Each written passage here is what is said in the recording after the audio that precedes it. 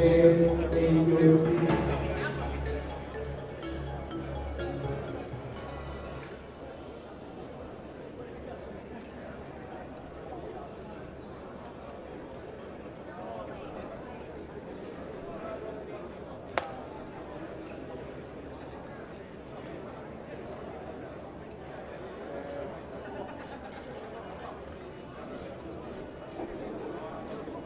Rudy.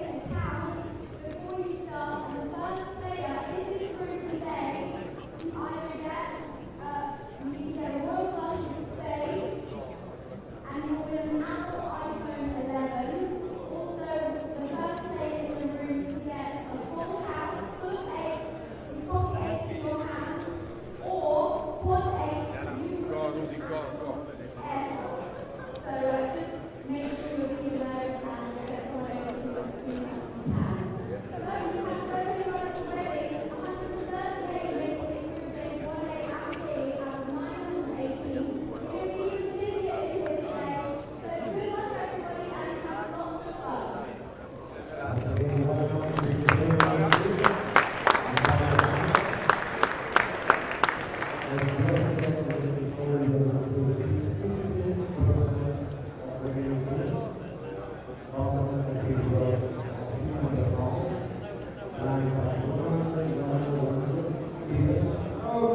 wait. Good morning, everyone. Good morning. Good morning to the leaders. Good morning to the team. And I would like to tell you that this event cannot be a success. It is because of all of you. So give it up of applause and a cheer. Come on. Let me hear you. Okay. We have a surprise for you. And it's going to start now. Leaders! Are you ready? Yes! So off from your chairs, shuffle up and dance!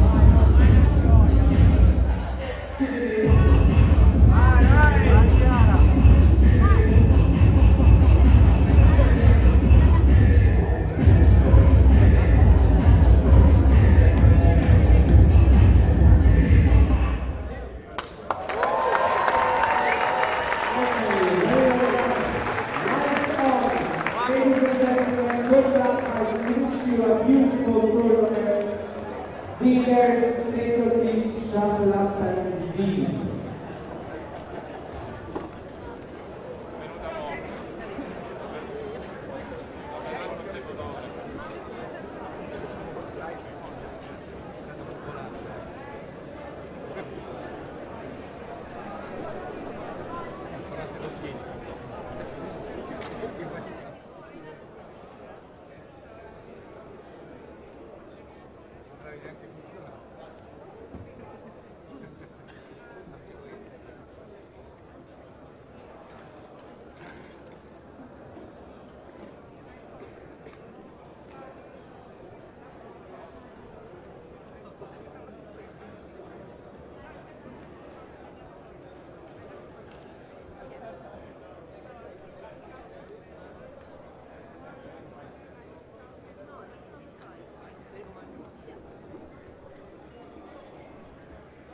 Good afternoon, ladies and gentlemen.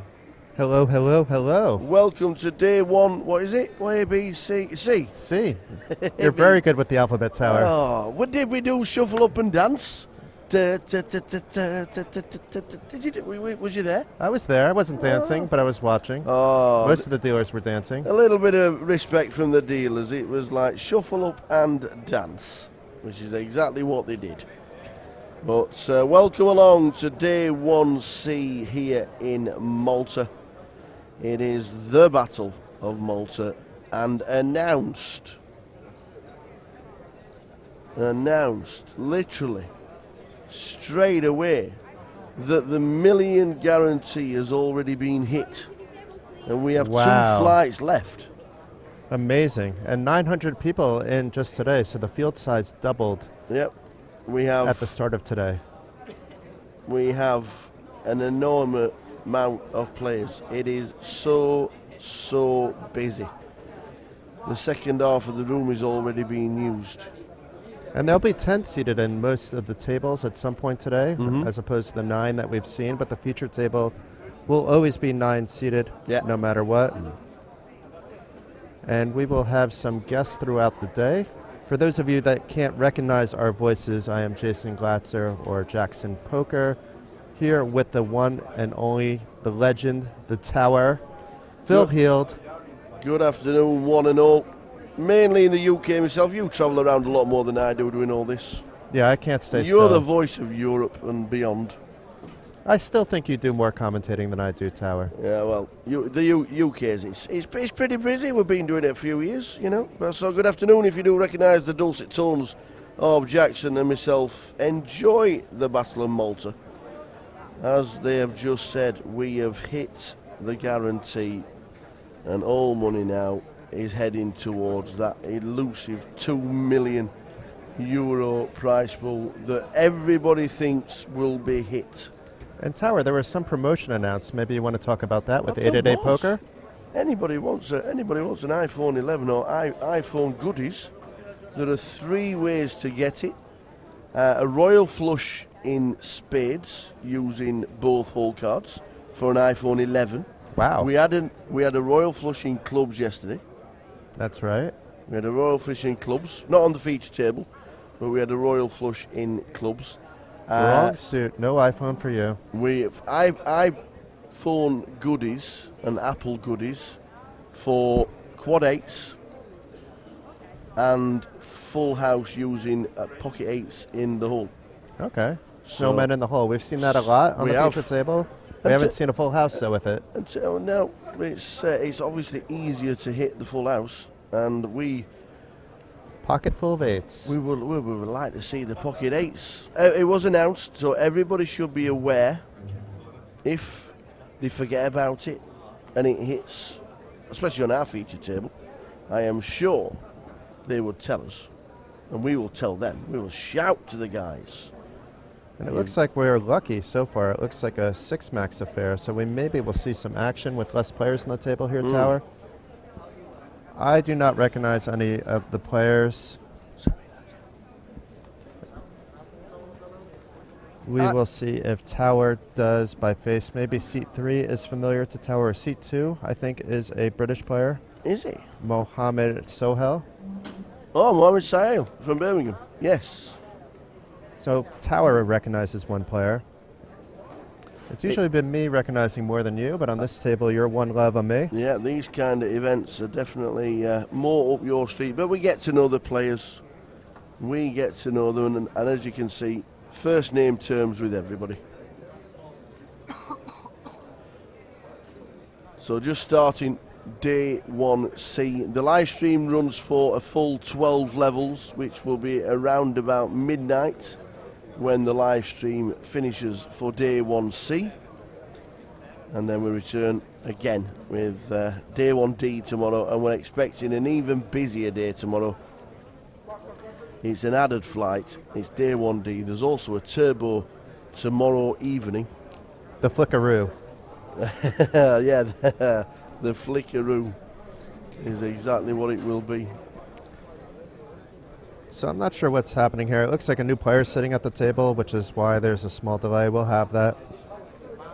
Probably needs to show ID and all that. They're not just moving from table to table like we'll see later in the day. Are you still in awe of the chairs?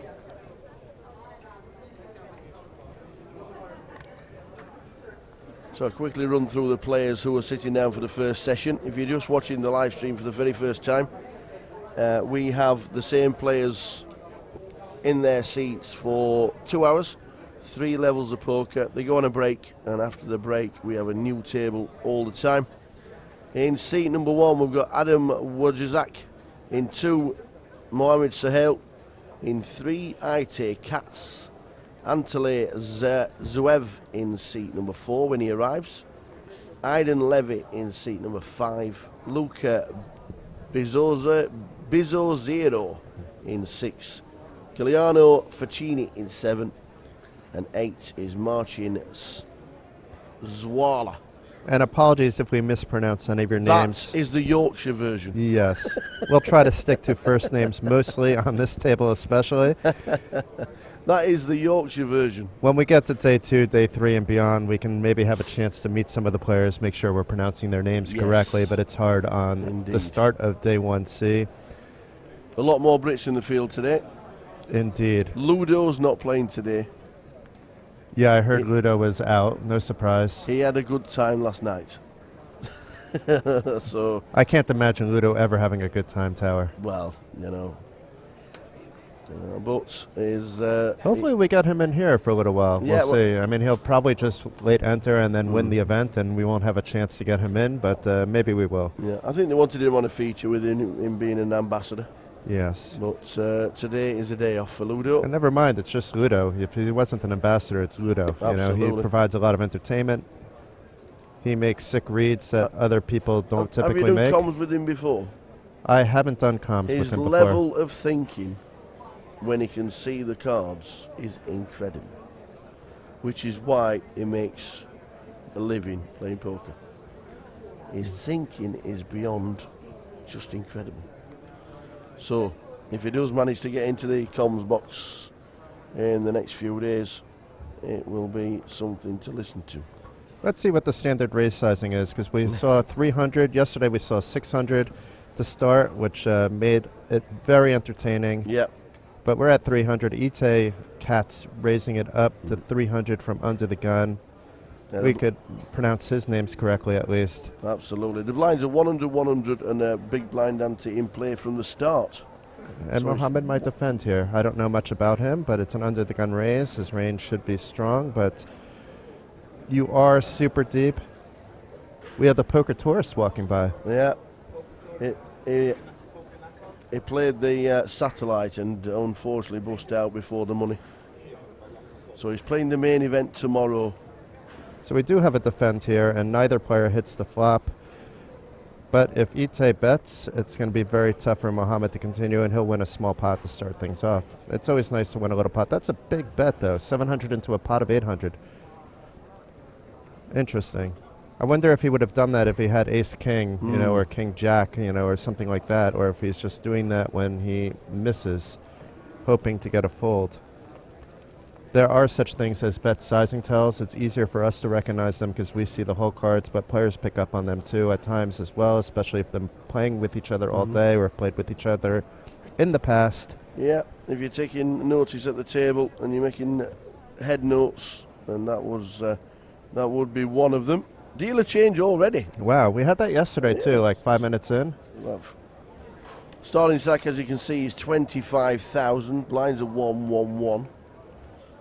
This is the first event I've ever done with a big blind ante or any kind of ante starting in the first level. What do you think, though? I think it helps push the action in the beginning as well, which I think is important. So I kind of like it from the beginning. I do, yes. Yeah, I did notice yesterday. I took a note of eliminations in the first session, and there were 70 Yeah. in the first session. When you get 25,000 chips at 111, there were still 70 That's amazing. eliminations in the first 3 levels of poker. And we have Miko back in the chat, or one of our moderators. He did a fantastic job yesterday. Welcome, Oi, oi. Mick. You're welcome. Thanks for being with us from the start. Welcome, welcome, welcome. And Tower, I think you've worked pretty hard already today. Do you want to take a break? Oh, tell you what, I've been here so long. I am so tired. That's a good shout, actually. I think I'm going to try and find this. Somebody somewhere must have a kettle, A kettle. so we can have a cup of tea. I'm going to have to go and find the tea, but yes, I'll take. Have you got somebody in mind to take the chair? Yes, I see the wonderful Christian Loss in the background here. Christian's in the building, ladies and gentlemen. Estonia in the house.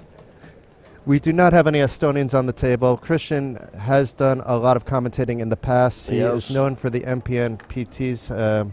Many of those in the books for him. Right now, he's here helping out the HD poker stream. Yesterday he was doing all the bet tracking, which went flawlessly, I have to say. And he basically grabbed hold of my shirt this morning and said, "Tower, get out of the house." That was it. I'm off. We'll get you back, Tower. Christian, Don't go too far, Tower. Come and take a seat. Find that kettle and get on back. No, you'll enjoy Jason and Christian for the time being. It's starting Battle of Malta. This is level number 1.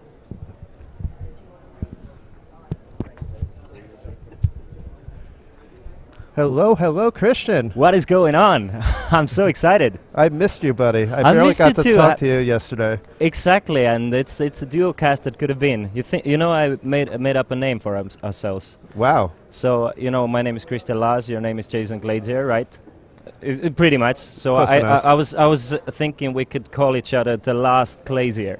The last glacier. Yeah, exactly. So this is like, you know, the global warming supposedly going on and stuff, and people should protect us. Yeah, we need to be protected. Exactly, We're we an need to be endangered protected. species. We're ice cold, but at the same time, we can melt if people are warm enough. Look at that. We have queens from Mohammed. You can look at the screens. So the action just started. Thank you for having me, by the way. No. I was that was unexpected. That I had no idea I'm gonna come here today, and you know, Tower just he seemed like he needed a rest. Yeah, he was way, I'm just gonna help a way too brother out. stressed Yeah. out. No, Tower can pull in the marathons. He'll be back. For sure. All three of us will have a little fun as long as you want to stay. Obviously, I'm having a day off, so as long as I can stay here, it seems like a lot of fun. And it gives Tower and I some breaks throughout the day too, so we can do some little rotation today. Yeah, for sure. Look at that, Itai going crazy with 6-2 off here, just 3-betting to 1.3, and if I'm Mohammed, I'm just calling here. Yeah, it does seem awfully strong from the small blind, but it is a button open, so That's a board where, I mean, let's see how big of a grave Itai is gonna dig himself here, but Mohammed is not going anywhere here. no. Nope. But if Mohammed decides to raise the flop, then it could end pretty fast. So I Yeah. think a call is a quick call. You just want to be calling here at 3 streets pretty much. It's already 5.6k in the middle, and look, that's a 6. That might actually just kind of slow down yeah. Itai here, because This now he is- has some showdown value against something Exactly. like Ace-10 of clubs or Ace-Jack of clubs. And also he can catch up if there's a 6 or a deuce in a river, then it's... Then he's going to think he's actually ahead in the hand. Yeah. Meanwhile, he's never getting ahead in this hand. And he's still betting 2.3k. And another quick call. I What a wouldn't man. necessarily quick call here. I would call, but I Yeah. would just like pretend I'm thinking about it. I guess Mohammed might be a little worried about kings here. That's definitely a possibility. He can Oh, he beat- raised it. Oh, did he? Oh, yeah, he made a Wow. small raise. I don't like this. I mean, I kind of do if you think you could get stacks on He wants to stacks. get the stacks in and by the river, but I mean, at the same time, if I'm Itai here and if I have aces, I'm starting to worry now. Yeah. I kind of even don't want to call here, but he gets rid of the 6-2s and big pot for Mohammed. It always hurts to lay down your 6 deuce. It does, doesn't it? I'm a little surprised that he went for it with 6-2s here. I mean, for sure there are better hands, but it just shows that Itai has come here to play and make some raises. We had an interesting first table yesterday. You would know because you were doing the tracking, but the bet Oh, sizing was like 600, 500. I did not see the first because I was tracking the second part of the day, so I was tracking the evening session. So I wasn't aware what happened in the morning, but what happened there? It was just the bet sizing was ridiculous. So it's Yeah. like it would be raised up to either 500 or 600 at 100, 100, and 4 people would call. People And- come here to gamble. Yeah. And there was one gentleman that was visibly drunk with a beer like hovering over the table This I heard. This I heard. at 1 p.m. I guess it was still drunk from the last day. I don't know. In Malta, I've seen people drunk at 11 a.m. before. And That's true. And they woke up at like 9 a.m. and just started, you know. So it That's could go true. either way. Because the bars really never close. You could find a bar any time of the day. Yeah. The Malta nightlife as well. It just goes on and goes on. It could be expensive if you're on a budget and you like to drink. Oh yeah, for sure. That I can tell. But the beer itself, it isn't that expensive here. Well, it depends on where you're drinking as well. But like when you go into the beach and it's only Yeah, like it's not so 2 or bad. 3 euros per Yeah. pint. If you're going to Hugo's, it's about 5 euros a pint for the Yeah, local beer. Hugo's is a bit more expensive. And a Guinness, 7 euros a pint. I haven't tried a Guinness here. But if it's 7 euros, then I know why I haven't tried it. But it depends on where you go. I like the atmosphere there, you know, and if I see some poker players, because it's close by, so if you're walking by on your way to the hotel and there's 4 poker players you know enjoying a pint, of course you're going to come join them Oh, for for one sure. at least, and then I've- 1 leads into 2, and 2 leads into 4. I've gone to Hugo's, I think, almost every evening now, besides yesterday. But yeah, usually there are people more wealthy than me who can afford to pay for my beer. It's good to know people with deep pockets sometimes on these trips. For sure, and you know, what goes around comes around. I entertain them with my company. Okay, yeah. The pocket fives here for Marcin. Let's see what he does. I expect to see a we might see a limp because we've seen quite a bit of limp in these early stages. Yeah. Especially that deep, it doesn't actually hurt that much to limp. You usually want to see to come in with a raise, but under the gun we see a limp. Yeah, we've definitely been seeing a lot more limping, but then it kind of puts him on these weak hands. Like he's never limping aces, for example. You know, it's pretty maybe he obvious is. We don't know post-flop, how he's playing, but Luca is gonna come in with a raise for most likely.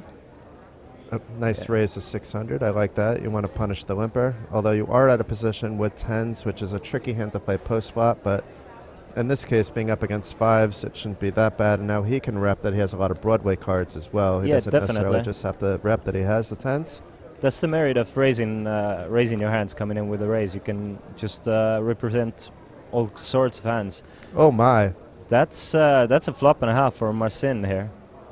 And I don't think Luca is going to be too afraid of that flop. He's definitely going to check call once or twice at least, depending on the turn. But Marcin, nobody wants to bet. Not betting. Let's see a 7. Losing some value Oh, there. that's an interesting card as well. Now, Aiden is drawing dead, but he doesn't know it. Yeah, He turns a flush draw. the check may have actually worked in his advantage. I didn't like it because you want to try to, as you said, keep hands. You want to build up the pot at that point. Yeah, the general rule is when you have a good hand, you should try and bet because you know, I know you want to let your opponents give your opponents a chance to catch up, but at the same time, I mean, exactly hands like tens through sixes you want to get some value from, and queens and kings and aces might check this flop as well. But we see a bet now, 1.2 from Luca. Who's drawing only to a 10 at this point, Marcin or calls, jack. and Aiden comes along as well. So 7 or a diamond would put Aiden in quite a bit of trouble, and that's an offsuit 7. I mean, if I'm Eden here, I'm thinking I have the best hand. I might even raise because I want to get some value from something like queen, All jack, three king, players jack, probably ace, jack, think jack. that they're good at this Exactly. Let's see if Luca goes for some value as well. Wow. He does. point. And Marcin, will he just call trying to get Eden in, or will he raise and then Eden is in a tough spot? I think Marcin. He could do anything but fold here. I think, yeah. If he folds, I'm going to run up to the table and flip it over. No, it's not going to happen. I would be super surprised if he just called here. Looks like 7k, yeah. Okay. The yellow ones are 1k and the blue ones are 5k. This is going to turn out to be a nice pot for him. And if I'm Aiden here, what do I do here now? I mean, it's like, I think he's going to have to reluctantly call. Do we think it's Aiden or Eden? We have to settle on either one of those. I mean, I think it's Eden. It depends on where he's from, Exactly. too. So let's see if we can figure that. There is no flag, but his last name is Levy, which leads me to believe it's Eden versus Aiden. Yeah, let's go with Eden. So Eden is in the tank here. Or we could call him Mr. Levy. Yeah, that's Levi. Exactly. Is it Levy or Levi? Ooh, that's another one. That's another one. He did call, and the tens can make an easy fold. And I mean, you can't blame Eden for calling here. No. Because there are plenty of like hands that raise for value that he can still beat, as well as a couple of Marcin's bluffs. And He's really only behind pocket fives and pocket sevens. I mean, it's pocket nines probably would have raised pre-flop. yeah, Nothing else really got there. You could see a Jack X trying to just get a little extra value, although it's a bit loose. But I would say the level of play here is a recreational level of play, so it's not there thinking fully on a professional level. At least a lot of the players. We don't know about these players in particular. But a lot of players will look at a Jack Ace kind of hand and limp it and then think that they have the best of it and try to get some extra chips, definitely. not knowing that a potential straight I was think let in. we can pretty much agree that it was just an unfortunate river for Eden here. Yes. What a start for Marcin, up already 122 B blinds, yeah? So Life is good. Life is good, yeah. But as we can see, the days are long, and those 122 big blinds, they dwindle away pretty fast. So we're playing 1-1-1, right? Yep. 1-1-1. And then it goes to 1-2-2, and then 1-3-3, and then the first break. Yep. And we'll be streaming for 12 levels today, as you know, but maybe not everybody watching knows.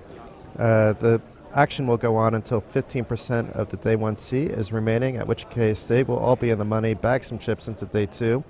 They will also have the option to forfeit their stack. They'll still get their min cash, but they can forfeit their stack and enter day 1D or Really? day 1A. Yeah. Did not know that. You can forfeit your cash, get the min cash, and re-enter. Right, so if you have Oh, like one that's or awesome. two big blinds at the end of the day, maybe that's the ideal strategy. That you is know? pretty cool, actually. I love this. I love the fact that they you have an option to, when you min cash, you have the option to like take it out immediately and spend No, it. not this year. Not this year. No, I was misinformed once again. because I think the reason that they're not doing it this year, I mean, on one hand, it's good because you can re-enter, as you said, but on re-enter, the the other cash hand, games it go and creates everything. unnecessary lines because you have players waiting a line twice because you don't know exactly what a min cash is going to be. Or the players that take out the min cash, they wind up going deeper than what their min cash was worth, and then they have to wait in line again for that extra bit. And things are far more organized this year. Players aren't waiting on long lines at all. We'll This see how I it goes agree on with. I cash haven't seen outs, any but long lines. everything has been done. Everything that has been very well paid attention to this year. We have signage everywhere that is great. I've walked around the room. I recognize a lot of the dealers, very high quality dealers. The Irish Open floor staff, JP and his crew, are here as well. Everything is top notch. Great service for the players that are playing. Yeah, I 100% agree with you. Having worked like behind the scenes for a while now, this event has been running so smoothly. So nothing bad to say. Just Today good and words. tomorrow are the true tests, though, Whoa. because these are the busy days, and then when the caching starts happening, we'll see how that compares to last year. And they I mean, already expect to wait a little bit because it's just so many people in this field that, and you have to process things to get money. You know, it's not that you put a ticket into a machine and you get money out. You know, you have to show ID. There may be some questions involved, and you know that's natural in any big event. Yeah, definitely. I mean, that makes sense. But as you said, there are a lot of players here, and I mean, they already crushed the 1 million guarantee, didn't they? We have Julie Whitworth in the chat. You must recognize her from Hello, your Julie. MPN PT days. Yeah, of course. Nice to see you. Hey, Julie. The very first time I did commentating with you in Tallinn 2 years ago, Julie almost made the final table. And that's when I instantly became a Julie fan. Now that you say it, I think I remember that happening. Yes. But Eden here comes in with a 3-bet one more time. I love that 3-bet, by the way. The king-queen suited is a perfect hand to 3-bet with. Gets a call from Mohammed, and once again these two players go clash heads a little bit. I'm not sure how long we're going to see Eden at the feature table. We could almost prop bet whether he's going to last to the first break or not. We can do it, or it's either going to be this or that. It's going to be either Eden getting a 100K. large stack or Yeah.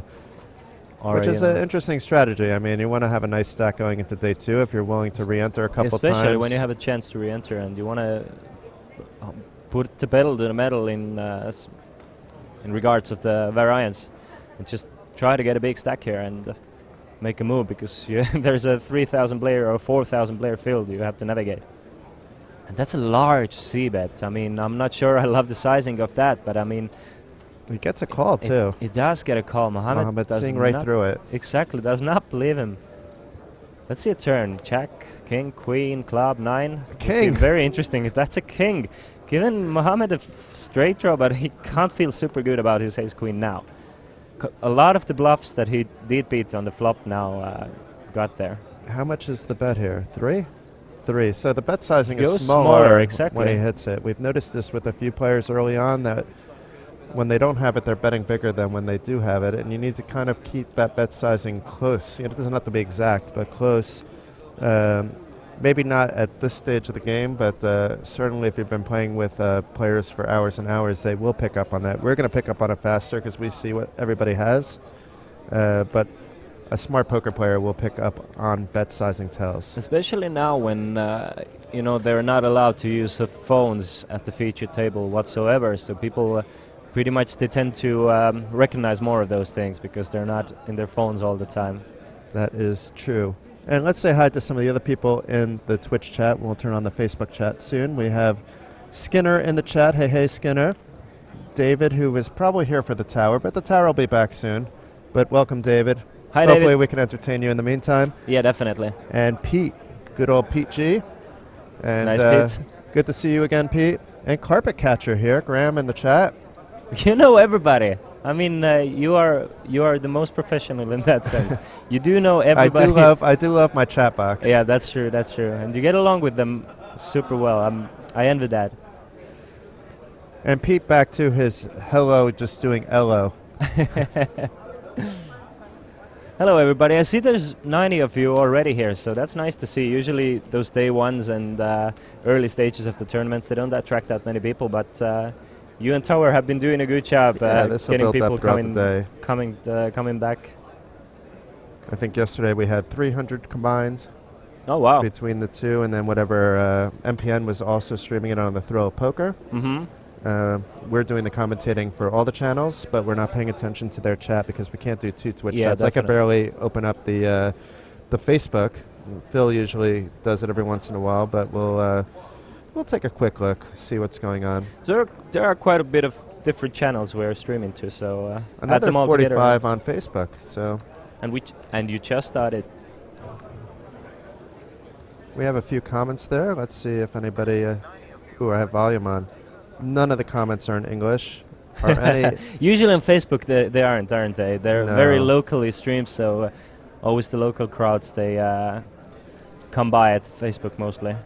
On Twitch, we ask for an English-only chat, especially when Dark Angel's in town, so she can make sure that you're not saying anything too bad. On Facebook, we kind of let everything fly. If we find out that you're being completely abusive, then yes, we will take action, but otherwise, we assume that you're being friendly everywhere.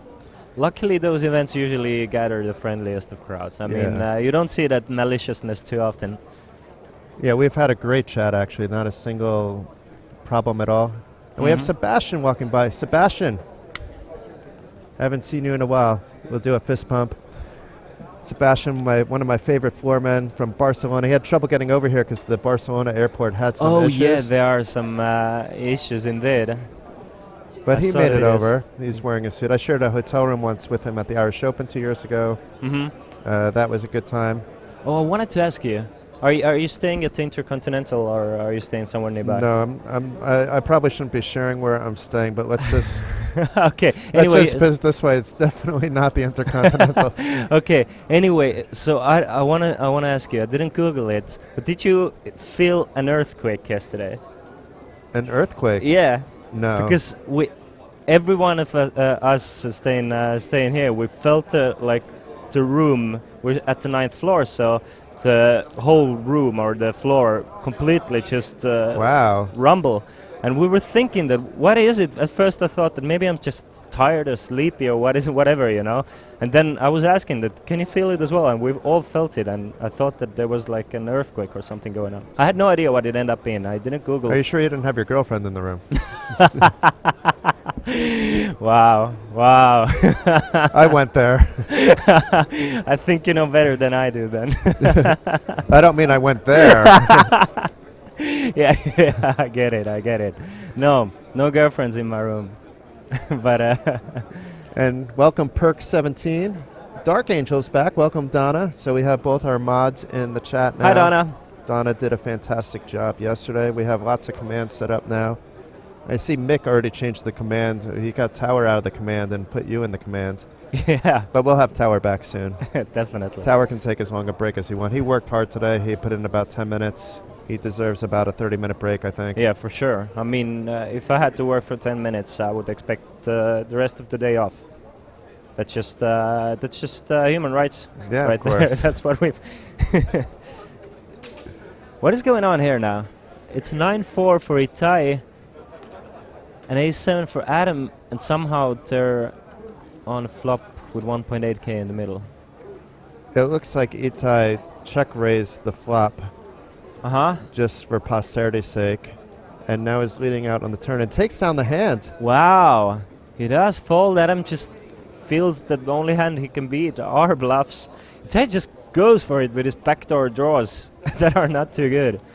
I love this, how this table has started already. Yeah, we got lucky because we were trying to get a certain table, but what happened was by the time we had to choose a table, the seat draw wasn't done yet. So we didn't know where anybody was sitting, and the crew just said, okay, table 20. Uh-huh. And this is table 20. And then I look at the table, I'm like, well, this is going to be random because I don't recognize anybody. And it turned out Tower recognized the player in seat 2 from the GQ, he covers the Grosvenor's events at GUK PTs. All right.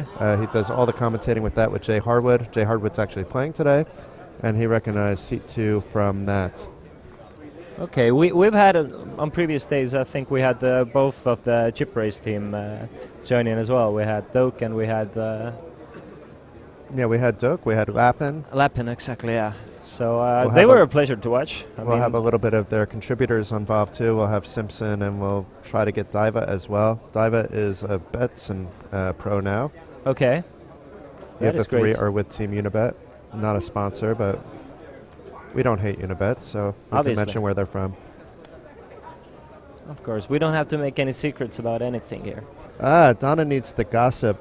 Yeah, so what happened yesterday, and you interrupt me if a hand's developing, we saw a video on Facebook of a player being thrown out of the PLO tournament, like security came and all. And nobody knew anything. Like, we were back here in the booth. I asked the blogging team, they're not paying attention. The PLO event was on a different side of the room. And it happened pretty quietly.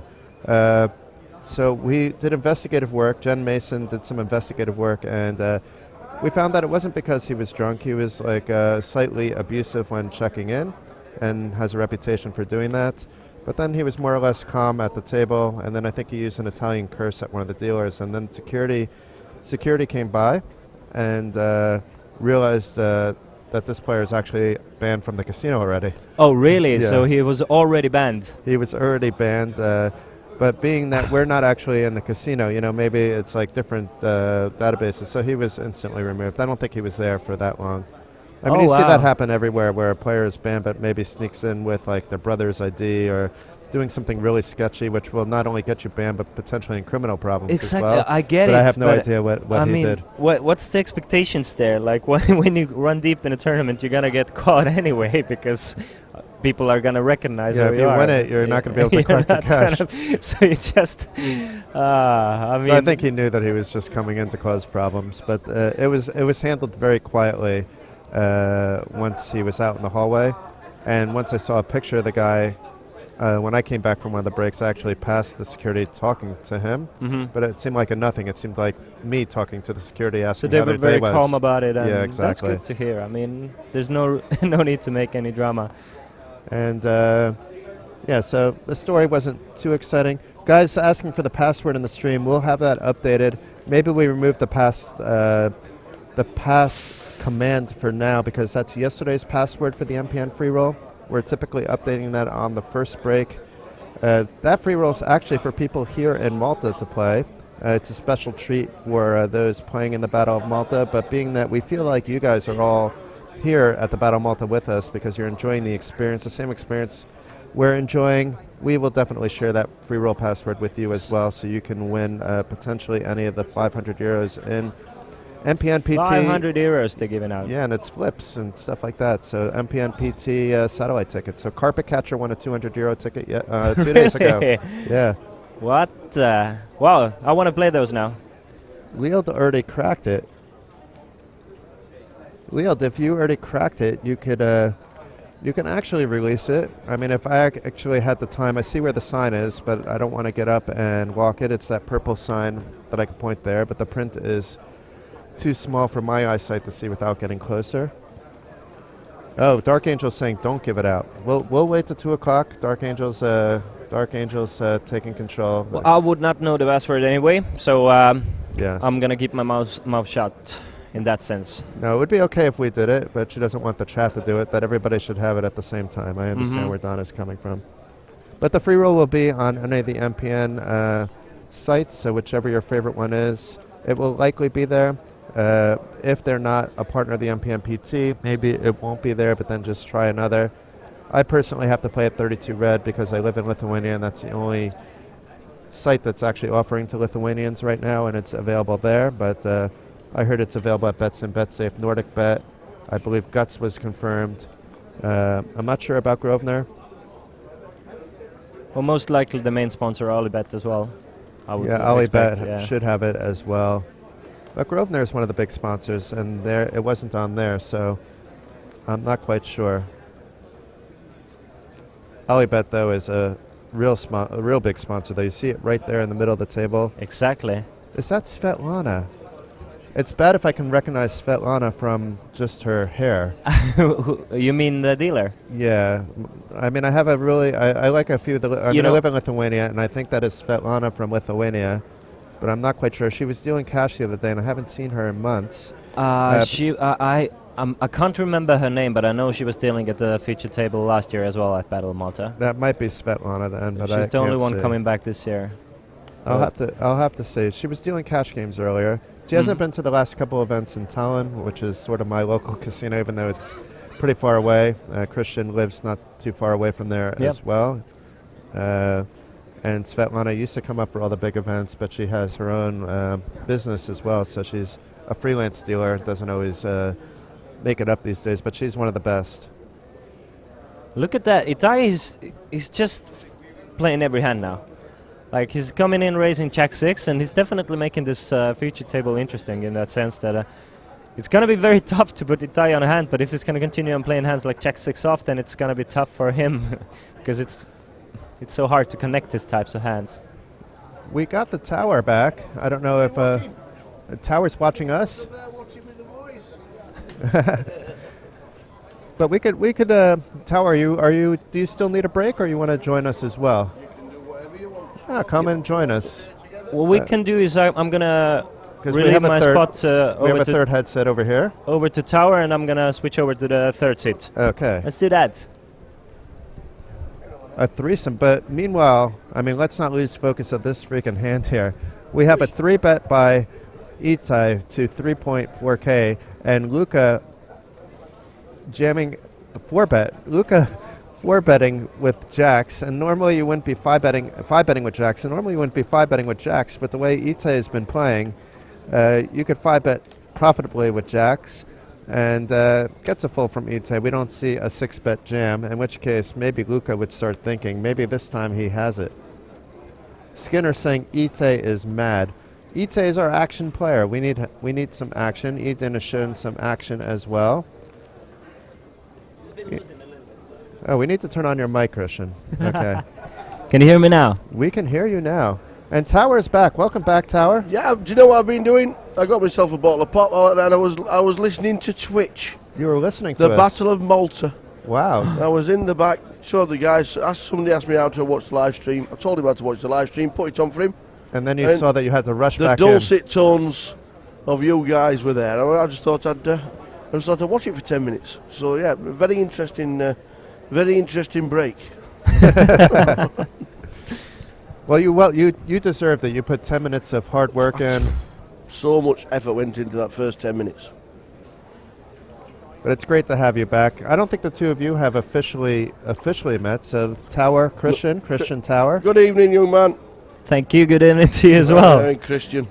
I'm doing well. Good. I'm enjoying it, and I've been enjoying the commentary from you too as well. Do you play poker?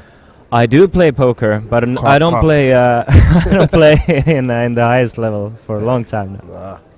But of course, I do play, and I understand a little bit of it. You play some like friendly home games once in a while. Oh yeah, definitely. Yeah, I've been playing quite a lot more recently. I've been, I need my pocket money, so I play those low stakes, and I'm doing all right for myself.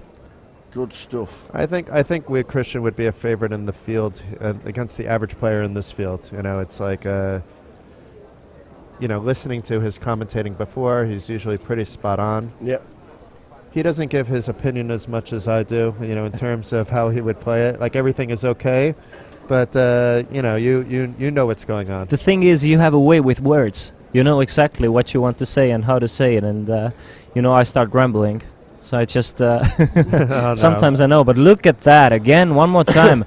Pocket fives, flop a set of fives, and that's a scary board for kings as well, because the kings, they don't have the king of spades, so there are quite a lot of flush draws the kings might put his opponent on, as well as overpairs. So I mean, it is definitely possible that the kings go bust here, especially with a raise to 4K on the flop. I don't think the kings are going anywhere. I love this raise because you're often raising with flush draws or with. Exactly. It would just really be a flush draw here. It wouldn't be a straight draw, and And if I'm not blocking any kings, I'm thinking that most of my opponent's range must be flush draws here, as well as hands like 8, 9, some occasionally with just one spade that just want to pick it up here, because Lucas' range is full of just high Broadway guards as well. Well, there's This the raise. looks like another, yeah. I don't know how big, but that looks big tower. That I is- do not love that, but I think it's going in now. That is, I'm not folding. No, yeah, exactly. That is exactly that race, and this is why I'm not like, when we go into strategy here, I'm not a big fan of that race, because I mean, you're pretty much gonna get calls from only better hands here. I don't think someone is gonna go crazy randomly with a 7-8 off here or A7 and just stack off 250 big blinds. So, I mean, I know It the gets in. I know the reasoning behind it. You're just thinking that I have kings, let's put it in. It's just you have it. But I mean that's and now that's how it goes. 200 big blinds in with just overpair. No, I would have maybe called there and let Just call the and flop let his and opponent- exactly. can't believe the kings are behind. He's like, oh my man, how's he got that? Such a Something beat, just- such a beat. He And knows it's going to go on Facebook. I lost kings Yeah, to kings fives. against fives, and actually we have to say that Luca he dug his own grave here, but there's still a king. No, Oh. that's not a king. That's a jack. It A looked like a different king for a Broadway second. card. Luca taps the table. He leaves the table. Question for you guys. Of the 2 levels that we've played today, how many players have we already lost? So there have been 1 level in real time, but I guess in stream time, but 2 in real time. In real time, there's How many been did we have? It was probably over 1,000. So I'm guessing- 1,009. I'm 1,009. guessing It should be something around 30, but being that you're asking the question, I'm going to go with 90. I'm gonna say we have 642 players remaining. If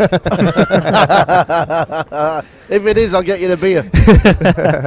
So what is it? We have lost 82 players. 82 players already. People have In- come in swinging. In 1 level and 25 minutes. Wow, that is crazy. The chat was guessing 67, so Skinner wasn't too far off. Miko guessing the same. Unbelievable. That is unbelievable because Dark Angel guessing 103. it is pretty deep stacked, especially in the beginning as well. So you wouldn't expect to lose pretty much 10% of the But- field. When you get in 200 big blinds in with pocket kings on a Yeah. board where you can be behind. And blinds have just gone up, so we will see maybe a little bit more action.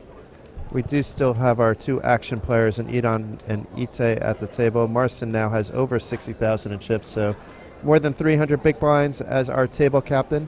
We did have the real table captain on the table yesterday. He had no chips, but he had the captain Oh, hat. you mean know the SIP number Vyacheslav? 1, Vyacheslav from Estonia, yeah? Yes, we love him because he's always wearing the captain hat. Yeah. Yeah, the captain. I know him from Cash Game Festival as well because he's been to a few. He was at the one in Sunny Beach, of course at the ones in Tallinn. He likes to have a good time. Yeah, and he's a a- good player too. He took it well as well, losing to 7-4, I think, yeah? With his ace-2s, the final hand. So some premium hands here. Edon taking it down with the suited 7-4. How many, what do you think is the most represented nationality here in Battle Italy. Malta? It has to be Italy. And then Israel. Yes. No. No? Israel? Yeah. I would say Estonia is up there. Do you know that there are more than 150 Estonians coming here to play the main event? So it's the invasion of Estonians. That is absolutely crazy. I know it because I'm an Estonian myself, but you know, That's a like field half of the country. exactly that's like half the country, and that is absolutely amazing. The job that the Estonians have done to get so many people here, because the local tournaments they don't get half that. So one in Malta, that is the other side of the continent. They've managed to get 150 players here. So if you want to know, Can you play online poker? yes, Yeah. Well, maybe they've all satellited in and got yeah, themselves definitely. packages. That's exactly. If you want to do like a promotion, you should learn from what what Estonians have done to get 150. Alibet's the online partner of the casino itself, and Alibet's based out of Estonia. I've seen the Olibet shirts. Yes, They're like so football everything shirts. makes aren't sense. they? I think there's a football shirt with Olibet on it. Yeah, I think so. Yeah. Yeah. And you're getting a shout out from Igor Masikas. Am I pronouncing that right? Egert Masikas. Do we know? Do I know him? You might know of him. I don't think you've met. Okay. Well, welcome. Thank you for joining, even if it's just for Christian. Of but course, maybe you'll stay for I think all it's of gonna us. be for all of us anyway. We spread the love. Yeah. And welcome Jerry. We got a smiley emoji from him as well. And Dark Angel can't play at Olibet, but she would if she could. So Olibet isn't offered in all countries. The United Kingdom apparently is not one. Yeah, that is weird. You said like you play on 32 red, right? Yes. So the thing in Estonia is that that's one of the only MPN rooms you can't play in Estonia. So it's weird because Lithuania and Estonia, they aren't that far apart. But it's different licensing regimes and all that. And UK licensing regime, you definitely want to have that UK license to offer. And the process can be a little bit tedious. It's very well worth it if you think you can market to the UK. I mean, it is a huge gaming market, but don't try to offer gaming services without that license. Is The it not UK already GC will catch you. Do you not think it's already saturated, the market? I mean, you have a new player come in. People want to try what the new game is in town. you Look know, at that, by the way, what is happening on sorry for interrupting you, but I mean, Mohammed is bluffing with the best hand here, betting 1k, and then Eden, after missing everything, after missing the world on a flop, raises to 4k, and let's see if Mohammed now ends up calling with the bluff. He does not. He does not. Well, what a raise from Eden. He's showing a lot of heart. Idon and Ite, the two I players. We believe they're both from Israel. Nah, there's no. I was just about to say exactly that. There's no flag at the side of Edan's name on the table draw, which is a shame. Yeah, unfortunately, but the last name Levi would make me do. It could be an Israel. It's a Israeli name, maybe. Yes. a typical Israeli surname, but it could be from anywhere. It could be French as well. I mean, It but could usually be they would French. It spell could that be with an I American. in France. We haven't seen too many French players on the feature table, but last year 2 French players finished 1 and 2. So, and Julien Strompoli and Maxime Canavet. What a memory. And Maxime, I believe, bubbled yesterday's Day 1B, so maybe we will see him today in Day 1C. I imagine we will. When you win 190,000 euros or whatever he bagged in, you don't mind re-entering. Even if you spend all of that money, you're not going to have any trouble of getting a stake for this tournament after That making a is true. deep run like that.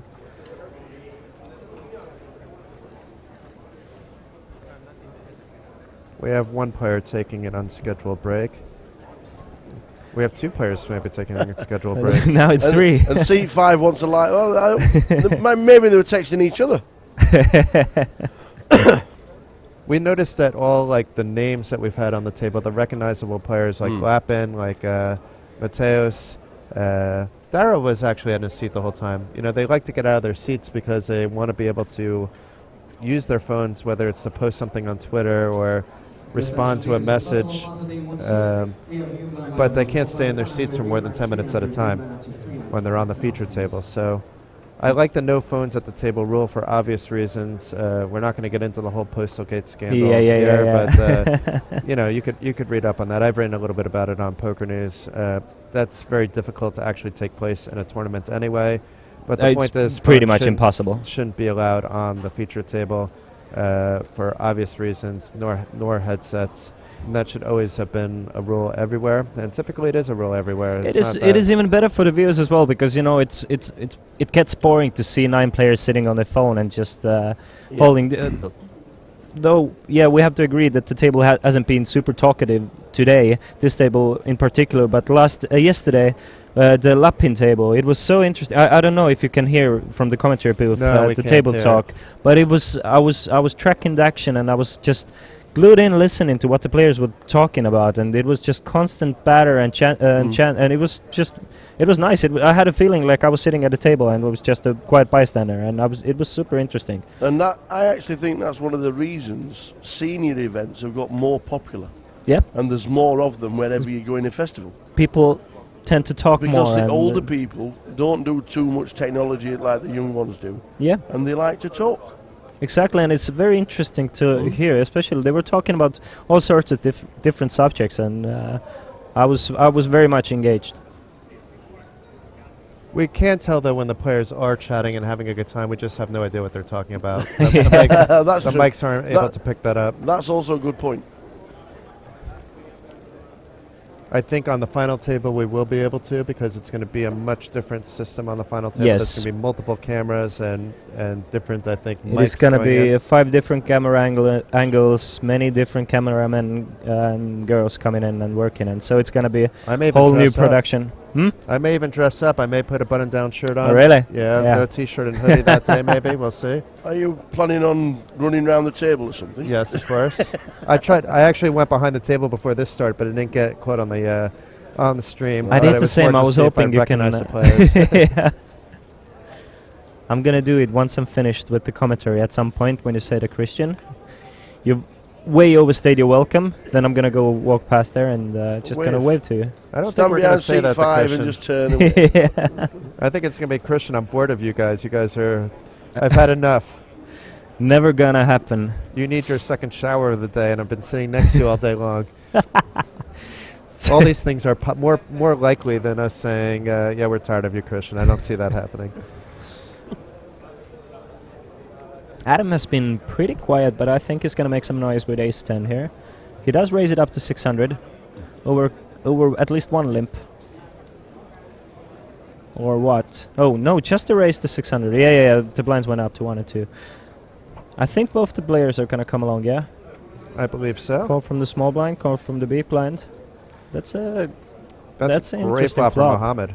Yeah, exactly. Very good flop for Mohammed, and But piece everybody for Adam as well. And ace might mean some trouble for. Ite Adam. may, yeah, I was going to say, if Mohammed checked, I would think Ite might even lead out just because he's been so aggressive, but now it's an easy fold for him. Adam will call in seat 1. We should see that, unless something weird happens, and we do. Let's see the turn now. A lot of outs for Mohammed here. That is not one of those outs. But I think he should be firing out again, keep the plan alive, and this may be good enough. It's hard for Adam to call 2 streets. Yeah, definitely. You want to go bet here. Whatever the run out is, pretty much. I wouldn't have minded to see a check raise from Mohammed on the flop, actually. But this works just as well. He The does reason get- is that Adam should be betting most flops, and this is a flop Adam should have been betting, and so you could just let somebody put chips in. But you kind of know where you're standing a little bit better, I think, by donk betting as well. So both arguments can be made. And as you can see, there was 16 outs there, so pretty much almost half the tech. 16 outs twice. That's any day I would take those outs. I've got a delay on the delay, so when we miss something on the main screen, for some reason... 'cause That's I a have the trick chat I've done up as and- well. That's the trick I've done as well. When I've done commentary, I double check the delay from. What you shouldn't do is tell everybody your secrets. Oh. Mm. But it's not even an intentional secret. It's just like whenever I load it up, for some reason on my computer, it's more delayed than Yeah. when we're talking. Maybe we're set on a 5-6 second delay. That's maybe possible. Might be. Typically, it's because I bring my cheapest laptop. I have a couple at home, and I bring, when I'm coming on these things, the one that has a little bit of a hole in it. Because things do go missing sometimes, and if something's going to go missing, I'd rather it be this laptop than the nice one. Yeah, that is correct. That things might get missing as our praises go back to Natalie here, who at the start of the year lost a lot of equipment, unfortunately. Yes. I missed Natalie. Normally I'd be with Natalie. She wrote She's to at me an as event in well. Bucharest, She wrote to me a couple days ago and says that she feels sorry that she can't be here while a lot of her friends are here. So we miss her as well. But we're definitely going to see her in Tallinn. Yeah, I think my next event working will be the Coolbet Open. I don't know Mhm. about you, but it'll be up in Tallinn. I don't think there's anything else in Tallinn that I would just come up for as a player When is it? before then. Middle of November. No, I might go and maybe play it even because I haven't played There's a any lot of those side tournaments. events Yeah. too, so you don't Because have last to year I played dump the into cool the main. bet and I just ended up playing one side event, but I final tabled it, so I wanna do it again. Very nice. Yeah. I had to go play the final table on my girlfriend's birthday, so she wasn't super happy No, about it. probably not. I didn't expect making it. So. Ace king here for Juliana, right? Giuliano. We can certainly guess he's Italian without looking at the flag. And by the raise size, just pumps it up to 1K. And I don't think that Adam is going anywhere with nines, but I don't think Adam should raise either. So just call, most likely here. I still hope the 5x becomes the new standard. The table standard, not like the standard in poker, just to be clear about that. So Adam makes the call. And we see the flop.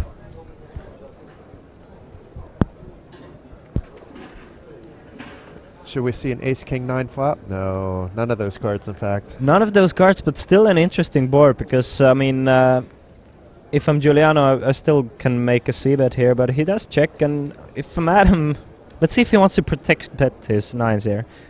You don't actually need to bluff your nines here, but I guess he wants some protection from his nines. Very, very interesting there, because the under the gun was the pre-flop aggressor, raising to 5x, and folding then to a single post-flop bet. And a large bet as well. Just 2K. That was a large bet from So Adam. then I could see it, but large But bets still, often mean that I definitely don't have the 8, and I likely don't have the queen, that I have a hand like 9s, or I have a hand like 10s. But Information still. from downstairs. 465 played the satellite. Ooh.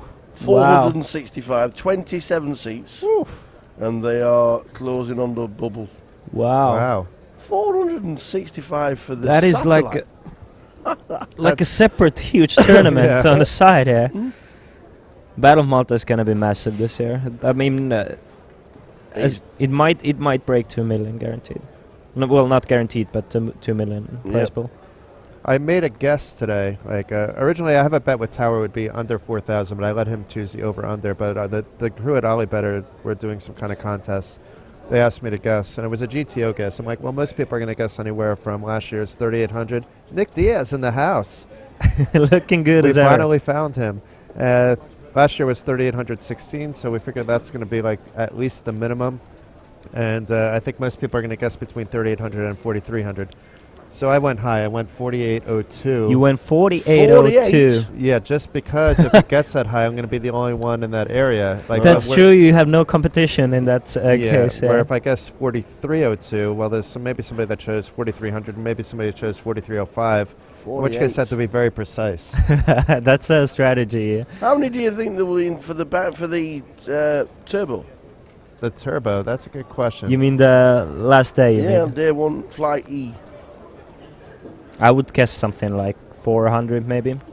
It really depends on how much space there is. I think it'll be like depending on the space, because day 1D will be winding down. Players that bust out of that realize they only have one chance left. Yep. So why not hop into the turbo? I think last year it was something like 450, so somewhere around that range. Yeah, and that probably would have gotten more if there was room for more too. So Mhm. I think it'll be about the same. You know, there's only so much room. I mean, there's 125 tables set up here, so it's no shortage. And as Tower said, they're running some other things down in the casino floor, such as the satellite. So you had to have a lot of tables down there for 460-something runners. So there's no shortage of tables, but yet the demand is still that high that, yes, there is sometimes limited room. And if you're planning to play tomorrow, I would already get your ticket for day 1D, for example. Absolutely. And same with the side events, because they're going to be capped over the next 2 days. You know, the main event is a priority. The side events may even start like an hour late if needed. But buy your ticket now, because you may just show up and be told, you know what, we're sold out for now. You can hang around. Maybe we'll open up more seats, but we're not selling any tickets now. And that's something you should be prepared for. Do you know anything about the cash games? Have they been running Around the clock. around the clock? Yeah. Yeah. And everybody I've talked to has won money, so I don't know how that's actually possible. Yeah. But That sounds normal. yeah. The one guy I believe, when he tells me he won money, won 4,000 2 nights ago playing 2-2 Omaha. Jeez, Louise. I mean, that is a lot of money he's for not like 2-2. someone that needs to brag to me, or you know that would brag about it on Facebook. You know, it's completely authentic. Wow. I'm not going to say who it is, because some people will know who it is, but it's you know, that part of the information is private. If he wants to post about it on Facebook, he can. How did you like Bobby's outfit yesterday? Stunning.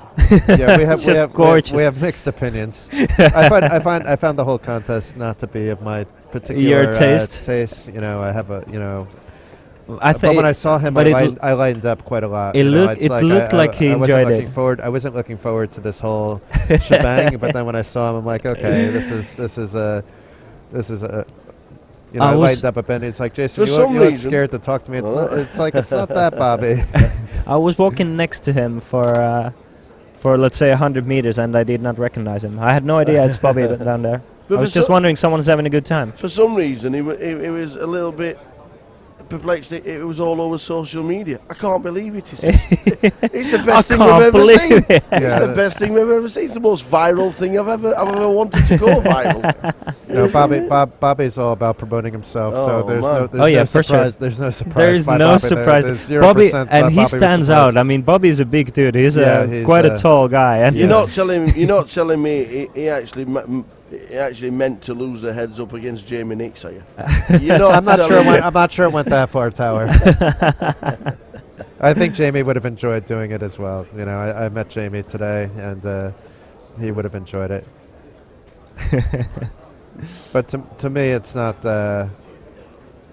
Maybe it is good for poker, you know. So it's. I'm not gonna give my complete judgments on the situation, but I wasn't as enthusiastic about it as some other people. But everybody seemed to enjoy it, and that's the important bit. yeah, I would agree with that. As long as people enjoy and have a good time, it's.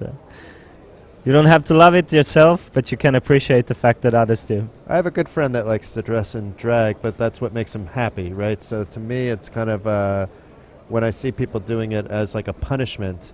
True, That was true. my That I was understand. that If- particular point was my issue, and then when I realized it's really not a punishment, both these guys would like doing it, then it's probably okay. But you know, it's like you have people with different personalities, and some people, you know, I don't want to judge people, and at the same time, if this is what truly makes you happy, and you're not happy unless you're doing this, then I don't want to piss on your parade. You Oh know, yeah, you for know, sure. and- Yeah, and this is that a was point, my point. I can definitely get behind. Yeah.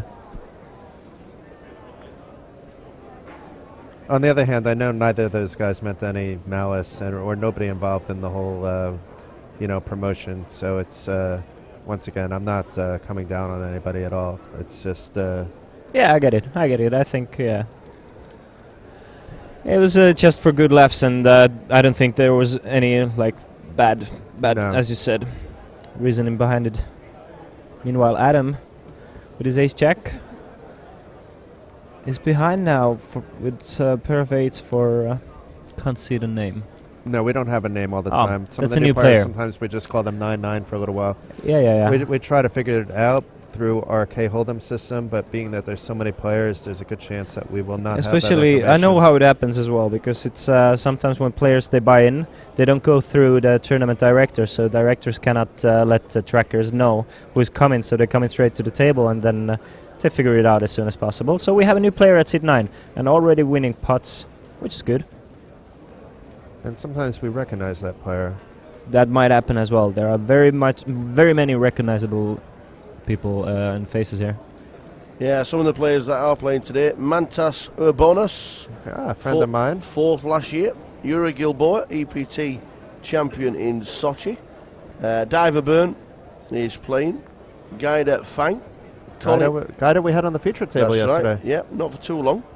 Colin Guthrie, Bratislava's Alex Hendricks, the MPT Bratislava Alex Hendricks. Andy Hills from final from last year's playing. Kimo Suminen, the Tallinn champ. Kimu. We Yeah. know him well from Estonia. John Kite, Well, he's from Finland, but we know him very well from playing in Estonia. John Kite is from Norway, isn't Norway, he? yes. Yeah. We'll have him in the comms booth later this week, and we're going to try to get him on the feature table because he plays a bit aggressive. He plays fast and loose and yes. well. Yes, he wants to build a stack today. Sophia Lovgren, Tony Ojalar, Jari Huri, and Paul Spillane. Yari Hurry. Yes, Legend. that's what I said. Yes, exactly what you said there. But I In my hung out with... perfect Yorkshire. I often fly at the same time as Montes because he also lives in Vilnius, and we flew in separate days this time. But I got to meet his parents for the first time, but they didn't speak a word of English. But we were smiling. I was I know some Lithuanian. I'm not going to say I know a lot, but I know some. So it was nice to meet his parents, and best of luck to Montes. He's a very good guy. Yori Hurry we know as well as being a very cool guy as well, and Kimo as well. Some of the other players, and John, big shout out to John. He helps out big time with the Norwegian poker community, involved with the Let's Go Poker group as well, so a small shout out to that whole group. I don't know if anybody's listening from there, but we do love you. And yeah, that was an interesting list of names. I imagine Ian Simpson is back in as well. I haven't double-checked that, but he was planning. Ludo was planning on playing today, but apparently not everything goes to plan with Ludo. Had a good day with friends last night. Yeah, we'll leave it at that, maybe. We know Jake Cody's in town. Yep. I don't know. I think I saw a video with Dan Charlton that he's maybe here. What about getting somebody in pink on the feature table, considering it's Pink October? That would be interesting. Supporting Save the Boobies. Save the Boobies. I have to buy Save the Boobies tickets. It's great when you're in the comms box and you're allowed to say Save the Boobies. It's great. I think I lost to Fraser. Was it? We were betting red and black for Save the Boobies tickets. All right, okay. And I need to buy Donna a ticket, our mods Donna and Mick tickets today. So during one of the breaks, I will take care of that. You lost a full flop to Will. It was to Will. It came hot. So I need... And it was double bubble. So Mick and Donna, please send me your email addresses and telephone numbers in our messenger chat. And I will get you tickets during one of the breaks. I'll get Will's in person. I'll probably buy some tickets for myself while I'm at it. And probably after the break, if Christian will stay around, maybe Christian and I will do some prop bets. I can't promise it's going to be for Pick October tickets. He's not used to only betting in €1. No, I am. This is how we're saying, no, I don't even want to bet €1. That's me. Tower wants to bet 50 cents. The first one was 50 cents. He looked at me as if it was like, what? We need to get the prop betting going. I love it. This is my budget as well. The €1 and €5 I can do. Any higher, I mean, I better win. Yeah. Announcement in the room that the Siege of Malta, the side event, €245 side event, is just starting. It also means that every single table in the room upstairs and downstairs is in operation. Really? Wow.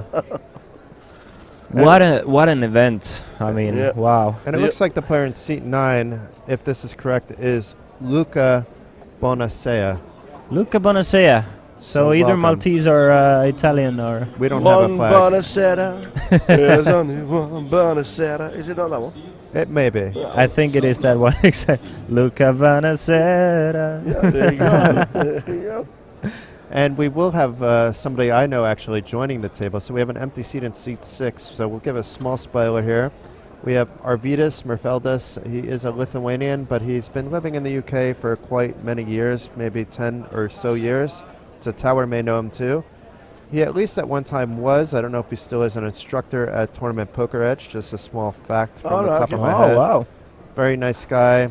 Plays a lot online, but you'll typically see him at a lot of these €500, £500 type of buying events. Just even a small 1,000. fact from the top of your head. Your head is full of facts. Yes. I haven't met Arvydas too many times, but I did interview him once, so those kind of things remain in my head. And if it's a Lithuanian player, even though he's about as un-Lithuanian as you can be Lithuanian. Obviously, he's Lithuanian still, but when you live in another country already for more than a decade, you kind of lose some of that culture, I would say. I'm very un-Lithuanian. Well, yeah. I would not know how to classify myself. Estonian hair product model. Yes. You remember that story from last year? Last year I was blonde. I loved it. You were approached in the elevator, apparently. Yeah, exactly. You could tell the story.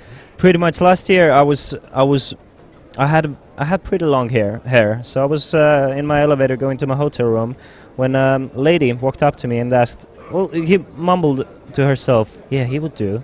And then asked me then asked me if I wanted to get a free haircut today and if I have a couple hours to spend. And they had this convention for male barbers going on from UK barbers coming over and teaching local barbers how to do hairstyles.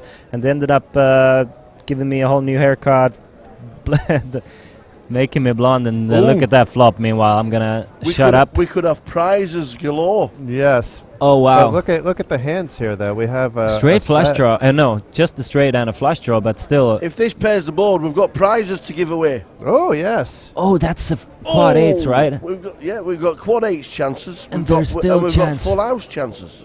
And Look Luca at now with that. the flush. So he's ahead in the hand. Will he try to do a check raise here, or does he want Giuliano to lead out again on a river? There's 8.7k in the middle already, so I don't think Giuliano is going anywhere. Pair the board, please. Should look a bet, but let's see if Giuliano himself he wants to bet here. And I would guess if Giuliano bets, Luca is just gonna ship it. No, I don't know. Let's see. Let's see what happens. He's looks like maybe a call. Oh, it's a bet for 2k just. Okay, then it's never gonna be. No, I didn't see that Giuliano already bet. That's a It's raise. a Just small a raise. very small raise, and I'm not sure I like the sizing here.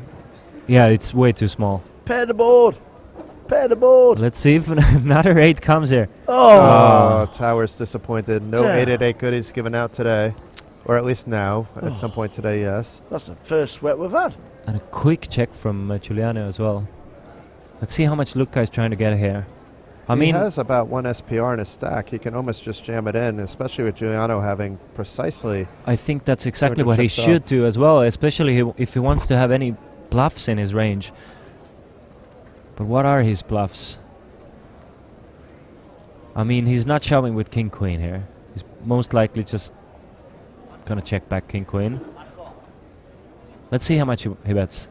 It looks like 10.5k. Interesting, because I could say I don't necessarily have it, but I'll be left with some chips. And he does get a call. Snap call. That's the and bad news. That's a very bad news, and he shows It's his so eights. hard to fold that. I mean, when you sit back and think about it, and you think about how it worked out, you can make the fold. But we've all been at the table at times, and the amount of times I've folded a set in that situation are very small. The thing is, yeah, it's super easy while playing a hand to just tunnel vision into wishful thinking. So I've had it happen to me so many times. It's so much easier to just try and think things over when you step away or just see things from the side. But when you're playing, you just kind of like tunnel visioning in a sense that thinking that he may have this hand, so let's just hope I have this hand, or I have this strong of a hand, I have to just call. But I mean, actually, when you think about it, Giuliano has a lot of better hands that he can call there with, and he might even have to fold a set of eights, because not many hands he beats besides bluffs, and not many bluffs left on that river. Even 9-10 made it.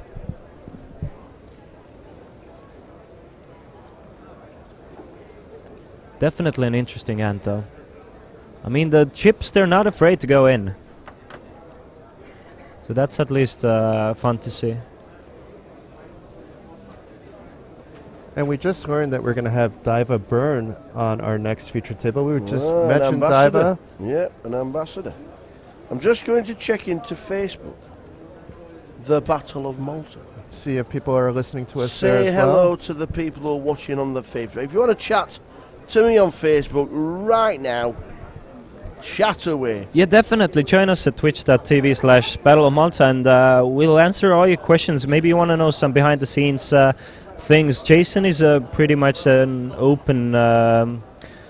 what's the word I'm looking for here? Open book? or Open book for sure, but he's I have a lot poker of random knowledge in my head. Exactly, that a lot of may- poker knowledge. But you in never his, know when you need to take it out. But so pretty much between the three of us, we can answer a lot of the questions you might have, or you maybe just want to let us know who you're rooting for, because we Or even tell though us we we're know not a lot of happening those enough. players, it's a massive event, and we might have quite a lot of new faces even for ourselves at the featured table. So maybe you can let us know that who he or she or whoever it is may be at the featured table, and why is it interesting.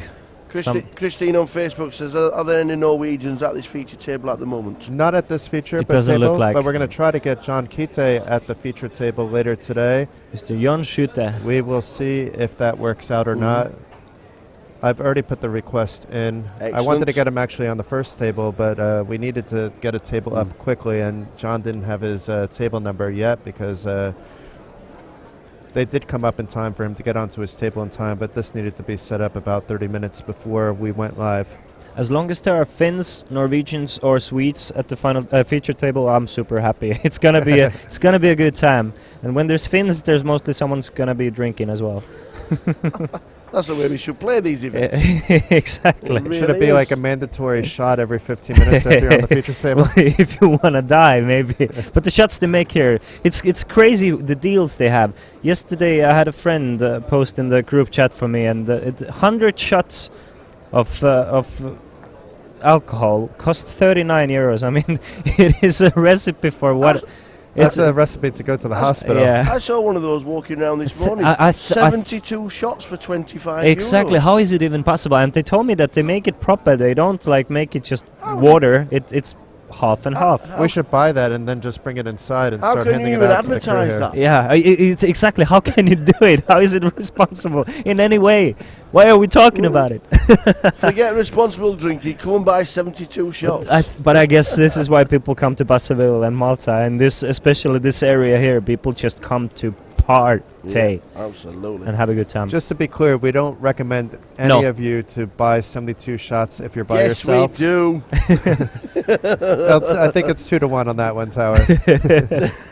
I mean, it's. I would definitely buy it, but not when there's like two of us having a beer and a breakfast or whatever. Yeah. But if there's a big group, I mean, I can see it being. Then it's a good value. Yeah, exactly. It's a good value anyway. This might be why we don't see Ludo today, though. Well, even between 5 of you, that makes it Yeah. that makes it €5 each. But you've got 15 shots each. It's crazy. What a town! Yeah. What a town! If you've never played the Battle of Malta and you're thinking, shall I make it next year? Maybe that's just tipped you over the edge. I'm on my way. Donna will get that screen, the title changed on the break, or as soon as we see somebody from HD Poker Stream What have we that done? can take care of that. It says main event day 1B, and we needed to say main event day 1C. We are not in yesterday land, we are in today land. Even though we are 30 minutes behind, that still doesn't make it yesterday. That's true. And we have Telly walking We're not by. seeing him. Fabulous not seeing job him yet. here, Telly, at the Battle of Malta. If Hamer's listening, you're a wanted man. Because somebody's just asked for Hamer. Oh. I'm gonna go. We have a not smiley face here. We need to. I'm gonna take. I need to. That's one of the see first what times this I've is. not seen Mad with a smile on the face. Like ever. Uh-oh. Has a salad run out or something? Oh.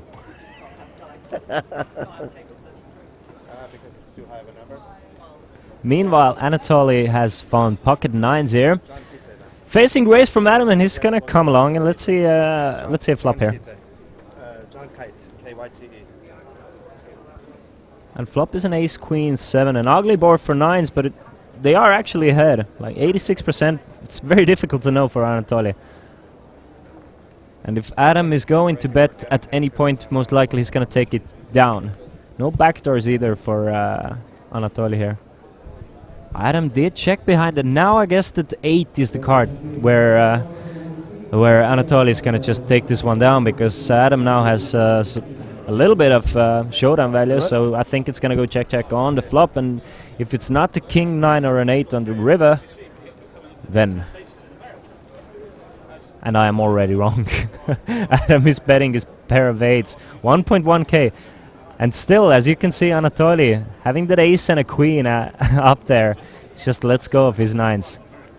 And Adam, not knowing it, betting a worse hand for value and getting a better hand to fold. Power of aggression in poker.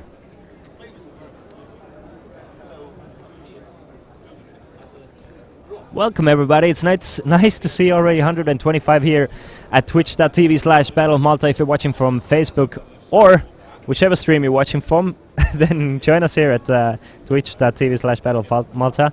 Join the chat, let us know who you're rooting for. Have any questions for me, Tower, or Jason, you can shoot him away. It's a tri-cast today.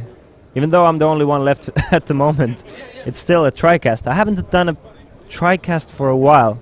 I don't think ever. A tri-cast? Yes. What's that mean? Meaning that there are 3 commentators at the same time. Oh, absolutely. It's usually, it's always been 2. So I'm actually kind of enjoying it. Yeah. We can bounce. Everybody knows something.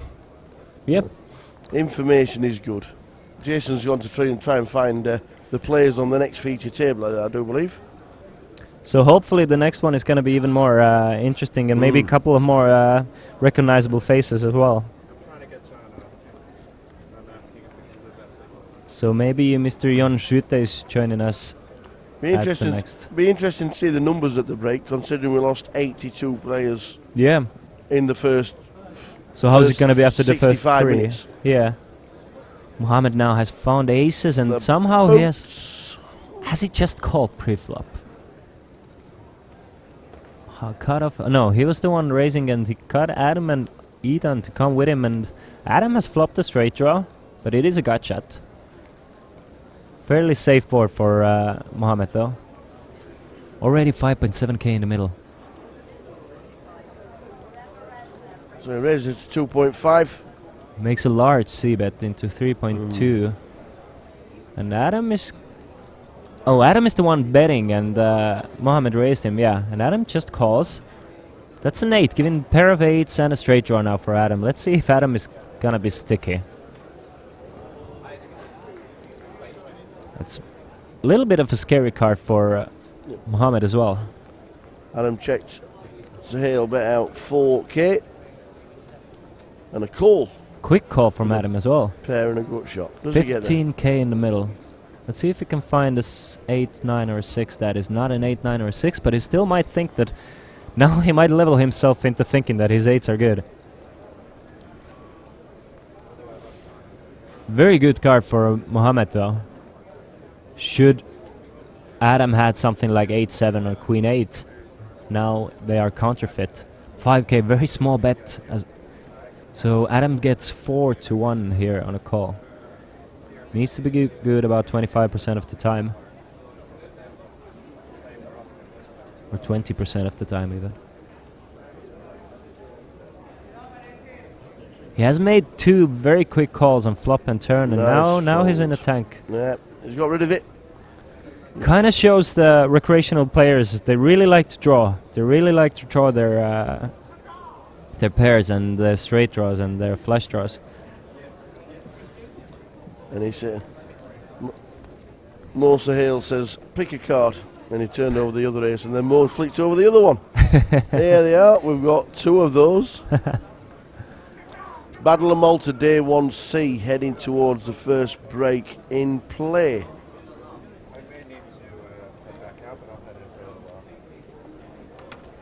I'm gonna switch in Jason for a second, and I'm gonna take a small break myself.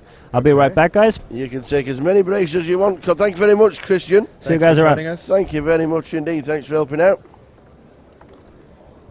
So we're waiting to hear back about what the next table is going to be. It was a false report about Diva. Okay. We'll have Diva on today, but not on the next table apparently. She's on a table that is likely to break if our table's breaking, and that's the issue. You don't want the feature table to break, because then what happens then is you have to wait a bit of time. We want constant action for you guys. We do want Diva. We love Diva. Diva is great for poker, especially for women's poker, which is also great for everybody. But I consider her a poker ambassador as well as a women's poker ambassador. So it's she studies hard. She works hard about growing the community in a positive way. And anybody can go up to Diva and talk over her hand with her and get her analysis as well. I mean, she provides very quality analysis. She knows how to dissect situations and dissect hands like none other. Tower has a phone call. That's not me. Who is that? That's one of my friends who wanted 10% charge. Okay. So he got it. And a phone call. Yeah. We should have picked it up. Yeah. Hello. Hello. Hello, you're on the stream. Who's this? You're in Malta?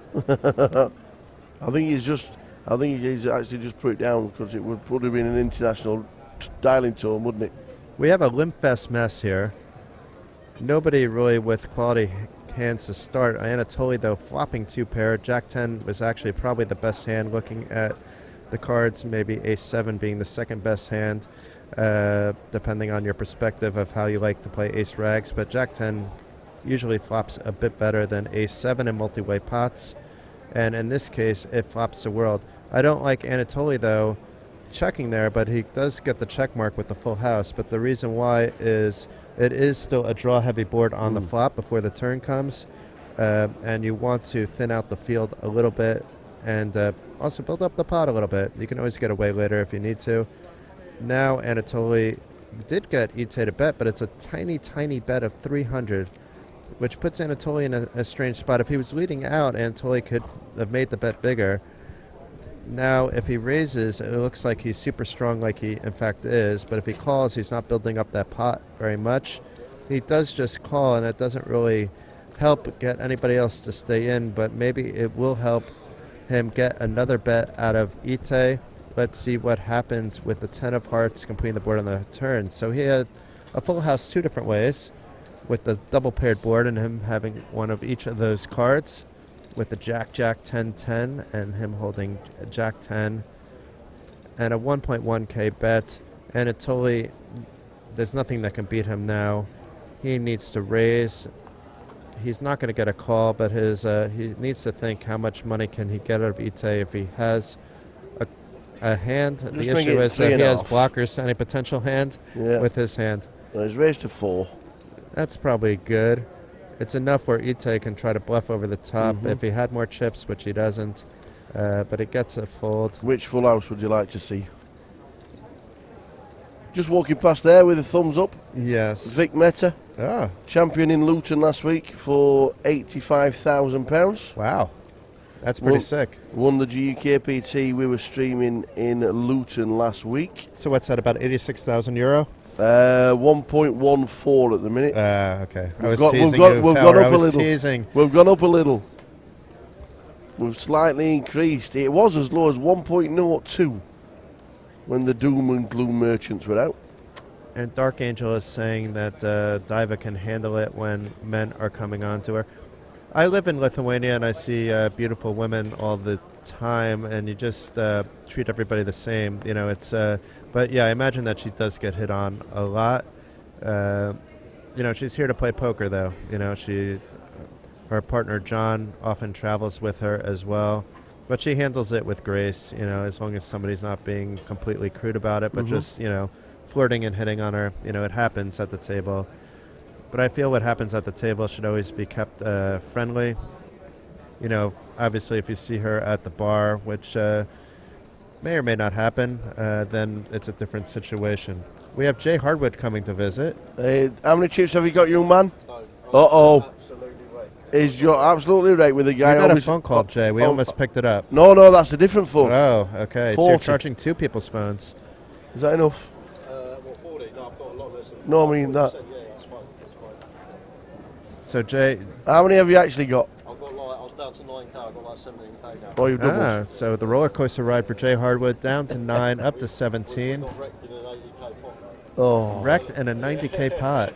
We need some details on this. The guy's been opening way too much. He opens the pot up to 500. I 3-bet king out of spades out of small.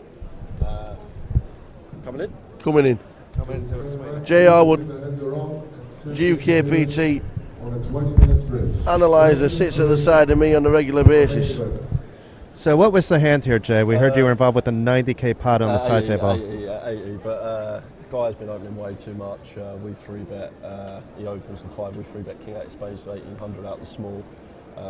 Cold call in the big, he calls, goes 3 to the flop, comes queen high, 1 spade, queen 6-5, 1 spade. Checks. No, I'll continue. Fold call.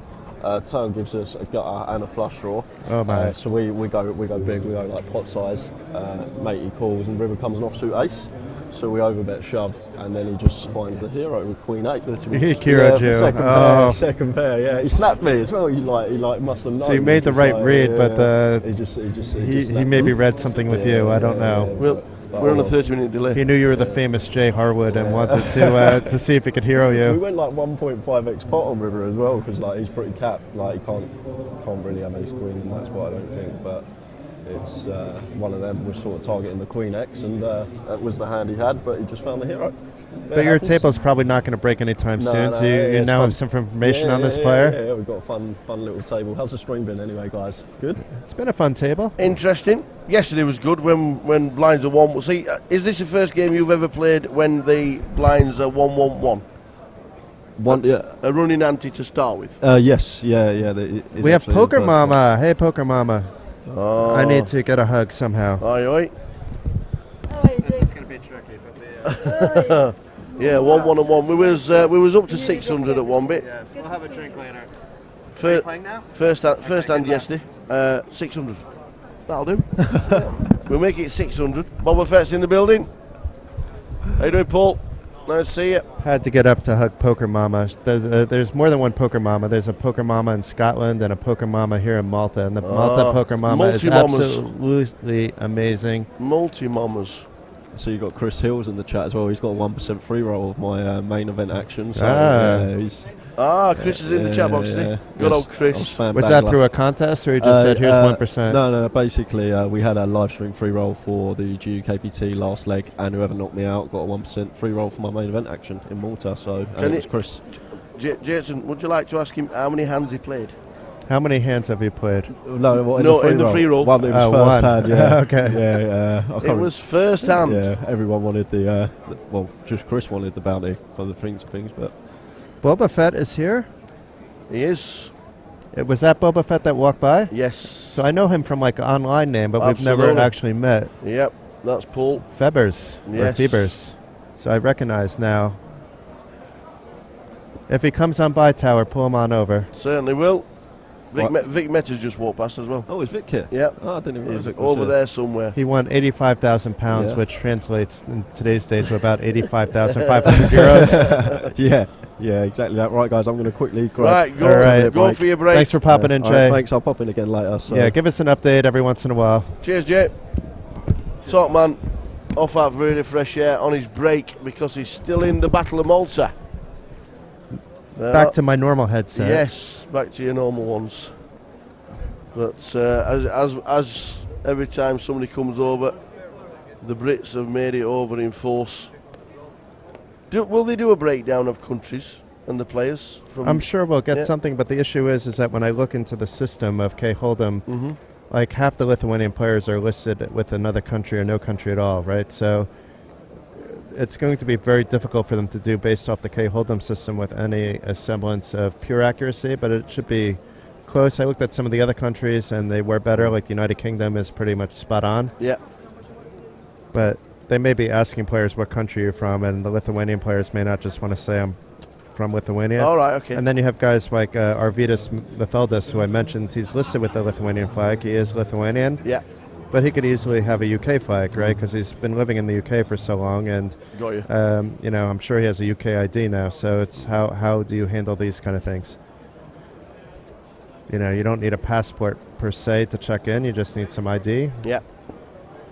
I believe you need a passport to register for the casino, but I don't think the casino registration system and the poker tournament registration system are in any way connected because you're not using your casino card to register for the tournament. Yeah, I've not got the wristband on this morning. Yes, I'll get one later as well, or press pass. There gets was a us this queue. far. There was queues everywhere this morning. For the non-British, that means there was a long line. And the British do like to queue. Yes. So I have to say it's always an organized queue with the British, but when I love living in Lithuania. There's not much bad I can actually say about it, but if there's ever a need for a line, it's always like, let's say there's like 3 lines for something, and you're with 3 people. What they'll do is they'll split up their 3 people, and you'll see people jumping back and forth. The guy that's in front, all of a sudden you see 2 people go in front of you with that one person, and that kind of stuff always kind of makes me want to be back in the United Kingdom, because you would get called out big time for doing that in the United Kingdom. Queues are serious business. Yeah. Julie's saying that they hate cues, they just do it orderly. That's exactly the case. In Lithuania, they seem to really like cues, but there's no order about it. I do prefer living in Vilnius, though, than London. I've been there for now 10 years. Not to say anything bad about London. I enjoyed my time there, too, when I was more or less single. As a married man now for 9 years with a almost 8-year-old kid already. I'd rather raise my child in Vilnius than in London. I can walk down the street with my wallet in my hands anywhere in Vilnius and not be of any concern. Very low crime. You can walk down the street with a wallet in your hand in London if you want to. Yeah. You might not have it when you get to the point you might not have a kidney either at that point, too. You might not have your wallet and lose a kidney at the same time. Yeah. So back to the poker action here. Anatoly raising from early position with the ace-queen. And we have Arvydas Mafeldis now at the table. Labas Arvydas, welcome, welcome. Was just talking about you. Very solid player. Making the call from early position with the fours. This is more than fine. He's actually getting set mining odds. But even if not, he knows how to play post-flop. Luca with the king-jack suited, likely to come along from the button. We may even see a 3-bet from him depending on what he feels Anatoly's pre-flop range is from under the gun +1. We'll likely see just a call. I'm not sure which happened. It looks like it had to be a call, and we'll see the graphics update in a minute. Flop time, 5 to it. And we see the small blind and the big blind call along too. Yeah. So the Jack-King ahead of the Jack-Queen held by Mohammed, who came along from the blinds. So can Luca pick any better flops? No. That is delicious. I don't know how his equity is only 81%. I mean, he's ahead right now. Any heart will improve him. We see Anatoly and Arvydas both have hearts in their hands. An offsuit queen. Like there's 2 queens in the deck that'll hurt him. Maybe a 4 in the deck. And it looks like the graphics are catching up with us once again, but there is a bet being made there. It looks like 1,000 if it's based off the chips, but the graphics will catch up with us in a minute. We will. And then again, maybe not. I'm being trolled by our graphics. That's really good, that, because the dealer's now talking to the action tracker, and the action tracker's getting all the correct information from the dealer, so we can correct exactly what's been done. I think Christian went back in to track a hand, and that's the issue. He was so used to now commentating that instead now he had to switch gears, and it's never easy to switch gears. Don't tell Christian I blamed him when I get back, though. That's just a secret. And no, of course, it wasn't Christian doing it, and it may not even been the tracker doing it. You know, these things happen. But now it's caught up, and we see a check. We see it checking around to Luca, who made the bet, and Mohammed being the only one to call with top pair. And now Mohammed has some more outs because the 10 comes, so a 9 would complete the straight draw from him, and the queen would give him top pair. It looks like a 9 was in someone's hand, and one of the queens would be the queen of hearts that would actually give Luca the flush. So if we're going to be sadistic, we're rooting for the queen of hearts here. Queen of hearts one time. It's been folded. Or the 9 of hearts would be nice. No, it hasn't. It's just not showing up on top because Luca, it would help Luca, and it's not one of Mohammed's outs. That's true.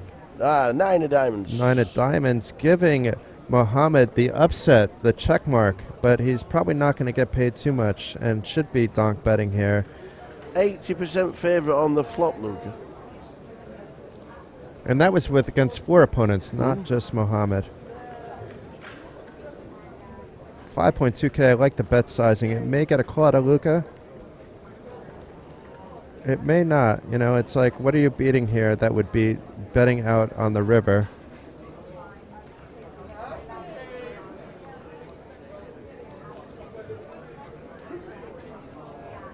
It's so hard to fold here, though, after you had the goods. You know, you just get so disappointed here. You had top pair, you had the flush draw.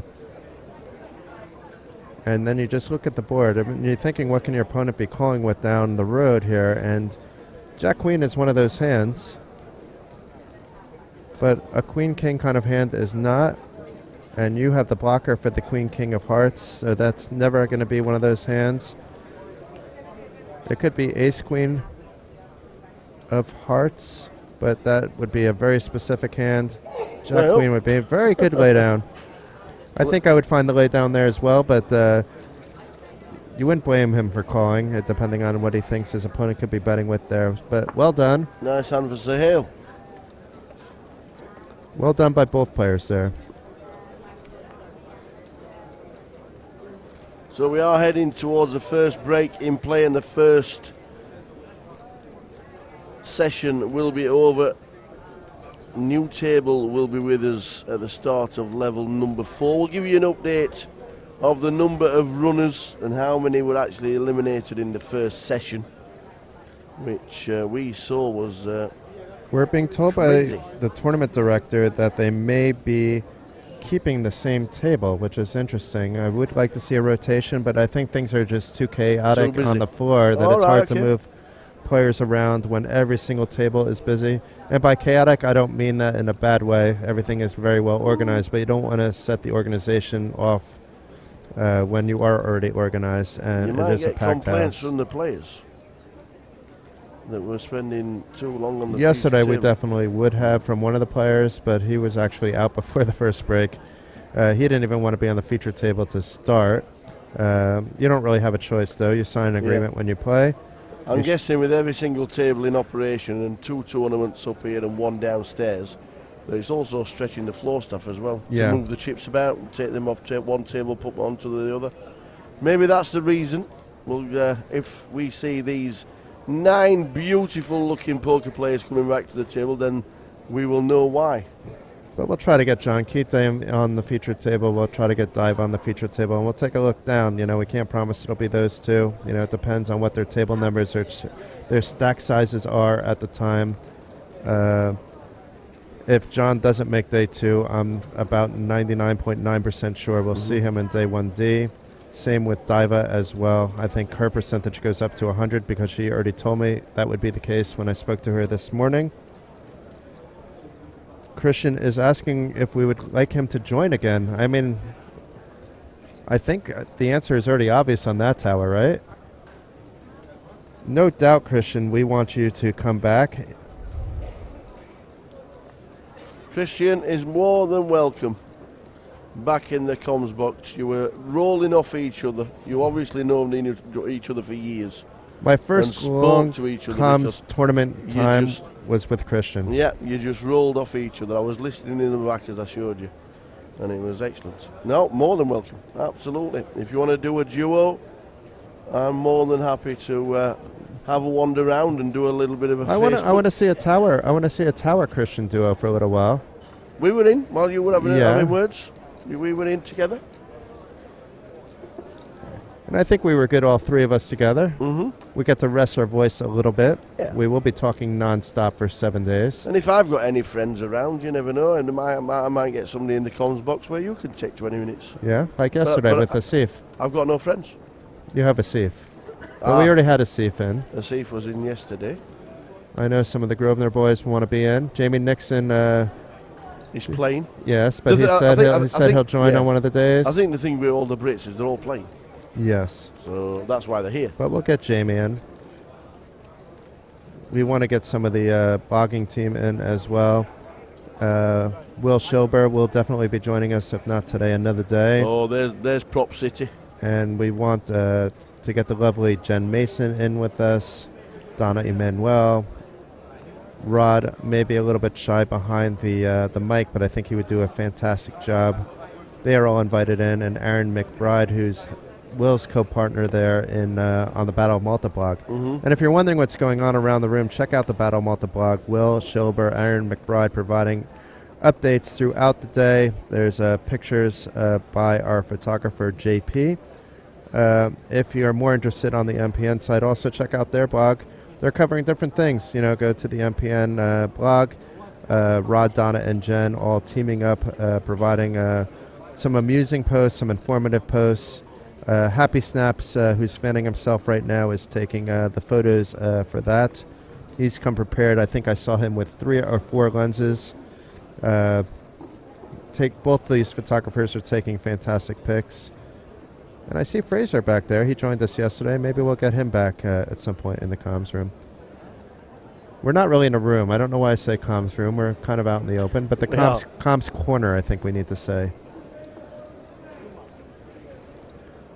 We need to get, I know Adam Williams wants to join us from the UK. We're not going to be able to have everybody. We're going to have to start cutting things off, but everybody that is on that list, more than welcome to join us. Have you noticed when you're looking around at people that camouflage pants are in fashion in Malta? I kind of like them. I wouldn't wear them myself. It's not my thing, but I may get one for my kid. I bet I've seen 30 people in camouflage pants. I need a camouflage cap. Or a bandana. Well, you went out for a walk yesterday, you come back with a new hoodie. Yeah. So maybe if anybody's giving away the old... all right, you? Giving away the old camouflage, that's Jason. And all in here by Giuliano. Hold the horses here. We had a raise to 2.7K from Itai, so he's priced in, and a good spot for Giuliano to double up his short stack, because Itai is calling all day, every day. Mohammed has to get out of the way here. We know he's a solid player from what Tower told us before, and from what we've seen the last hour and a half. I don't think there's any way Mohammed is calling here. He is building up his stack playing solid poker, and calling off with Queen 5 suited is not necessarily what we would describe as solid poker. Itai, though, has no choice but to call. He only has 1,200 more to call into a pot of 8.1K, even if he puts Giuliano on the exact hand that he indeed has. So let's see what happens here. I'm not sure what we're waiting for, but we're waiting for something.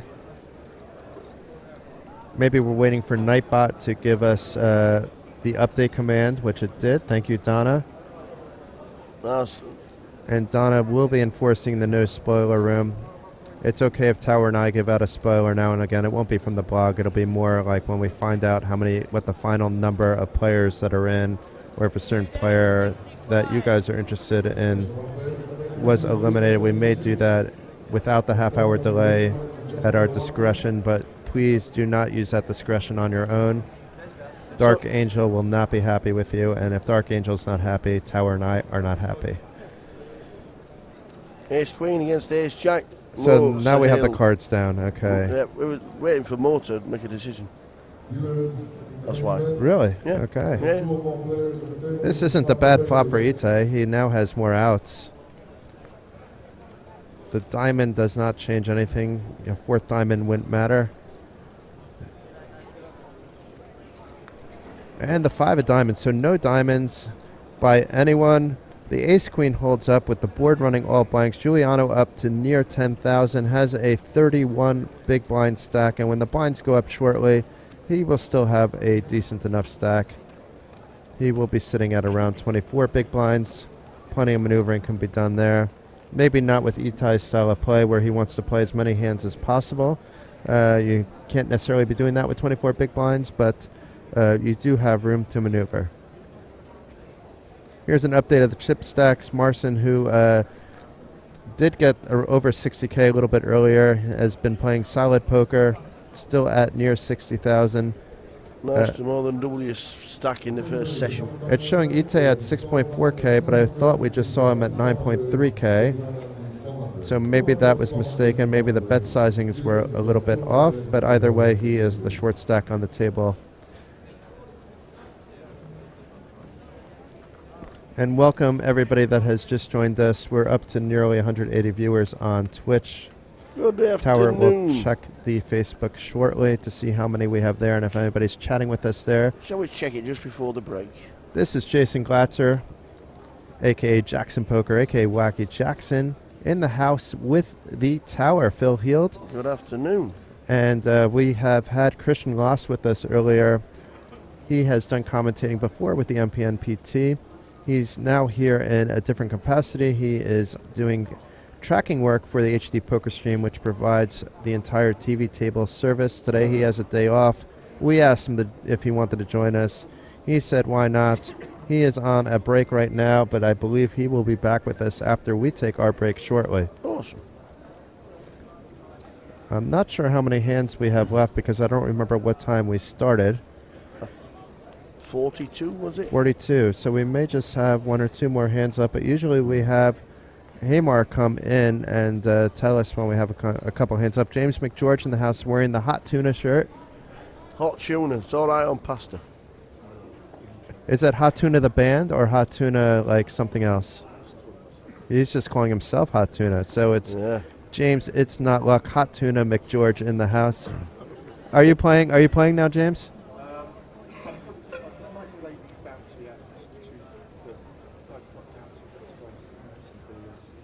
James is going to have a beer or two and then think about whether he wants to play the bounty. I think you should wear a t-shirt tomorrow saying warm fish.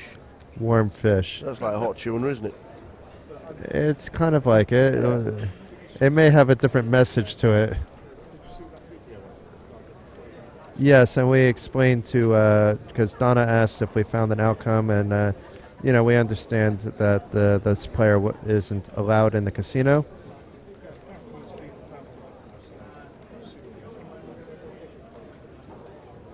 Your video got like a lot of views, James. I think it got like 4,000 views. Yeah. You're a popular guy, James. But if you want to check out the player being thrown out last night in the Portland Omaha tournament, head to James McGeorge's Facebook. He's made that post public. You can check it out. Did he get thrown out, or was he just escorted out and asked to leave? I mean, he wasn't physically thrown, but he was escorted. A couple of security guys did come to the table. That's fair enough. And things could have gone physical if he wasn't calm about the situation. There was no throwing involved? No. There were no shoes thrown. There was no taking the pants down on the table. None of this stuff that we saw this summer. Everything was handled very orderly. What happened to that guy? The pants down guy. He did it again the same same night. So. Yeah, but on top of it, they found out that he had some mental health issues. So we shouldn't be making fun at all. Well, he made some threats on social media and then got in trouble with the authorities as well. I'm not sure what happened after that, but hopefully whatever help he needs, he's receiving. Well, we all thought it was funny at the time, but then when you find out the backstory, you don't want to. I mean, you still have to laugh, but you don't want to laugh. It's like a kind of a. It was definitely funny at the time. Yeah. I'm not sure if it would be funny if it was at your table, though.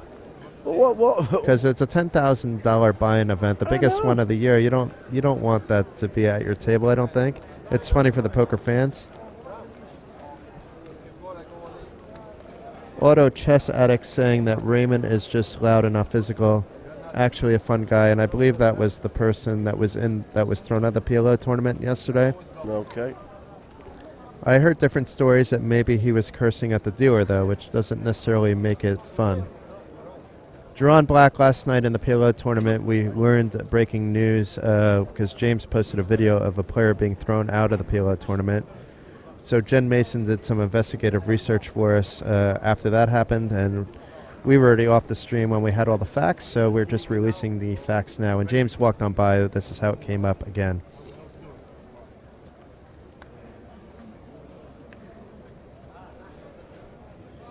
We will be heading to a break very shortly. Where's Hamar, though? Hamar's usually like telling us we're on break. He's on his way. He's on his way. There he is. He's not walking over very fast. There's no urgency in Hamar, which means we probably have another hand or two. Mm-hmm. Looking very chill, very relaxed. And meanwhile, we have queens here from early position from Luca. The ladies. We need the one job. I have one job to do during the break, and that's to find out the password for the free roll. Perhaps also use the toilet, but I don't think we can classify that as a job. At least I hope it's not a job. Maybe some people get paid for that. Anyway, we have a call here by Anatoly with the Jack-10 suited, one of my favorite hands. It doesn't necessarily play that well against pocket queens, and Orpheus Merfeldus making the defend from the big blind with the ace-8. Usually a very difficult hand to play, but not a bad hand to defend when it was just a raise to 700 here. And Luca flopping the goods here, flopping the top set. The diamonds could be a little scary to him. Arvydas Merfeldis is the only player with diamonds in his hand, but he would need a pair of runners. He may not want to just play along with backdoor outs, but Luca opts to check. And it's Anatoly that bets with backdoor outs. And only backdoor outs. And I don't think we're seeing... Well, we're seeing Arvydas make a call, and now Luca can decide what he wants to do. Does he want to keep playing it slow, or does he want to bump it up? I don't want to see a check raise. I'd like to see... Tower doesn't. I would like to see a check raise, just in case one of these players has 2 diamonds in their hands. You could build up the pot nicely. He's definitely raising. He's going to make it about 4,000. And that will likely, in this spot, get 2 folds, but if the players had different cards, this would work out quite nicely for him.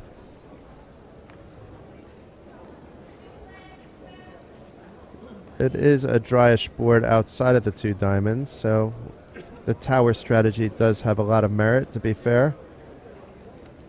And Luca does get the 2 folds as suspected. I don't mind the play. Can we see if we can track down Harvey Norris and see how he's doing? We'll try and find out where Harvey Norris... Oh, Jerron Black. I wasn't saying that the guy from last night had mental issues. I have no idea about this person. I was talking about the World Series of Poker incident during a 10,000 buy-in. Okay, so that I don't want to mix up the situation. We were talking about 2 different situations. We were talking about the situation where the guy threw a shoe at a player and took off his pants on top of the poker table. That's the link. And then came in again and did the same thing and took off his pants on a craps or a roulette table. And got in trouble that night, but then it was found out later when he was making threats to people that he did indeed have some mental issues, and this is well-documented facts. So I'm not coming down on the incident last night. I don't know the person involved, and apologies if that's what you were thinking I was implying here. A completely different situation. This situation from last night, all I heard that he was escorted out by security because he wasn't supposed to be allowed in the casino, which happens every now and again. I have no idea why he was originally banned, and I believe you if he's a nice guy, that he is indeed a nice guy. I have not met Raymond myself that I can make those personal judgments, and I would probably leave my personal judgments out of the situation anyway. So we have queens again, back to the action. This may be the last hand, I believe. If not, we'll have one more before we have a 20-minute break. And it's Luca raising, Adam 3-betting the ladies. Mohammed waking up with 9s. May not like the fact that a 3-bet was made because then you have the cold call. He indeed does. In this case, it looks like thus far it's going to work out that he'll be able to see a flop. If somebody 4-bets, though, he'll also be able to get it out of the way without spending too much of his hard-earned chips. And it's totally folding. Edon, we never know what Edon's going to do. He should get out of the way, but yep, he does. He's been calmer, actually. It was like a level 1 he wanted to play every hand. Level 3 he was playing actually probably on the more tighter end of the players. And Luca will likely complete, even though he's out of position in the hand. We have Clodo in the house. Welcome, Clodo. Giving us the wave. I wish we had the webcam so you could see the lovely wave we just got. And the tower doing the actual wave, like he's in the stadium. That's the way forward. 7-7 deuce is the final flop of this session. And this could be a little bit of trouble for Mohammed. If Adam didn't 3-bet, it would make it very hard for Mohammed to get out of the way here. Adam should be betting just because he was the last aggressor pre-flop. He indeed does. Mohammed will likely just call here, and he does. And Luca should just say, sayonara, I'm going on break, which is what happens. Exactly what he does. Nope, we go to the turn. 8 of hearts on the turn. And this is another trouble card for Mohammed. I mean, if something came above a 9, he could find that excuse to get out of the way. And now Adam may actually wind up doubling by the time this is done, depending. Ooh, he bet too big though, Adam. Now it's making it a little bit easier for Mohammed to make the fold. Nope. But He makes it was a snap call. And the bet was smaller. It was 6K, not 8.8K. So it was about half the pot, in which case I it think should be we're a quick jamming call. any river. And now Muhammad has to call any river. Yep. Unless it's like an ace, then maybe he could fold. It's an all-in. We'll likely see a call here by Muhammad. If you're calling the turn for 6, you should be calling the river for 8.8. Stick with your reads. But I could be wrong. He does make the quick call. Does double up Adam. Adam at now 40. They've switched positions. Adam near 40. Muhammad near 21.6. And from what I'm being told, we'll have the same table coming back, Hamar. We're going to have the same table coming back, and it is a packed house, so it was a little bit difficult to move to the table that we wanted. But I think we'll be able to get a table change after this table. So we'll see the same players. We got to know them a little bit. I like the play by some of the players, and I like the action by some of the other players, so we have an entertaining table. The Tower and I will be back in 20 minutes. We will. We will see you then. Great first session.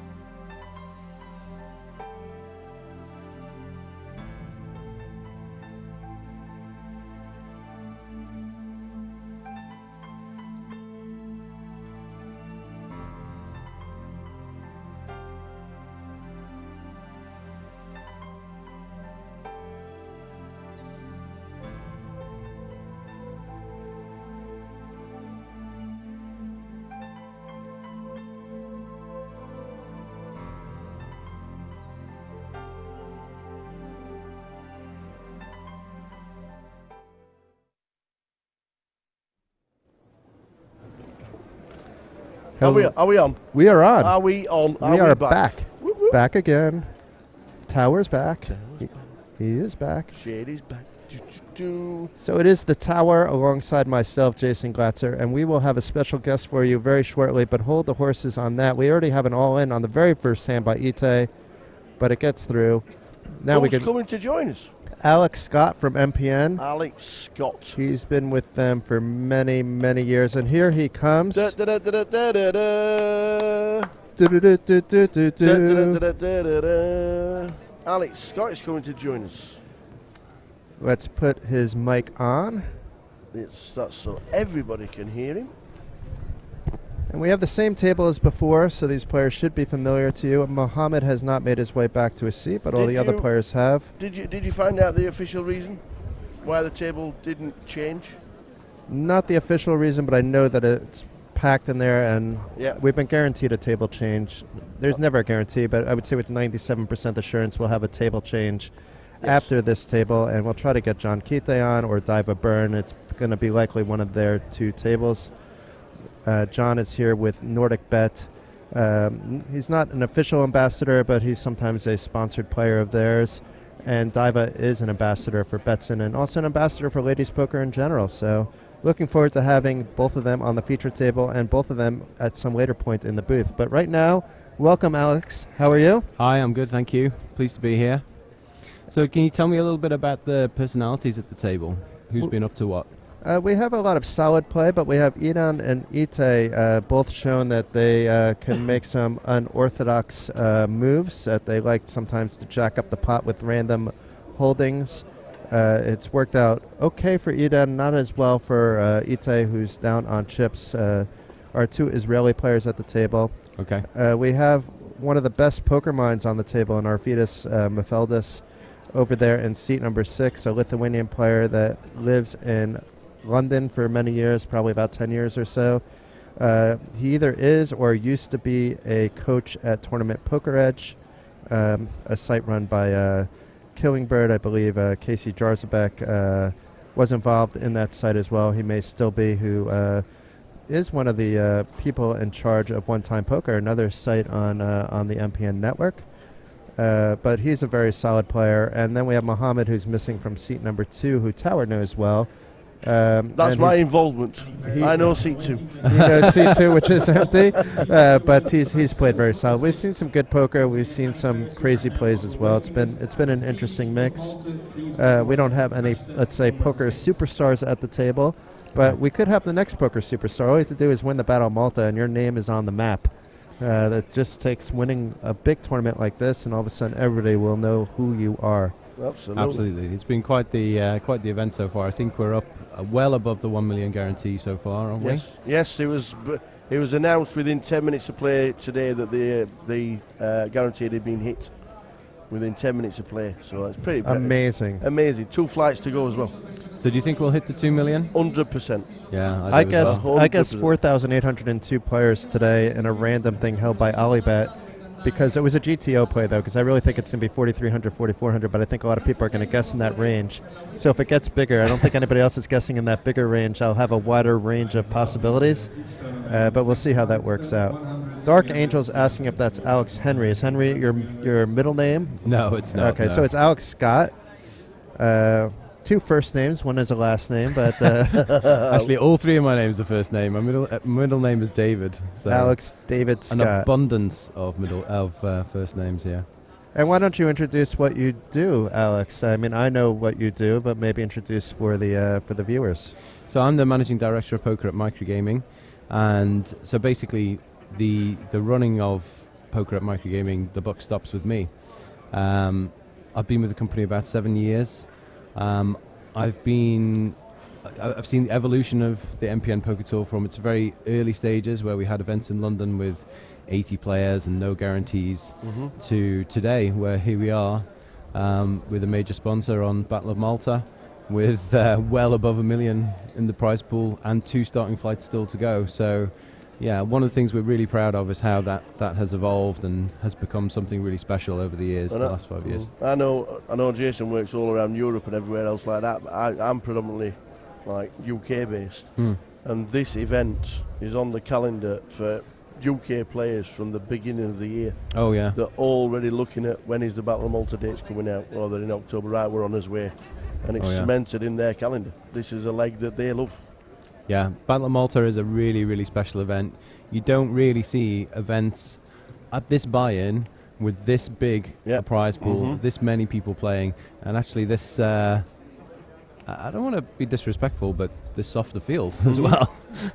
We could say, we've been saying it all along. I mean, there are even the pros that enter are here to have fun. Of course, the big money up top, they want to advance to that final table, but it's definitely like a fun atmosphere, which is going to attract a lot of recreational players. One of the reasons for that is obviously the success of the partners getting the satellites and getting the packages out there, and there's that many of them.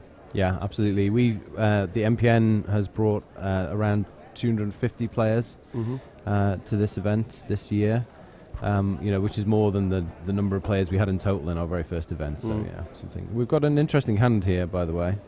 Ace Queen for potentially interesting. More under the gun raises to 1.2. And just a flat here by Marson, keeping the pot small and potentially inviting other players in. But from the button, I would like to see a 3-bet, but it's fine. It was an under the gun raise. You don't necessarily want to get in for stacks, even though Muhammad's stack isn't that big, because Muhammad has plenty of other things besides what you're dominating here with Ace Queen. Flop is 8, 3, 9, 2 clubs. And it could be Muhammad if he was c-betting here, taking control of the hand, but this will likely go check. If Marson bets, then Muhammad may give up cheaply as well. I'd be interested to see what happens if we get an ace on the turn here, if Marson does check. I see your style here now, Alex. You want mayhem. I do. Here we go. I think, I don't know. I don't know the players involved, but this may just take it down. Yeah, it's going to be hard for Muhammad to keep going at it because his stack is down to 22-9. He could call here and reevaluate, but he's also playing out of position. It's going to be hard for him to retake control of the hand after not being the aggressor on the flop when he was the aggressor pre-flop. But let's see where this goes. He's called, yeah. The 8 of diamonds changes nothing for either player, but it should be a card that Marson can fire a second bullet at, being he repped that flop helped him to begin with, and let's see if that is the case. Doesn't particularly help his range of hands, though. If you think about what he may be representing there with his late position call pre-flop, with a lead out on 8-9 clubs, that 8 doesn't necessarily help his range. He may very well feel he's ahead, in fact, though. That's true. This could be a bet for value versus repping the board. It could go either way here. And now it's going to be hard for Muhammad to call with only one card yet to come. That said, though, if he thought he was ahead on the flop, he's probably still ahead now. I think that's a raise. Looks like 8,000. Putting the pressure. The pressure straight back over. Now it's going to be hard for Marson to do anything. I mean, he is getting sort of priced in to see a river, but not necessarily. I mean, Muhammad did open from under the gun. As we said, Ace-Queen is maybe one of the lighter hands we would expect Muhammad, who's been playing pretty fundamental poker, to be opening with. He would probably be doing it with Ace-Jack as well, Ace-10 suited, so there are some other Ace-X hands. And does get a fold. Well done, Muhammad, up to 32,000. Weren't in your seat right away, and now comes to his seat, very first hand plays, makes a move, and takes on a pot. I made a statement there with that play, absolutely. Man with a plan. I think putting yourself in Marson's position there, that looks very strong, that play. The check raise on the turn there. It really feels like a big pair. It's also a check raise from a guy who's over 35 as well. That's a huge factor in the hand. You've obviously never seen me play tower. Yeah, I wish I was close to that 35 mate. number. Yeah, you've got aces, mate. Nice hand. So, Alex, obviously, a few of us are living every moment here. We've been at a few of the MPN PT events. It's also, sad while living every moment. But there is one more stop to come in Madrid on February 6th through 9th. Yeah. So I imagine there'll be tons of qualifiers running on that throughout the MPN network. Maybe not everybody offering them, but should be tons of qualifiers, I assume. Yeah, absolutely. So qualifiers have started already. Our first weekly final is this Sunday. So you can start winning packages for Madrid right now, or you can start your way to winning a package to Madrid right now. There's everything from micro stakes buy-ins all the way up to €215 buy-ins, and we are really, really going to go out of our way to make that Madrid event the most special MPN PT event we've ever done. We really want to reward the people who have been to every single event so far, and we know there are several of those people who have been to every single one over the last 5 years. Wow. We want to make it very, very special for those guys, reward the loyalty that they've given us over the years. And we've got lots of good ideas about things that we can do to make Madrid, the grand final that the tour deserves. And Tower and I hope to be there, either in this capacity or just coming as fans. We'll see. I don't see how I can miss the very last MPN PT. It's the best poker tour, I feel, for recreational players. Obviously you have one-off events like the Irish Open, and you have a few others that fall into the category, but you come to have fun at an MPN PT. Even when you're working, you're having fun. It's the atmosphere is second to none, and if Alex is saying that they're planning something special, expect something special in Madrid. Heard last night that Grosvenor's getting involved as well. Grosvenor Poker are running good. the satellites. They're going to be in partners for Madrid, which is Nice to hear. good for the British players. We need to get the free rolls on their site then, because you can't play those daily free rolls on Grosvenor Poker, so we should point that out to the Grosvenor people to get involved in that. Yeah, absolutely. You can on a bunch of the other sites. We learned that One Time Poker and Grosvenor were two that weren't working for our viewers, because we have been sneaking the password over to them. We're telling them that if they're listening into us, it's like that they're here, it's good enough, that the free roll is really for the people here.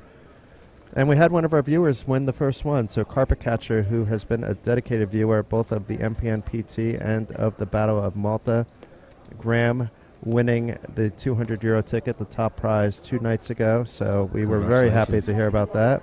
So maybe he could be the very first player to win an MPN PT Madrid package, because he could enter on Sunday and see what happens. Yeah, that would be great. So Alex, you must be feeling very nostalgic. I know I'm feeling nostalgic, and I'm only, either a player or, I've helped out with the blogging team before, and I've done comms for MPN PT. So, I'm sad from my perspective, but you've invested a lot of energy, personal energy, emotional energy into MPN. So what's going through your head right now? Yeah, well, I've been with the company for 7 years now, so you're absolutely right. This is, emotionally quite a trying time, or has been. And one of the things that's made it easier is the sheer amount of positive energy we've had from players. People talking about the great experiences they've had here on the tour. People talking about their early experiences playing online poker. So many people, myself included actually, started their poker career on Microgaming's poker software. I played my first real money hand of poker on the Ladbrokes software years and years ago now. I played on Prima Poker, as it was known then. Me too. Crazy Vegas Poker was the one I did. I had an account with them all. I think I was a bit of a bonus hunter back then. And here I am. I never would have thought at the time that this many years later I'd be running the thing. So yeah, knowing that we're going to close next year, it's emotional, and we've spent a lot of time together as a team lately. Probably we should have been doing that all along. We've spent more time together as a team now since the announcement, and we've been talking about the things that we're proud of. The MPN PT is absolutely one of those things. It's been very successful for us, and what our highlights have been over the years. A lot of people have got memories from various tour events, like there's a particular one where a player who shall not be named was found roaming the halls of the resort in Morocco wearing nothing. Wearing nothing. No natural. Knocked on the door of one of our staff who had the presence of mind to snap a quick photo and then slam the door right in his face. But there's a few other things as well that are highlights for us. The launch of Fish Party, which is our version. For those who don't know, that's our version of the jackpot sit and go concept, which pretty much everyone has adopted these days. I play them. It's Yeah. unique though because you can win the progressive, which I like. Nobody else is doing that. So That's right. With hopefully somebody else adopts your ideas, steals your ideas. I hope so, actually. Yeah, as a player, I really hope so because I've never been able to play Elfish Party Sit and Goes, and they are the only version of the concept in the industry with a progressive jackpot. They're also really low rake, only 5% plus the progressive contribution, so 5.87 I think in total, and that's really low compared to what else is out there. We've done that to make them winnable. We want people to actually be able to win long term in these games, which are often seen as, too turbo, too, kind of like not serious enough. Serious player can't get an edge, can't win. In our version, you absolutely can. We've designed it that way. So And sometimes it's real players poker. get lower effective rake. They search for the ones that have the higher jackpots and figure out the rake. And the effective rake, I know the actual rake is done on a broad average of what the jackpot it will likely be, but the jackpots can get pretty high. I think at the 50 level, it's over 400,000 at the moment. Yeah. That €50 jackpot has actually never hit. So we launched in July 2016. That €50 jackpot has never hit. Wow. And I really, really hope it does. Wowzers. I really hope it does before we close next year, because otherwise I'm going to have the difficult decision about how to reward that jackpot to players, because it has to go back to players. Interesting. So other networks wouldn't necessarily be taking that take. They'd be looking at it as, let's say, a money grab, if I'm going to be frank about it. So No, absolutely it's not. nice that you're giving that back, and I don't think even the players would think twice about it. I think every member should be into a flip free roll. That's Yeah, the 400,000 400K. flip 4-year-old. That's one way to do it. I mean, one of the challenges we face is we're regulated in so many countries now. We have to abide by the regulations of multiple jurisdictions when we decide how we're going to award that jackpot money. Tricky. I really hope it's hit. Yeah. That would by far be the That best was way actually to a award question it. in If the it chat. hits, do you Yeah. just close it after that and no more 50s, or what would be the Probably plan? not. No, I think we'll keep it up and running. It'll just be we have a smaller problem to deal with. But we'll find a way that's as fair as possible. We want that Yeah. money to go to players. It's players' contributions at the end. It was never supposed to be our income. So it's going to go to You players. answered the question that Mick posted in the chat box. Perfect. I hope so. What will happen to the €50 buying the jackpot if it's not won before shooting? Well, if you have ideas on the best way for us to award Yeah. that jackpot, we haven't made our decision yet. We're Give it actually all to the working tower. Well, yeah, I'd I'm going share to it rule that amongst- one out right now. I'd No, that's not on the table. I would share it's. Oh, you can't have a flip free roll for that much, surely, can you? Back to the action though. We have a set here with the trays with Adam flopping the goods here. It is middle set. Mohammed though with an overpair, so we could see this pot build.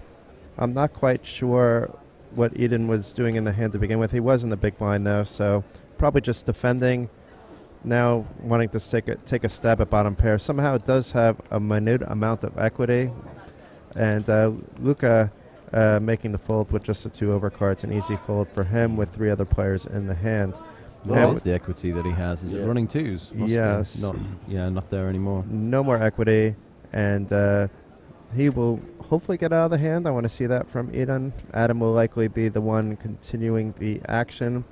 The board, a 4-5 he's behind 6, a set of 6s, a set of 8s. He wants to, though, make people pay that we're in for that spade flush draw.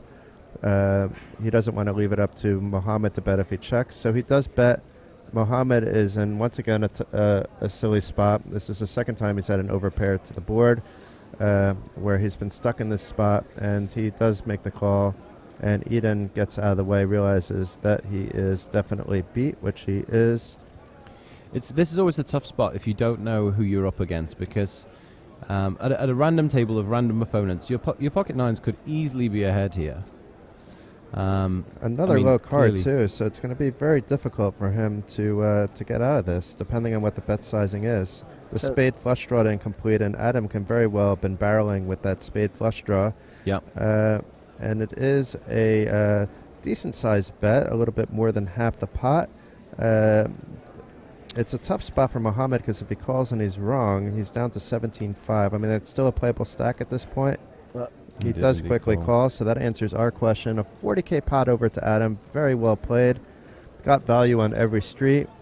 Can't really fault Mohammed's play too much, just because it's a bit of a cooler for him. It's very hard to fold that in real time. it would have been easier for him if an ace or queen or the spades completed, then he could potentially get away from a bet there, but not with the 5 of clubs. That doesn't really change much of anything. So unfortunate spot for Mohammed. Adam benefits from the way the board ran out. I just want to say thank you to Dark Angel in the chat, who's posted a comment there about the customer care skills of our staff. Thank you very much for that comment. I really appreciate it. And certainly, the staff at MPN are some of the finest people I've worked with. They really go the extra mile to make this tour and the player experience as positive as it possibly can be. I'm really grateful to the team for that, and I'm really going to miss working with the guys when we do close.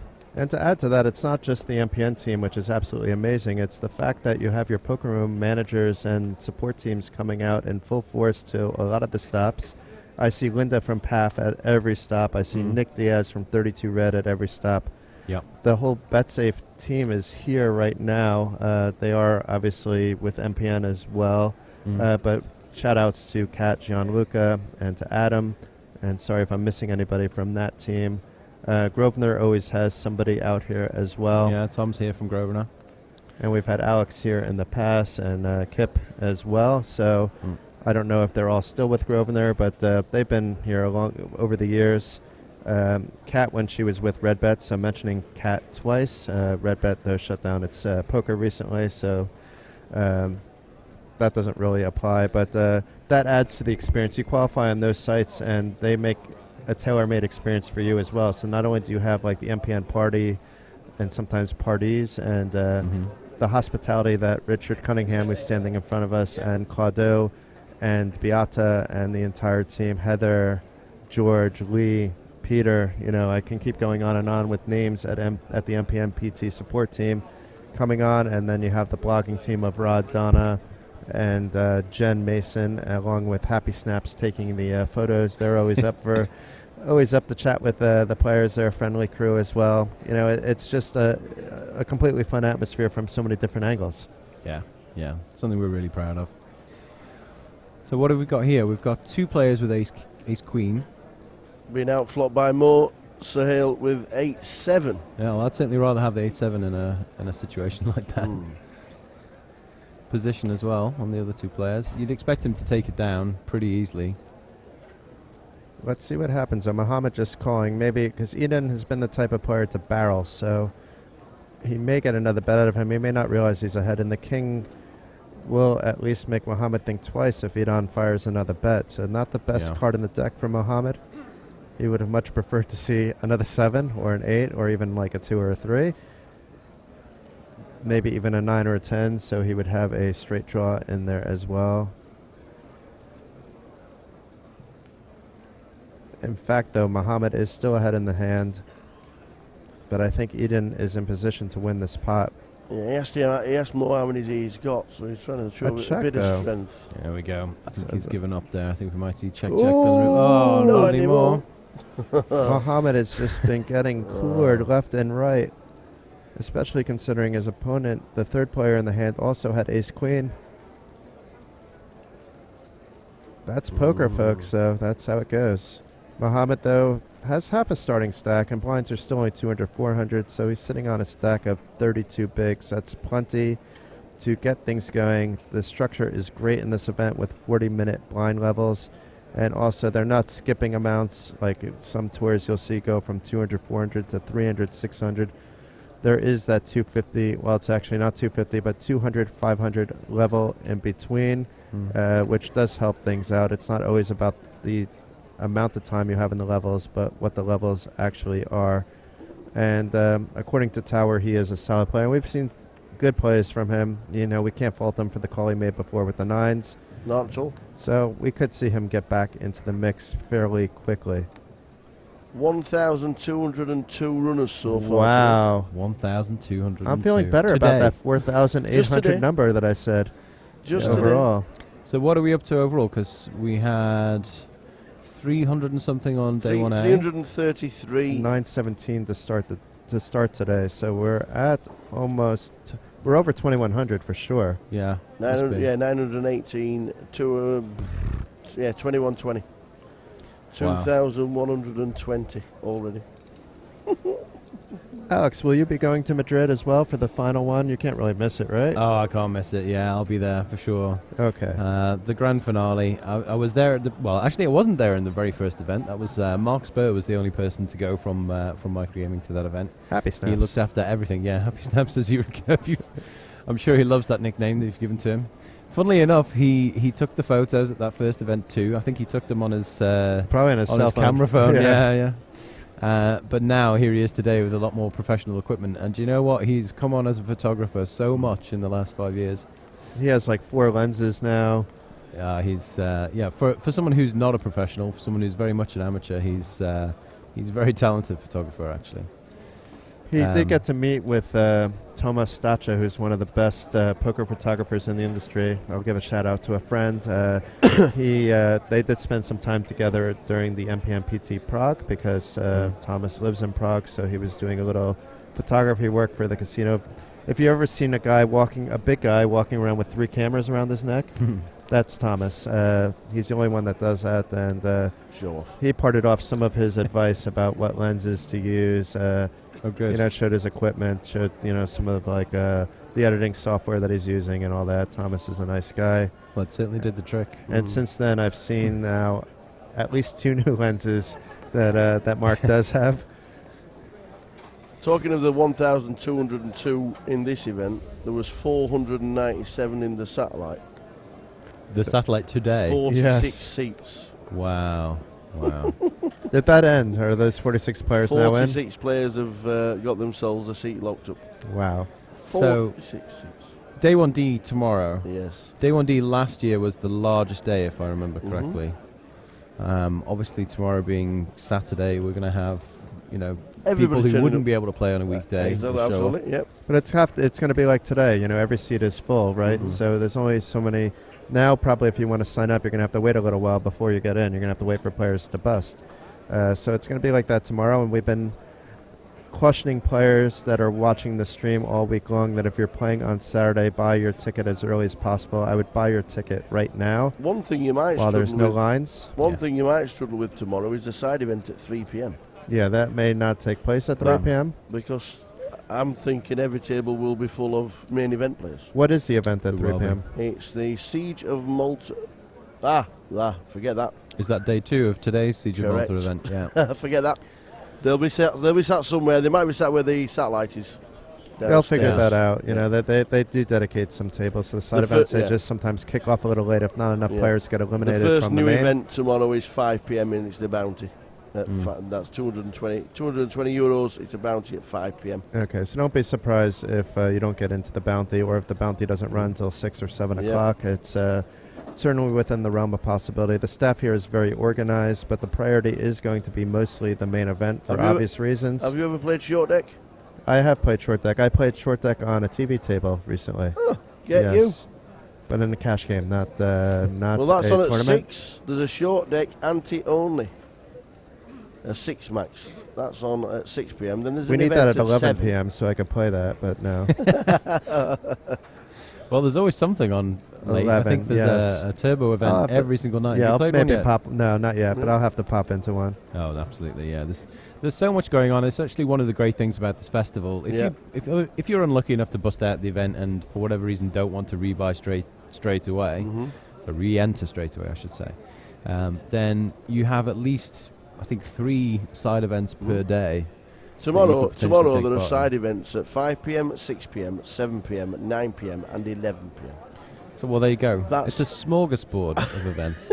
You could multi-table them too. You could play 3 of them at once and just run back and forth. Don't tell me tomorrow you've got nothing to do in Malta. No. No. It won't be raining outside either, so. Incredible. It's such a fantastic event. So, Alex, there's a few questions that are on my mind. I will be, everybody knows that I do work for Poker News, and we spoke a little bit about that I'll be writing a couple articles on Poker News. I did speak with my senior editor, Frank. Frank, if you're listening, which I don't think, thank you for the approval and for the insight that you also think these are interesting ideas. We'll work on an article about some of the things MPN could have done, so let's not let out the spoilers on that. And for the reasons of the shutdown from a business perspective. But I'm going to ask a different question, which we probably can't cover in these articles, which would be, what do you think the future is for the actual clients on MPN for, let's say, the BetSafes of the world, the 32 Reds of the world? I think each has a different path. 32 Red can easily, let's say, go with Unibet, because Kindred is a parent company with both. Whereas a Coolbet maybe can think about Coolbet can potentially think about whether they have enough liquidity to do something on their own. But most of the sites are probably stuck in the same kind of barrel where they can't necessarily go on their own because software is expensive. They don't have the same kind of liquidity by themselves, and they just maybe don't have the expertise in house, and that's something you have to develop. So what do you think the future is? So. First thing I'll say is that it's too early to say for sure, and some of it obviously is still confidential. We are still working with operators to help them make a decision. What they have all told us, without exception, though, is that they do want to move to another supplier.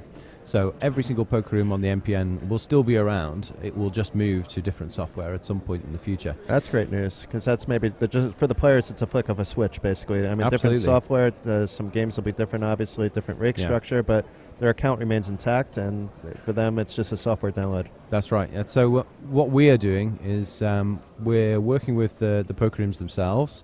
We want to make that transition as easy as it can possibly be. We want to do that for a couple of reasons. One is that they're still going to be our customers for other products, casino, bingo, sports, whatever it might be.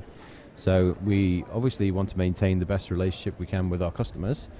But from the perspective of players as well, we want that transition to be as easy as possible for players. We want players to have good memories of microgaming and the MPN and Prima Poker and and the tour. So everything that we do over the next sort of 6 to 9 months is going to be about making the experience for players as good as it possibly can be. And I believe that 100% from you guys. I mean, I know at this point people can easily just decide to dial it in, but I know the passion for the players that you personally have, that Claudio personally has, that Richard also has. People like Kat. You see Kat on Twitter. She can be very opinionated. I love Kat. I love most of her opinions, in fact. But, that they really have the best wishes of the players around. So, I think at first and foremost, it's about having the good memories, but also making sure that the players are treated the way they need to be treated. So it's good to hear that firsthand from you, but I absolutely believe every word that you're saying there. Well, that's kind of you. I mean, look, the thing is, we've all been players, and we are still to an extent. I don't play as much as I used to. I still like to play from time to time. I've played here in Malta, and I just couldn't resist. Couldn't be here and not play. Now, we've been there. We've been in the shoes of players, and we think it's just the right thing to do. It's that simple, really. It's just the right thing to do. It sounds simple, but you look at the other networks or sites that shut down and the amount of problems that you see. I can't remember such a case where a network has closed with there not being any problems. Maybe to some extent on game because it just died by itself, because the owners, it went through so many different hands, and each time they would try in the beginning, and then they just weren't able to regain the momentum. And so I think that transition had to be one of the smoother ones. A lot of those actually sites that were on game are now on MPN. At least I can think of BetSafe being one of them. Yeah. Although I think BetSafe was on MPN also at the same time as on game, so that transition was super smooth, at least from a player perspective. Yeah, there were a number of operators who, when I say operators, I mean our customers, the poker rooms. There were a number of them who had poker rooms on both on game and MPN. PAF was one, BetSafe and Betson were others, so that transition was quite easy. And it may be that that's what happens, in 6-7 months' time or so, is that some of our poker rooms open a second poker room, just to make that transition as smooth as it can possibly be. And from, let's say, a player fund perspective, from what I understand, MPN isn't the one keeping the player funds. It's individual operators, and then there's some kind of settle-ups, which we don't need to get into how the back end works. But at the end of the day, we're dealing with multi-million, in some case multi-billion-dollar corporations, that focus a lot. Let's be fair, poker.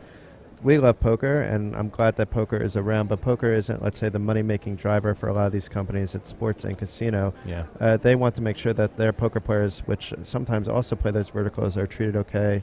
If your money was safe before, your money is safe now with each one of these skins, in my opinion. Absolutely. Anything can happen, but you can't see, let's say, a Grosvenor, using them, let's say, as an example. I don't mean to be picking one out, doing anything fishy. It's like you might as well keep playing at MPN now. There's no reason to get scared, because nothing has changed, in terms of money being secure. Doesn't change the status of your funds in the slightest bit.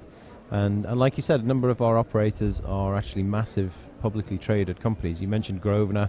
Grosvenor is part of the Rank Group, which is traded on the London Stock Exchange. We've got Guts, which is part of Gaming Innovation Group, which is traded on, I think, either the Norwegian or Swedish exchanges. Massive publicly traded company. PAF is it's a bit of a weird one, but it's like a state. It has charitable status in Åland. Its accounts are also public. There's some huge companies, and really the fact that microgaming is not going to offer poker anymore doesn't mean that your money isn't safe with those companies. It doesn't change a thing. Still as safe as it always was. And they each maintain their own licensing as well, as far as I know. So it's that's right. They have to be compliant with their licenses. So you would have heard about it already. It wouldn't have anything to do with the MPN transition.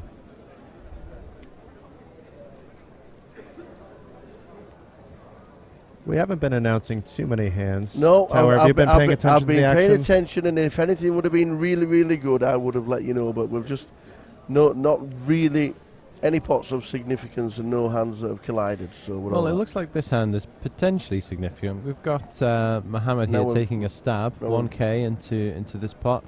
Luca has the nuts. I don't think Mohammed is going to contribute any more money into this, though, if he gets a call. And certainly if he's raised here, it looks like just a call. Luca's called, and then Adam is going to get out of the way, I would say. Yeah, Adam's been playing solid poker all day. And when I say solid, like ABC is usually right in these early blind levels when you have a deep structure, so he's playing his cards. Yeah. Playing the opponent slightly, but it's more about playing correct cards in a vacuum. I mean, at this stage, day one, you probably don't know the other players well enough, particularly in a huge field event like this, to really make, good deviations from basic strategy. So very true. And also, the stacks are still pretty deep, so you don't get some of the complex ICM situations that you will get later in the tournament. Perhaps near the bubble or, at the final table. So this is pretty much, you're playing for EV, you're playing for chip equity at the moment. Do have a fairly wide range of stacks at the table, though, looking at this chip count here. We've got some short stacks, definitely. Quite a few, actually. That will change the table dynamics, actually. Mohammed, I thought, was short, but then you have two players shorter than Mohammed. I mean, you have Giuliano sitting on a stack of 11.5 bigs, and that's going to soon be just about 9 bigs when the blinds go up to 200, 500, which should happen, I would say, in the next 10 minutes or so. I haven't been keeping track of the clock. That'd be a nice little stream function if we had, like, the clock somewhere on and we would know when the blinds are going up, but being it's every 40 minutes and they're not stopping the clock for any particular reason, we should be more on the ball and know that. Tower probably actually realize does when know. we come back from his breaks. Is that what you said? Yes. But so we're playing 200, 400 with a 400 big blind ante now. Yeah. So 1,000 in the pot before the flop. So the guys who have got 4,000 or 5,000, they should really be thinking about just shoving all in as their only pre-flop move. A bit like this. Unless they're Andy Hills, and then they wait till they're down to like 8 big blinds before they do that. But Andy knows how to play that way, and not everybody can play like Andy Hills. There's a reason why he's grind from behind. Oi, oi. Hands colliding as Martin wakes up with the ladies. Yeah, here we go. We'll see a bit of action here. Well, I certainly would expect to see some action here.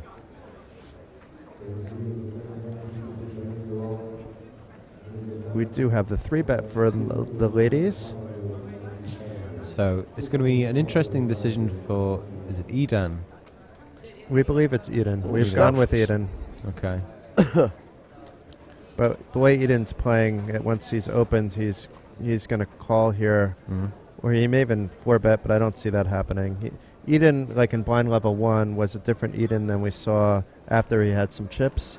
But still, once he's opened, he's always seen a flop. Okay, so we'll probably see a flat call then. And then Arvidas is basically priced in, but his stack is low, and he has very good poker fundamentals. So depending on how he thinks about the situation, we'll see what he does. Yeah, he may be priced in. The problem is the chances for him to be dominated and in a really terrible position post-flop are pretty high, and he might end up in a situation where he thinks he's got the best hand. He's actually miles and miles behind the other two players, and we can see that that's possible. Oh, that's a controlled fold. Very good, Arvidas. Yeah, that's probably the right decision there, I would say. This is why he is or was an instructor on there you Tournament go. Poker Edge. I need to give Do we see them a ace-queen little fold bit as love. well? Very interesting. It looked like ace-queen called, but No, that was Eden. Eden's hand was ace queen. maybe Eden heard from that we were calling him a loose player. Now he's turning into a tight player, so there's different shades of Eden. Ah, very good. So, Alex, about the MPN Poker Tour, the concept is brilliant. I know you would like to see it adopted by someone else at this point, right?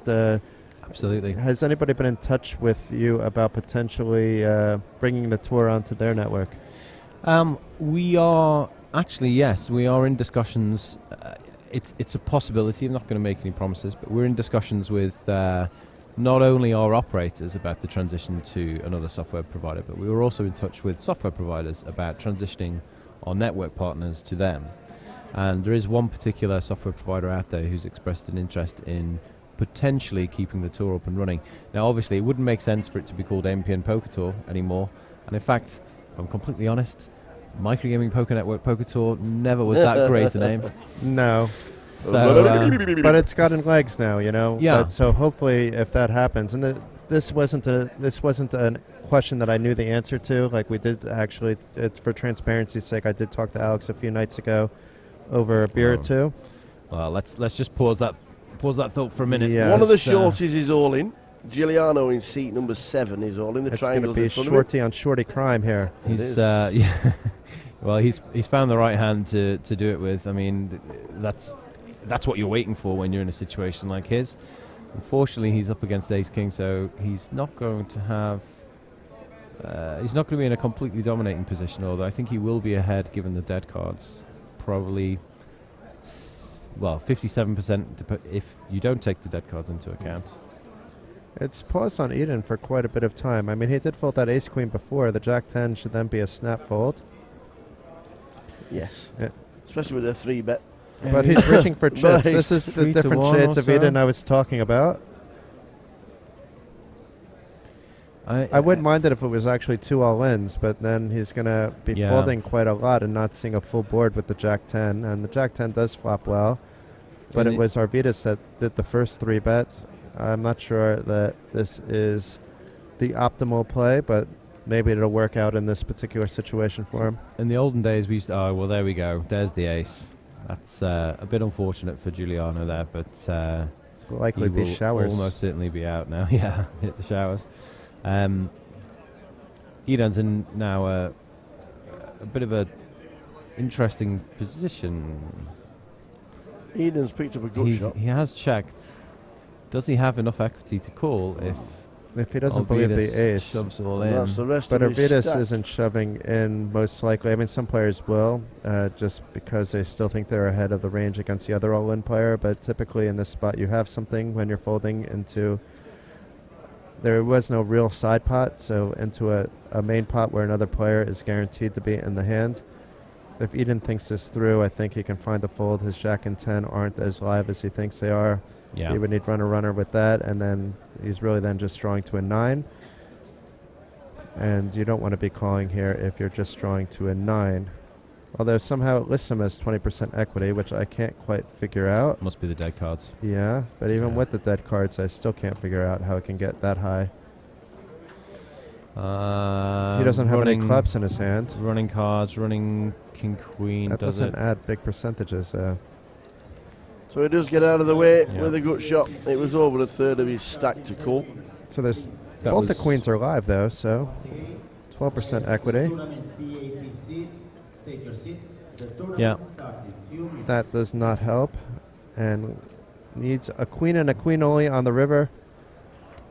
Oy, oy, We have oy. Jay Hardwood in the background. No queen. Arvidas Mifeldis eliminates Giuliano.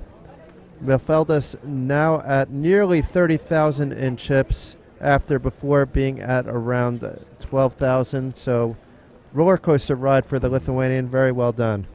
Oh, we have Laura here. We have cameras. We have everything. What's going on, Laura? Live on the stream, I'm asking your guesses for the total amount of entries. So you can't hear Laura, but she asked. 4,444. So Laura asked for the number of entries. It looks like we're being filmed about this. So I guessed already 4,802 as a GTO guess in a contest where I think everybody was going to do 4,200 or 4,300. I need to go a bit higher so I could be in a broader range, but I'm going to stick with it. 4,802 entries we are going to see in the Battle of Malta main event, Laura. I'm going to go for 4,727. Oh, and that's just because I wanted to get the number 27 in there as many times as possible. It was Ah, like it's my that was lucky like a hand. price Two of sevens, right my lucky bid hand. there. It's like cutting off the bottom part of my range there, Alex. Thank you. Thank you. What do we win? I don't know, a Jaeger bomb, I'm saying. A Jaeger bomb. That's a punishment. We win a not Jaeger reward. bomb. That's not a prize. What's the starting stack? Says Argonum in the chat box. Is it 30,000? No, it's not. It's 25,000 on a 40-minute clock, and the blinds start at 100, 100 with a big There blind it is. ante in place on level number 1 of 100. The jacks for Arvidas. So he's been playing a lot of hands, but he's been getting a lot of cards. So we could see jacks are a dangerous hand, as you know. You can win a lot, you can lose a lot. Very often you win a little and or lose a lot at these stages of the game. But let's see what happens. Now we have Happy Snaps taking a photo. We have the whole chat box. We should do a hashtag Happy Snaps. It's never fun to be early position with pocket jacks, and No. particularly up against two opponents, which it looks like he may be if Anatoly calls here. But that's a good flop for him. I mean, and it's going to keep two players in, so it's going to wind up being tricky to play. But you look at that flop, you have no queen, kings, or aces. You got to be happy enough to be betting this flop. But then again, Yeah. Arvidas is taking a different line, maybe hoping to get a bet out of out of Adam, or maybe just hoping to do a little bit of pot control now that he's rebuilt his stack up. The challenge he's going to face here is there are so many nasty looking turn cards now. Think of a turn card which looks safe to you. What do you Yeah. think of a check raise here, though? Maybe his plan was to get Adam to bet, which he did. Maybe. Yeah, I like that. That will shut it down. Probably take down a bigger pot than he would ordinarily win, and doesn't risk, a nasty, say, 7 of clubs or jack of clubs, or sorry, not jack of clubs, obviously, queen of clubs or something like that coming off on the turn. And Anatoly making the call with an overcard and the gut shot straight draw. It's ambitious. And Arvidas just opting to call and reevaluating on the turn. He may think he's being trapped. He may just want to keep things small, giving him more options to get out of the hand if he needs to. And the 10 of diamonds does make it it's a good card for him, but a bad card for him. It makes it a very wet board, but at least Arvidas still has 2 overcards. Now Anatoly, who we questioned the call, he did actually have a backdoor flush draw, and now he has a flush draw with another diamond coming out. If Adam bets again, we're likely to see 2 players call. I don't think we'll see Arvidas pushing players out at this point, but maybe I am wrong. We do see a bet, so we can see what happens. Yeah. I think the challenge if you're in Arvidas' position here is because of the way the hand has played out, you have no idea really where you stand. You might be way behind. You might be up against a small set. You might be up against a straight. You might be up against a combination of overcards and a flush draw, something like that. As it happens, he's ahead, but it's hard to be confident that you're ahead. And even if you are, because he is ahead, the river could be a disastrous card. There are so many disastrous cards that come on the river. Maybe we'll see a raise from the Lithuanian, though. I wouldn't say... Oh, we see a fold! Wow. The jacks Wow. get See, out of there the you go. way. Wow. Stack preservation, that is called. And the jacks would have held. They would have held, but it would have been hard for him to continue because that flush draw completed. There's an overcard on the board. It's not the flush draw that Anatoly needed, but he has the check mark next to his name. Yeah, it would have been hard now for him to call a bet here with the flush draw completing. Yeah. And the queen. Yeah. So- Very by card on the river there. I think he would have needed to raise on one of those streets or at least bet out on the flop. He just needed to play that hand that little bit more aggressively, and then I think he would have just taken it down, actually. I think he could have taken it down on the flop or the turn. And yet here we are on the river, and he's not even in the hand anymore. And he's offered up this pot to Anatoly's ace high. Although Anatoly's going to have a tough time, too, because he hasn't been aggressive here. It's true. I mean, he could rep the club flush draw, but I don't think he's going to be betting here. He checks, and if Adam bets, he continues the aggression. It's going to be almost impossible for Anatoly to call. I mean, it would have to be such like a soul read to call here. Oh, but the bet's only 1,000. But he gets a fold. Yeah, wow. Only 1,000, and he gets a fold. Yeah. Anatoly may look back at this later. Anatoly, I hope you don't watch the stream. I want everybody watching the stream except for Anatoly during that 10 seconds period. And, wow. I'm like, you have to bet bigger there, but I guess not. I mean, maybe there was maybe the bet was bigger and it just said 1.1K. I No, it don't was know. one yellow chip. One yellow There chip. was one yellow chip. Wow. And blinds have gone up, Tower. We're now 200, 500 with a 500 big blind ante. Adam, chip champ at the minute, it's just short of 70,000. And we have Donna asking me something. Let's read this. Can you say thank you to Richard for my merch and my MPN pizza yo-yo? The kids love it. I will deliver that message personally to Richard. Alex may also, if he sees Richard first. Absolutely, yeah. You could say Donna, a.k.a. Dark Angel 709, or maybe even just knows her as 709. Sometimes I call her 709. Because Ian Simpson does that. Who else is in the chat now? Welcome back, Arj. Welcome back, Spike. Good to see you both tuning in. Thank you for the hashtag Happy Snaps, Dark Angel. You other 210 people watching on the on our Twitch channel, bring in the Happy Snaps. But we are also on Facebook. Sorry for not paying that much attention to you today. Going there right Tower's going to see what's going on. And the Thrill of Poker is doing a direct stream. They're not hosting the channel. If they were hosting the channel, you would understand our chat a little bit better, but it's a native stream. You do hear our voices. Donna likely added the password command for the free roll there, and we apologize. It's hard enough keeping up with one chat. We barely keep up with two. Three would be a bit of a disaster for us, and it would confuse the heck out of the main core of our viewers if we were responding to three different chats, I believe. You know, it's a bit tricky. And I'm not sure if 888 is streaming today, but I saw them in the house for the first time. Who? 888 Poker, the small little network on. No, you're the other online poker network who's partnering with the Malta Poker Festival. We're all with the Battle of Malta. We're all friends here. Frenemies. Yeah, it's a big industry, but yet it's small, you know. And oh, absolutely. Actually, we have great relationships with some of the other poker providers out there. Recently, you would have heard about an initiative that John Duthie and Rob Young have been involved in called Fair Play. Yeah, where they've tried to create collaboration between the poker providers to make the game safer. And that was something that we tried to initiate a couple of years ago. And as a result of that, we built a close relationship with the other sort of 9 or 10 major poker rooms. It's a tricky endeavor. Kevin Frame walking on by.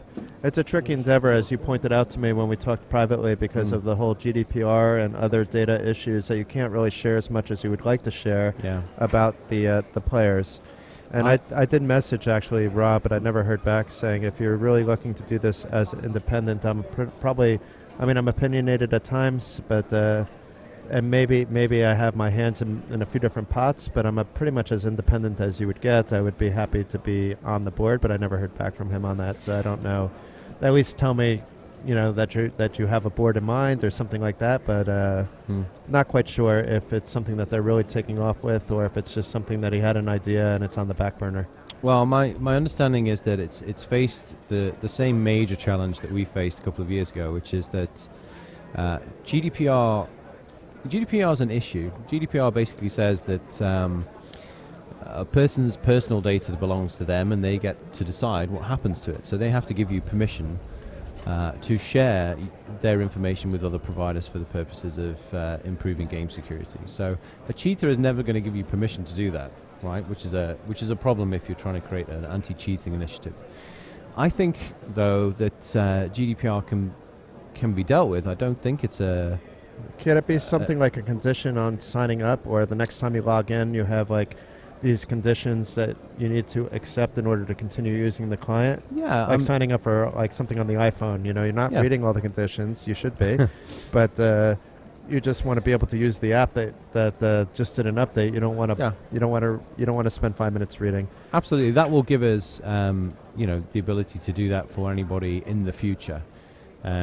But obviously, you would ideally want to be able to share information on people in the past as well, past transgressions.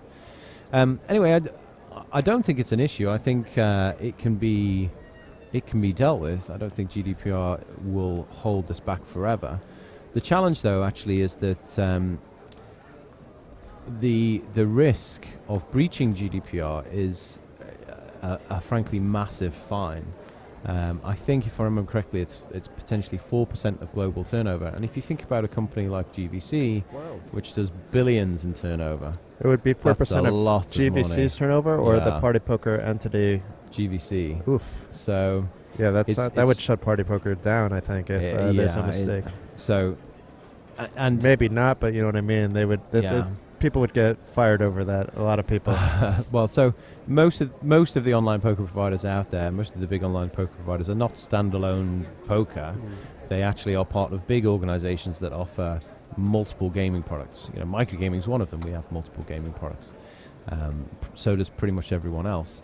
So what you're actually doing is saying, we think we can get around this GDPR thing. The risk is only a couple of $100 billion. You can see why some compliance teams would want, real security. Absolutely. And the issue also with GDPR, there's really no central agency that you can just go to for a pre-ruling before anything happens. Right. You can't just go ask somebody and say, "Hey, is this okay?" You just have to get a legal opinions, but those legal opinions don't provide insurance. They provide likelihoods and advice. It's like you can't then go sue the law firm for getting an opinion that didn't work out. Well, imagine if that was the case. Imagine if you could go get your, go send in your insurance claim. Imagine what would have happened after Black Friday. There would have been a lot of insurance claims filed. New player coming to our table is Jiri Starner. Let me see the spelling on this one. 7. Czech player. Okay. It's an international affair once again. And we are 28 minutes away from the break. From the break in real time? Yeah, from our break. But they're still on 200, 500, and we need the 300, 600 blind level as well. All right. So they're doing a break after level 5 today. Nope. Yeah, maybe. Because we're on level 5 and stream time, and it's been every 3 levels. That's true. On other days, so it would be interesting if that was the case. Numbers have increased to 1,250 while we've been speaking. Is that all? just another 48 while we've been sat here. Incredible. Nobody wants out. Actually, when I came to the tournament area just before joining the stream, I had to wade my way through not only people queuing up to register for the event, but also wade my way through the tables. They're packed in tight. Them gaps in the middle of the tables are for slim people. I've tried. I've tried. There is only one route in and one route out for me, and that's down the middle. This would be a bit of a hero call. if Idan makes this call. He's getting He about likes 3 to to dwell. 1, Yeah, he likes but to it's do half a stack. This is a tough call. I'd be very impressed, actually.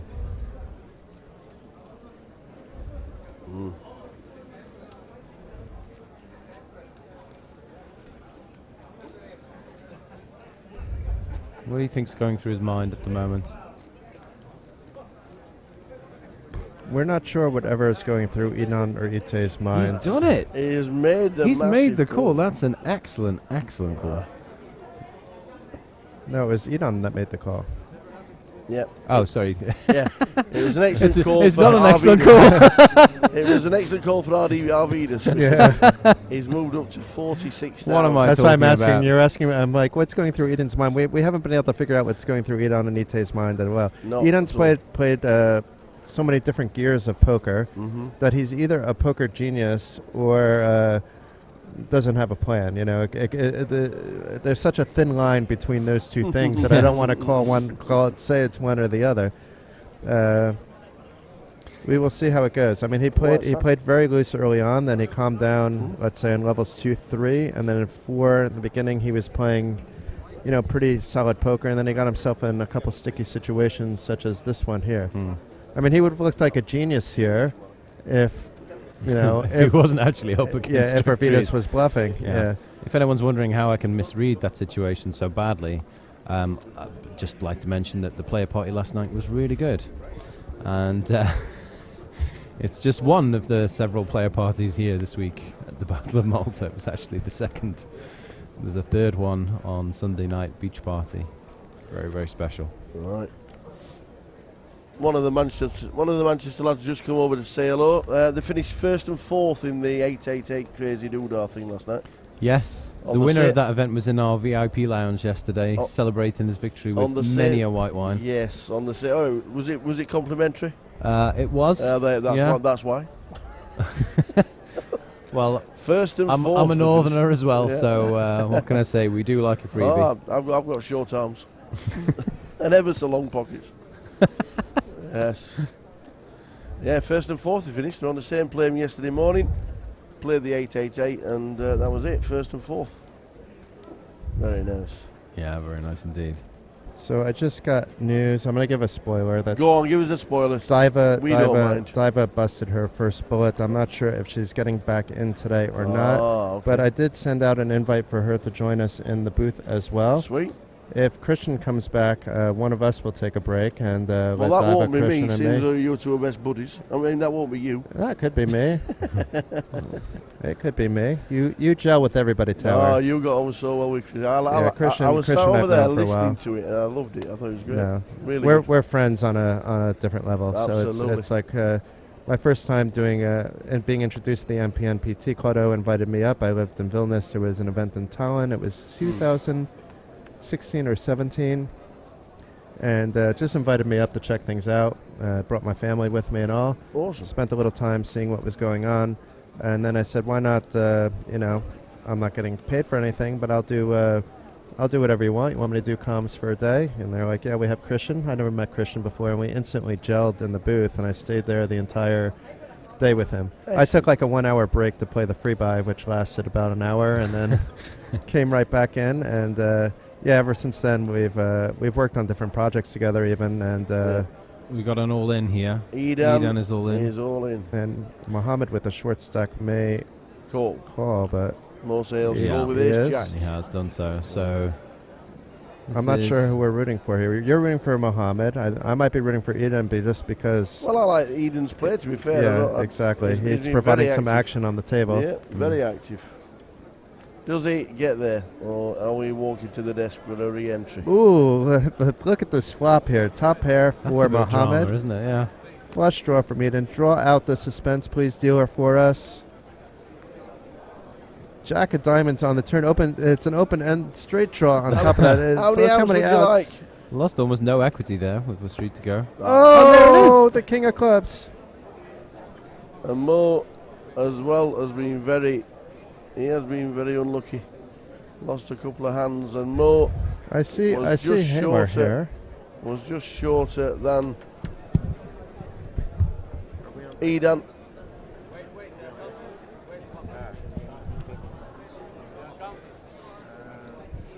So I'm gonna bow out. for just about shorter, 30 seconds. and off he goes. Off we go. So we got a seat open, and Yeah. did you say we had a new player from the Czech Republic? Yeah, seat number 7. Okay. Seat number 7, bring his name straight up. Seat number 7 is Jiri Stana. Chiristana. So Yeah, we can seat also number expect 7. another player to join the table in seat 1, I Yes. guess. Yeah. I'm guessing at the Shortly. next break, because we didn't change the personnel on the table after the first session, I'm guessing we're going to be changing it after the second session. Right. Because if they didn't, maybe the players would start complaining that we're on the TV table too long. Everybody can see what we're playing all the time. It's not fair. Yeah, I But- think some people would think that way. Some, Some people people would love just it. love it. Yeah. Absolutely. Some people love it and want the TV time. I remember filming the World Series Poker Europe when it was down in the Empire Yeah. for Betfair at the time, and there was it was when Daniel Negreanu came second to Barry Shulman. Right. Okay. Yeah.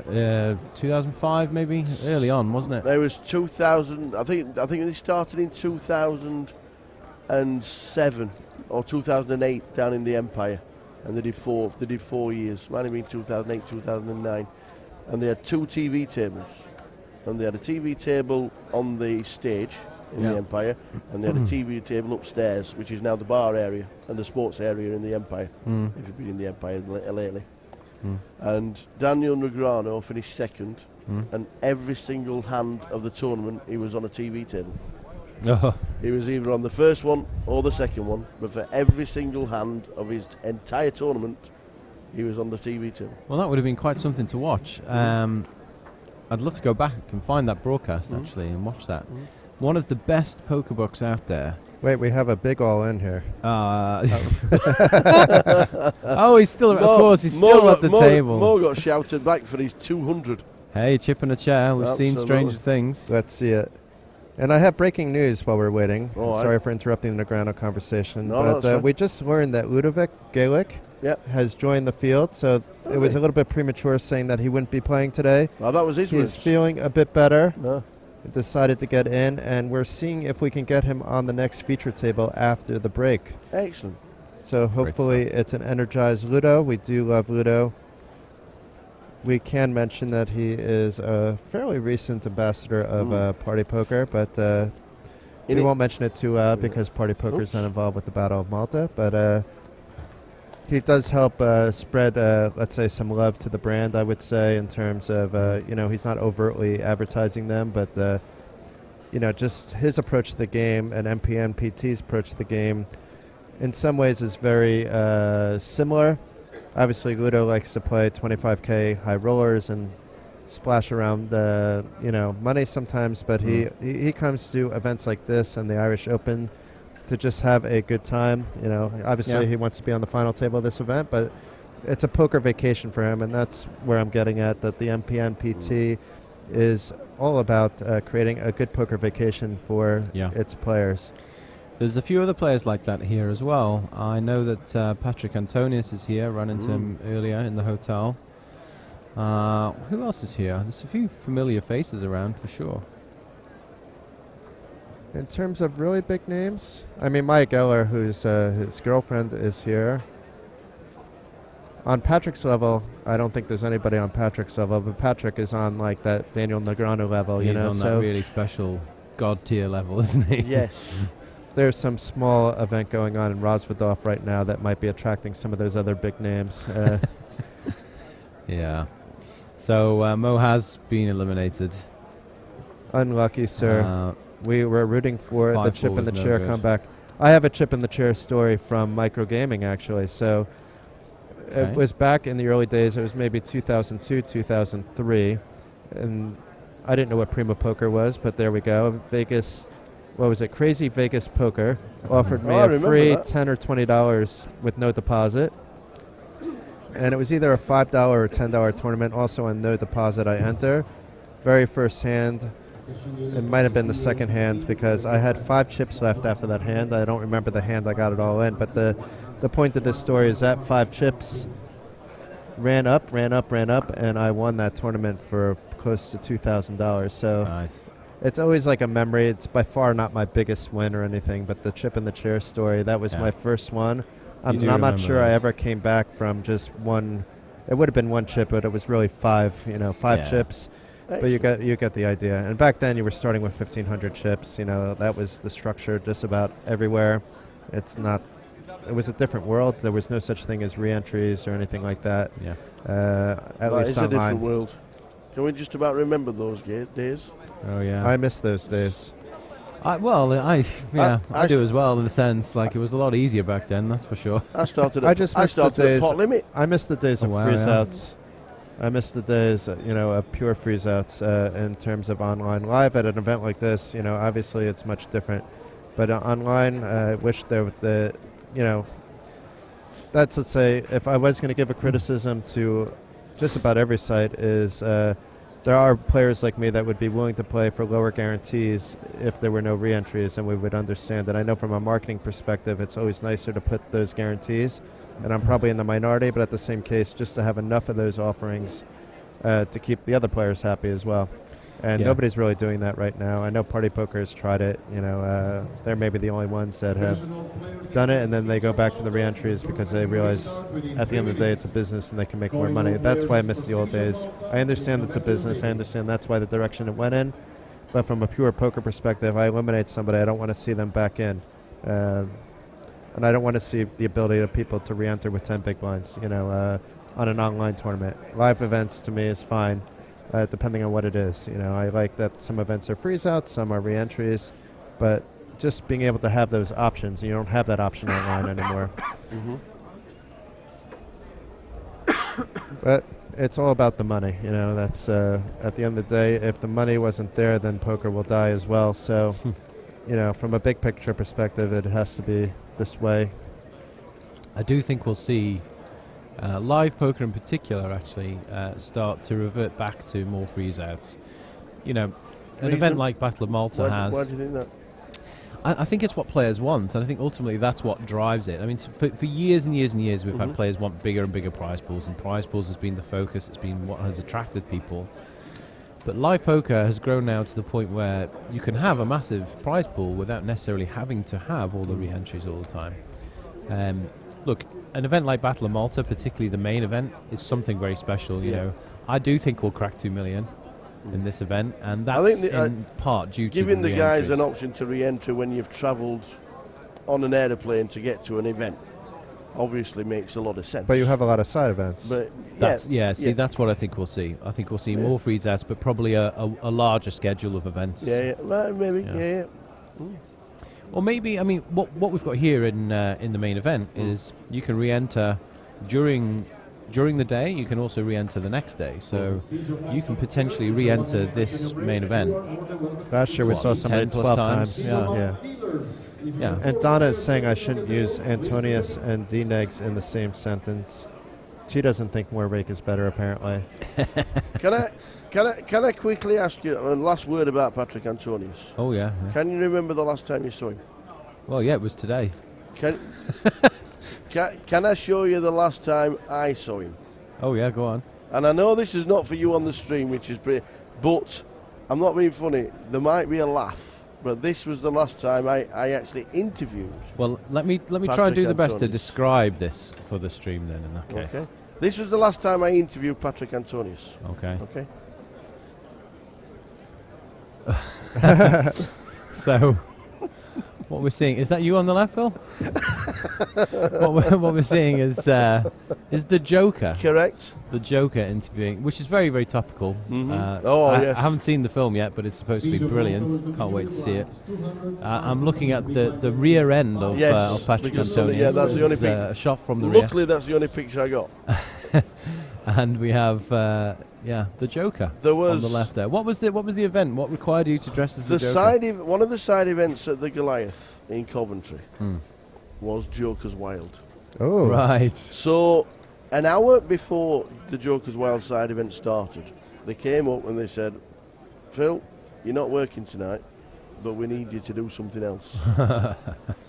So I ended up quickly, they'd already sorted out the outfit, they'd already sorted it all out, and it was Joker's Wild. It's a party event. There's 10 bounties on players, different players' heads, and there was a lot of money to give away. And they wanted music accompaniment, so we had like a disco, and I was DJ, looking like that in Joker's Wild. But I didn't know Patrick Antonis was there. He came to promote the new app that he's got. The first and he had a land of meeting poker. with the guys at Grosvenor Poker, or the Live, so Russ Tamplin, so the main guys at Grosvenor. And I had no idea. And then somebody says to me, "You're interviewing Patrick." And I went, "Right, okay. Where do I get changed?" He went, "No, you're not getting changed. You're staying as you are." And that was it. And so we did like a 2 or 3 minute interview, and he kept a straight face. Oh, well, that's good. He kept a straight face, and he came on the stage, and obviously for people that are playing a £100 event, to see Patrick Antonis there was like, oh my word, Patrick Antonis is here. Yeah. So there's a big cheer at Patrick Antonis as he come onto stage, and there's me dressed as the Joker, and we did this interview, and he kept a straight face all the way through it. It was like, and it was like pretty surreal. I walked in the Intercontinental. When I arrived, Patrick arrived the day after, so I'm walking up, and he's walking. He's coming with his suitcase this way. I'm walking that way. Never recognised me. It's funny that, isn't it?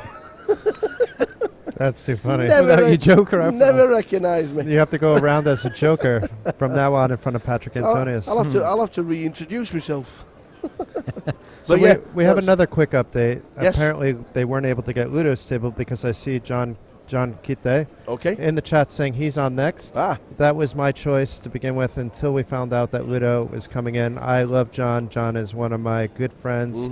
Norwegian crusher. He provides some action, so get ready to see some action after the break. We'll probably see some Norwegian viewers come into the chat because everybody in Norway loves John as well. John is here with NordicBet, sponsored player, so you'll get some more MPN love out of that as well. Absolutely. And all-around good guy. Giant teddy bear.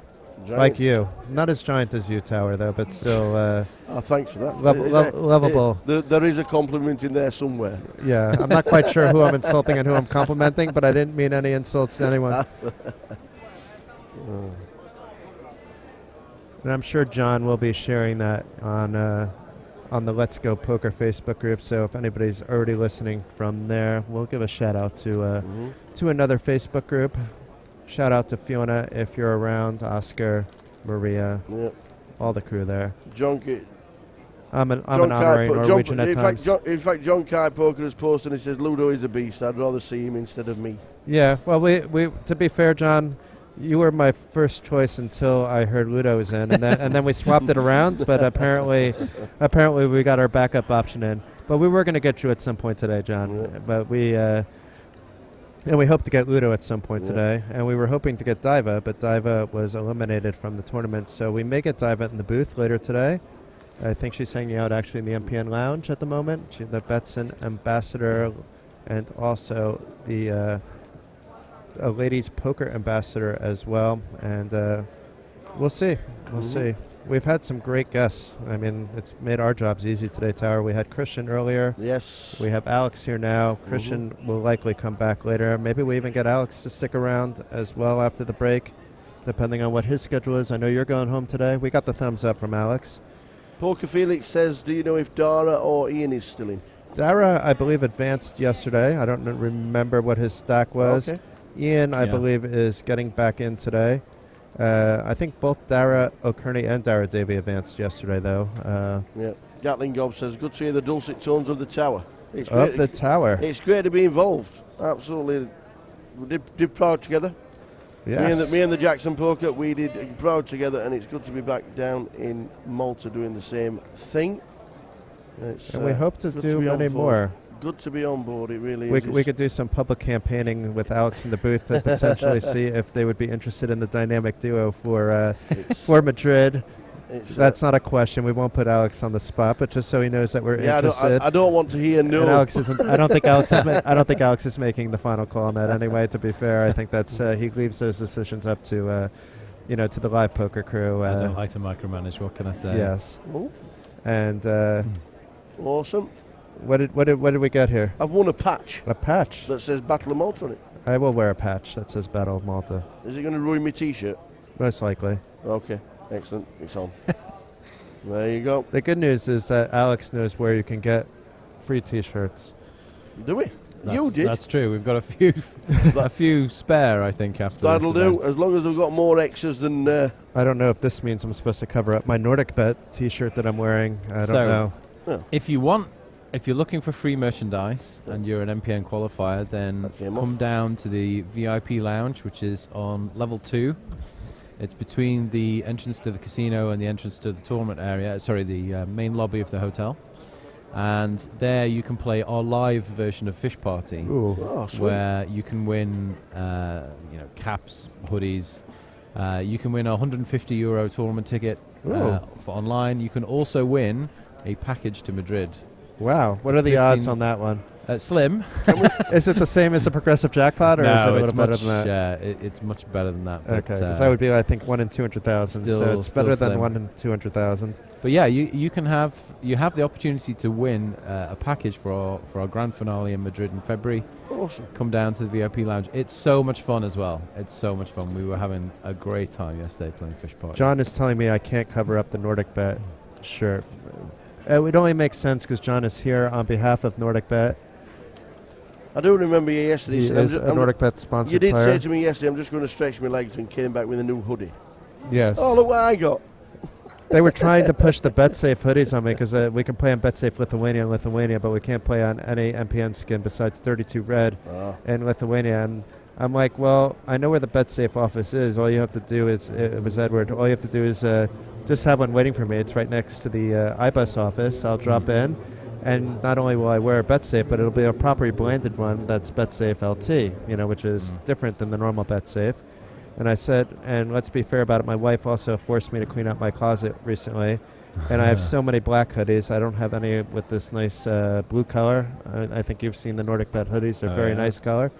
And I said, I've also been a fan of Nordic Bet for a while. Jostein used to run the poker room there. He's a good friend of mine, now runs the one at Guts. And, there's I could support a brand even if it's not available in my country. It's fine by me. That never worked for me the last time I walked into a Ferrari dealership. No? I like your cars. Yeah, it never worked. You should have walked in with a patch. If you had the Ferrari patch, hell yeah, you would have got an instant test drive. Walk in fully branded up. It's amazing how much branding you can have on when it comes to Ferraris, actually. We got Diva in, so we have to figure out what the team is going to be, but it looks like we have Diva, we have Alex here, we have me, we have Tower. We do not have 4 headsets, and I think a foursome is too much to ask for any of us. None of us would get a word in edgewise. So we will discuss what the comms team will be after the break, but Diva will join us after the break. When are we going on break? I think fairly soon, because John says he's already on the TV table. Yeah. Haymar is here getting ready. Maybe we give Alex a break, in fact, and you can come back. Diva, how long do you think you want to join us for? An hour, 2 hours? What do you want to do? 1 hour? So, okay, so Diva is going to play the bounty. We will have the presence of the lovely Diva burn for 1 hour, and then I believe either Alex or Christian, or Alex and Christian, will join us back after that. Apparently hanging out with the Tower and myself is in high demand, or maybe just hanging out with you guys in the chat.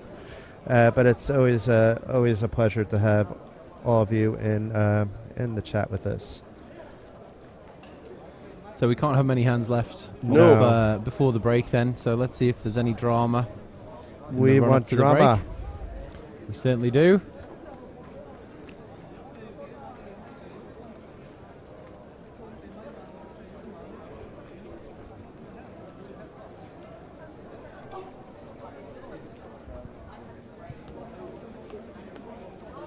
So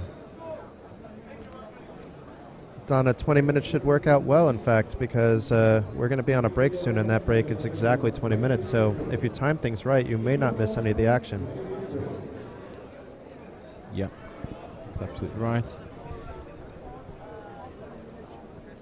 Oh, John's saying he's not on the TV table, so maybe it is Ludo on the TV table coming up. I misinterpreted what he said in the chat box. He's just tuning into our stream. And so he should. So then we will get John at a later point. Or John can come join the party here. Just let himself blind off a little. Come join us in the comms box.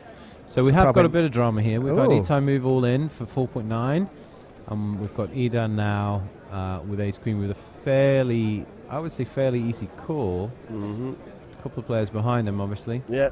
That's a jam. It's moved all in. Yeah, you're going to ISO, that's all. Can't argue against that, really. Peanut butter and jam. Oh, it's a great morning breakfast. It's a surprisingly good combination, that, isn't it? Yeah. Like sausages and chocolate. Sausages and chocolate. That's nobody ever agrees with me on that one, but just trust me, it's nice. I put peanut butter on top of a quarter pounder.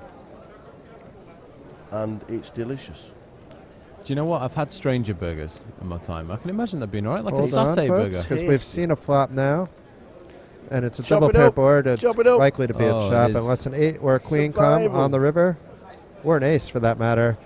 Ooh, Oh, the there ace it is. comes. Oh, there are. We were going to chop it up, not anymore. Yeah, Eden had to point out there why Ita had lost the hand. And I don't blame him. A bit confusing the way that It went is out. a little bit, isn't it? Why have I lost? Aces and kings with a queen kicker. Well, I'm glad you got to stick around until at least near the end of the stream, because you were certainly one of the more entertaining players of the table. Best of luck if you decide to re-enter. Grilled sausage and Nutella is actually pretty good. That I'm going to try. Okay? I'm going to try that. Is it bad that I seems think like you're the- all weirdos? How did you come across it? Well, sausages and chocolate. Yeah. At a barbecue. Someone had some Galaxy chocolate and sausages, and somebody said, "Hey, why don't you try this?" And I'm always one to try something once. Absolutely. So I'm not sure if we're getting a break now. I thought we were told that we were on getting a break, but it's 300, 600 it went up to. Oh, When did we start? can't remember. I've completely lost track of time. So maybe I let the lovely Diva in so she doesn't have to wait around. I can take a break. What's that? I'll go. No, Alex. it's okay. It's okay. Yeah, But thank you very much for having me. I will be in the VIP area then for a Okay. little bit longer. So many good words about everything you've done. Oh, thank you. Yeah, much So many appreciated. good words about everything you've done for the MPNPT plus Micro Gamers as well. It's just like, I think from the outside it's sad to see it go, but fingers crossed for the future for yourself and all your team. Thanks very much. And yeah, just to say one more time, we are going to make the next few months really, really special. So stick around. Yes. It's going to be fun. We'll be on there. Thanks for Okay. joining us, and we hope to have you back. Thanks, If Alex. not, we'll be in touch, Alex. Excellent. Okay. Thanks very Thanks. much. Thanks, Alex. All the Mr. best. Alex Scott will be around at the fish party if you are in the casino downstairs for a beverage or two. And incoming right now is the amazing. We've lost track of time. Come and join us. Thanks, Alex. Coming with us is the wonderful, the ambassador, the poker player that people fear at the table. We were told that there was going to be a break, but the blind level went up, so Yes. we were misinformed. So Diver Burns, stick it on. Your Yeah. mic is on. Your mic is on. Looking good with the microphone, Oh, yeah? Diva. Oh, thank you. Good And afternoon. welcome to the stream. Oh, thanks for having me, guys. It's a pleasure. And you're in pink. I know. Pink it's the October. best cancer, Pink October. Yeah. Yeah. Always supporting women in poker and outside poker. It's always good for the right And cause. it's always great to say, save the boobies! Yeah, well, I'm not sure it's as exciting like when that happens, but yeah, it's always. And Diva's from Lithuania that lives abroad. Arvydas Mefeldis, you probably know Oh, him. Arvydas, Melfredas, he's very, Yeah. very good poker Yes, player. he's been with us for a bit of time. Seat 6, yeah? Yes, another Yeah. Lithuanian player. I believe he's lived in the UK for about 10 years. I've yeah, met him a few yeah. times. He's crushing online. He's primarily online crusher, and he comes and plays live events sometimes. He's also a when he poker feels like it. instructor. He's done a lot of Yeah, videos he's a for coach Tournament as well. Poker Yeah, Edge. I don't know if he's still with them, but that's where I know him from. Yeah, he's very good. So it'll be interesting to watch him. I'm sure he's gonna play some good hands. Who else we got here on the feature table? A few unrecognizable players from our perspective, but we've gotten to know them a little bit. Yeah. Eden has been, let's say, the most unpredictable player on the table. Was C2. Seat Seat 5. Sorry, Seat 5. Seat 5, sorry. Yeah. Oh yeah, Levy. seat 5. Okay. And then when we just lost a player that was even more unpredictable than him. But the action has been pretty good. It's been a lot of good poker play, good poker action. We've lost a few solid players as well, including Mohammed, who played well. But Diva, you didn't have. We don't know exactly what happened with you, so we know that you entered. Yeah, I was playing today in the main event, and I lasted 3 hours. So I think it's one of the shortest runs for me I had in a long while. I don't usually tend to bust early in the game somehow. No. But I just had this unavoidable hand where I started the hand with 60 big blinds, and early position guy opened and small blind defended. I called with 7-6 as we deep. I'm happy to play post flop. So the flop comes queen 7-6. Bingo, right? You flop 2 pair, blocking sets. Life is good. Yeah, life is good. There is 2 diamonds there, but I'm not too bothered, about that. Not too worried. So I small blind checks, I check, and the initial opener he bets. Small blind calls. So I raise now to 7,500. Initial guy calls, and small blind after tanking for a bit fold. So I assume he had a queen because he had a decision there with top pair. So he folded that, and 2-way to the turn, which is 10 off. Okay, so, safe card, safe-ish. Yeah, 7-6, queen 10. It's actually good for my range because I could have 8-9 as well. So the pot is 18,000, and I shove my remaining 15,000. Okay, seems and reasonable. I get looked up by ace 10 of diamonds for a flush draw. So flush draw and a better pair on the turn. Just bottom pair, Yeah, bottom. Well, yeah, Not bottom pair, not but bottom second pair. Yeah, so I think he's got about what? And then an ace on the river? Yeah. Okay. An ace on the river and game over. So that's my bad beat story for today. Yeah, that is a bad beat story. I'm sure you'd play it the same way every Yeah. time, knowing, especially if literally. you knew exactly had ace 10 of diamonds, it Well, played I right mean, into you. in any flush draw, I'm happy for him to call, the pot size bet. He's only got 23% equity or so, and he's paying the pot to see even one card. So yeah, I mean, it's all fine. That's poker sometimes, as Yeah, you know. yeah, You've it's played enough absolutely hands. fine as long as I'm happy with the way I play. Yes. I literally just move on and off to the next. It doesn't really affect me psychologically or any other way. And we talked before you began, and you said that we both hope that you wouldn't play tomorrow, but that you will play tomorrow Definitely playing if you tomorrow needed to, again. but that you would probably just fire one bullet today and then take a look at the side events. And then you just mentioned that you're going to enter the bounty Yeah, there is today. a good bounty side event tonight. It starts at 6, so it's 200 buy-in, 100 euros goes to the bounty. So that should be fun, one-day event. And back to barreling the Battle of Malta tomorrow at 1 o'clock again. And there is another flight. I think there is 2 flights tomorrow. Yeah, for the the main turbo event. at night. Yeah, so if worse come to worse, I might give a shot in that as well. I think by the time, but if you do get eliminated in the first flight, which is the main flight, and you see the size of the prize pool, it's an instant. I've got to flick back in. Yeah, exactly. Especially if you get bust out early doors, Then the question is, do I get back into day 1D when blinds are going up 40 minutes? So I think it depends on the time of the day. Yes, for Or sure. do I hop into the one where it's a bit more, I wouldn't say spewy, but higher variance with the 20-minute blinds? The Well, in 20-minute general, blinds have a better chance of yeah. making day 2, but you're going to make day 2 most likely with a shorter stack on average Or than other you way would. around, like Yeah. either very short or either very big. Yes. But it is high variance game in general. As soon as I started today, literally first hand, one guy tried to bluff me by barreling 3 streets, and it was 15k pot. At 100. Yes. Wow. Yeah. We should have had your table to start. I know, seriously, it was pretty sick. It was actually, we lost the player within 1 hour. Wow. It was battling from the start, literally. We have Hamar here, so I don't know if that means anything. Nope, it means nothing. So the break will be in about half an hour, I believe. So we had the timing a little bit off there. Is the bounty an event where you should sit down for the first hand?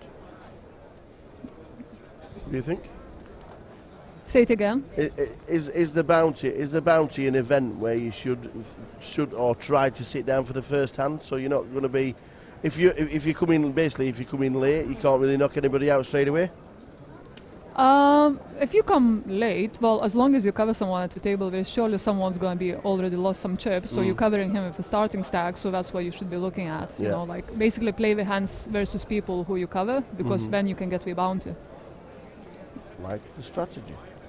Yeah, definitely don't want to battle, you know, like with people who cover you, unless you get a hand. But yeah, I mean, great event. Do you think guys are going to beat the interest for last year, which was 3,800? Going to beat it by a lot. By a lot? Yeah, I think it's going to be by at least 500 because there's an extra. There's an extra opening flight. So yes, last year day 1A was on Thursday. Yeah. And this year was day 1A on Wednesday. Yeah, so add an extra day. It makes a big difference. And if you look at the turnout today, it's similar to the turnout on day 1B of last year. It's actually probably even more. I would have to look at the numbers on the break. Yeah. And day 1A and day 1B were bigger combined than day 1A. I think day 1B this year was bigger than day 1A last year by itself, in fact, or very close. And yeah, I think without a doubt we're looking at over a €2 million prize pool, which means I'm going to owe Tower €1 because he set the line at 2 million and then took the over on his own line, which I allowed. Okay. Which I allowed because we had another line on the size of the day 1B field, so we're going to be even after that. I'm already tossing in the towel, but we'll wait to a royal. Hold on. Oi, oi, hey. Royal of clubs. Oh, it's not spades. Oh, man. Wowzers. I don't think I've seen that live ever. We saw a royal of clubs on the side table yesterday, and now a royal of clubs right here on the stream. That's impressive. We're too busy having a good time catching up with each other, but we'll pay a closer attention to the poker action. There wasn't much action on that royal. The table probably doesn't even realize there was a royal because the hand didn't go to showdown, but there was in fact a royal flush on the board. I mean, the guy only had 8 high, so you always need someone to have just slightly worse hands so you get paid, you know, or get some more action. But then someone's got literally 8 high of a different suit, it's just nothing is going to happen, right? If it had been in spades, that would have meant an iPhone 11. iPhone 11 would have been beaten, but that's 2 days running we've had a royal flush in clubs. 2 days and running. that only assumes that the player that had the royal there has an 888 poker account, because if you don't have one before you hit it, you're not eligible for the 888 promotion to win that iPhone 11. It has to be spades, you said. It has to be spades too, yeah. So it's very hard, but there's other prizes you can win besides this. Not only the iPhone, it would have cost me €1 because I said it wasn't going to happen. That's right. I forgot about that side bet. I said it won't happen, and you took the yes instantly. Yeah. You said with the amount of tables and the amount of runners and the amount of hands, it's bound to happen. Where I drew a bad beat is that the dealers weren't told about this on day 1A and day 1B, so if it did happen on those days, nobody got credit for it. We have another all-in, and it's another short stack. Antley, who's been on the table all the day. But what's Luca going to do here? I mean, this is what an interesting setup. This could be a 3-way all-in. It all depends on Luke's risk aversion here and how likely he would be to re-enter as well. If the €555 doesn't mean that much to him, then he won't mind himself as a short stack taking a chance to win a monster pot. He does, in fact, make the call. So we have a 64,000 chip pot, one of the largest that we've seen of the day, perhaps the largest that we've seen today. Eden can also be one of the table chip leaders if he wins this. Anatoly's going to need some help. He's going to need a queen or some spades, but not too many spades because Luca has the ace of spades, so let's see what happens. But does show up somehow with 22% equity despite his king being blocked. Eden can be in worse shape in a 3-way all-in with jacks being the 2 queens on the flop, and it's Anatoly looking good to triple, and Luca Wow. looking good to win that big side pot. Eden already packing up his stuff. Yeah. An ace on the turn. Oh my! Wow. Anatoly, time to get up for you as well. Yeah. Oh, man. Insane. That's No, Jack crazy. on the river. Oh my God! Just a Oh, needle. The needle on the river. Wow! Everybody needled Yeah. along the Oh, way. my word. There's no That's one who's taking insane. a picture of that. We need a clip of this hand. We have a clip of the royal that we Yeah. missed, but we need the clip What of a this hand. hand. Wow. Miko's already, he's Wow. already clipped it. What a hand. Needles on the river. What a flop, what a turn, what a river. Oh, my word. That is sick. So when you're on Live like poker that, is rigged, Diva. yeah, when you win that hand, you know it's going your way. Wow. They say online poker's rigged. No, live. Yeah. You see enough live poker hands, you see it all. I You- think feature table's rigged. Oh, we got Wow. postalized. I'm still in shock. Yeah. We talked about that a little bit. We didn't Oh, get yeah, into we detail did. about postal, but Oh, like yeah. the chances of it happening on a tournament table are slim to none, and there's no phones allowed on Yeah, exactly. on now most tournament I tables, had- including this one, and no headphones. I had That no bothered David Lappin. No, I sorry. had no idea that the main event was short deck. Oh. Tell you what, that was a hand and a half. Miko's Yeah. already clipped No it getting for us. away, and No. none of them should be folding that any hand. street. Yeah. But also, It's- no headphones are allowed at Yeah. the table. Of course, and yeah, then which you is have, amazing. And then you have guys like David Lappin who always have to be Yeah. on their phone. He's Yeah. on the featured table, but you don't see him. You know, you see him while Yeah, he has the you just cards, and, walk then off, he's right? walking Well, off that's every the- other that's hand. a polite thing to do and professional thing to Yeah, do. If you're yeah. using your phone, you should be walking away, you know. Yeah, and it's And- not just Lappin doing that. It's pretty much Yeah. everybody with an active social media Yeah. presence. But I like that, you know, like we don't need to be told off, you know, you just kind of know it's the right way. If it's the right Yes. way to go, you know, you just walk away and everyone's happy, you know. Yeah. We have Ivars filming us here. Should we be waving Ivars? Everybody coming in. We don't get filmed when you're not here. Oh, just, really? Just Aw. so it's love for Diva, Oh, thank you. and I'm not sure what's going on. They may be waiting for other players. And I hope we have some cards now. I think we are waiting for players for sure. Yeah, we have some cards and chips out. They'll play some 6 max. Oh, aces for Arvidas. My Can we see Lithuanian another mate setup? in a small blind. Let's see what he's gonna do. Obviously, Sakmes I assume he's Arvidas. gonna 3-bet. Yeah, versus the big stack who's open. UTG. We haven't talked Lithuanian at all this week yet. Really? No. I mean, me Galim, and you. galim pradėti dabar. No. I'm not going to talk Lithuanian Yeah. on the stream. I had to think Yeah. about what Diva was even telling me. I had So to you can switch my start right mindset. now. No, it Yeah. confused me too much to do it with the headset on because I really have to focus when I'm Yeah. hearing it, Mhm. and then with the headset, it's too hard for me. So yeah, as expected, he's gonna 3-bet. You only like 5-handed. You got aces in small blind. There is no way you're not going try to extract more value if he's got a value hand opener. So Arvidas makes it 5.3k. Yeah, gets a gets call. looked up by sevens, who's Ooh. essentially set mining, right? Yes, and this is going to be hard for Marcin to get away from because this is if you're not going to hit a 7, you're looking for this kind of flop where Yeah. you have I think he's- overpair. Yeah, you're probably gonna pay one off and see what develops on the turn, but you shouldn't go crazy, really. I mean, Arvidas got all the pairs in his range. He's also got all the deuces, 5s and 3s in his range, which he could potentially 3-bet pre-flop. Let's see what Marcin does here. We would be just calling one street, but we've seen players raise in this situation. We've even seen players fold, open fold on like the flop in these situations with a hand like 9s, but Yeah. that looks like it is a raise. A raise to 11,000. So this is Wow. going to get him in a little trouble. I mean, he's wrapping very thin. I mean, with aces, you're loving this because So you're never worried about under the gun having, let's say, pocket 5s here. I mean, you only worry about pocket 5s, essentially. I mean, deuces and 3s unlikely, but possible, of course. But I think what's more likely, hands like 10s, jacks, queens, kings, we are absolutely crushing.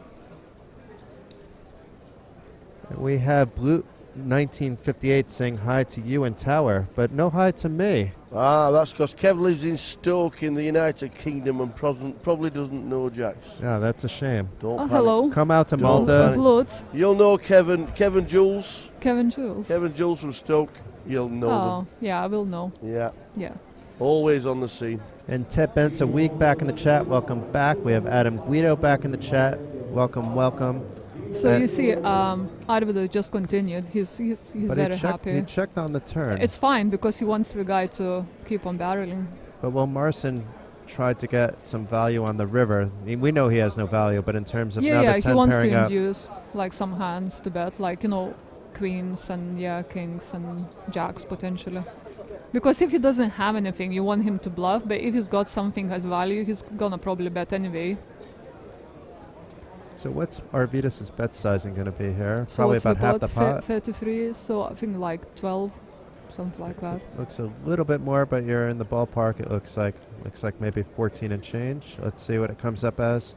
15.7. Oh yeah, I was close. So about Yeah. half the pot. Yeah.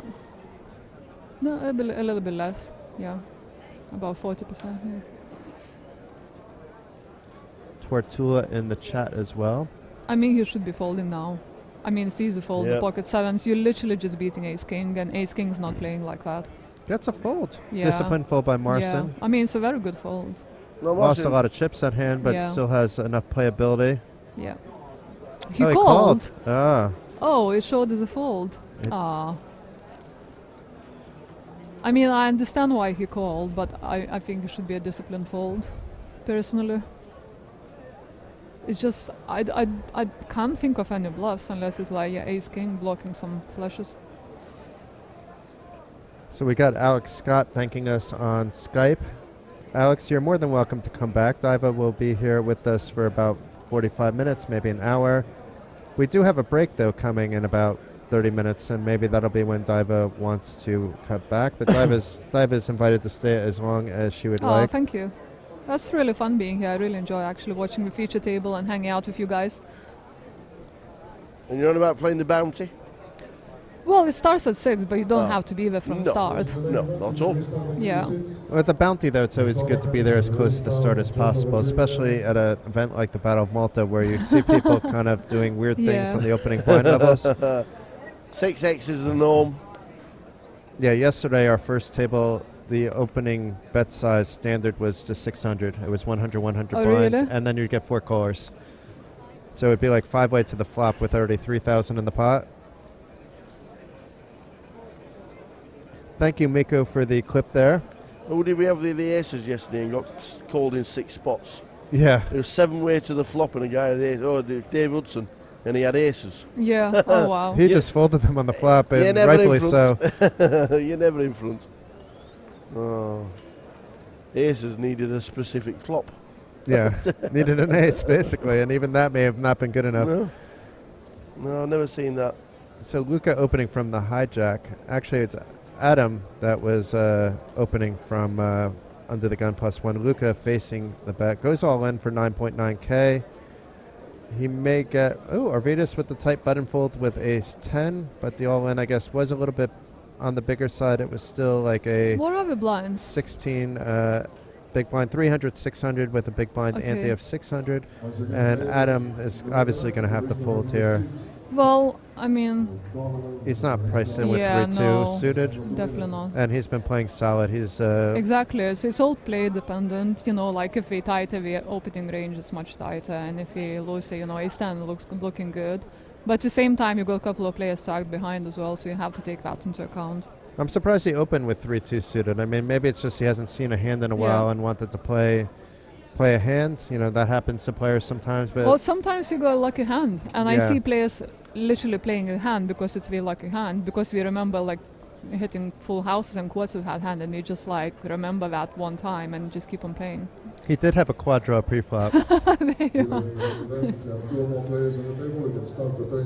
So, Diva, what are you involved with? Let's do some promoting and some pimping. Okay, go you on. have Betson badge on, so you are a Betson ambassador. Yeah. You have your flip pin on. Fantastic ladies in poker. Wonderful Facebook group. If you are a woman that is either pro, recreational, or just interested in poker, Yeah. there's updates that happen all day long. If you're a man, don't even bother trying Don't to even apply. bother, because me and Don are literally gonna block you. Snap Yes. block. You will get the snap blockage. You Yeah. may, and if Donna knows you may get more than snap blockage. You may get snap blockage and a Yeah. And it'll be not a game real over. slap, but an internet slap. Yeah. So Yeah, it's a huge, I believe it's the biggest closed female-only community in the world, because there's a couple of female poker communities out there which are open to both men and female, and mine is just literally only girls. So I think that's our unique selling point. So, and it's really friendly and welcoming, and just all about positivity in there.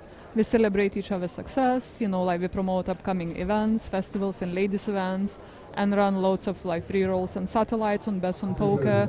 For example, we gave away one package for the upcoming Malta Poker Festival on our ladies group as well. So Great. we give away, free packages and stuff. and So- you have a Flip member in the chat here. So 77 Kate, welcome, and Oh, that's nice. I am thank you meeting for a few. supporting Yeah, women's poker. Just being a Yeah. member, you're supporting the community for itself. sure. Yeah, it's really nice. So yeah, I created this badge. I give out to the girls. I met a few group members here already. So Are men allowed to wear the badge, or just not allowed to wear the badge, or of be in course the we poker are. group? Okay. You can support it, but you just can't be it in a group. I support women's poker, as Would you like know. a badge? I would love to have a badge. That's nice. I got one spare one there for you. There you are. Thank you. And I've always been a supporter of everything that Diva has Yeah, done you've over been the wonderful. years. Thank you so much. Yeah, And much appreciated. there is not only good value, but good camaraderie. You know, it's sometimes intimidating, especially if you haven't played a lot of poker, to be playing your first poker event. And Yeah. I don't say it's like support group, but yes, a lot of people have been in that position, and it's the reason why it's probably good that men aren't in there. Men just assume, I'll just go and play. You know, it's not a physical game. No, it's intimidating. If you're, like, I've seen even Diva at the table, right? Yeah. Diva is very nice, very approachable. We'll Thank you. discuss hands, very analytical as well. But people think because she's a lady and she's at the table, and if you're at a tournament you can't get up like you're at a cash game table, gives them a right to flirt at times, which maybe isn't intimidating to a lot of people. You know, maybe Yeah. especially if it's friendly. That can be fun, not to everybody, but Yeah. to a lot of people. But then take it that step further where they're being macho aggressive, you know, and that could be hard to deal with at times. Yeah. So I've seen you deal with it, and you deal with it quite well. I'm used to this. Yes. I've seen all of it, before. I've been around poker for like 10 years plus, but professionally 7 years. So I mean, it's like any kind of job, office job. You go to work. You just never know who's gonna be in your team, right? And you just have to make it work. You just have to adapt and adjust, and like sometimes tell them off, and like give some boundaries, what's okay, what's not, and then people usually are fine. Hold on a nice. second, though. Shraga, who's a new player, went all in with a king high flop and got a fold from Marcin that had the top pair. So we missed an interesting hand there, but I know. I'd rather talk about Diva than that particular hand. Yeah, it was an interesting hand. Yeah. But the difference is, to get back to what you're saying, is you treat this as a job, and a lot Yeah. of the women in your group are treating it as a hobby. Like I treat it as a hobby. Yeah. I'm in the poker industry. I do Yeah. play a lot. I have played a year or two professionally as well, Yeah. but it's mostly a hobby for me. And now when I play, I want to have fun. And Which men is that are fine. at the table have to keep in mind that the women that are coming there may also be wanting to have fun. Not Exactly, everybody's yeah. a diver that's a professional, just Yeah. that's a woman at the table.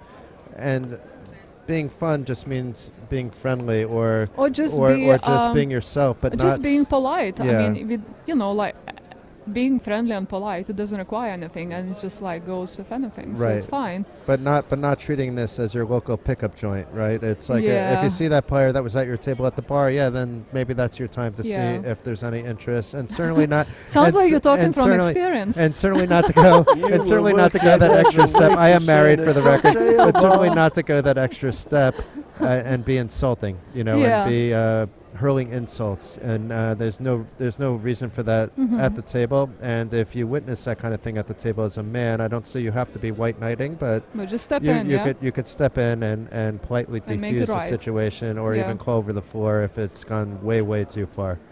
So But yeah, like I said, the group is like about giving this platform for the players who not played before and are new to the game to play online and practice before coming and playing live and feeling more comfortable with the game. So we run satellites and free rolls and ladies only events on bets on poker, and we got the same passion like me about women in poker, and so we've been really supportive and it's great. Interesting hand here. We'll get back into this in a second, Diva, but we have bottom pair for Adam, and we have a flush draw with 2 overcards for Yuri. Adam has been playing fairly solid, so I don't expect to see so much develop, but I want to see how this hand plays out. The link. Yuri bets 2.5.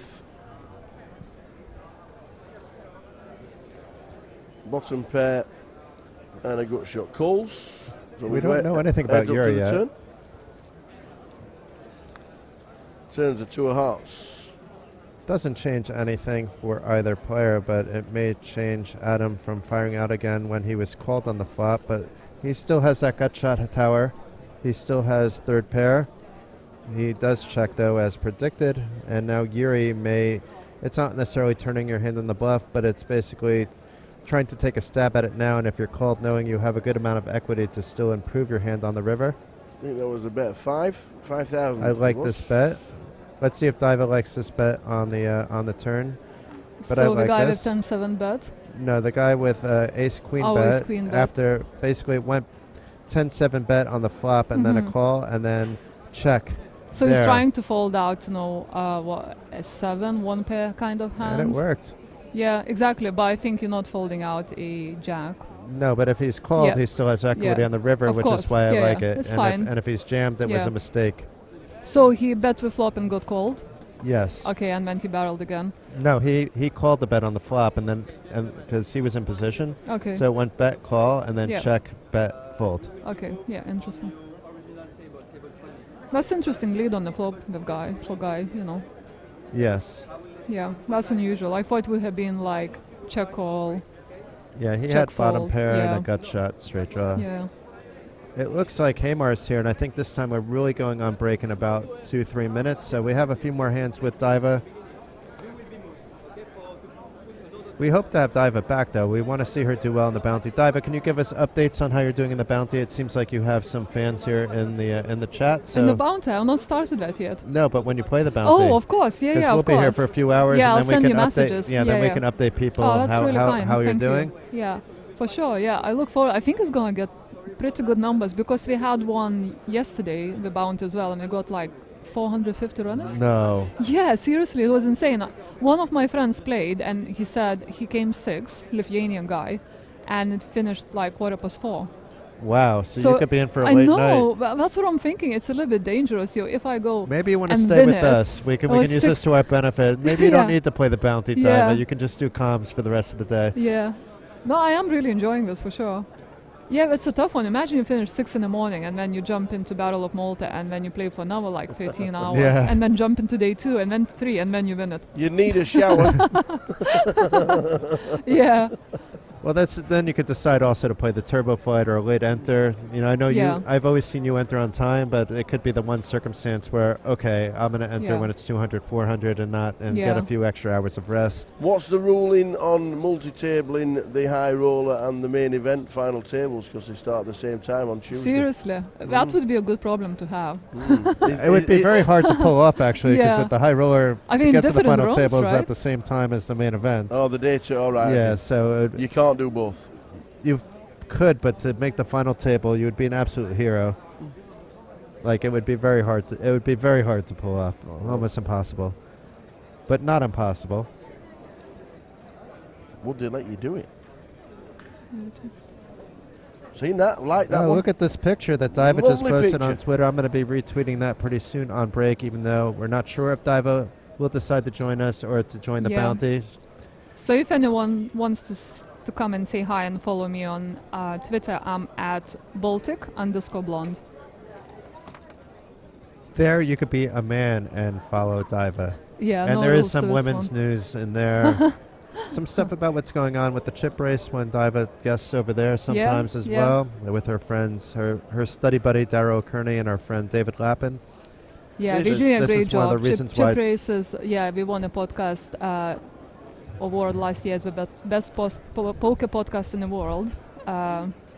So GPI awards, poker awards, and yeah, the guys are doing an amazing job. We got like figures such as Phil Helmuth and Patrick Antonius. All the stars want to be Jason on the show. Glatzer was on it. Yeah, Not exactly. last year though. Yeah, seriously. Not during the award-winning season though. Yeah.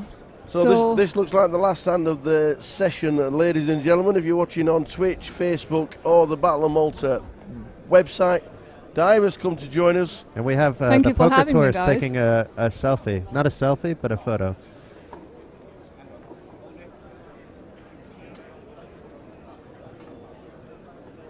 How many? That was a serious flash of That Sue. was.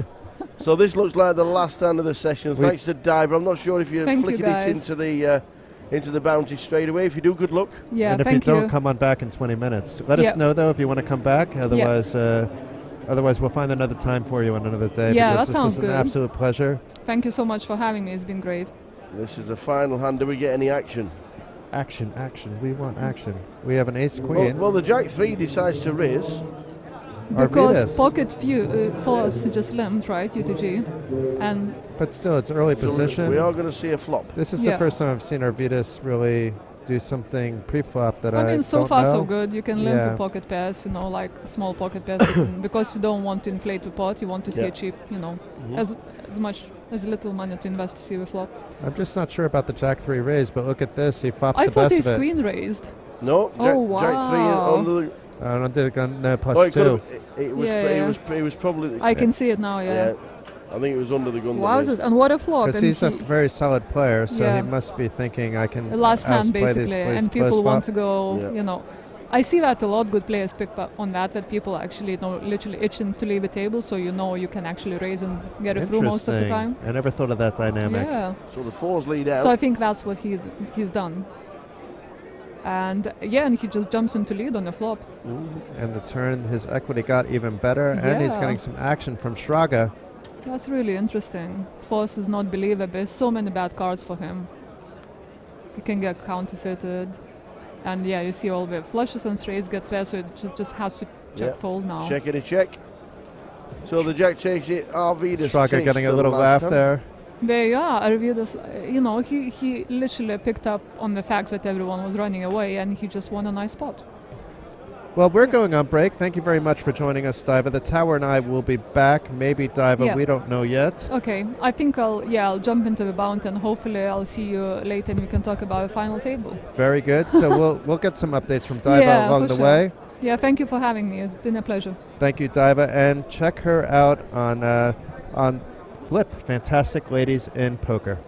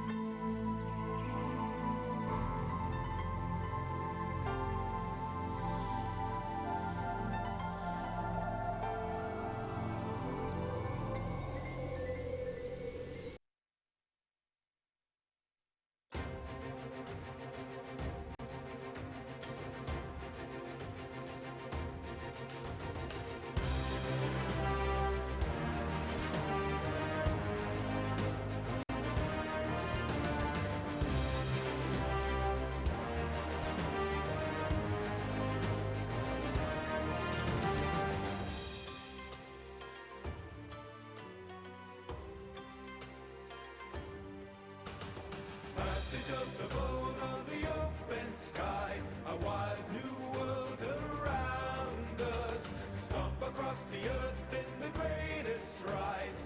Thrill of the chase has bound us. The time has come to find your taste for danger. The time has come to find your place in nature.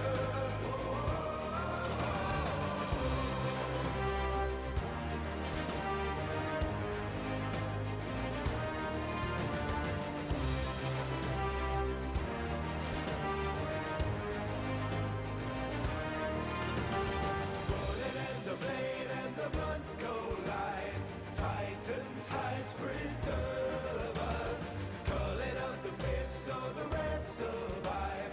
Heart is the guiding purpose. There is no beast too brutal for you here. The time has come to find your taste for danger. The time has come to find your place in nature.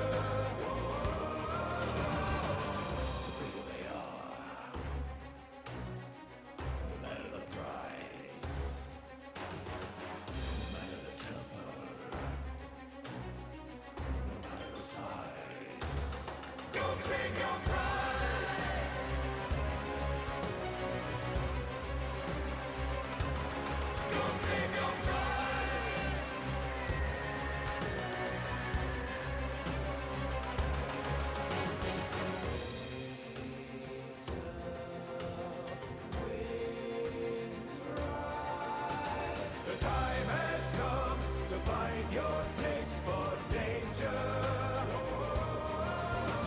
The time has come to find your place in nature. Find your place in nature. Find your place in nature.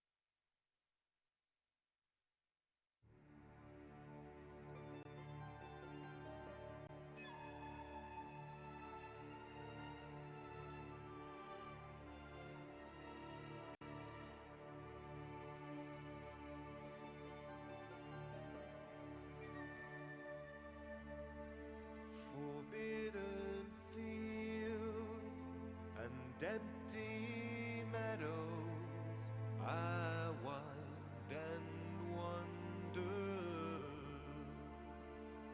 to pierce the seal and loose the shadow.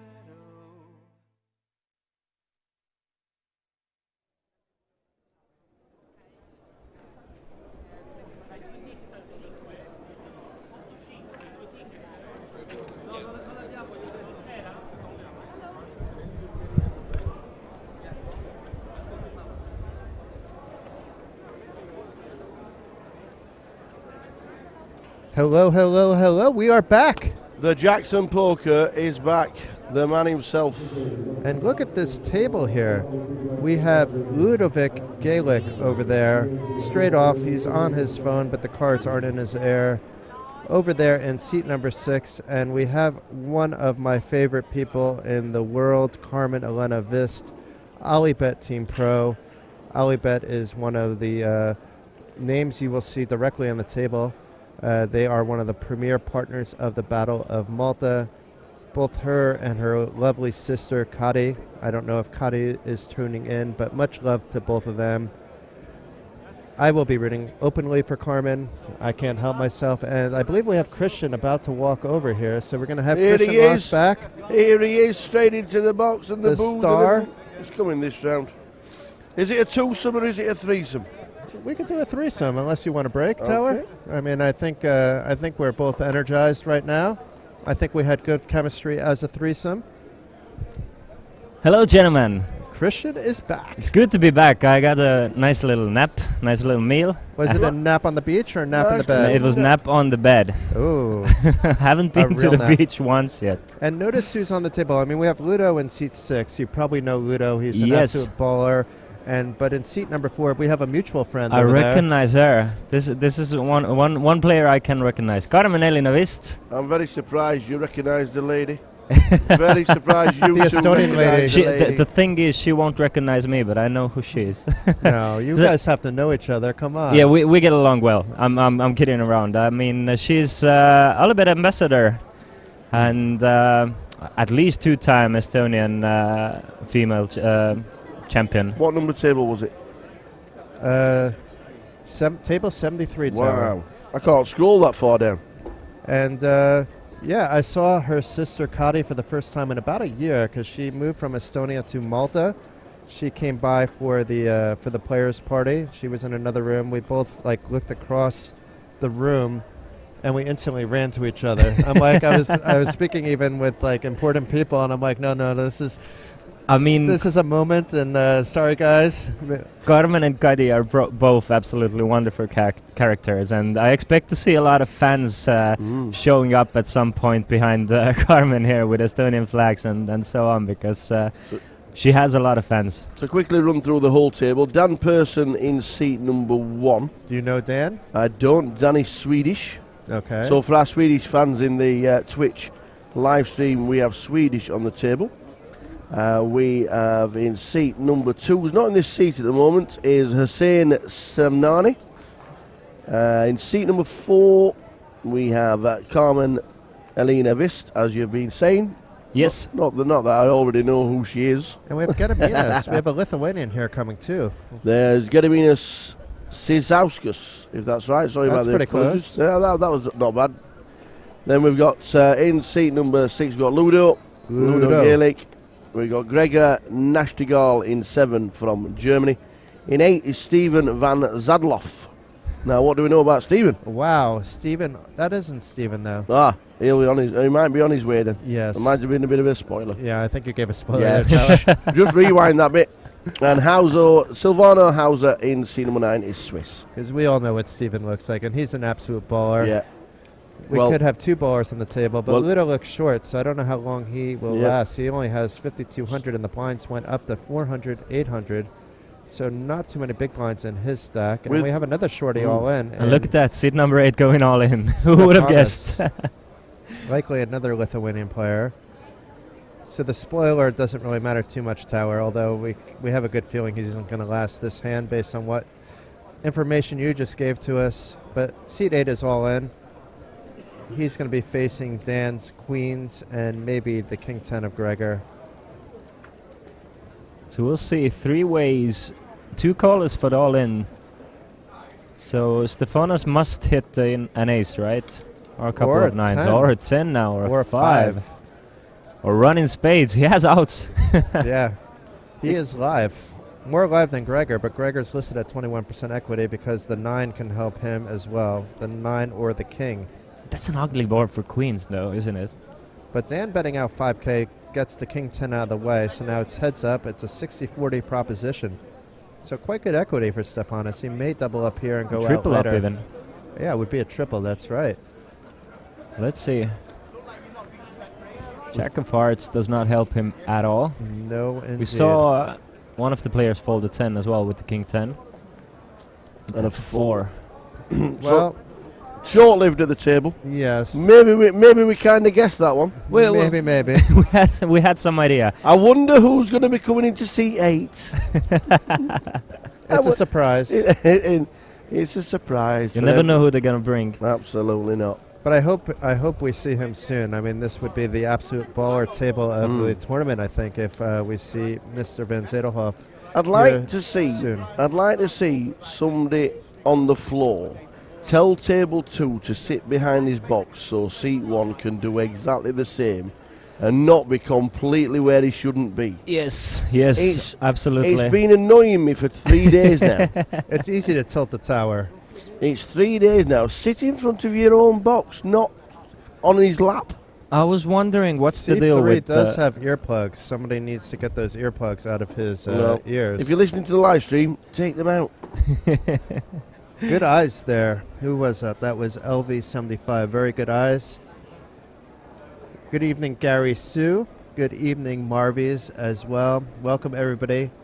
Once again, this is Jason Glatzer, Wacky Jackson, or Jackson Poker on Twitter, here with the Tower. Evening. Here with Christian Loss. Hello. Good friend of mine, former commentator of the MPN PT, and current techie. Techie, let's say that. At the HD Poker Stream, who's providing the stream coverage that we see. Yesterday, Christian was busy doing the bet tracking, which is perhaps the most important bit. Without that, we'd have very big problems understanding how much players are betting, especially with the single fixed camera that we have on today's coverage.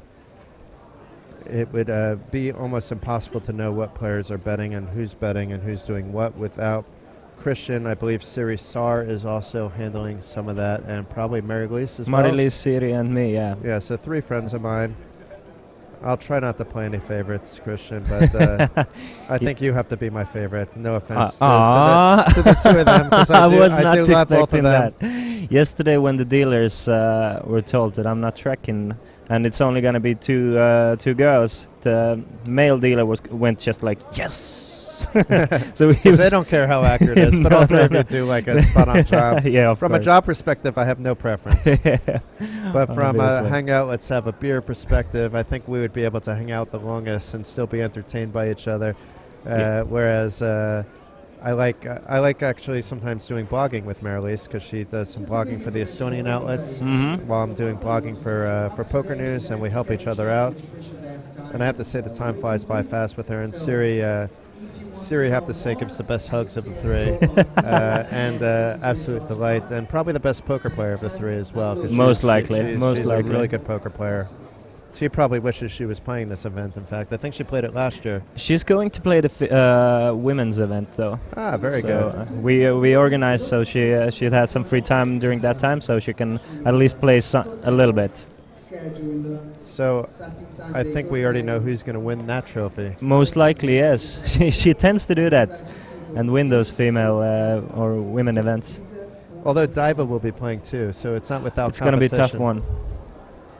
And Carmen may play that. We'll see. But Carmen that's- shies away from women's events sometimes. She Yeah. likes playing with the men because she can hold her She own. can definitely hold her own. I mean, she has titles to show, and she's super popular as well. She was still the most popular. Well, in the award shows, they give out the most popular player award as well, and I think she's gotten it 3 years in a row. So she's wonder very why. much loved in her community. We're being asked how long the re-entries are for, and you can re-enter up until the conclusion of level 10. We are on level 8 now, so by the time we go on, we're in level 7 now. So there'll be 3 more blind levels, then the 75-minute dinner break, then 1 more blind level, and then late registration will close. The day will not end until 15% of the field remains, in which case the entire field will be in the money heading into day 2 with their stacks. They could also choose to forfeit their stack at that time if they, let's say, just bag a blind or 2 to get that min cash. They could forfeit it and re-enter if they choose on tomorrow's day 1D or tomorrow's day 1E. We will not, I don't think, be providing coverage of the day 1E Turbo. We'll be skipping that one, but we will be providing the same coverage that you've seen the last 3 days for day 1D tomorrow, starting at around 1:30 your time. During my break, I heard some crazy estimates of how many players. I think you're gonna be the closest one, Jason, with the 4.8k, because the organizers, they thought that it might be 5k people cracking and Wow. entering. This is their estimate that it's gonna be 5k and 2.5 million. Sick. Wow. It must be massive tomorrow. They need to make some room tomorrow, but I guess it could be done.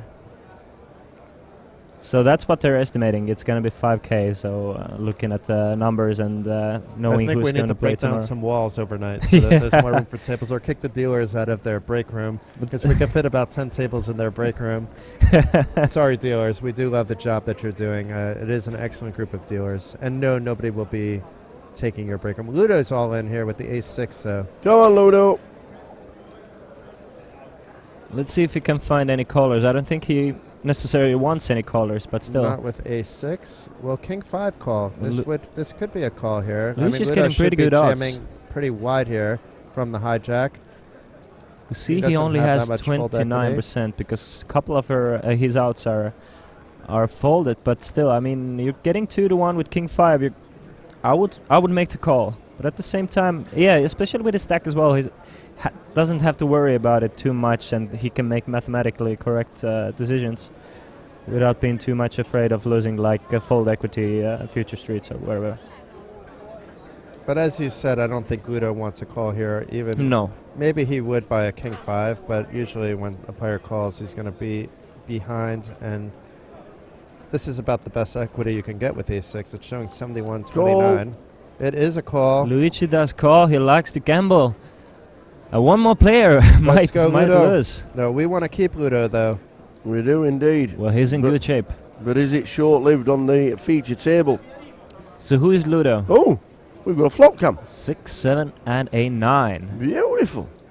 Look at that. So No 8, no no king, king please. or an 8. Yeah, exactly would give. And now Hold. an 8 would be a chop. Hold. So just an ace. That's a It's a 7. and hold. That's a, that is 2 pair for Ludovic. So tell me more about Ludo. Why do we love Ludo? Because Ludo has one of the sharpest poker minds out there. He plays a lot of big buy-in events. You'll see him very often in 25k buy-ins. He just came here because he said, why not? The Battle Malta is going around. Many of his peers are elsewhere playing in like nosebleed buy-in events. Oh, so he's kind of a high roller. He's a high roller, but he's also loves he loves the party. And the Battle of Malta is about the player experience. It's a poker vacation. It totally suits Ludo. Man has his priorities straight. He just comes here for good time, and you know when you're that talented in poker, even if you don't give your best at all times, you can still make a deep run. And Ludovic doubling up there. We're going to double check this, but I believe Ludo is #1 in Scotland in cashes, probably by a decent margin. Maybe Feraldo is near him. Where is he sitting? Seat number... I'd have said Feraldo was in front, wasn't he? Maybe. Yeah, Ludo is third, so with 2.8 million in cashes, and it's probably going to be Feraldo #1. That is quite a lot in cashes, though. Yeah, Feraldo Where's with 5.9, it's not even close. Vamplu, who hasn't really been around too much lately, is holding steady still in second, but Ludo will pass him before you know it. And our main man, Fraser, is in 6th place on that list. He joined us in the comms booth yesterday. He is the head honcho over at Main Event Travel, but also an incredible poker player. So Ludo is also an online baller. That's how it usually goes. When you have a sharp mind, that's where you develop your skills mostly. Ludo's Nowadays. all in again, and this is going to be bad news for him with Sandro waking up with the queens. Sandro is going nowhere, shoving all in himself. Ludo's in for a world of hurt. It looks like there may have been a 6 out there in someone else's hand because it's showing his equity much lower than you expect. And Hossein now can get away from this, actually. Yeah, after an all-in and a shove, definitely. But still, I'm wondering if Sandro folded this one, if Hossein managed to find a call. I guess we'll never know. Ludovic is in a bad shape in two spots, we can see. But I think we'll see Hossein fold. So it'll be one spot. But either way, he's going to need a 6 or some kind of other possibility. Look at that. Oh He my makes God. an overcall with pocket sevens. Wow. That is... What's going on here? This is a man who wants a big stack. And I guess he We're rooting for a already 6 has here. it. We're on Team Ludo for this particular hand. And that's actually good for Ludo, because should he hit his 6 now, he's going to triple up instead of double up. Not the good flop for either Ludo or Hossein. I mean, Sandro, that's the dream scenario for Sandro. Unless it's a club on a turn, which it's not. It's just a 6 or a 7. Looks like there's only 1 6 left in the deck according to those percentages. Then it's an 8. Another boy. 8. Ugh. And Well, Ludo, Short-lived. I'm sure we'll see him back in the main event, though. And I mean, if I'm Hossein, I'm thinking to myself that what happened there? these are 20,000 he should not have lost there. I guess Sandro's not complaining. yeah, no. Sandro is he's over the moon with that. It's happy days with 52,000 and chips, 64 big blind stack. But that means we do unfortunately lose Ludo. We do lose Ludo, but we are getting another baller in seat 8 before we know it. How So do you know that? because you looked into the future there, Tower. You looked into the future. We've already released the goods on that one. We can see that Sandro has been making some moves here, winning 37,000 during this featured table already. Mostly from this last hand. I think entirely from the last hand, Yeah, I guess so. because that was a massive pot.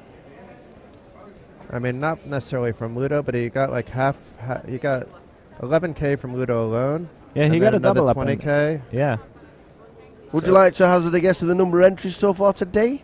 Ooh, And you can register till the end of level 10. 1,320. Oh, that's so close. It's not close, though, is it? That's so close. 1.4. It's actually 1,320. Oh, is it really? Yeah, I did not look, I swear. 1,320. Wow, that is... Insane. I mean, you guys see that where is I- insane. You guys see where I am. I mean, it's, No, you did not look. I'm glad I didn't prop at this one. Wow. that is. How many that is players are super left? Ooh, Oh, Which level is it? It's Level level 7 now. just started level number 7. I'm guessing we've lost. 569. Oh, I'm gonna many? go up over that. 569. I'm gonna go way over that. I'm gonna go with 876. Well, you're bang in the middle. 729 left. 729. How many chips are in play? Now I need to make some. Do I want to? How many was it? 320. It's players? we can't even do it by 30,000. It's by 25,000. Wait, Good luck wait. with this one.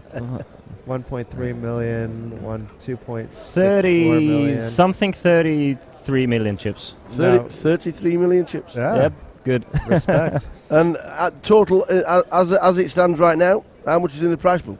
We have an all. Wow. We have. Well, hold on a second, because we have a all in. Another here, all and in. and we're gonna get a call. Look at that Hossein. Dan Asking P goal is for making Hussein that is ahead call. though. Hussein is gonna double Yeah. unless a diamond comes or a queen or A couple seven. of outs for Dan. There's Queen 7. 14 of them, but only 10 of them are live, because those other cards were in players' hands. So 3 of the diamonds out, and the 6 of hearts. Dan now short. Hossein now doubles. We've seen some action the last couple of hands, folks. Early stages, level They're 7. not just waiting around. People want to gamble it up, especially with the rule with yesterday, I guess, that they can still re-enter. And being €500 event with almost 2 million in prize pool, most likely by tomorrow, then you want to give yourself a shot for that kind of money. And shout out to Ilana. Welcome back to the chat. Diamond Girl. I remembered now the screen name to the name. We do love Ilana. Actually, I do. I don't think you know Ilana, and I don't think Tower might know Ilana. I'm not sure, but I don't think Christian would have any way of knowing her. I met her last year in Malta. Good friend of Dark Angel 709 as well. You are correct that I do not know, but I'm sure that when you know her, then she's a great person. She's another one that I believe doesn't like to play ladies' events and Uh-huh. prefers to play against a mixed field. Awesome. And isn't afraid to make the moves when they need to be made. Very good poker mind. We had a drink or two together last year in Malta.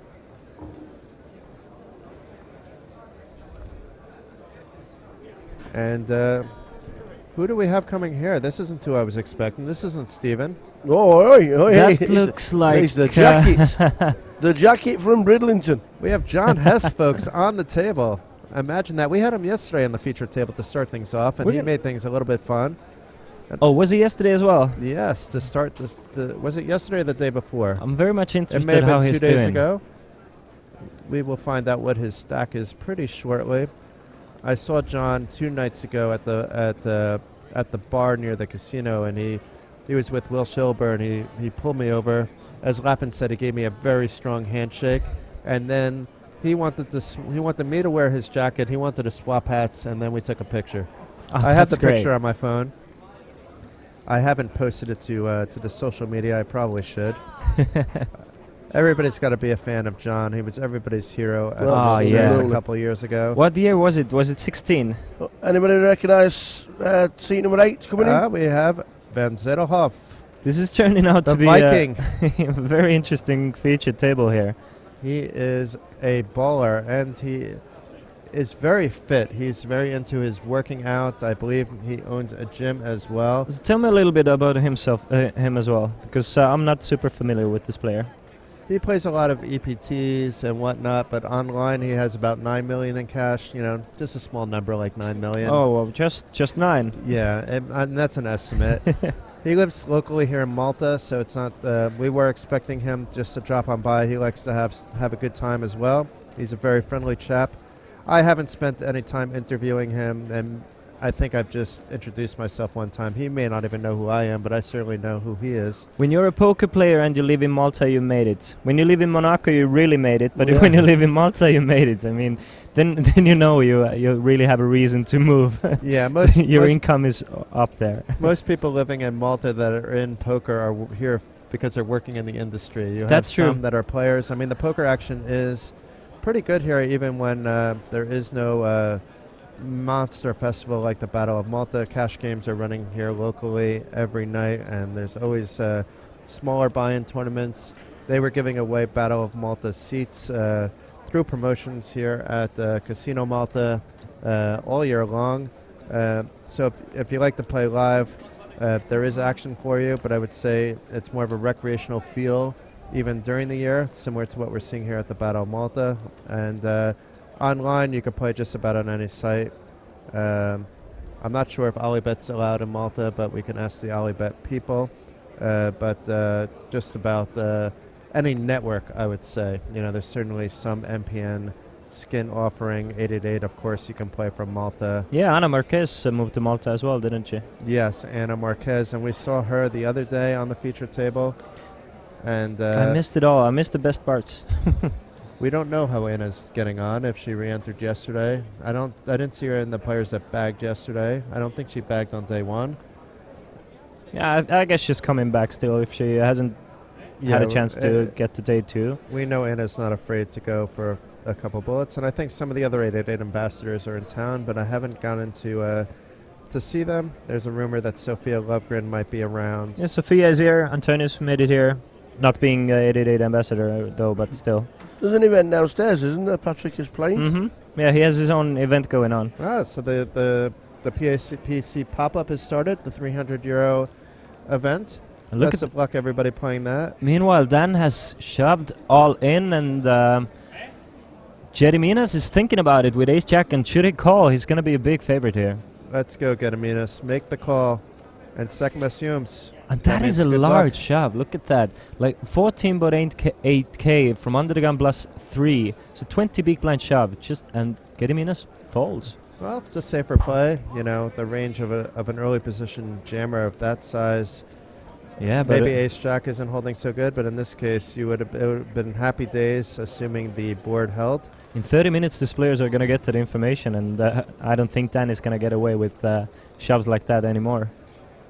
I haven't seen these players getting up to check their phones, though. So That's true. and they're only Not too together often. for 2 hours. They may just get some information on dinner break because these players will all be together after the dinner break. That's the more likely scenario. But if they have like a loved one or a friend watching, you know, it's certainly possible that they're getting info like you mentioned on key hands. I'm sure, especially on something like that large, when someone is shoving ace 3 for 20 big blinds, that's something I think when you want to think seriously about this tournament, then you really want to know that, because you see you players folding ace jack there, And being Steven's miles sitting ahead. on exactly 25k, so that means he either just entered or just re-entered. I mean, it is possible that he's sitting on an opening stack randomly, but Pretty not very slim. likely. Pretty And we were calling out, let's say, some of the undergun limps, but now we see such a baller like Steven doing it, so maybe we are seeing more of that. And this is with a fairly premium hand with ace-queen suited as well, but it does fold all the way around, likely to at least a small blind. I can't see Gediminas continuing here with the king 3, and he does not, and I don't... John may just complete. John's sitting near a starting stack, but he has 25-6. John completing He the does action, complete. and he will be in trouble if a queen hits, and Gregor will be in trouble if a 3 hits. Well, probably not in too much trouble. He's just checking behind, and I don't think Gregor will get in too much trouble with his 8-3. But John can get into some trouble if it's like a queen 9-4 kind of flop. Queen a3 on the flop, just for the action. Queen 8-3 you want. Yeah. Instead, it's Close. ace 6-4. And Steven should have this hand locked up. It's likely going to go check, check, bet, fold, fold. I'm not a fan of that call under the gun, though. Yeah, we were trying to figure out because we saw a lot of undergun limping on day 1A, but that was not at this stage of the game. Yeah, for the first 2 levels, we saw it very much. But I'm sure Steven has his reasoning behind it. Yeah, he's thinking on a much different level than we possibly can Do you be. think he limped under the gun because it's the first hand he's played at a brand new table and doesn't know any of the players out there and how they play? Maybe a little bit. Maybe you want to keep your variance down just a little until you get the feel of the table and so on. That would make sense, but being an online crusher, I'm sure he's not too much worried about it. I think he's just... Him having this big of an edge expectedly over the field, he would just want to keep the pots and the variance as low as possible, and just doesn't want to get 3-bet and not know where he is. Meanwhile, do you know what I'm up to, Christian? In life in general, or No, right now? Right now. No, I have no idea. We don't have enough time in the next 2 hours. Oh, to are you talk about. playing? We are going to enter the flip free roll on MPN. What time does it start? It starts I believe, it starts at 7:45 p.m. UK time, so I don't know what time it is actually now. I think it's 7 We can o'clock now, check though. from the software.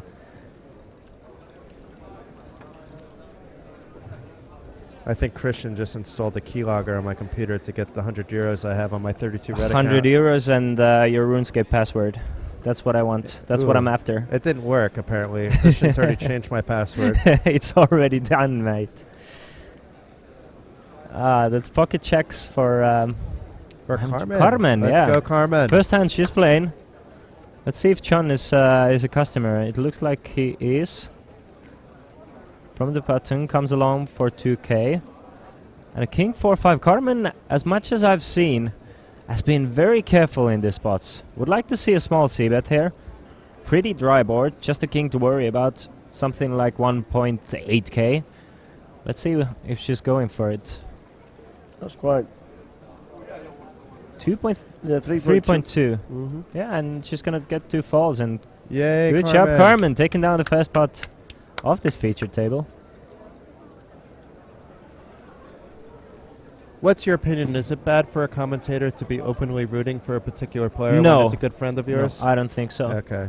As long as you're still, not malicious towards the others, you No, can I'm definitely never root. malicious to the others.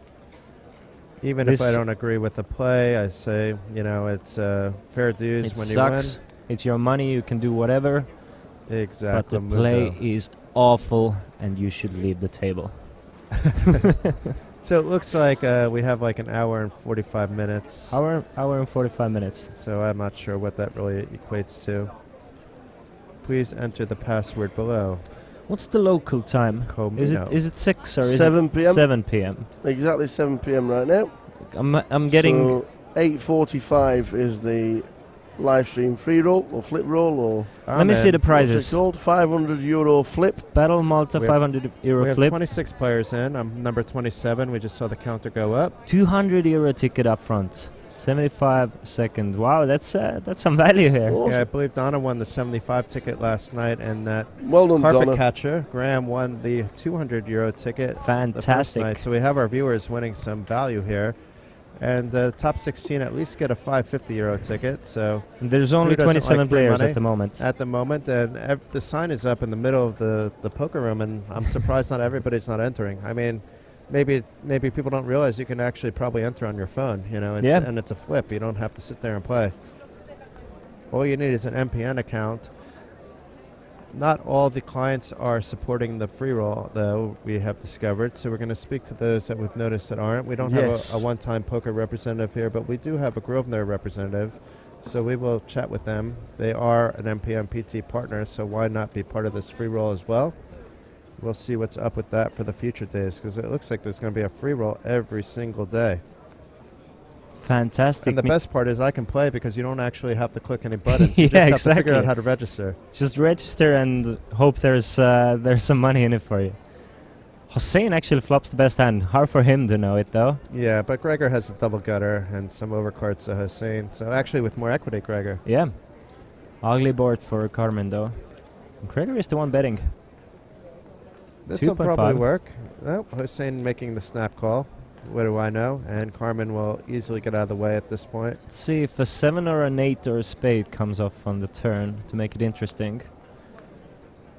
A spade. That's a spade, and So it's that's a king of Broadway. spades as well, because Gregor makes the nuts. Broadway for Gregor and a flush draw for Hussein. Gregor, let's see if Gregor tries to get some value. He indeed does. And let's see if Hossein Snap. maybe even turns his hand into a bluff. No, just calls. Snap call. Ah, that would be an ugly spade. Oh! And that's a 5 of spades as well. Carmen thinking to herself that why did I have to fold, but she doesn't know. She She's beat saved by herself. 2 spots.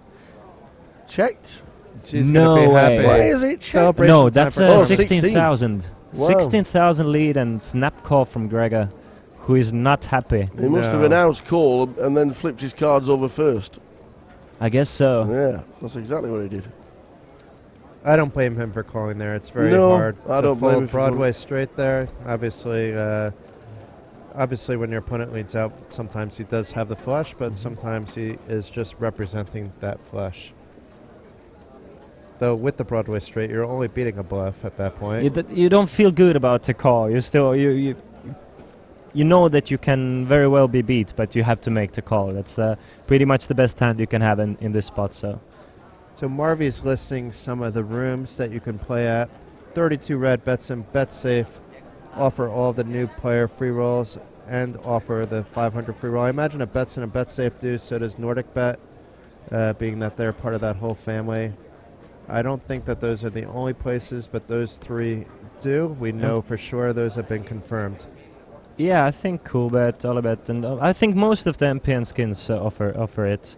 As much as in my I haven't. You could try logging in on your phone if you want. You must have an Olibet account. Yeah, definitely. But I don't think Olibet works here in Malta for Estonian players. Because Estonian players can only play in Estonia. And we don't want to see you doing anything illegal like VPN, so No, we won't be doing that. Definitely not. Or at least don't even tell us what your screen name is in case that happens. I'm sure a couple of the viewers already know my screen name. So Carmen getting involved with the ace-6 here from early position. That's surprising to me. She's usually more on the tighter side, and now from under the gun, +2, calling the undergun +1 razor with ace-6. I mean, she must have some sort of a plan. Also, I think it's because it's against Hossein, who has been super active. We see Hossein be down to 9k. He's up to 60k now. He's just playing every single hand. And they've been playing together probably for quite a while. Yeah. Carmen trying to steal the pot, but the chips were in almost as fast as Carmen's chips were in when she made the bet there. That must be very disencouraging when you're the one bluffing and you get this snap call. Oh, what is this? Look What's at that. going on? Listen to that song, Carmen. He's a very That's good amazing. player. And me was just the one And trying the to hands. bluff someone out. And again, I was on the Estonian Look flags at and that. the Estonia, Viva la Estonia. Viva la Estonia. This is very much expected when Carmen is at the feature table. She was last year as well, and then there was a lot of those flags. So I'm sure Hurley Olap organized this. He is involved with the Alibet team. He's helping out with the players that qualified there at Alibet. Look at that. Carmen found the strength to pull in another barrel there and just takes it down and has a little parade to go with it. Yeah, the guys realise that if you walk behind seats 5, 6 and 7, you get on TV. Yes. Perfect. Well done, With their guys. giant Alibet flag, the giant Estonian flag as well. That is beautiful. And Herli, as you said, he's the one behind getting 150 Estonians, even more, here to Malta for this tournament. So he's been doing a massive job. And as you can see, he's supporting every one of his players as well. I want to see other flags now. I want to see Steven call up a friend and say, come out with the giant Dutch flag. I mean, how great would that be? You know, we should very much use this space and area behind these players and, have some good time. John Hess putting out a flag of his choosing. And there they come again. Oh, they're not done. No, they're just gathering. I think now it's for photos, so there must be a camera person because they're standing still. Oh, yeah. But we love you guys. Well done. Even Wink. Carmen's smiling. I think Carmen's just been told to smile. No, Carmen thinks it's funny too. But we encourage this on the stream. You guys can walk behind the table. Just keep your clothes on, It's please. the only but spare besides bit. that, do what you It's want. the only spare bit of land in the room. Exactly. That's where you can actually fit. But I can see some prop bettings happening. People using this area behind the table. How do you mean you forgot about Guts? Haven't Guts Casino been sending you SMS with their great offers? No, Guts has not been sending me SMS with their great offers because I am not personally allowed to play at Guts living in Lithuania. Tower is heading out for a minute or two, taking care of some business. But if you can play at Guts, join in at Guts. I do love Guts. I do love their poker manager, Jostin. He is the bomb. Oh, Justin is awesome. I was at one point allowed to play at Guts until a few months ago. Great site, not only for poker. The poker is typically similar at most of the MPN sites, a lot of the similar offerings, but also great casino if you enjoy that, and sports betting interface as well. So, But if you're a poker room or casino operator and you're listening, me and at least me, I don't know about Jason, we are very much buyable. If you want some some good reviews from us here on the stream, I mean, I'm thirsty. I mean, I can use some free spins. I can use some free poker tickets. So let us know which. For full disclosure, Justin did offer me a Guts hoodie at some point if he had an extra one. Exactly. I mean, I wish there was a poker room out there to just put a ticket on my account so I could play. I mean, I would definitely have some good words to say about that poker room. And I mean, there are a couple of new people here on the chat. You definitely want to sign up to that room. Which one? I will let you know soon. But right now, it's the MPN rooms giving out the €500 free roll. Kate is talking about the Big Trident event where two guys stood behind with the flag for 2 hours. We need to tell early that the 5 minutes isn't enough. Yeah. Yeah. He needs to set the new record, 2 hours and 2 minutes. Exactly. So Guts is confirmed by Marvies. We don't know. We can't log into all the clients, A, because of the countries we live in, and B, because of the fact that we're in Malta. The reason why it's not offered in Grosvenor is we learned actually, so it's not because they're not an MPN PT partner. They are, but Grosvenor is not available in Malta because they're a UK-based client to go along with their land-based casinos, which makes perfect sense.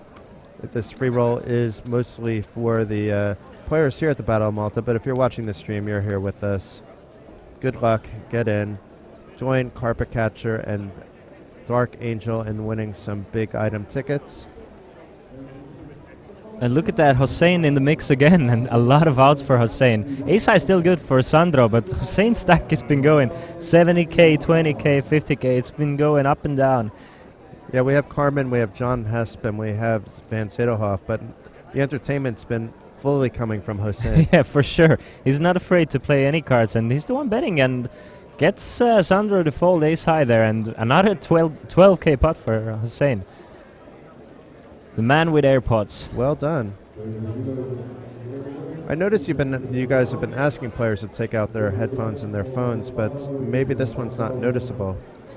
I guess so. I mean, there's definitely not an integrity issue in terms of him getting information, but he could be, I guess, listening to the stream, but we're not really always announcing the hands. And No. I mean, I guess, well, usually the tournament directors, they come over the table and they say that no electronic devices, no phones, especially the phones, you know, just as you said, we're not going to go over the postal situation, but it's just to make everybody feel safe and comfortable, because there's, well, in 99.999%, I think that was the one case where there was cheating going on. There's never going to be any cheating going on, but it's just, you know, it being so recent, you don't want people to feel uncomfortable. So it's better that nobody just uses their phones. And no headphones as well, because that's another. That's how it goes. Yeah. Signaling. And then you don't need to take away the phones at the final table. I prefer actually phones fully taken away, and you can have them back on breaks. But here, you know, I'm fine with people having their phones in their pocket, and if they want to go look at something or check something, you step away from the table. But being from behind the scenes, I know you and I, we both know it, that it's nothing to be paranoid about. It's not with this production team. For exactly. I mean, it's just usually it needs very specific things to happen for people to maybe feel unsafe. Yeah. It means you need to have something going on at the same place every single day for months for it to actually happen. I've worked closely with in theory with two production companies, both Estonian-based, and HD Poker Stream provides a great service, but I can say that I know all the people that are involved in that company on a friendly level as well, and on an ethical level. There would be nothing happening there. No. And it's not even an option. It's not even a chance. There's it's mostly to make the players themselves, you know, just know that there's no funny business going on. But hello, John Hesp here. Wakes up with the jacks. Good time for him to get his stack going in the right direction. Hossein gets his glimpse as well. It just folds. Ooh. Interesting. I'm surprised. Gets a read. I'm surprised Hossein folds here. Maybe it's he shows it. He always shows. He's a good man. Yes. He's definitely entertaining to play with, entertaining to watch. I mean, he has a good heart. But he'd be betting the same amount even if he had pocket nines there, yes, I think. I agree with that. And then still showing.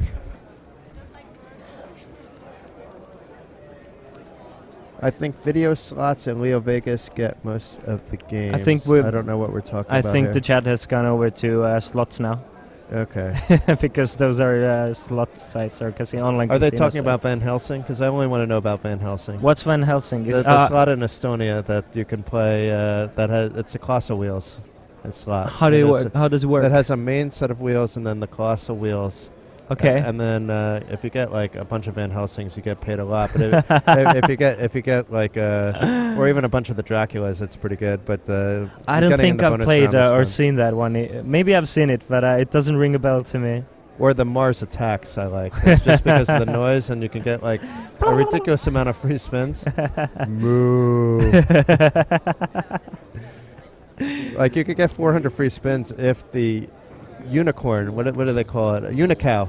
Yeah. If the mystical unicow comes out, How many? 400. you could get up Are to you 400. joking? I had the mystical unicow came out. I have a small picture, a video of it. I'll show it to you. Mystical unicow. It was put into the My Story, and I had like comments from people. I can't believe you got that. And then during the free spins, you just get more free spins, and it just becomes ridiculous. You need to have time to kill in order to be able to play that, because if you hit that and you have to go back to work, it's not a smoke break machine. You may not get back to your job in time. So when I'm blogging, I never play that. It's 400 spins. Yeah. It's gonna take a while, but free spins are the most fun part of playing the slots. So, Yeah. I No, I love the Moo Machine. yeah. I haven't seen it downstairs here in Casino Malta, but I haven't really. I mean, I did win €20 the other night on the slots during a dinner break, and I went down for a drink. That's But, great. It's always that was good just to a be quick out. hit and run, just money burning a hole in my pocket. I I've have not to put had it a in the chance machine. to do it myself as well, because I am a smoker. I still do it outside. Yes.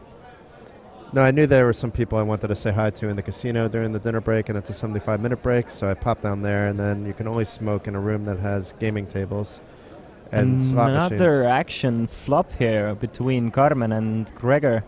Carmen top pair, decent kicker, and ace high flush draw for Gregor. Gregor is the one who bets. Carmen is in a lead, but just a slight Ooh, one. check Look at that. raise from Check Carmen. raise from Carmen, Looks super strong. and I don't know if I love it, because should Gregor... He Gregor is just just going to calls call, out. and now it's just And very bloated pot already. 23,000. Carmen is going to need a safe turn card here. That is that about is as safe as it comes, yes. That's a good turn card. So trips here for Carmen, but she still needs to continue along with her line, because now it makes it less likely that she actually has the trips, even though she does have them. I'd be betting at least 10,000 here. Carmen is representing something like... she's actually over-representing her hand. Something like Queen 10, pocket 3s maybe, and then a couple of bluffs. Something like Yeah. Jack 9 of hearts, maybe King Jack, maybe sometimes Jack 8 of hearts. I like the bet sizing. I would have done slightly more, but this is a Yeah, I pretty love good the sizing here. And fold. And wow, Gregor doesn't after- want to see it. I'm Yeah. afraid maybe he's drawing dead That's already. the thing, because Carmen, having raised the flop, now it's just either the nuts or a bluff. So you have to figure it's mostly the nuts. But Carmen just having the top pair and playing it aggressively, now up to 54k. And a couple hands ago, the blinds went up to 501k. So those were much needed chips by Carmen. Now she could sit back and be comfortable. She has about 54 big blinds. The software here rounds down, but the true rounding would be 54 big blinds. Pretty much near the leader Luigi with 62 big blinds, and no worries at all. Even the short stacks on the table get Aminus and Dan here with 18 big blinds. That's still plenty to open fold if you want to. You're certainly not in jam territory. You do have some 3-bet fold equity from other players. If you do like 3-bet jamming a certain hand that you want to have fold equity in order to be able to do that. So let's see how it goes. And Dan is even closer to 19 big blinds, not 18, with 18.8k. And Gregor comes in with a limp one more time with a 7 suited. Limping one more time. That doesn't really work. No, but Ace-7 suited is not that good of a hand, especially post-flop. So either come in with a raise or fold. Fold would be preferable. But it will get through. And look at that, Hossein, Mr. Jersey Shore himself, raises it up one more time. Mr. Jersey Shore. Someone in the chat asked, "What's I the name think of I'm the being Jersey Shore insulted crew?" here because I was born in New Jersey, but it's but I was North Jersey, and we don't associate with the with the shore. South Jersey. Yeah. Ladies and gentlemen, that's the sickest table you're going to have during Battle Malta. Well, we had Ludo at the table too. It could have been sicker even. But Yeah. John, I agree with you. That's John Kite, or as you call Jon him, Schutte. you pronounce it Jon more Schutte. properly, or John Kite, John Kite as is he a- goes in some interviews as well. We all have our different names. From I can't do Finnish at all, and he says whatever you want to call me, Jason. I still love you. Yeah, but did you get him over at the feature table? We at wanted some to, point? but he was going to be. But what happened was they couldn't switch the feature table from the first one. Yeah. And then for this one, I mean, it's just it was a Ludo was on the table. We didn't have Hesp or Steven yet on the table, so we really just got lucky. We got very lucky. And Carmen obviously on the table, but that was like it was really because Ludo was there. But Carmen being there also helped. We'll try to get John on. If not today, then And he's doing good as then well. it'll be day 2 because So- I'm pretty sure he's going to bag today. So we're not going to talk about getting him on for day 1D, but we'll get him in the booth on day 1D after he bags today. Mm-hmm. I know he wants some time. We're going to cuddle.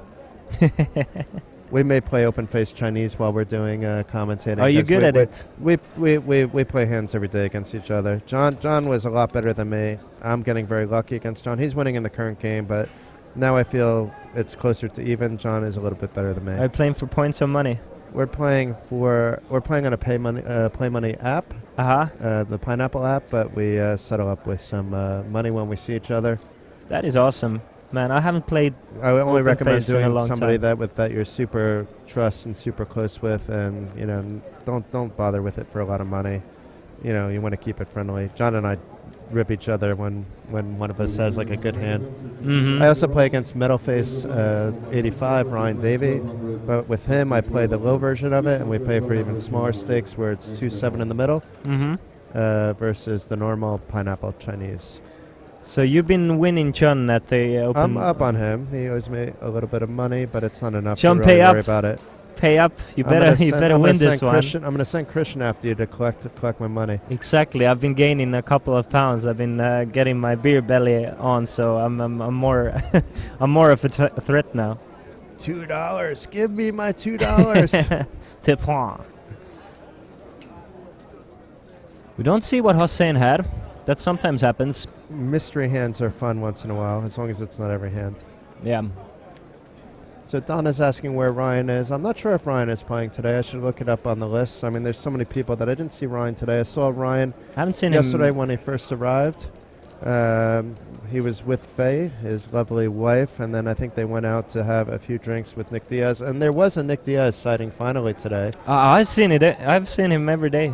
Not in the casino, though, or in the tournament Mm, area. Maybe you've seen him at a bar. Yes, most likely. I saw him during breakfast at the restaurant Okay. yesterday. But I'm pretty sure it was also his first foray into the tournament area.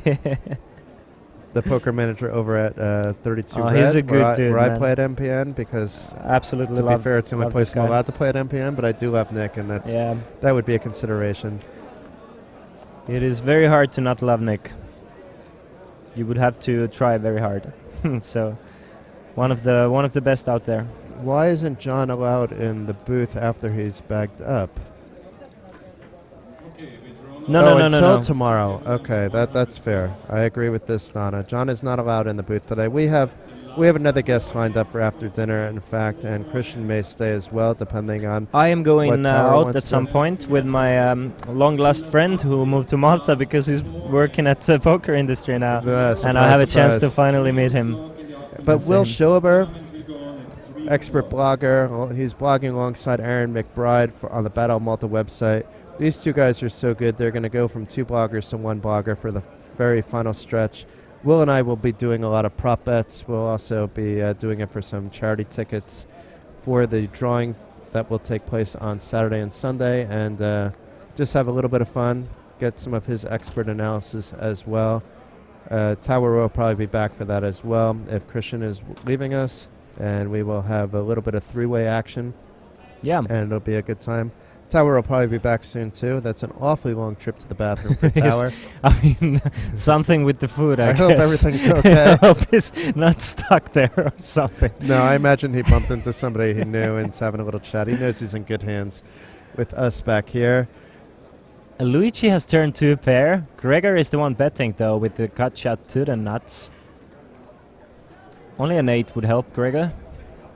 Do you want to start betting red and black on flops? Oh, yes. Let's do it. How does it work? Let's go over the What do you rules. want? Do you want red or black? I want black for sure. Okay, so if 2 of the 3 cards are black, you get X amount. We'll decide on the amount. Yeah. If they're all black, then you get double that. And Oh, if that's they're, perfect. And if they're all the same suit, it's triple. Oh, really? Yes. Let's do it. Let's do it. I'll Okay. take blacks. Okay. So how much are we betting though? Up to you. as long as it's not too high. We can do €1. We could do 50 cent. Okay, so we'll do €1. Let's do €1. My €5 suggestion was going to get shot down immediately, so I'm glad that you made it. Yeah, I'm sorry. I'm doing I'm doing the 50. Yes. So let's do €1 once do one. to begin with, and let's see how it goes. Yeah, we could stop at any time. We don't want to bankrupt either one of us. No. Luckily, You would have to run hot though. I have a little bit of money in my pocket. Don't rob me, but I do have a little bit of money. I have some with me as well. I was getting ready for the prop bets, so I brought a little with me. I have never played black or red actually. It's interesting to see. I think I played almost all the prop bets, but not black and red. Okay, so you have black, I have red. We need lots of hearts and diamonds. We need a lot of spades and clubs. You see, it's been one black, one red for both players up until this point, so we're still even. Already calculating your equity on the board. And I have to know when to buy out. It's still going. You can't buy out in the middle of a hand, Christian. Maybe we can settle a deal or something. Carmen finds pocket queens. We might not even see a flop. Should she come in with a 3-bet? But Luigi has been decently active as well, and they're both semi-deep. Let's see how big Carmen makes it. Them being 50 big blinds deep, I'd like to see something close to 7k. She's making it 7.7, and Gregor with 2 of the spades, though. This is going to be a 4-bet jam, and it is. And it is, and Carmen is not going anywhere and look either. at all those black cards out there. Yes, don't hurt me. But at this point, maybe I don't know if I'm rooting more for me or Carmen, because I have to say I'm rooting for Carmen, so I'm waiting for those red ones. Although good luck to you too, Gregor. We don't know you. Definitely, but, definitely. It's just me being friends. Yeah, we don't mean any harm here. However it goes, it goes. But let's put a queen of clubs, jack of clubs, and a 10 of clubs for some fun. And I already lost. Oh, I'm down €1. one. I'm down one. But still, Carmen is ahead with queens. Hold. Needs to hold the ace or king. That's super important for Carmen. More important for Gregor even. And Gregor, not even waiting for the river, it seems, is out of there. Yeah. At least wait for it. Maybe something's happening. John is up. All the players are standing up. I don't know. Oh, John is just wishing Gregor a good game, taking a photo with him. So that's nice. That's great. That's the kind of man he is, though. Shaking hands. And look, we have a new chip leader at our feature table. Carmen Elena Vist. Where's the flags crushing now? It. Where are the flags now? If you're listening, I know you are listening. At least some of you. Make it happen. I mean, she needs all the support she can get. Show Carmen the money. We can add to it though, but I'm never going to take this option. That if you're already ahead on the flop, you could go double or nothing on the turn. Oh wow! You know, like if you fall behind, then you feel like degenning it, trying to get some back, and you've already won. That seems like a lot of work. Let's just stick to what we have. Stick to what we have. Otherwise, okay. I'm gonna in my head, I'm gonna calculate the outs, what are out and what are in, and I don't want to do it too often. It's too much thinking there. Too for much €1. thinking for €1. So me, I'm down -1. I don't like to see those black cards anymore. So I'll let you switch to red at any point, no, but thank not you. in the middle of a hand. No, thank you. I'm gonna stick with black. Let's keep it going for at least a while. So we have Carmen opening it up with the 10-9 suited.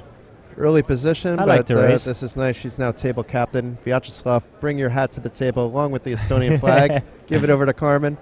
She's not afraid. Oh, wow. Gediminas. And Gediminas is not afraid either. No, 18 big blind jam. This is what I was saying. It has some fold equity, and it's going to get all the way through, I'm pretty sure here. I don't see how Dan can call, even though his stack is getting short, and I don't see how Carmen can make a hero easy call fold here. for Carmen, and I like the raise, and Tower is back. I have good news for you, though, Christian. You didn't lose any money that hand. Oh, yeah, I got lucky. Thank you. Who's winning? I'm up Jason, €1, of course. but we've only started this. We've done it once. Yes. But Tower is back. Tower, you missed a big hand by Carmen. She had pocket queens and took out a player, Gregor, with ace-king suited. No, we had no flag coming out. We were calling for the flag. About half the table got up, though, to shake either John's hand or Gregor's hand. We don't know which. But John John was busy doing some. No, Greg was gone the other way already. So who is he taking selfie I think pictures Hespe has a lot of fans. I would expect. He's a very lovable person. He is indeed. So Tower, what you were up to? We were worried about you. We didn't. We hope you didn't have any problems. No, I found a little men's room, and that was about it really. I just had a wander out. I watched a guy get a Royal Flush in Hearts. Oh, did no they kidding. really? Yeah. So we've seen Hearts and Clubs Royal twice. Flush in Hearts. A guy called Danny Hernan who came fourth in the 888 event last night. Ah, very nice. And he got paid. Got paid. There was a 50k pot, so that. Wow. That's So- rare. Usually when you get a Royal, it's so hard to Yeah. get paid. He got paid. So we've had 2 Royals today. What? At Really, least 2. usually it doesn't happen even once during Have this. we confirmed there hasn't been a Spade Royal There yet? has not been a Spade Royal yet. Tower keeping close track of that. He has Yes, €1 on the line. That's worth a lot of money to me. I really want to see someone called Sandro here because I've seen only red cards hit the muck. I don't think it's gonna happen, or at least, I mean, not hit the muck, but as you can see, players have only had red cards, and this was my chance to get the euro back. Fold Luigi. Which just, you know, it's You're going to see a 1.3k. flop. You're going to see We're it. gonna see a flop, and if I'm gonna lose this one, I would be sad. Nice call, Luigi. There. Give some black. I don't want to see sad Christian over this. I'm not gonna be too sad. Oh, there you go. There It's all you tied go. up. We're back to even. You know. And Sandro, the that's a good comeback flop, kid. but That's a he's very not- good flop. But for he's not Sandro. going to get any action. He should be c-betting just about any board, and this is including one whether he has it or not. And there's no reason for Luigi to float a reverse float in the hand. And it was half the pot bet. It's going to be a snap fold, and it is.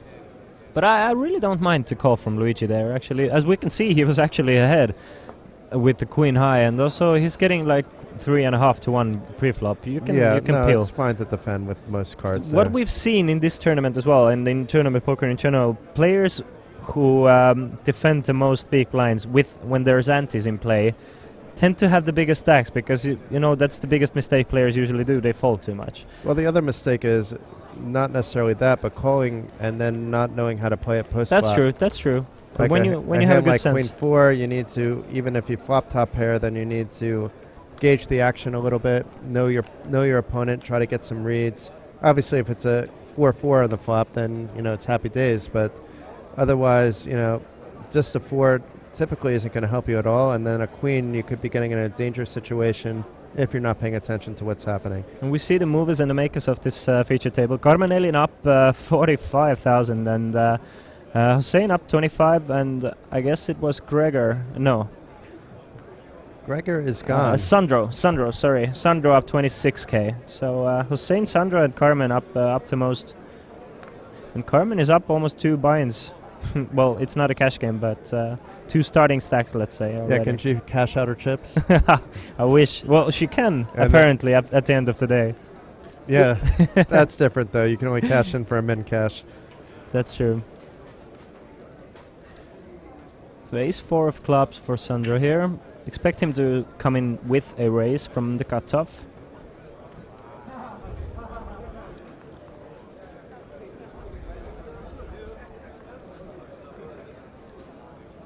No reason for you to do anything fancy here, Dan. I know you have full equity. It probably would have worked in this case. Hussein may have called you from the big blind. Hussein is not gonna go anywhere. No, He's gonna call. He's in good shape. he's ahead. Yeah. And let's see what the flop brings. Maybe we see an ace. Maybe we see 2 spades. Ooh. Yes, that's 2 spades. Let's make it. Oh, I owe Christian a euro now. That's an ace and 2 spades. So that's a very interesting flop because Hossein now his 8 is going to play for sure, almost for sure. I'm not surprised. And Sandro has a straight draw as well. Check. But now I think Hossein is going to try to get value from his hand, not putting Sandro on. Also having an ace. And Sandro is going to call for sure. Yeah, he's not going to put Hossein on an ace. So it's neither player are putting each other on an ace. So unless the river is a 4 or a 5, I think it's gonna go bet call on the river as well. I think even on that river. It will likely go bet call.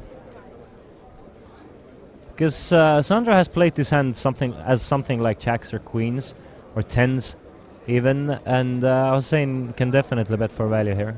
And I don't mind Sandro checking back the flop. He has the straight draw to go with it. He doesn't have much of a kicker, and Hossein has been pretty active on the table, so I think it's just unlucky that Hossein woke up with a better hand, but Hossein takes this one down, and I love it. I love the bets from Hossein, and I think the hand was played generally pretty well.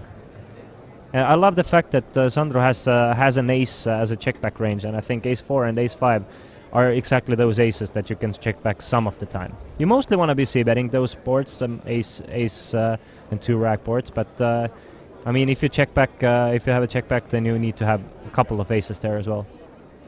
So Tower, are you on our Facebook page? I am just answering a couple of questions. Anybody giving us shout-outs on Facebook, or is it mostly no, I'm just answering personal questions. messages? Okay, welcome Facebook though. Thank Welcome you for joining Facebook us there. people. Is this second ball for John S? I'm answering yes. We are paying more attention to the Twitch chat because we can only typically have one chat open at a time, but Tower is more than, multitasking. yes, he is more capable than I am at multitasking. I have both chat boxes open at this moment in time. Well done, Tower. And more players have been joining us here at Twitch. It's already 250 players already, and it's nice to see. We started with 70, up to 100, and now up to 250. And let's break the 300. So if you're listening from wherever you're listening, come over to twitch.tv/thrill-of-poker. No, sorry, twitch.tv/battle of Malta. There's no wonder there's only 250. Twitch.tv/battle of Malta. And you can watch at the Thrill of Poker too, but we're not watching that chat. Yes. There may be some pertinent information over there as well. You'll hear our dulcet voices. Yep. I've been using the word dulcet now more often because of David Lappin, and also now because of the Tower. I like to use that word, so it's been added to my vocabulary. What does it mean? Tell us, please explain, Eastern European. What does what was the word? Dulcet. Dulcet. Recognisable. Dulcet. So so there's dulcet tones. You can instantly recognise who they are. Does it? How do you spell it? D-U-L-C-I-T. That's very pretty. I tell you what, no, I don't. You asked me. You asked me to spell something in Estonian. I've not a chance. But we haven't seen Stephen play too many hands because he's been short on chips, and he's the baller on the table. He is involved in this one. He's involved against the action player Hossein and has the world right now. He just has to fade a queen, and 2 of them are out on the deck, and there's a couple red cards on that flop. I did not notice that. I was just looking over at this moment when he said it. Let's see if Hossein wants to bet here on the river, though. How much more is Hossein gonna lose? It's a matter of pretty much pick your own prize here. How much if he's going to bet, that's how much he's going to lose. Dulcet. And Stephen will likely be raising here. He might as well just get the goods in. He shouldn't be afraid of anything here. No, I mean, you have a lot of hands you can still get value from. And it all goes in very sloppily, making it look like he has nothing. Gets the snap fold. Up to 34 big blinds. Well done, Mr. Van Zettelhoff. Yeah, just waiting for his spot and getting it in as fast as he can. That's a good flop for him as well. So what does it make us? Even? We're even. We are even. You want to raise the stakes while being even? Let's do €2 next. €2, okay. Going I was going to go forward. to the toilet though, so we're going to take like a one Small or 2 break. hand break from it. I can keep an eye for you. Okay. Okay. No, it's only fun if you're here like sweating it. Yeah, definitely. I'm joking. So there we go. We lose Jason. Hopefully his break is going to be less eventful. Off he goes.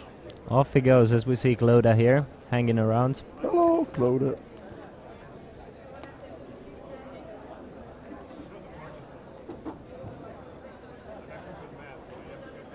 So I want to give a shout out real quick to the dealers and the staff here. I mean, amazing.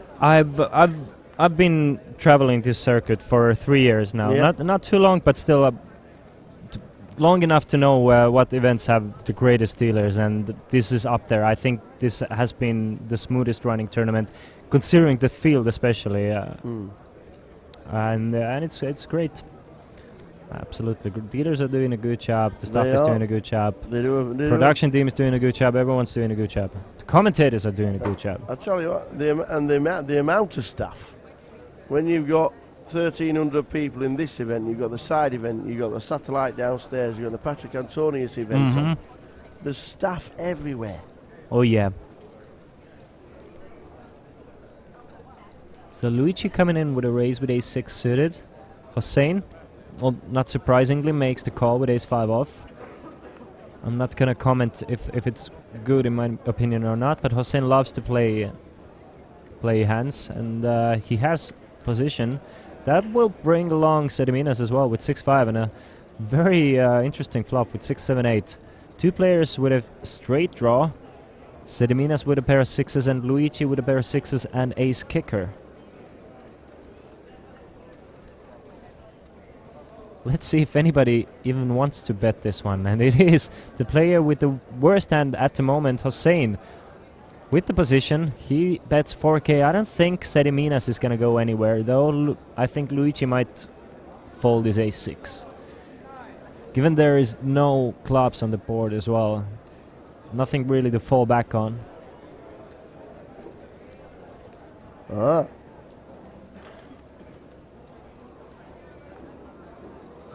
Sediminas makes the call with his pair and a straight draw. Both players with the same straight draw. 16k in the middle already. Let's see if Hossein finds a way to steal this one away, and steal this one away he doesn't have to do any longer. He makes a pair of aces running good, but it is a third heart now.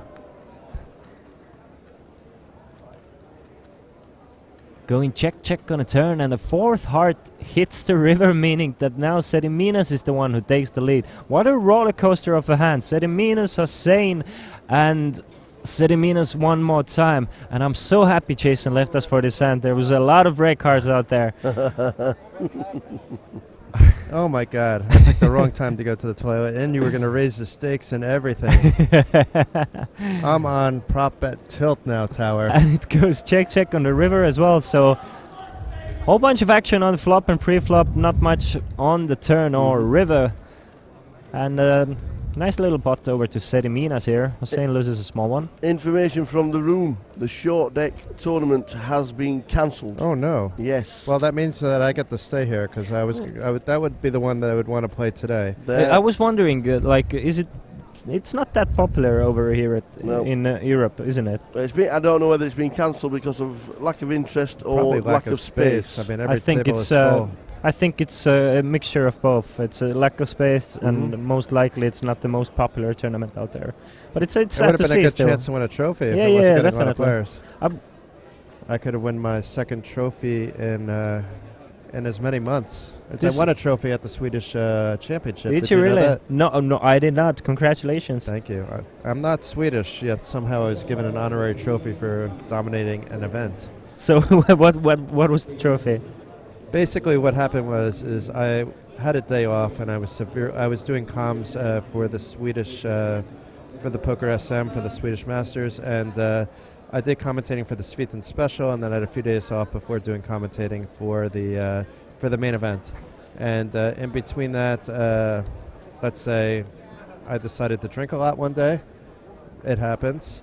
And by 9 o'clock came around, I decided to enter the 110 tournament. It was half and half Omaha, half No Limit Hold'em. Still ordering drinks throughout the time.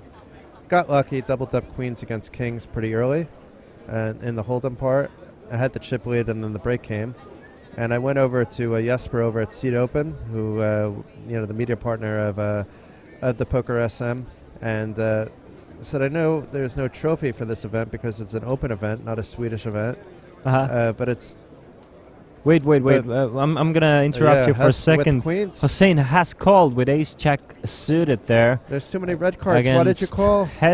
I see a couple of them go out as well, but John is in a very good shape. And Let's go, John. That's up to 2 for me. Oh, no. Yes, but 6-6-4, meaning that John is still ahead. Hold, John. Hold. 9 of diamonds there. Changes nothing and only an ace. And that's not an ace, meaning that John is going to double up. Hossein is still in it. Sit back down, John.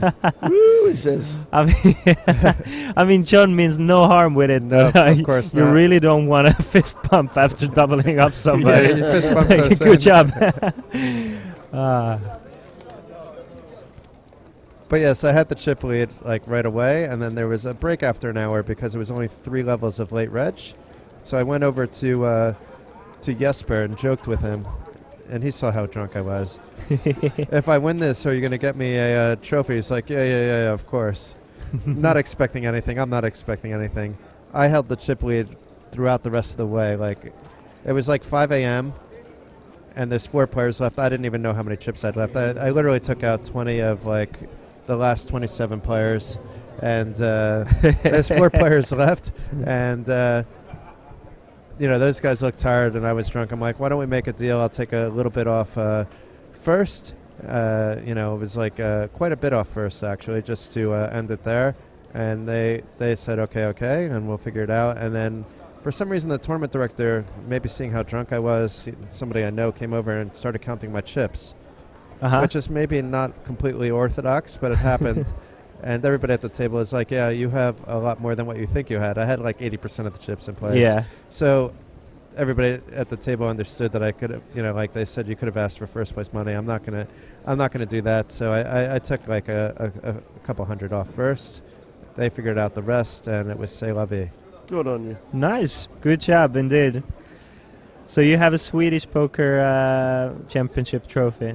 It's apparently in process of being sent to me because they didn't have it on site. Jesper was in the chat yesterday saying, I have your trophy waiting for you.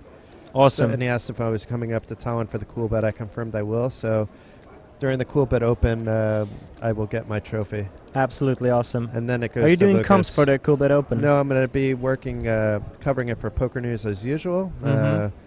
Poker News is my day job. For those of you that don't know, I write a lot of articles for them. I also do some live coverage for them on the reporting side, a lot of Facebook Lives, that kind of stuff.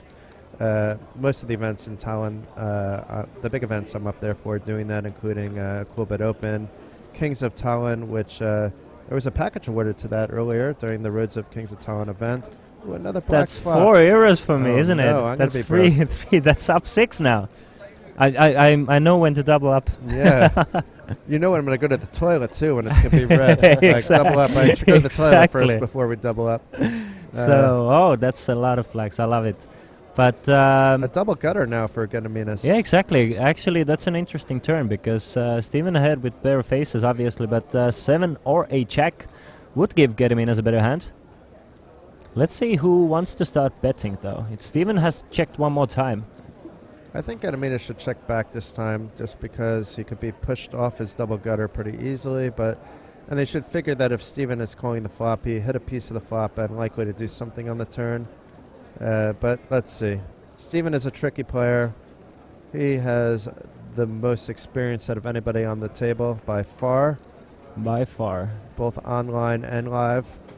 And he does bet, though. A large bet, the hefty bet of 7.4k. This might be good, though. I mean, it's going to be hard for Steven to continue here, I really he has the best hand. I really do love the sizing because that's what you want to do with your bluffs and with your 6-8s and queen 8s to protect the value as well. So, I mean, I love the big bet here because you want to get rid of Steven's queens, 8s and 6s there. And even aces. Just Steven doesn't want to take a risk there. Because there aren't too many queen 8s. There is no queen 8 that he should have been calling on the button. 6-8 is possible. Set of 6s, set of 8s are both possible as well. It's also ace with a better kicker, but then you're often not betting that large with that. But it worked. It still surprises me, though. I mean, outmaneuvering the pro. Yeah, I guess he just figures that he has such an high edge over the field that you don't really have to make those tough decisions. Arthur Durant asking for the payouts. We are only on day 1C, Arthur, so we do not even know how big hasn't the field registered is yet. What we do know is 15% of today's field will advance and will be guaranteed a min cash, but we don't know how much a min cash is because that's going to be partially determined on how much the prize pool is, how many players actually advance, because it's not like there's rounding errors with the 15% because let's say 15% of the 333 the first day didn't come exactly to 50, but it was 50 players, and then yesterday at 585 with 88 getting through, and there's rounding errors involved in all of that. But we can guess and speculate that a min cash will be about 1.5 times the buy-in, and we can also speculate that the top prize will be in the neighborhood of 300,000 euros. That's what it was last year. They did make a 5-way deal on the final table, so 5 of the players each got at least 100,000 euro, and then they played it out for some remaining cash, and then Stromboli won the trophy, but it was Maxime Canave that won the most money. Mick the Mod said, did you not do a Facebook Live this morning? Because you said you were going to do one with No, Laura. I didn't do one with Donna. Donna! No, Laura, you said you were going to do one. Oh, I was going to do it with Laura. You did. That's what Sorry, you said. Donna. False alarm, Donna. I was actually yelling for you this time and not Donna in the chat. I'm getting the evil look from Donna. I'm gonna or let the you confused look. let you guys know that this is. I don't want to hit and run you with the side betting. Hopefully we can do what's it. going on? We can do it later on, but this is Okay, gonna we'll be the keep it a last time rolling for me. time. I'm gonna finish this end, and then I'm gonna head off. When's your next day off, Christian? I'm having 4-hour days, so it's so we could I get have you plenty back of for time. an If hour you want here to and have me there. back, I'll be That's around. life. Yes. I will be around. We'll let the That's 4 what euros all ride. I don't people have say. 4 euros in coins. No, don't worry. I No can't worries pay about with the 4 I euros. can pay you with the 10 euro bill, and then just have credit with you. It's good. It's good. Let's continue that later on. Why are there so many But empty now it's spaces? only actually there's 2 red cards, so now it's down to 2 euro actually. It was 4. No, it's down to 4 because I had triple black. You had triple black. Yeah, so I got the Oh. double for it. It was 3 black cards on the flop. As were the rules, weren't they? If I'm not. Yes, that is yeah. the rules. I did not notice that. Yeah, that's what I was talking about. Yeah. I'm not sure if Tower is drinking out of my water or not, but we'll That's take mine? a fresh I one. don't know. Yeah. No, I don't know. Water's water. All right, guys. Thanks for having me. I'm Nice gonna one, head off. Christian. Hopefully, keep it in there and hang in there. And it's been a pleasure. Thanks for everyone listening. See you guys maybe tomorrow, or day after tomorrow. Nice one, Christian. Thank Ciao, you very guys. much Take care, indeed. Christian. Top man. Great insight listening to these Yeah, two. it was pleasure. Tell you what, absolutely smash it with each other. Top man. That was Nice one, Christian Christian. Ross with us, good friend, great commentator, providing some analysis for us as well. Providing some emotion. He's a very emotional fellow. Maybe he's gone to breathe. Maybe. As I told you before he came on, Christian can talk and talk and talk. He's a natural. behind the Absolutely. booth. Absolutely. Proper nice fella. Proper nice fella. Proper knows his stuff, knows his players. And you two have got some sync. We've got some sync too, though, Tower. I was wondering why there were so many empty stacks at the tables, but everybody must be using the mobile phones, telling their friends they're on the live stream. Yeah, I'm not sure where Carmen is. A lot of players just disappear on nearly every hand at the moment. We do have our 2 biggest stars, and John and Mhm. Steven staying at the table most of the time, and John gets up for a selfie now and then. John is having a good time. Steven is giving the pro look. Now he's actually laughing with some of the players. So we have a raise here by Luigi from under the gun, and it's likely not to get any action. I don't see Dan defending here with the 4-3 off with only 14 big blinds left in his stack. Then again, what do I know? He defends with the 4-3 off. Sometimes we can't even guess what they're going to be doing. Seems like most of the time with me, Tower. No, I think it's the stacks, and we want to peel cheaply. We've only got 12k. What you don't want to be doing is leaking chips on a regular basis. Oh, grab that microphone. We have Jay. Jay Harwood's in the building. Now, you saw my picture of the Joker. Yes. And obviously Patrick Antonius came to Coventry, and that was the last time I interviewed Patrick Antonius. Guess who got to commentate with him? You were commentating with the one and only Patrick Antonius. Yep, very lucky indeed. I was doing the DJ and entertaining the crowd in the Joker's Wild event. They And- needed a guest commentator for an hour or so. So Antonius was the tower. Antonius sat in the seat. He sat in the tower chair. This guy, at this moment in time, has still got the smile marks here. He's his hero. Until So what happens today? He busts out the main. No. Unfortunately busts out. He gets it in good. But ace king, ace 10. Unfortunately, that's it. Get out there. Comes round, wonders what to do. I know, I'll flick it into Patrick Antonius peacock thing downstairs. Ah, cool. Who's in seat 3? Jay Harwood. Who's in seat 7? Patrick. Oh. the worst part about it is when, oh, you're right, Patrick, and he looked at me like he didn't even recognise me. He didn't even recognise me. I was like, Jay from the Goliath, and he was like, oh, yeah. And that still didn't help him. Yeah. The commentator. To be fair, when I walked past him in the lobby when he was checking in, he didn't recognise me either. So I'm the only one of the 3 that he recognizes. I always get a nice hello from Patrick. Because the last time I saw him, I was dressed in the full regalia. I mean, Patrick, it happens to me where a lot of people come up to me and I can't remember where I remember them from. But it has to be times 1,000 for Patrick. It's got to be hard. He's a super nice guy, as you both absolutely. know. Yeah. I have interviewed him 2 or 3 times at different events. So it can be difficult to remember everybody. So are you on a break in this one, or have you done your money in that one as well? I just busted, lost Oh a flip. no, Yeah, what's going but on, Jay? Nothing really. Pretty card dead in the side. Just basically picked a few spots. We never really got above starting, and then is it a bit fast and furious? Yeah. It's a 20-minute clock, and then we had 20k. Just got it in, lost a flip, and that was it. But it's all good. Having a good time. Atmosphere's good. Everyone seems to be enjoying themselves. So Hold on a second, because this is unusual. We had John betting and Hossein raising the flop, like it was a check raise on the flop by Hossein with nothing, but then John just said, I'm shipping the lot in, and that shut things down. Extra so chips. go on, but well played by John. Hossein trying to make a move. It would have worked if John didn't have the ace king, or didn't have a king at all, in fact. Sorry to interrupt, guys. There you but go, this bro. was We something have that could to have flick been back coming to the table. How many runners in the there's invitation? I think there's like 60 or 70. Yeah, Very there's good. five tables when I busted. 5 tables left, but it seems good. Patrick's enjoying himself. A lot of banter at the table. Saw everyone Johnny at the Rabb table. down there as well. Yeah, There's Johnny quite a Rabb, few yeah. faces down there. Donna's saying that Patrick would never forget her. Ah, I agree. unforgettable Donna, to be fair. Oh, you're in our Twitch command now, Jay. Yeah, I see. Old Miko's put it in. Mikko number 1 is He's the clipper. He's the clipper. He needs to change his name to Mick the Mod. Mick the Mod. We need Mick the Mod as a name. That's what we need, Mick. Change your name, Mick.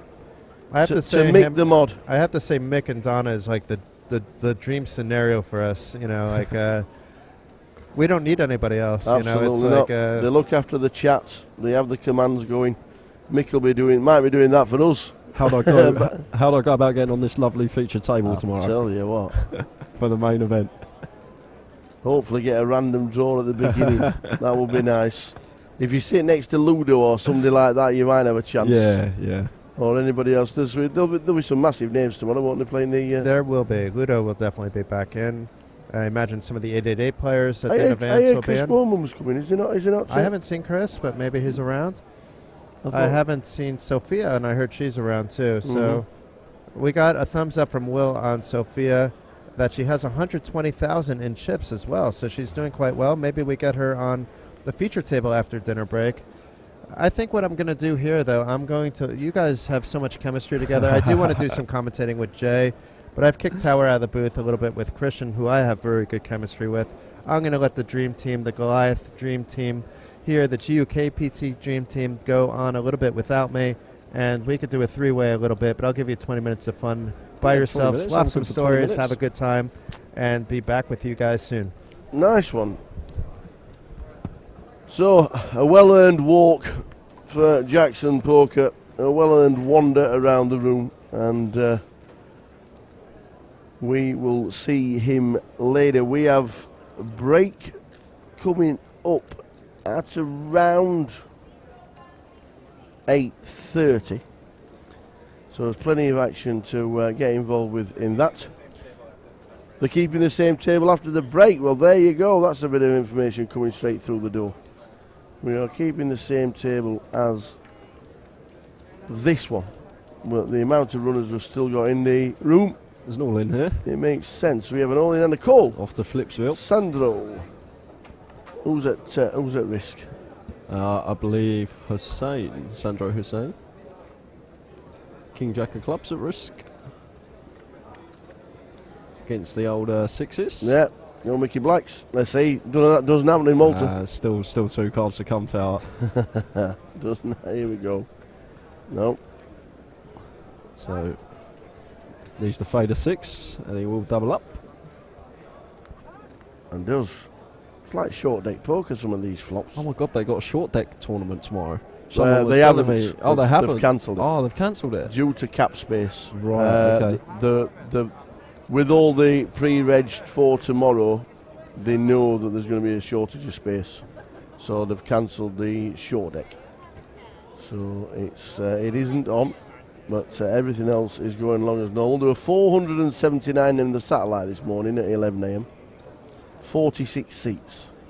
What? 46 seats. I might have to get up early tomorrow and flick in. Is there another sat tomorrow? I take it before the main. I think there is. We can check. There's actually an app, a Battle of Malta app, that is excellent. It shows you all details of everything that is happening this week. Will Shilliber will tell you. 400 already. There is a satellite at 11 a.m. It's 60 euros, 50 plus 10. You're working. Get back. Get your Ferrari wheels over there, you. So have you seen this one?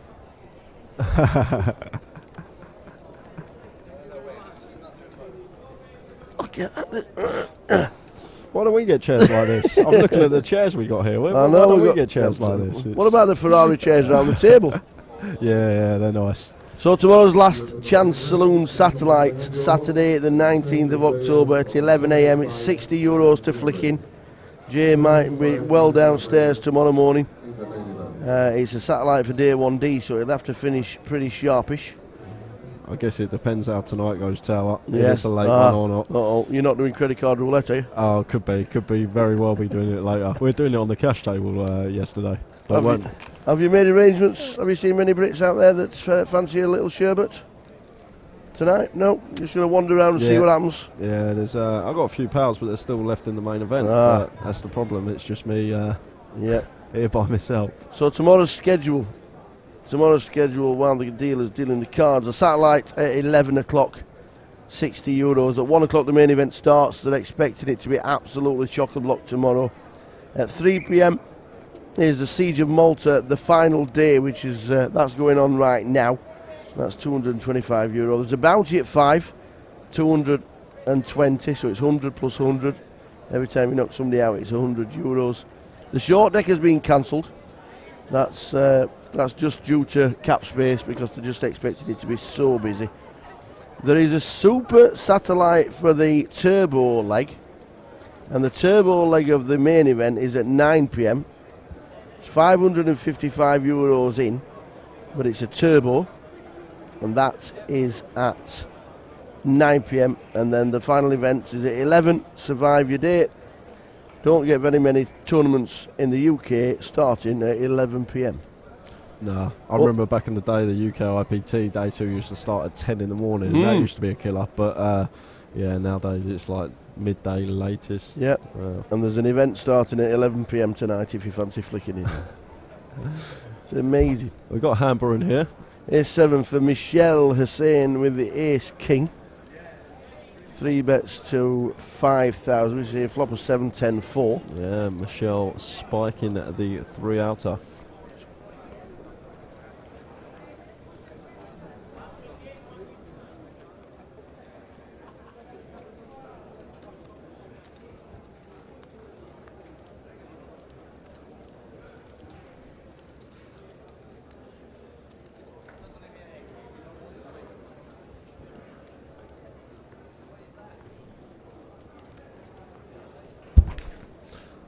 Ball runs out pretty Yeah. wet. This is going to check.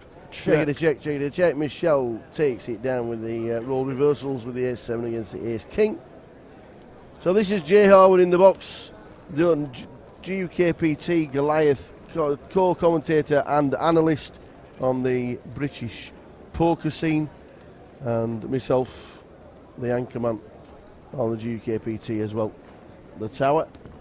And Jay decided to come over and flick it in the main. Unfortunately, he's not had the best day at the office, and he will be trying again tomorrow. Might even play the satellite in the morning. Yeah, they happen. You have those days, you have bad days, you have good days in this industry. Yeah. But we'll go again tomorrow, hopefully run a little better. Was Patrick still in when you went down? Yes, he was. Yeah, he was, yeah. Really enjoyed playing it today, though, the main event. It seems like skill level in the field's very diverse. There was a couple of good players on my table, a couple of players that seemed... I think we've likened it a little bit to the Goliath. Yeah, I agree, Tara. I really agree. I saw lots of limping and lots of donking as well. Lots of donk leads, lots of limps, like stuff you expect in like a 30-pound comp or whatnot. But and this as well, multi-way action. At the moment, we're 9 weights. Yeah, I know. I have actually crazy. never seen it. I have actually never seen a 9-handed flop. But I don't think we will now with the all-in. But that could have been interesting. Seat 1. We are going to be counting the stack. If you want to know why the dealer has got the headset on, she's talking to the action tracker, who is in the back. Right. Not at the side of the table. Like it, So like it. action tracker Dave is not on the side of the table. It's not action tracker Dave, actually. Is it No. actually? But the dealers talk, rather than shouting the action and it being missed because of the noise in the background, she speaks into the microphone, the action tracker collates it all, and we see the graphics. Right, we've got a spot here for Luigi. It says an open under the gun +2, the 9's ripping in the low jack, and the ace-queen ISO in. What blinds we at here, Tower? We are on level number 11. I think it's 501,000. Yeah, so if this is 10s have got a call here. If this is a 12 big blind effective shove of Luigi, he cannot be folding here. Although there's lots of action in front of us and it is an effective 4-bet, it's an under-raised 4-bet, though we've got to take that into account. So going to have to call here with the 10s for 12 big blinds, and looks like we're going to have a three-way all-in, guys. 10s, 9s and ace-queen. Players at risk are Dan and Sandro. Luigi has both players covered. Level 9 is 6-12. 6-12. With a 12. Even worse then, even more reason to shove in. It's sub 10 bigs for Dan. So 3-way action. It's a good flop for the 10s. Jack 6 deuce.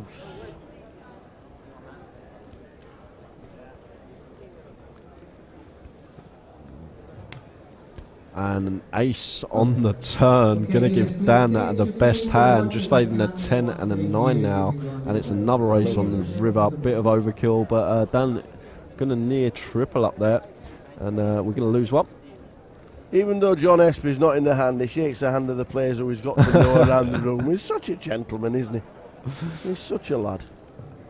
Carmen is still chip leader on 73,000. She's not been in the table a while. She's from... Did you see that? Oh, you want to see the flags? Carmen Alina is a very well-known Estonian player. And Christian, who was in the commentary box, is Estonian. And Jason, is a fanboy completely. Yeah. And obviously got fans in the room because the country flag came out, the scarf came out, and who she was sponsored by came out, and all the flags because everybody's realised if you walk past seats 5, 6 and 7 you get on TV. Yeah, of course. Yeah. So they slowed right down with the flags, and all the flags went past, and then they started chanting. It was really good. Really good. Then they had to do it again because somebody wanted a photo of it. It was excellent. Really good. Oh, I got a great photo from the side event. You have a look at this, Tower. Sorry, guys, you won't be able to see this, but let's show the. Okay, dealers, please come back on 15 minutes on the clock. Oi, oi. I got the masseuse and Patrick Antonius behind me, massaging me. Brilliant. Awesome. Oh, good on you.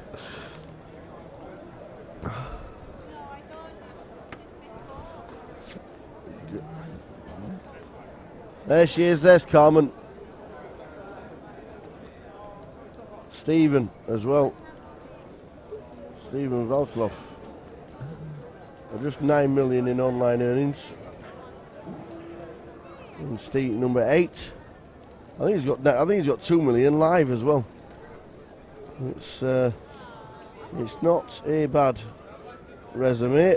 Well, he's got the ladies here under the gun at a +1 going to open, and Hussein here will be continuing in the cut-off here. Ace Jack of clubs. Can go either way with this hand. You can either flat or you can come in for a 3-bet, but versus UTG +1, probably going to lean more towards flat. Nice hand, good playability. We're going to have a position a lot of the time post-flop. And John got an easy defending with the pocket 5s in the big, so he's going to flick in the defend, and a 3-way action to the flop, and we've got an action flop there. Jack 4 deuce 2 spades. Top pair, top kicker for Hussein. Stephen with the overpair to the board, and John going to come in for a donk here on deuce for Jack. Betting 6k into 10k. It's gone like 60% pot. And Stephen, good to see, just flattening here. The Ace Jack has jammed a lot.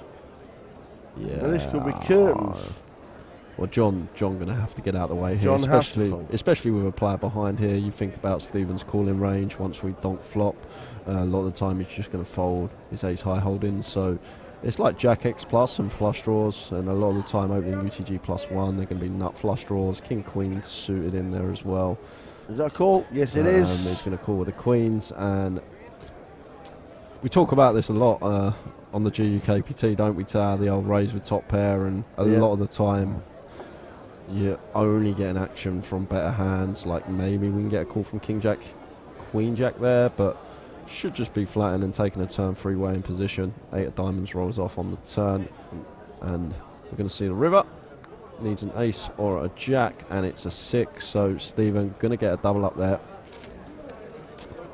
Ace jack maybe a bit overplayed. Stephen Van Zadloff is off to have a chat over either on the phone or to his friends on the rail. Over 9 million in online earnings. Thing is, in spots like that with the ace jack, you've always got to be aware of opponents' ranges there, and open UTG +1. Like they've got all the queens, kings, aces in their range there. They've got ace jack as well, but especially after Stephen flats the donk, like sometimes we'll have king jack and queen jack, but they're probably going to fold, where they should be folding to a shove that size. But when we have the best hand, we want continues from worse, and when we don't, like, it's so hard to get caught by a worse hand in that spot personally. And maybe you can even exclude the offsuit king jack and queen jack combos under the gun +1. A lot of players are just going to muck them, so it's only 2 combos of each, 4 combos total that we're only ahead of there. And then you got the 18 combos of overpairs, queens, kings and aces. Hussein takes a hit down to sub 10 big blinds.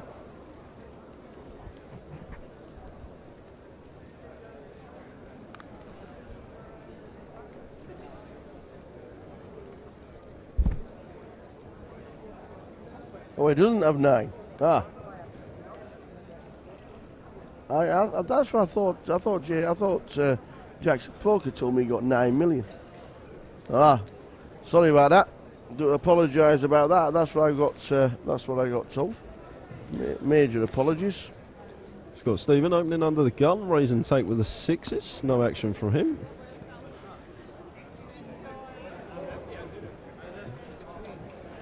Definitely going to be defending the 5 for a clubbies though in the big, but thought better of it on this occasion.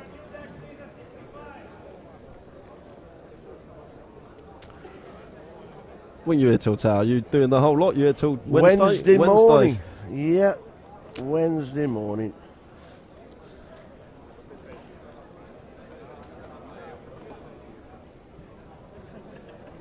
You will be if you're in the final table. Yeah, hopefully tomorrow goes a bit better than today did, but they happen.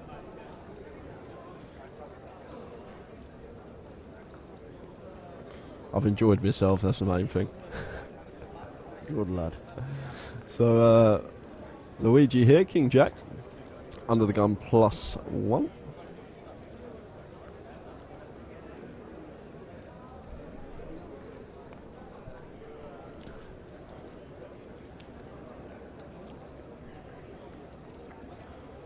And Hussein going to shove for what's his last sub 10 bigs, just below 10 big blinds. Luigi here with the King Jack. What is this? We've invested 2. We can probably let this go, but he's just going to make the call. Got a call for 20% of our stack. But if this is like cut off versus button dynamic, it's a call. But UTG +1 versus UTG +2. You'll see a lot of players just muck the King Jack here, even for 10 bigs. Good flop for the ace-3. Needs to dodge and fade any more paint, and now a 10. Any 10, Jack, Queen, or King, no, sorry, not the Queen. So the ace-3 will double up. Nice double up with the ace-3. Back up over 20 bigs. No one really in the danger zone now. It's a good double up with such a raggy ace.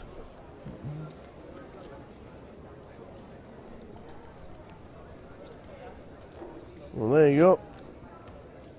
Are we up in Glasgow next weekend, we shall know. The team are in Dublin for the IPO.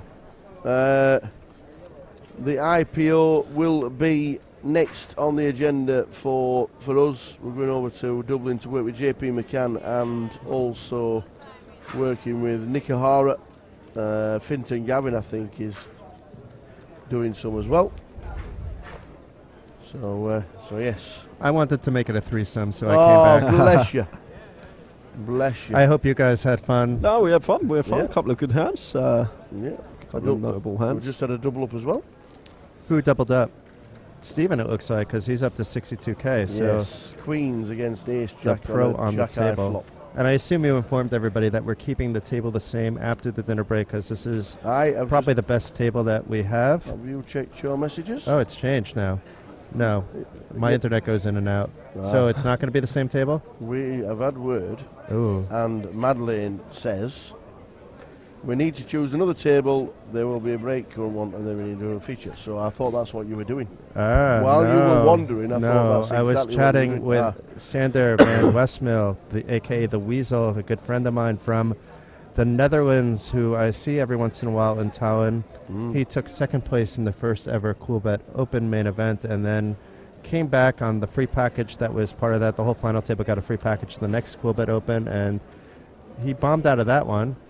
What is going on this hand? No. Hespness. Sorry to cut you short, Jason. No, this is, you have to kings cut me is short just here. Somebody has to Hespness. stop me Has when John this just is. flatted here as well, pulling out the trap with the old boots.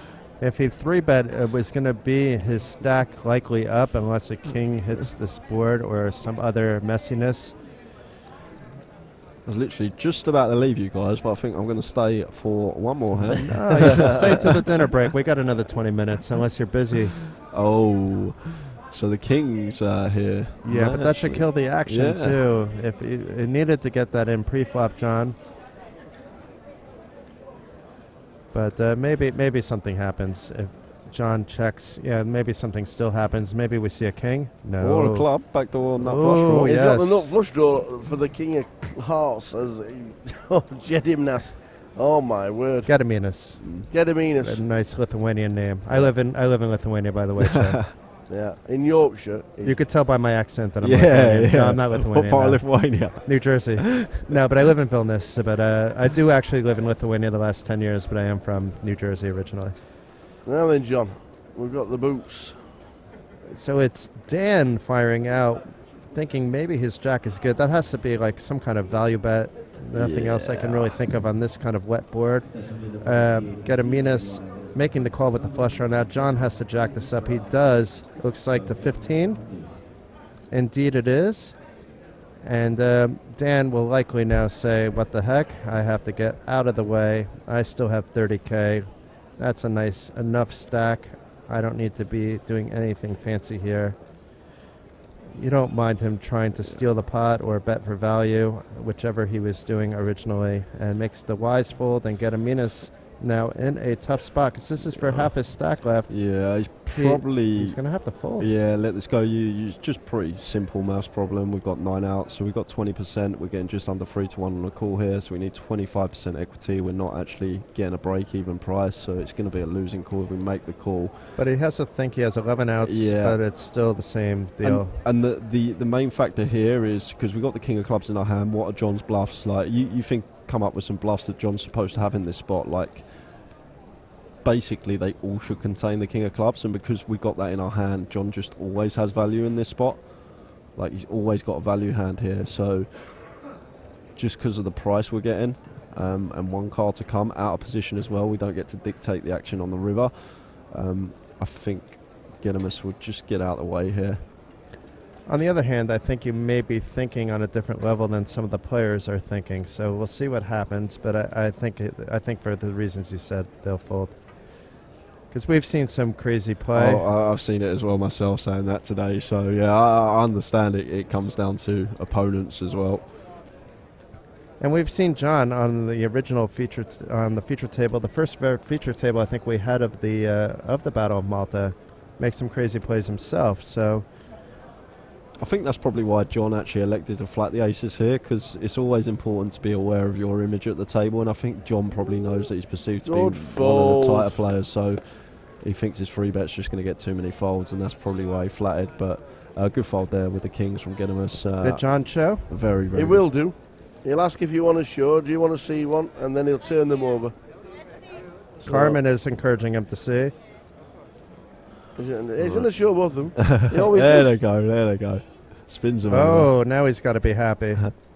He's telling me our king's now. John's like, that could have been all in pre. Yeah. But John decided to flat the min raise. Right, guys, I'm going to have a wander to the bar, I think. Good lad. I'll definitely pop in throughout the weekend again, hopefully. Not tomorrow during playtime, because I'll still play. We don't want to see you tomorrow. You don't want to see me tomorrow, but I'll see you then. Thanks, guys, in the chat as well. Nice one. Jay Thanks for Howard joining us, Jay. We're Jay joining Howard the tower. is on his way. Fingers crossed for the main event tomorrow. He might even flick in the satellite. And I'll see you in a bit. Nice one, buddy. Jay Howard from the UK. As you can tell, analyses the hands with me for the GKPT. Great asset to have. Just like Jackson Poker sat at the side. We all get along together. Yes. We've got loads of friends that like to jump in. Sometimes we do 3-way, sometimes we do 2-way. We can't do a 4-way though. We don't have enough headsets for that. Or the mixer board also only goes up to 3 mics. Why has Mick the Mod not changed his name yet? I'm not sure you can change your Twitch screen name actually, so I have to be fair about it. It should be Mick the Mod.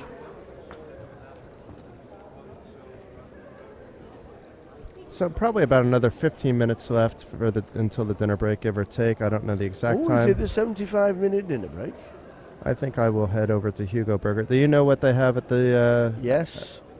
Would you like to guess? Pasta? Yes. Is it the same pasta? Yes. I think Hugo Burger it is. Good choice. What are you going to do during dinner break? I don't know. I might go for a freshen up. I'm not sure. I might nip outside for a bit of fresh air, walk to the beach, see what the sunset looks like, and just get a bit of fresh air, I think. Ooh, okay. That is me. Dan 3-betting here from the small blind with ace-8, and this will likely be good enough for him to chip up. I can't see... I mean, it's not that he's done that before, so... Nicely done.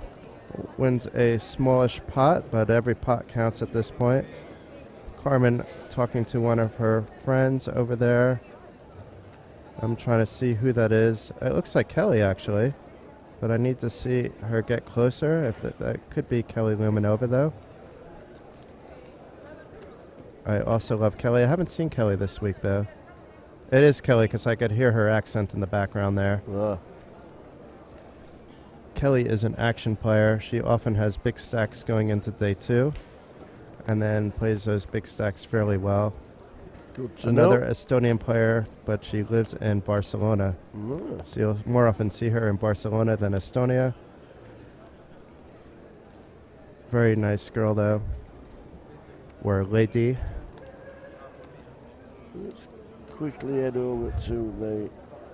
And Carmen back in her seat and wakes up to the big slick. Very nice.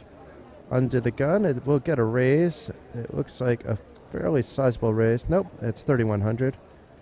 And Gediminas now with the ace-queen under the gun +1. Interesting spot because he has a 3-bet jam stack of about 20 big blinds. He could opt the flat, he could opt the fold if Carmen hasn't been too active from under the gun. They've probably been playing together for hours before they got over to the feature table.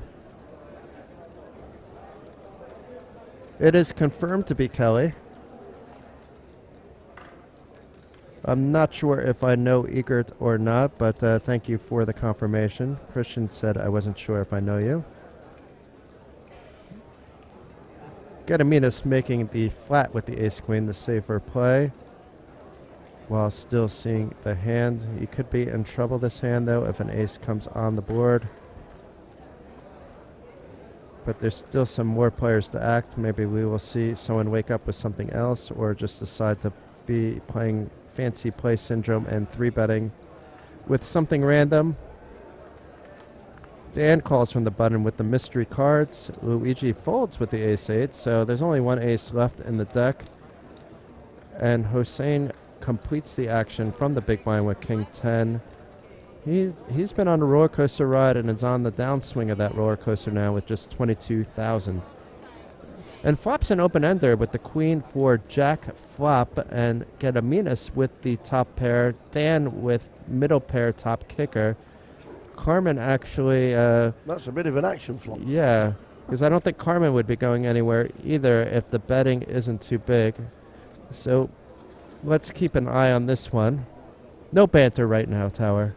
This is serious business. And we have Carmen, the one that didn't hit any of the flop, leading out for 4.7K. She was a pre-flop aggressor. And, obviously a 10 gives her Broadway, an ace, or a king. An ace would be bad news for her, actually. That would give Hossein a straight. So really just a king or a 10 would help her. Gediminas may decide to jam here because it is a wet board. He may feel he's ahead. He does indeed jam. 21,700. I like this. Sekmes Gediminas. And Hossein going in with the open-ender, and Carmen's going to have to fold here. 2-1 edge for Gediminas. I'm not sure how much I like Hossein's call, but he does have a bit of equity. He could get there. Chasing straights and flushes always mean you'll go on buses. Yes. Here it comes.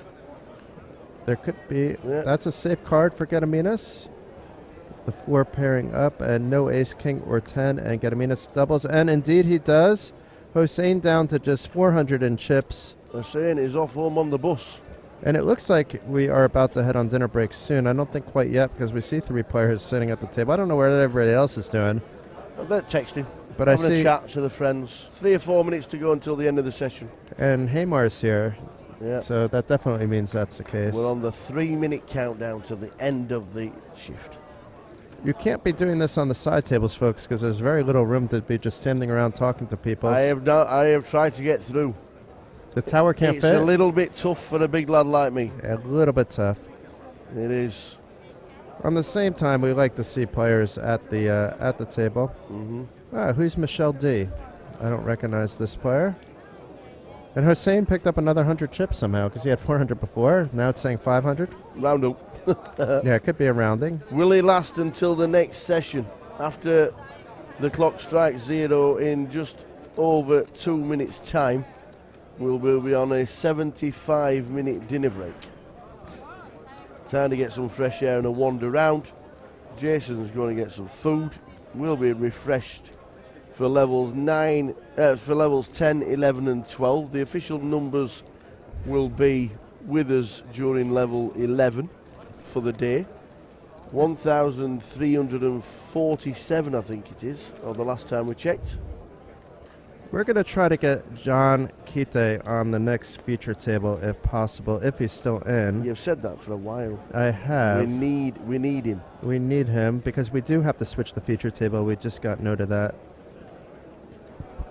I don't know if he's still in, though. Well, I'm not finding him on I'm this also list. guessing you're a little bit late. No, but there's some question marks in the chat about Okay. what to do here. Maybe we can find Sophia. We know Sophia Lovegren is still in, so if we can find out what table Sophia's in, let's do the safe play. We do love Sophia. Is table 66 a safe one?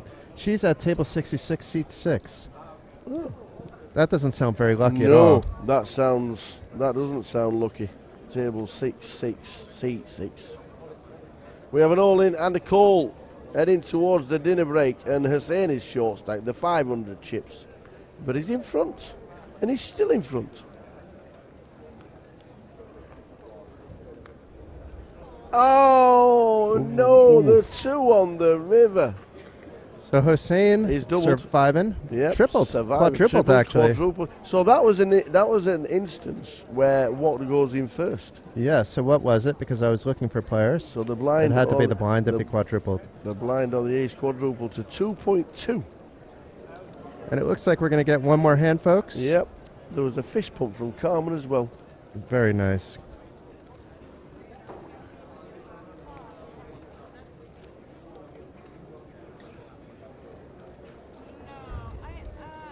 Now we can hear Carmen talking a little bit.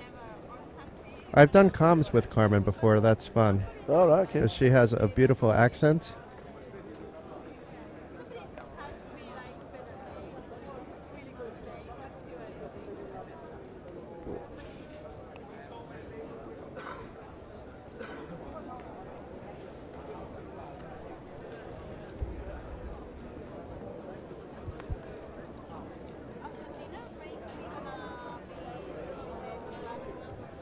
I'm inviting Alex Scott because he's leaving tomorrow, but we already have William Schilleber joining, so I think that would mean that we would rotate in and out during the last stretch as well, if you're okay with that, Tower?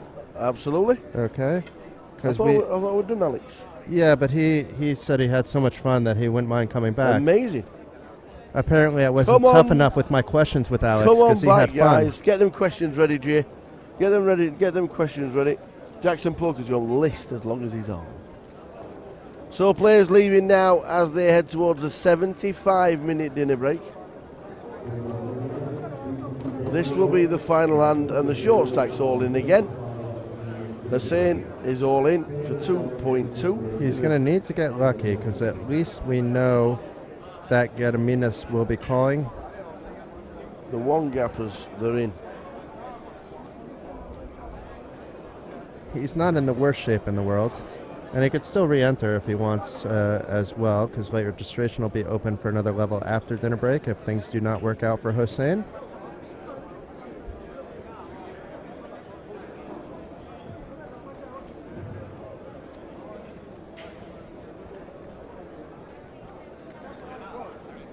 I'm not sure what's going on here,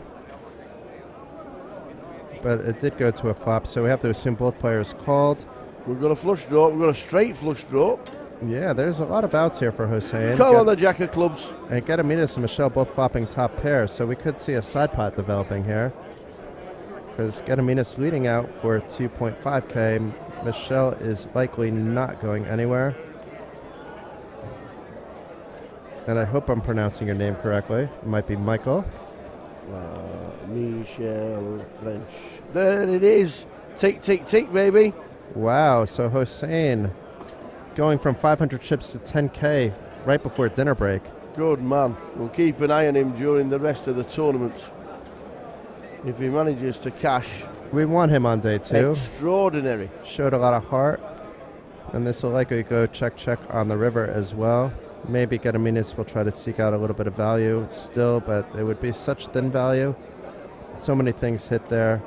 At least he'll collect the side pot if it goes check, and Hossein will collect the main pot. Indeed. Gediminas does bet a little. I don't know how much. 4k. Will Michelle call? It would be a tough laydown for many players. If he thinks things through, maybe he can find a fold. I mean, the flush draw would have completed. He could have been behind when the original bet was taking place. Can anybody beat the flush? Hey, there we go. That is it for the session. Great session, great guest commentators. Me and Jackson will see you back in 75 minutes time, which means local time will be 9:50. See you then. Bye-bye.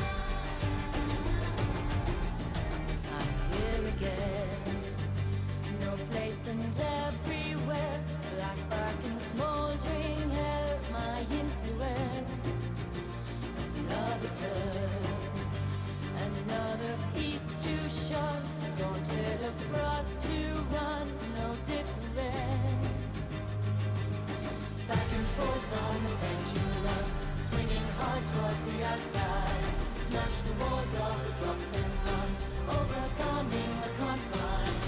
Time and space on the frailest flame, frozen cold in the static. Bloody blades under hatred stands, tearing out through the fabric.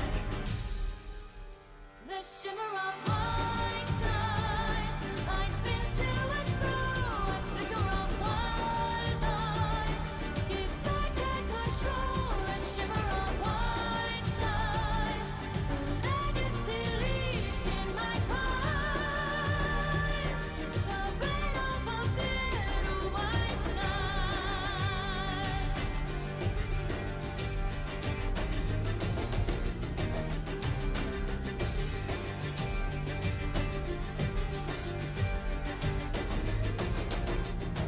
I pay the test, muse to another's song, heir to another's wrongs, unwanted crown. Dance on the wings, through space and time I swirl. The lady of the worlds, don't hold me down. Back and forth on the pendulum, swinging hard towards the outside. Smash the walls of the blocks and run, overcoming the confines. Wake the wolf with the distant roar, strands of ash separated, to entwine on a misty shore. Troubled lives ever faded. The shimmer of white skies, I spin to and fro, a flicker of wild eyes, gifts I can't control. The shimmer of white skies, the legacy leashed in my cries, shall rain over bitter white sky. Weave these strands of ash together.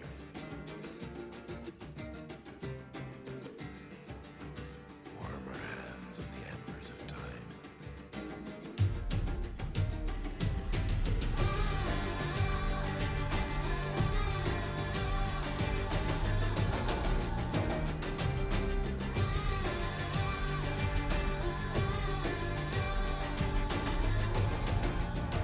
The shimmer of white skies, she spins to and fro, a flicker of wild eyes. She's losing control. The shimmer of white skies, I'm haunted at night by her cry. Yeah, I'm frozen cold. The shimmer of white skies, I spin to and fro, a flicker of wild eyes, gifts I can't control. The shimmer of white skies, the world I no longer define, shall rain over bitter white skies. Swinging hard towards the outside, smash the walls of the blocks and run, overcoming the confines. Back and forth on the pendulum, swinging hard towards the outside, smash the walls of the blocks and run, overcoming the confines.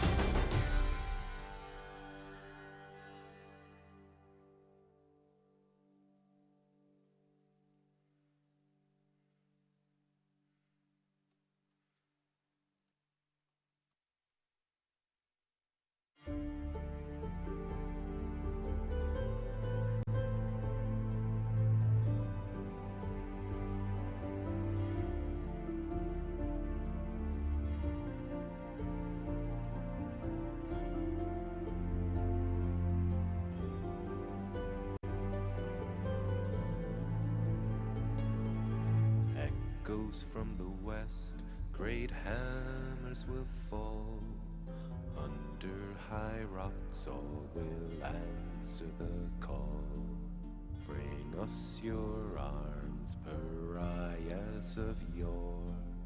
All faces turn now to war. Exiles of the ash stare through crimson glow. Guards of the north sing their songs of the snow. Bring us the breath of the marshes and rain. Courage is rising again. War will weather the soul.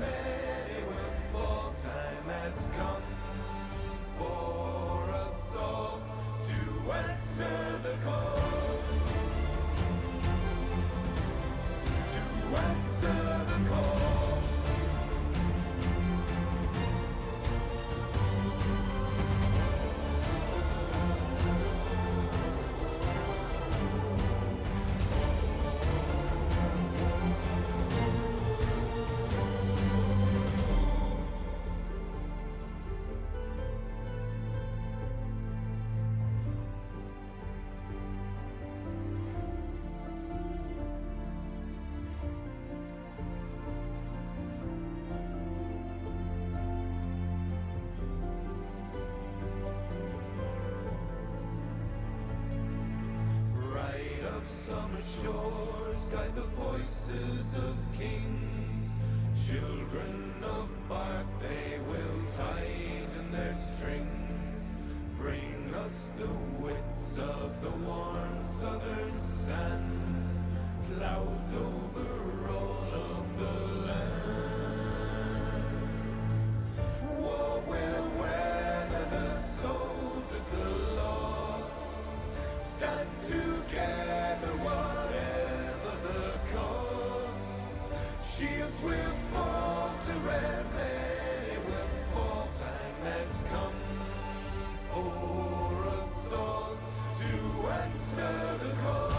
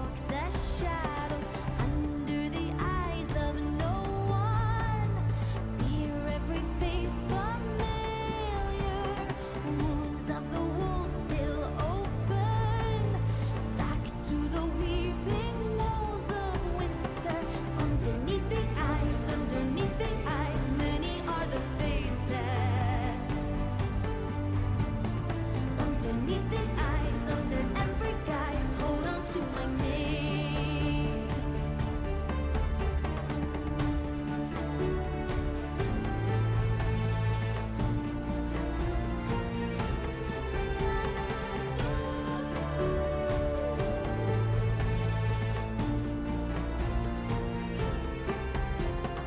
Lights go down underneath the Titan shield. Through brooks and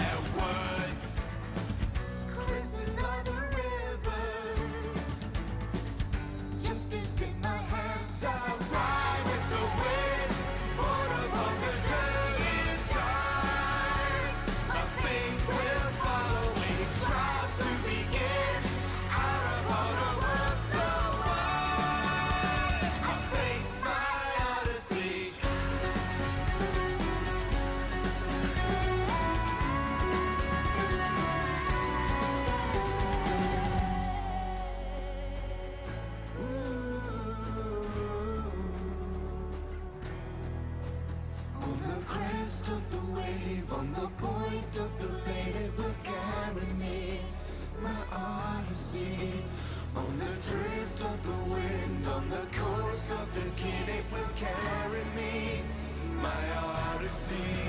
On the twist of the road, on the shores ever gold, it will carry me, my odyssey. On the peak of the ridge, on each side of the bridge, it will carry me, my odyssey. Winds of the ocean carry me.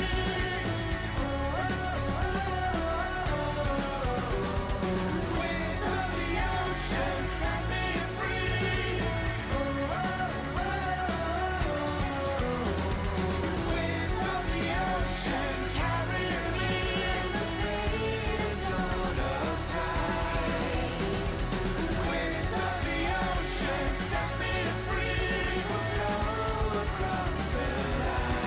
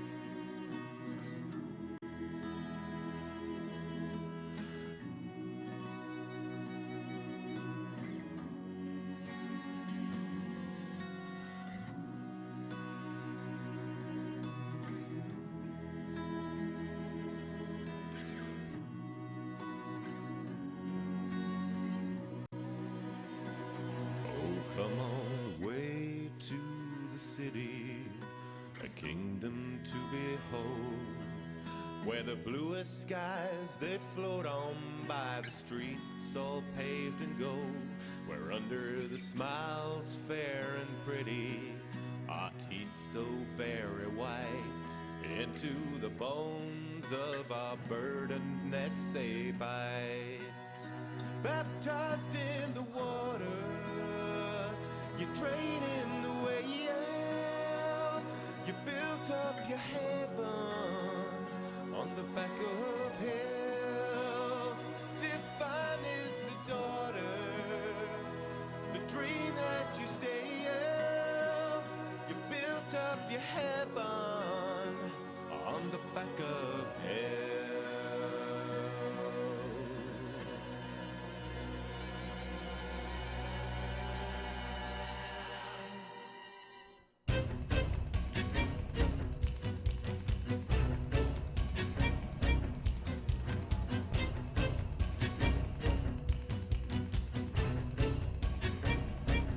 Breaking our beds, so breaking down stones, raising all the buildings, breaking down bones.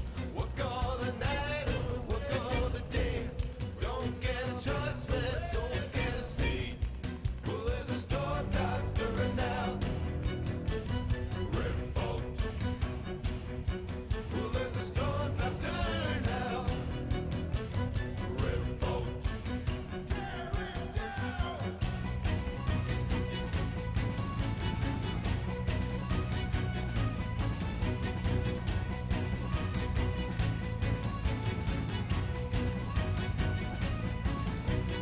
The empty streets and the callous feet and the bloodshot Irish eyes, a floating haven for the craven nestled in the skies. Well, up and out and away we turn, there's a fight outside your door. Shining pride of America is a nation up for war. Revolt. Baptized in the water, you train in the way, you built up your heaven on the back of hell. Divine is the daughter, the dream that you sail. You built up your heaven on the back of hell.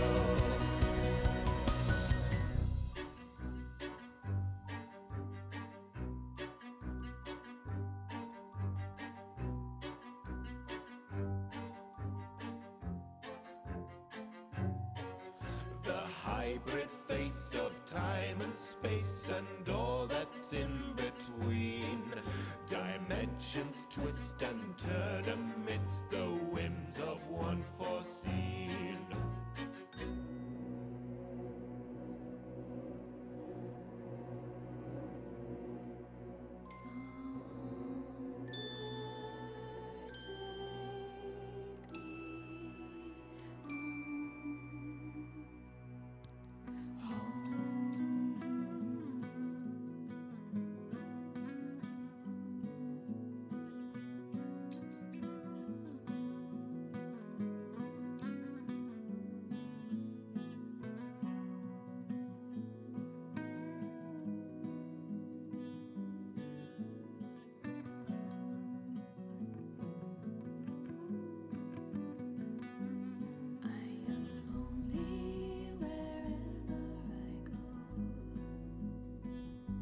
Sanctuary is all that I know,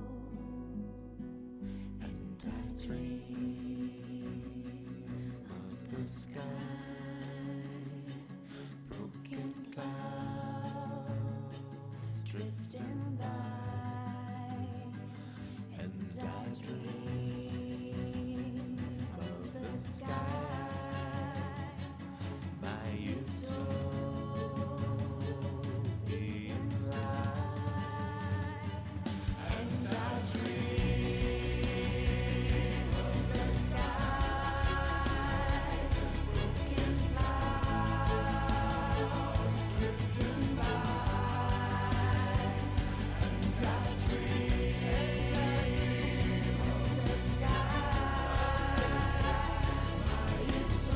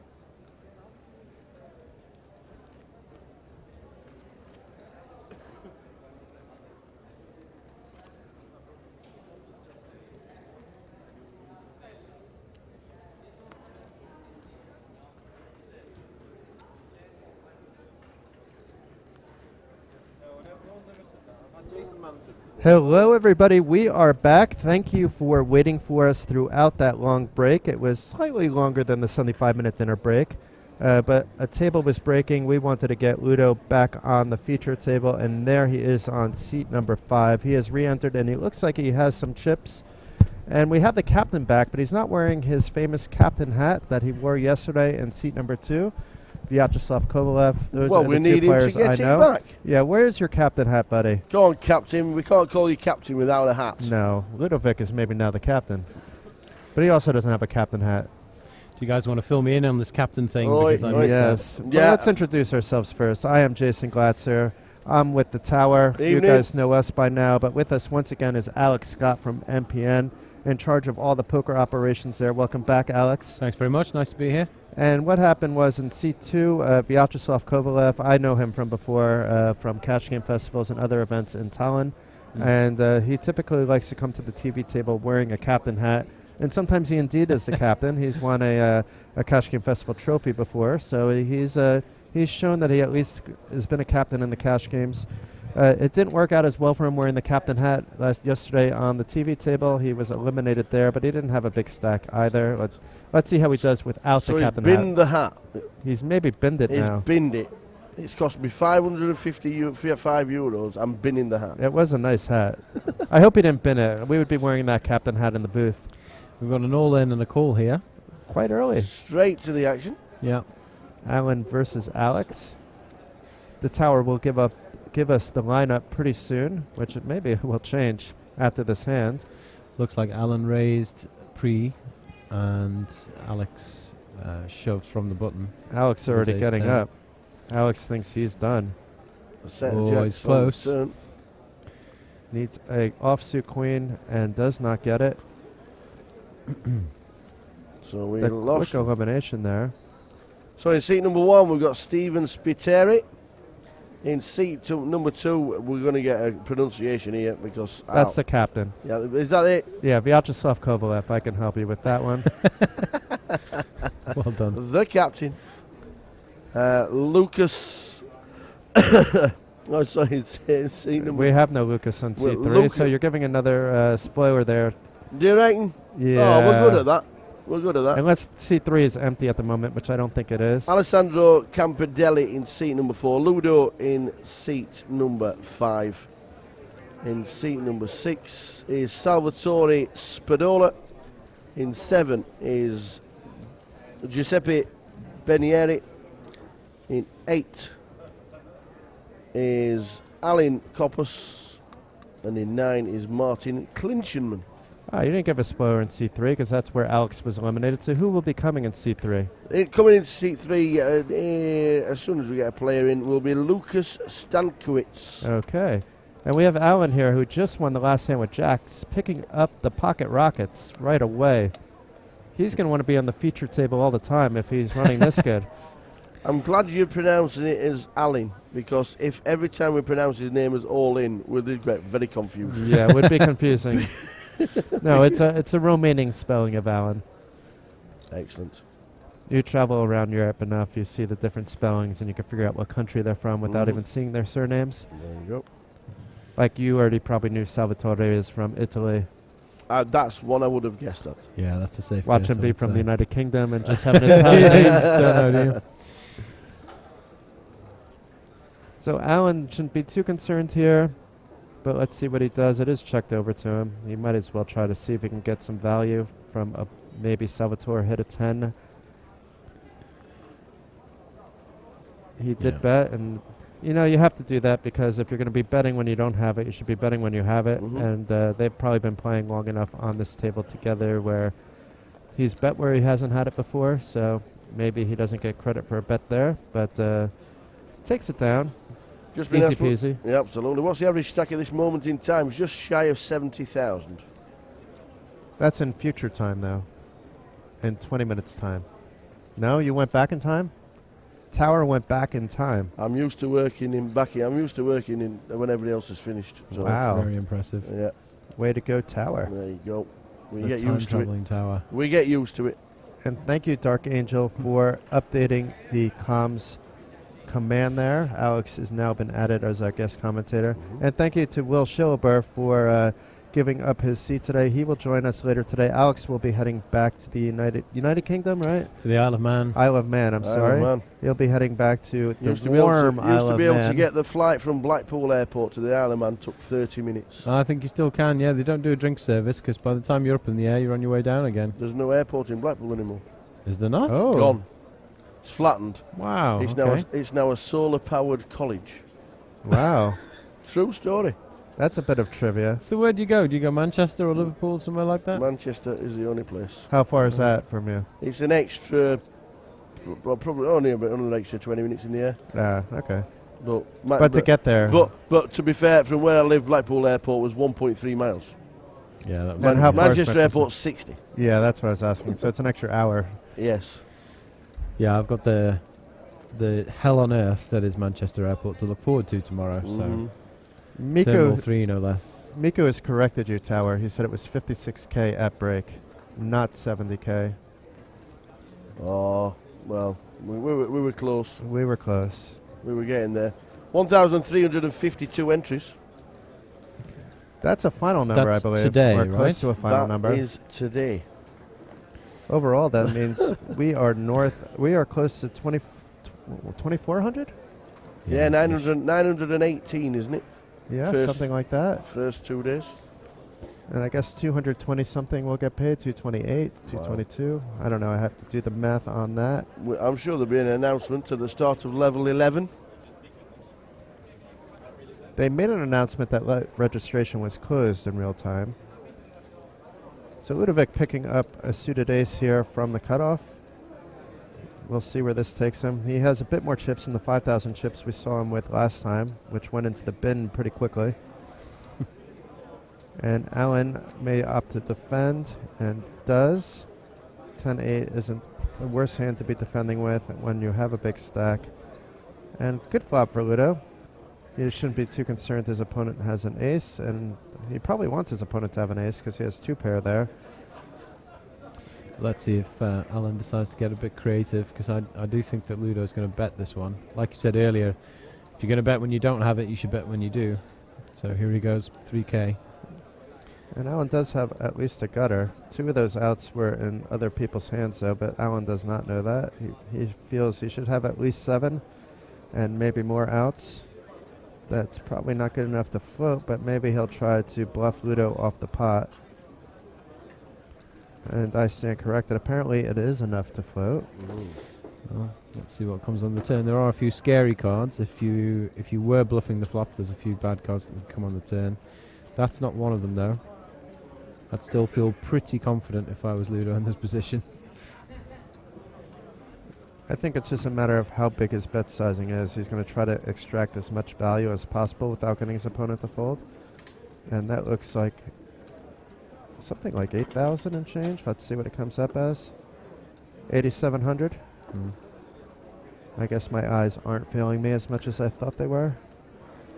Yeah, and we get a fold. The pressure paid off. So what time is your fight tomorrow, Alex? It's at about 10:30 in the morning, so fairly early start for me. Well, What's for a poker the tournament time anyway. to get to Malta Airport? Then not 3 hours like you have to do in Manchester, is it? No, well, I never get there that early anyway. I've done this. I've done a lot of travel over the last few years, and if I turn up at the airport 2-3 hours before every flight, It adds up. it does. It grinds you down. Living in Vilnius, and it's probably the same as Isle of Man, I can get from my bed to the gate in like 25 minutes. You know, Yeah, it's a beautiful similar. thing. Yeah. So it's like an hour and a half before the plane takes off is usually when I leave. Awesome. And I still have time to go to duty free or get a croissant and a coffee or get a beer. Although the Heineken bar is closing at Vilnius Airport, I heard. Oh, no. That's a disappointment.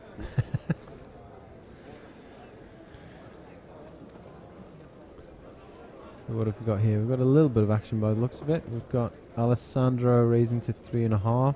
Big racing size. Is anyone going to pick him off? We've got an all-in. Ah, hecky. In the big blind. All in for less, but is ahead. He only had 2 big blinds in front of him, a little less even. So raising size wasn't that big. I forgot the blinds went up to 800, 1600, and they weren't at 600, 1200. That makes a big difference. And Heikki in good shape. I don't know how Alessandro has so much equity in the hand according to those percentages, because it's only a 10 that can help him. That one. There we There go. it is. Yeah, maybe they knew a 10 was coming on the turn. It should have been 100%. Yeah. Instant service. Unfortunate, Heikki.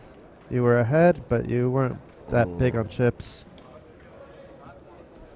Good game. You can get back in tomorrow as late registration is closed. Although maybe in stream time it's still open and you can hop back in. But I'd recommend get a rest. You probably were in for a long day. Would you recommend buying in today for tomorrow? Yes. Yes, absolutely. Yeah, the lines today were massive, to say the least. I was going to say something worse. We did agree not to swear too much on the stream.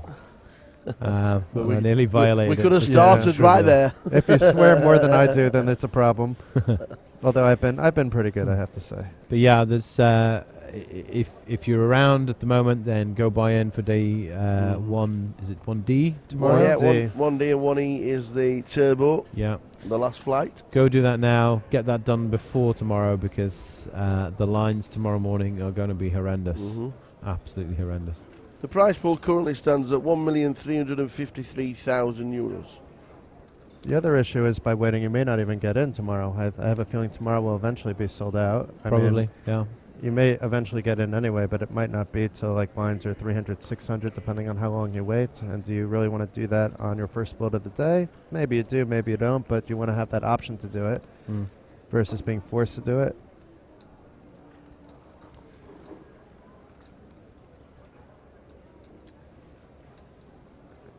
Allen on the button. Jack 5 isn't really the premium hand you want to have, but when it's folded around to you on the button, you can rep that you have quite a lot. But in this case, he's up against the ace 4 by Steven. Yeah, you're not going to get a lot of credit from an open raise from the button. And ace 4 is easily good enough to call. But if you're a good post-flop player, you are in position, so you can play a lot of hands. Jack 5 is on the light end of that, but why well, not? it's paid off here. Pair of 5 puts him way ahead. And Steven, with that awkwardish stack size, it's going to be hard for him to find a call. And does indeed fold. Well done. And it does look like the official number is 1,352. Okay. Should we do some official math? What's 15% of that? Well, we tried to. We reckoned it was 203. 203. Okay. Yeah. So it's 202.8, and I'm assuming they're not Oh, going to play down right. to, part of somebody's stack. Yeah. We can So chop off 203. somebody's foot, and they can come in if they want to play with 1 foot. Yeah. Now, one thing I noticed yesterday, walking past this feature table, is just how amazing those chairs look. Yeah. They look super, super comfortable. For people like me, you, and Tower, yes, but we had Ronnie Ballantyne in there 2 days ago, Ron Dog, and we saw him fiddling around, and he's a friend of mine, and he's like, yeah, Jason, I heard you commenting, those seats are too much for me, because he's not as, if you're big, it's fine, but if you're, if you're a smaller person, then it could be a bit hard for you. Very politely put, Jason. I don't know how polite that was, but it is Ronnie. And there's a comment in here, seat 4 is wearing headphones. Is that the case? I think not. I can't tell. No. From the stream. If he I'm is, just wondering if it's in seat 1's case, if it may be the sunglasses. No, that looks okay too. I mean, people can accuse seat 7 if they want that, putting something under that hat, but I mean, it's fine. I'm not sure what... It does look like actually C4 is wearing something though. I see now a wire moving by the ears. So they should fix that. Yeah, obviously very sensitive time for anybody live streaming poker at the moment. Well, in our case, not live, 30 minutes delay. With everything that's happened in the US at the Stones Casino, it's... I'd be more worried if it was a cash tournament. What do you mean by that? Because, well, all the discriminaties were at cash tables. They didn't know they were going to be on the feature table until they were told to move to the feature table. Like, they didn't give them any warning. True. If you sat in the same seat at cash for 12 hours a day, 6 days a week, then maybe you might think of doing things that can make you extra earnings. Yeah, well, that guy, whose name will not be spoken, not by me at least, clearly thought that he could get away with something. For me, the idea that he was just that good a player and yet would only play in one specific game and one specific casino and only in games that were streamed just is a little bit much for me to believe. And to be fair, one person puts the integrity of everybody at scrutiny, and it's unfair. But at the same time, I kind of like it because it puts people examining their security policies. I don't like that it happened, but the scrutiny part is, I think, good. And Chip and Chair is saying you can't think of anything with the hat, but that was one of the things that they were saying maybe Postal did is they make these bone headphones that fit nicely under hats like this black one, where you can't notice if there's a small bulge. So that was one of the theoretical rumors. Nobody really has proven what has happened, other than the fact that it's fairly impossible, statistically speaking, for someone to be right that many times on so many odd situations and wrong when a certain person isn't in the booth, not in the booth, but in, working behind the scenes. There you go. It's been a very interesting situation to follow that, but the thing that I've struggled with as somebody with a full-time job and 2 kids is the amount of content that has been produced about that situation is just so huge. Yeah, I think we have 15 articles alone on Poker News. Well, there you go. I mean, you can't possibly... I could read every article on Poker News, but I couldn't possibly read every article that was written about the situation. No. Or listen to every blog, every podcast, or watch watch every Joe vlog. Ingram. He's probably done 20 hours of content, just on this. I know. He's going to feel like he's lost a major part of his life when he stops doing that, stops covering it. There'll be another scandal that comes up or something else he can focus on. There always is. There was one in Scotland, wasn't there? A guy with the phone and the with cards. The phone and the cards in Scotland, and wherever money's involved, there's always going to be somebody trying to make a quick buck. Just look at the bankers. Oh no, we'll not get into that. So, Chapman and Chair, I totally agree with your point about it is that kind of story that makes the media, and in fact one of the best analyses of the situation was done on SportsCenter in the US. Really, really good high-level analysis of the situation, just gave you the basics in a couple of minutes' time. ESPN SportsCenter's breakdown of the Postal scandal. Oh, I said his name. The worst thing we can do is ignore it, though, in my opinion. I do work for Poker News, and I believe in reporting these situations. We can't just sweep it under the rug. It's the. We can. To be fair, we can. We shouldn't. Because we shouldn't even give him airtime. To be fair, in my eyes, you shouldn't be bringing to people's attention that this potentially is a problem. I don't agree with that. I think with anything that we do, because the problem can repeat itself. If the problem not in what we do, maybe not in what we do. So that's okay. But it's being brought up in the chat, and we don't need to ignore it. But I disagree with that entirely for the fact that it was brought up privately to Stones. Stones said they did an investigation.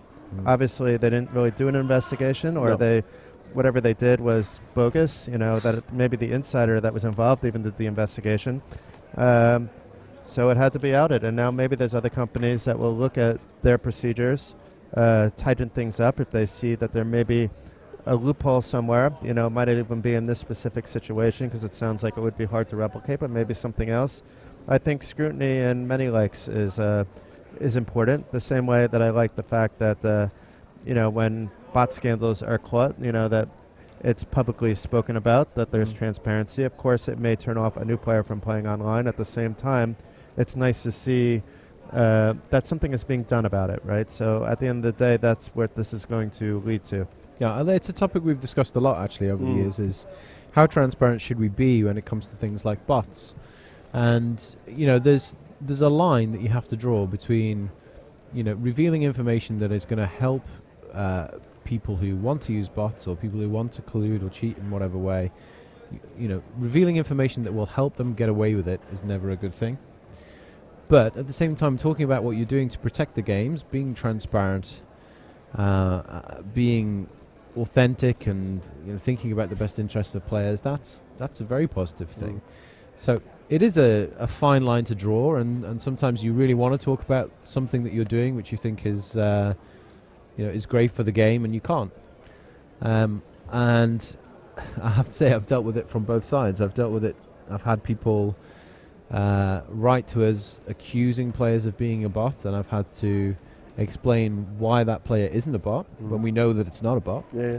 And at the same time, I've also had to build up enough of an evidence base when we know somebody is a bot to be able to seize their funds and redistribute those funds to other players. It's a fascinating part of the business, actually. Game integrity is absolutely fascinating if you're a poker player. And it's a very, very quickly developing part of the business as well. LV Online says, what do you mean by bots? Bots are like computer-assisted programs that would automatically make decisions for you online based on pre-programmed data that is programmed into them. You can have a fully automated bot. You can basically also have one that gives you decisions and that you're manually clicking. Those are probably even harder to detect than you're detecting them on patterns. A variety of things. And most reputable networks have bot detection procedures and closely listen to things being reported by their customers, even though 90% of the time the customer might be wrong. They investigate customer claims.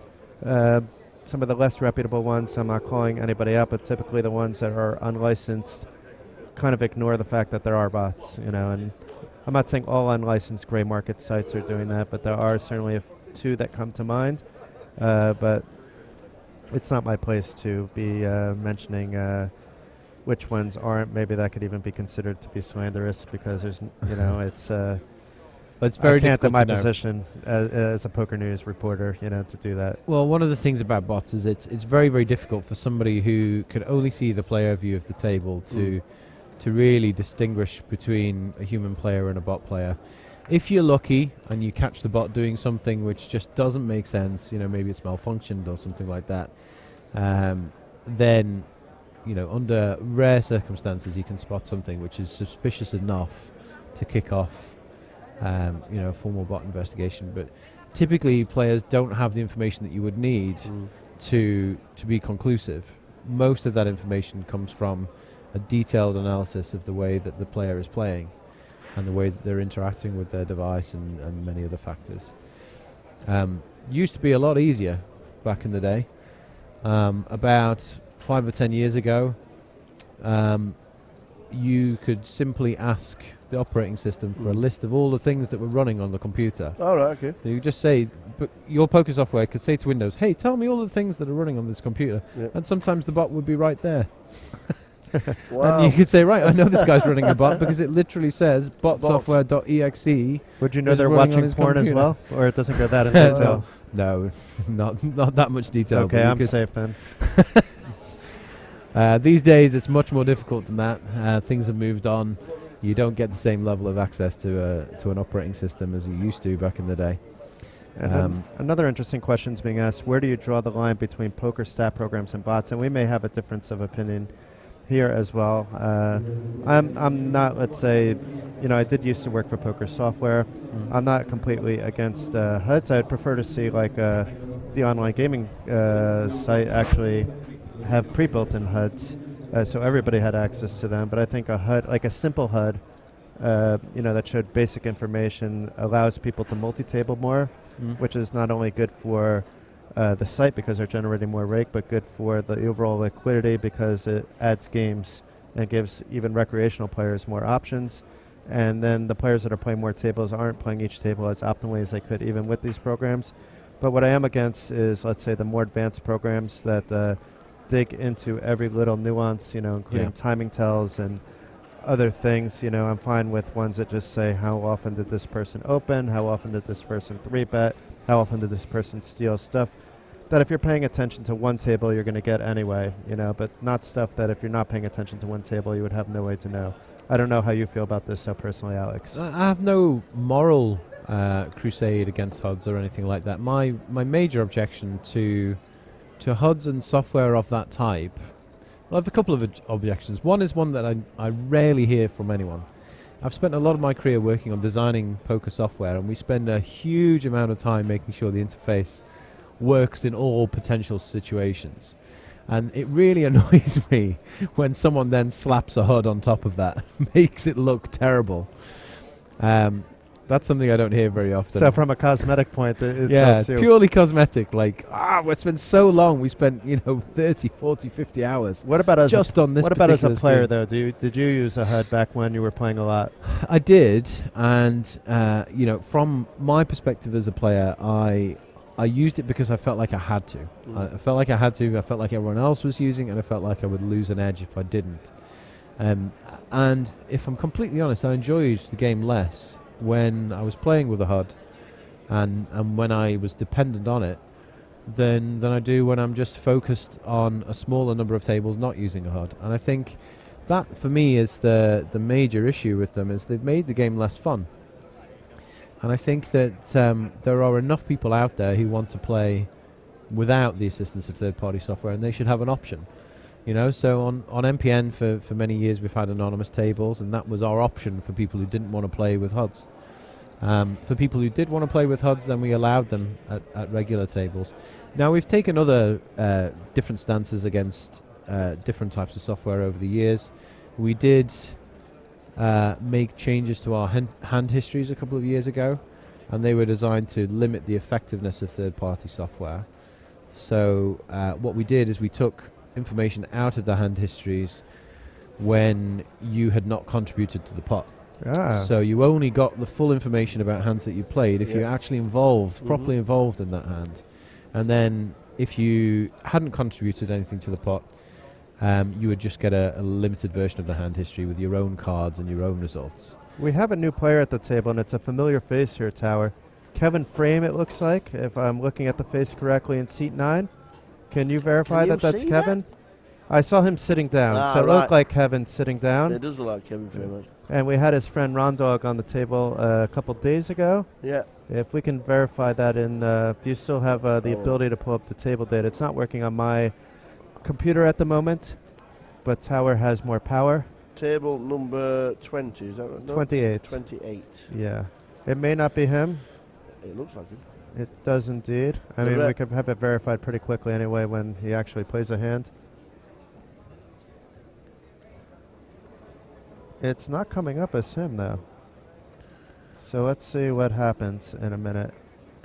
So in the meantime, we've got a raise to 4K from Stephen in under the gun +2, and a 3-bet from Vyacheslav with Queen 10. And now we've got Alessandro in the cutoff who's looked down at Ace King. They've all got decent stacks, I think all around about average for the table. So you think we'll see a 4-bet here? It depends on whether Captain has been raising. If Captain has been 3-betting often enough with hands like this, then maybe. The hat's back. The hat's back. He is the captain now. We could legit call the captain. Maybe he heard us say, "Where's your hat, Captain?" Because that was about 30 minutes ago. Maybe somebody told him, "You've been called out for not having a captain hat." And it is a 4-bet. We did see a 4-bet, yeah. This will get Steven. This will probably take it down, in fact. I can't see why either player would continue. Yeah, I think it did. Certainly not the Queen 10. I think it did take it down. The captain made a move and then shut it down before compounding on his move in a negative way. If you squint, it's a perfect picture. Yeah. We lost our focus, but I think that will come back soon. That's how everything looked to me last night after the player party. Yeah, Tower, you've been just drinking a lot during the dinner break. This is perfectly clear to all of us.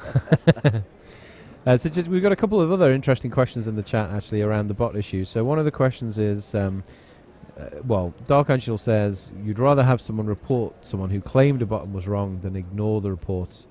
And they're right. And absolutely, of course. Yeah, I'd much rather that players report their suspicions. I mean, some players are right. You know, on the MPN we have, on average, 99% proactive detection rate, which means that 99% of cases that we open are from our own internal tools and investigations, not from player reports. That's a much bigger percentage than I was expecting. So maybe Rob Young is making sense when during his interview about removing HUDs and not anonymizing but forcing screen name changes when that happened a few months back.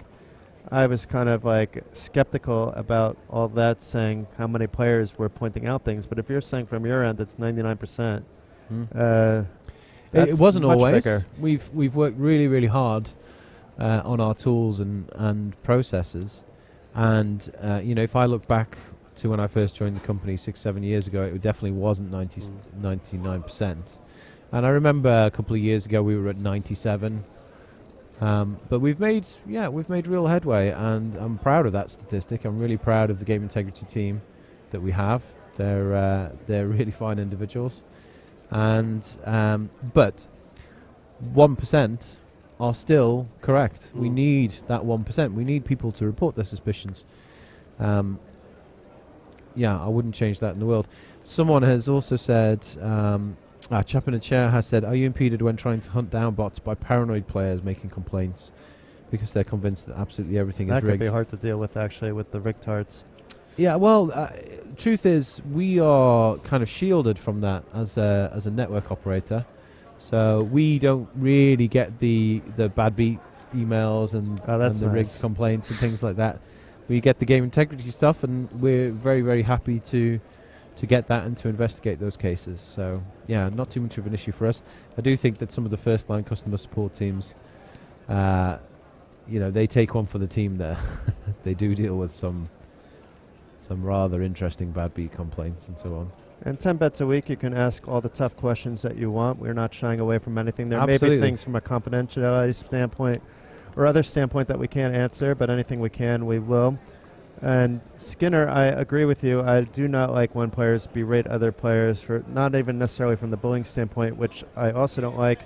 It's also, you don't want to scare new players away from the game, and don't you want people making bad plays? I mean, I don't want to play on a table of all pros. When I'm playing cash games, for example, I'd rather play against people that are just having fun. I like to have fun also, and then when I see that, even if I know the player is going to stay, it just makes it turns the environment slightly nastier, even if it's for a short period. So, fully in agreement with you, Paul. It's possible to play poker and still be kind. Yeah. What do we look at Ludo? He's one of the nicest guys around, and Yeah. he's been balling it for years. Absolutely. I mean, it's totally uncalled for. One of the things I think about poker is that you really learn about a person playing poker with them. You see them go through all of the different emotional states, and you see what kind of human being they really are. And it's why I've made some of the best friends of my life playing poker. And 10 bets a week said he or she did ask a tough question, but above. It's very hard to scroll at the moment, and I don't see it. We didn't intentionally ignore you. Could you repeat your question? Yeah, if you can repeat the question, we'll try to get to it. But meanwhile, we have an all-in here by Martin with Ace-8, a call by Alessandra with the Jacks. Who did you think C9 was? I thought potentially Kevin, but now I don't know. I mean, I can't tell from this angle. It was like I got a quick glimpse. Yeah. I'm not even sure Kevin was entered. I know Ronnie was in the field today. He re-entered. And Well, that's about it. Yep, game over, unless there's an ace and another ace, and there is not, and it's going to be Sainaro Subaru to Martin. Alessandro will be, I think, the chip leader at the table with 116,000, but we shall see. Yeah, I think so. And it wasn't Kevin, because it was Martin that was out. So Yeah, apologies very well. about that to Kevin and to Martin. Alessandro is a table captain. Alan not too far behind. Both those players over 100,000 in chips, as you can see on our chip count chart. The captain isn't the captain. He's like the opposite of the captain with a 23 big blind stack, but still he could be the captain. I mean, a double up, and he's basically near the chip lead on the table anyway. And 23 big blinds at this stage can get you into day two, you know, without even having to do any fancy play syndrome like 3-betting Queen 10 from middle position. But let's see. The captain likes to mix things up. That's why I like him on the table. He's a very smart poker player. His timing on that Queen 10 was just off. It would have looked like a nice move if Ace King didn't wake up 1 or 2 seats over from him, and that was about 4 or 5 hands ago. So we have Chaplain Chair has pointed out that my namesake is a women's football player. Yeah, she played for Arsenal and for the England football team. She's very good. She's now an excellent colour commentator on the BBC. And Let's yes, get her in. Come on. People mix us up from time to time. On Twitter, she's at Alex Scott, and I am at Alex Scott 7 Deuce Offsuit. Okay. 720. Is that your favorite hand? It's my lucky hand. Please- Yeah. oh, Lucky hand. I'm going to say please say no. Or you just like playing the 7 Deuce game when you're playing cash games? You Well, ever play we that? invented the 7 Deuce game, mate, way before it was fashionable. Oh. So Yeah, one of my Salva- favourite little things to do on Twitter is when people are praising her for doing something amazing to just retweet it. But hold the horses here. We have Salvatore raising with the 8s, and he doesn't have such a big stack. Steven waking up to the kings in the big blind. I mean, a 3-bet from him may not look like he, it could look like he's making a move. And so we Yeah. could see Salvatore go over the top. We could see Salvatore fall. We see And he him go has over done. the top. He has gone all in, and it's going to be a pretty quick call here. Wow. So 94,000 chip pot, and this should likely go Steven's way, but all it takes is a snowman on the board. And actually, we haven't seen that full house of 8s We yet. haven't seen any prizes given away yet. This could be it. Yeah. Oh. Oh. Turn an 8. No. No. No, we're having none of it. Nobody's got a black card. There are 2 outs, but that's not it. Nope. So good game. So that was a very big pot there, actually. Yeah. Unfortunate timing, because you could put the big blind making a move. Oh, absolutely, yeah. Can And you you have tell, four can you bet tell me what fold it says on equity. his T-shirt, please? It says that he loves the tower. And he wants to sing karaoke with you at the earliest possible convenience. Okay. I'd like a T-shirt like that. Then. Oh, I- sits back down. He's still in. I don't think it does, Jason. You know? No. I'm being called I think out. it says something else in Italian. Are you saying I'm not fluent in Italian? We've just found out you're not. I think that was crap. a bluff. My bluff was I'm going called. to call you. It's a So- good thing I wasn't all in there. 2 big blinds. So Salvador is still with us. We did see, who was it? Hussein, right before the dinner break. He had 400 or 500 chips and got them up in 2 hands up to past 10,000. This is a bit more, so let's see if Salvador can work some magic and build his stack back up. He won't be able to get back in today, but if it doesn't work out and he so chooses, he can get back in the mix tomorrow for day 1D and or day 1E. In his case, I hope he doesn't need to, and I hope if he does, it's not an and or, and it's just an or. 1-2 with a 2. So we probably have about an hour left, Tower. Yes, an hour and 5 maybe.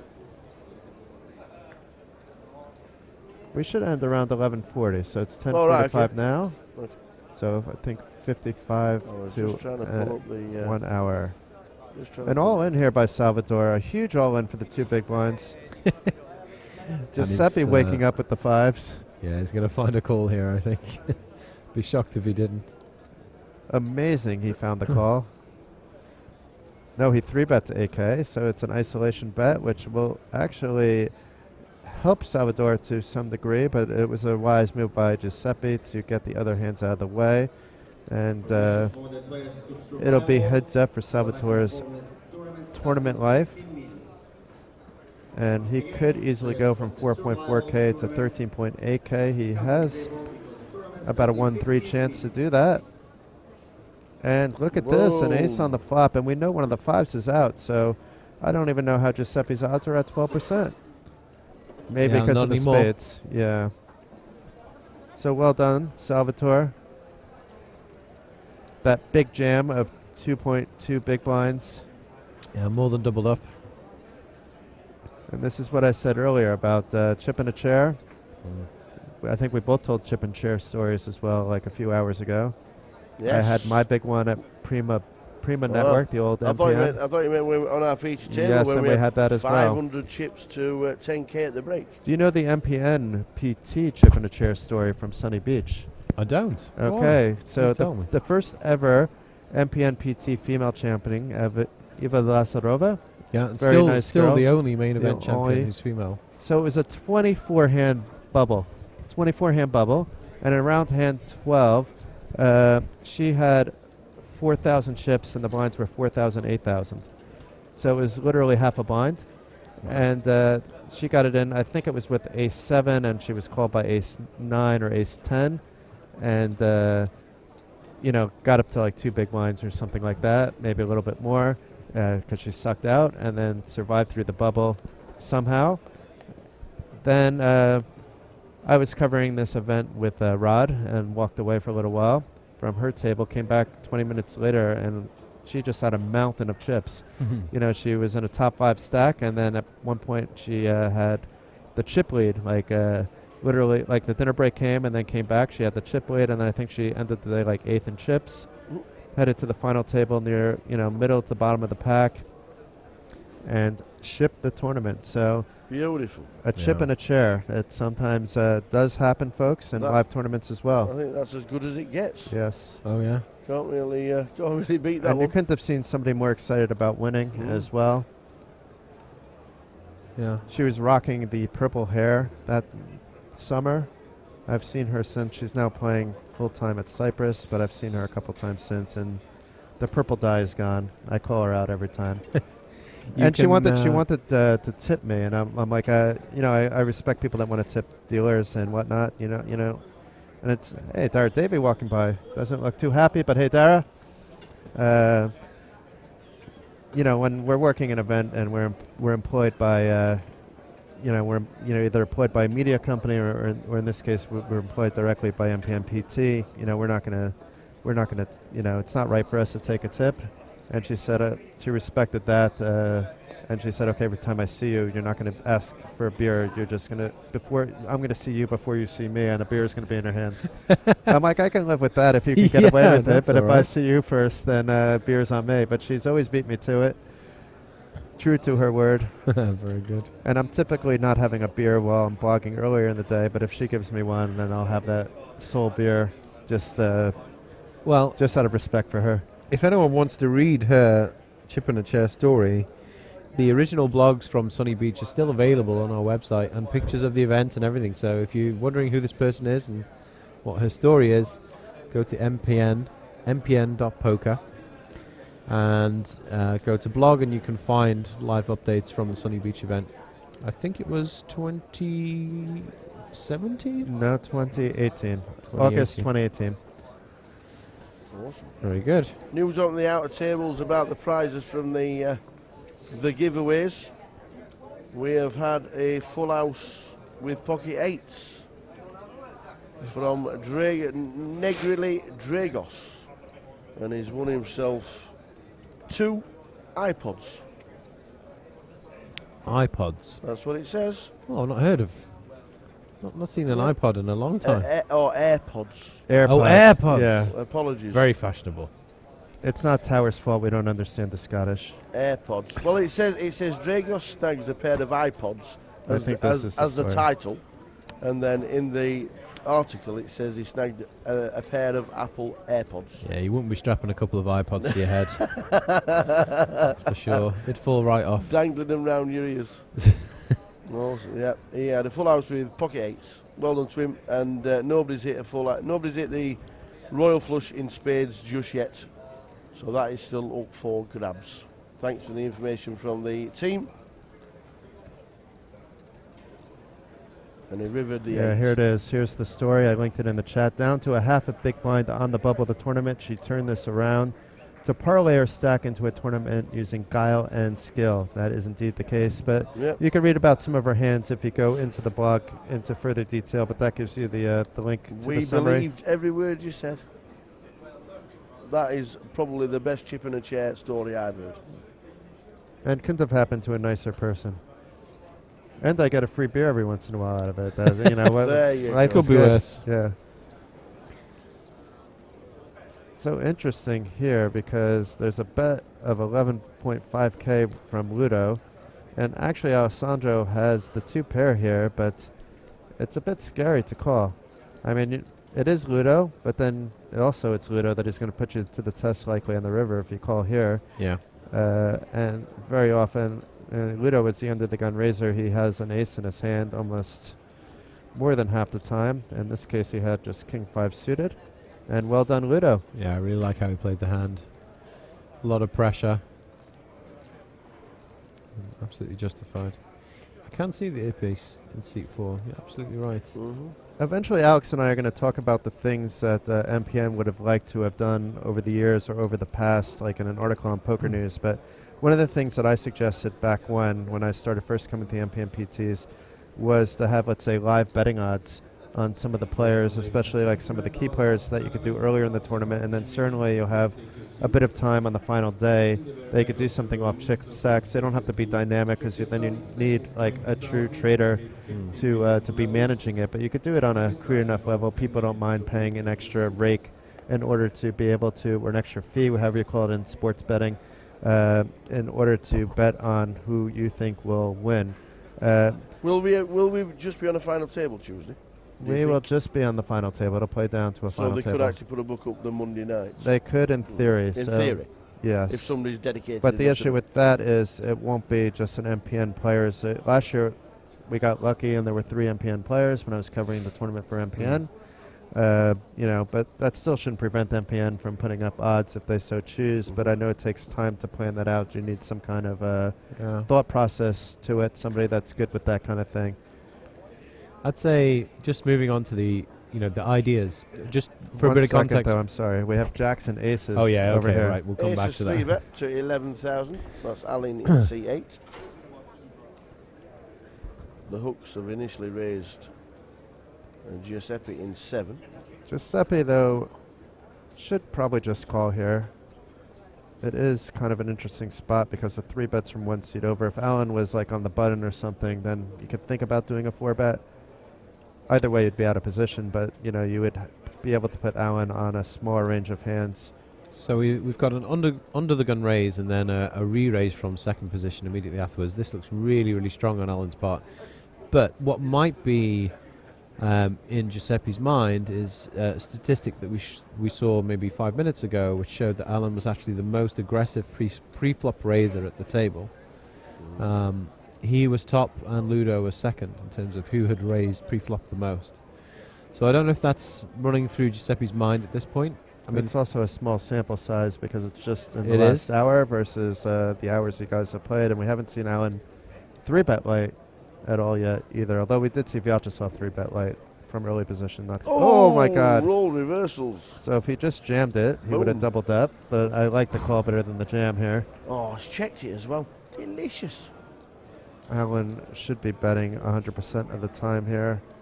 This is kind of a scary-ish board, though, because you don't know where you stand if you're even raised by Giuseppe, because he could be raising with hands like Queen King. Yeah, there's which so would many call. draws to worry about here.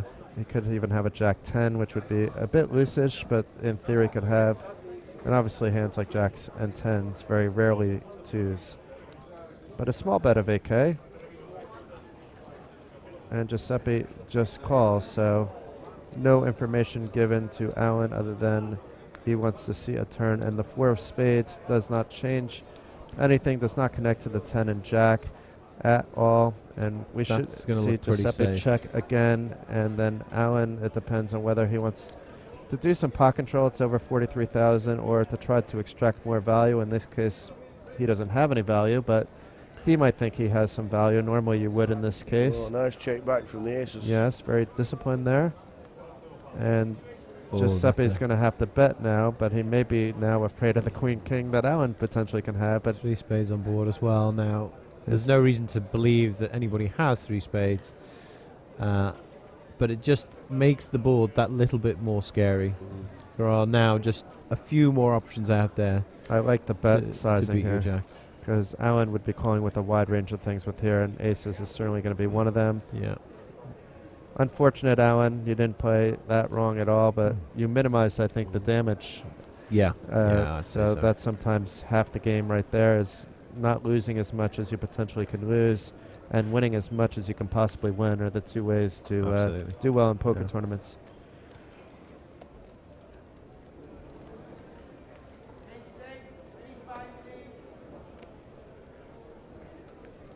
So we will be heading to level number 12 in about 5 minutes' time, and that will be the last level on the live stream for day 1C.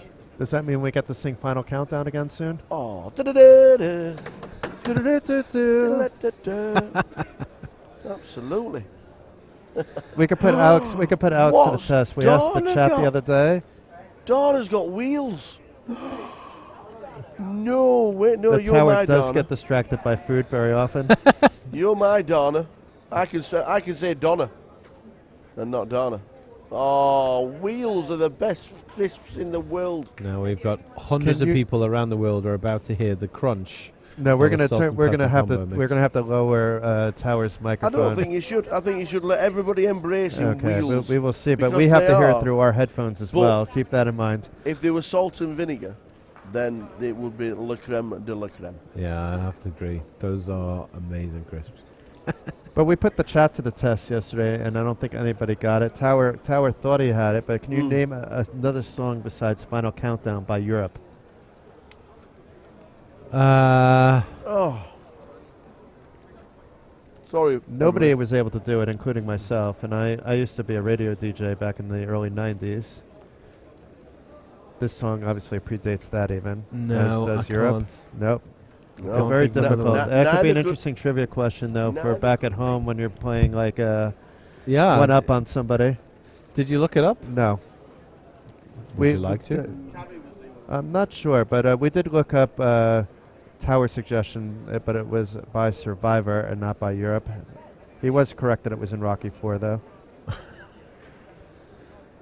Dark Angel is saying Carrie. We have Bag of Bones.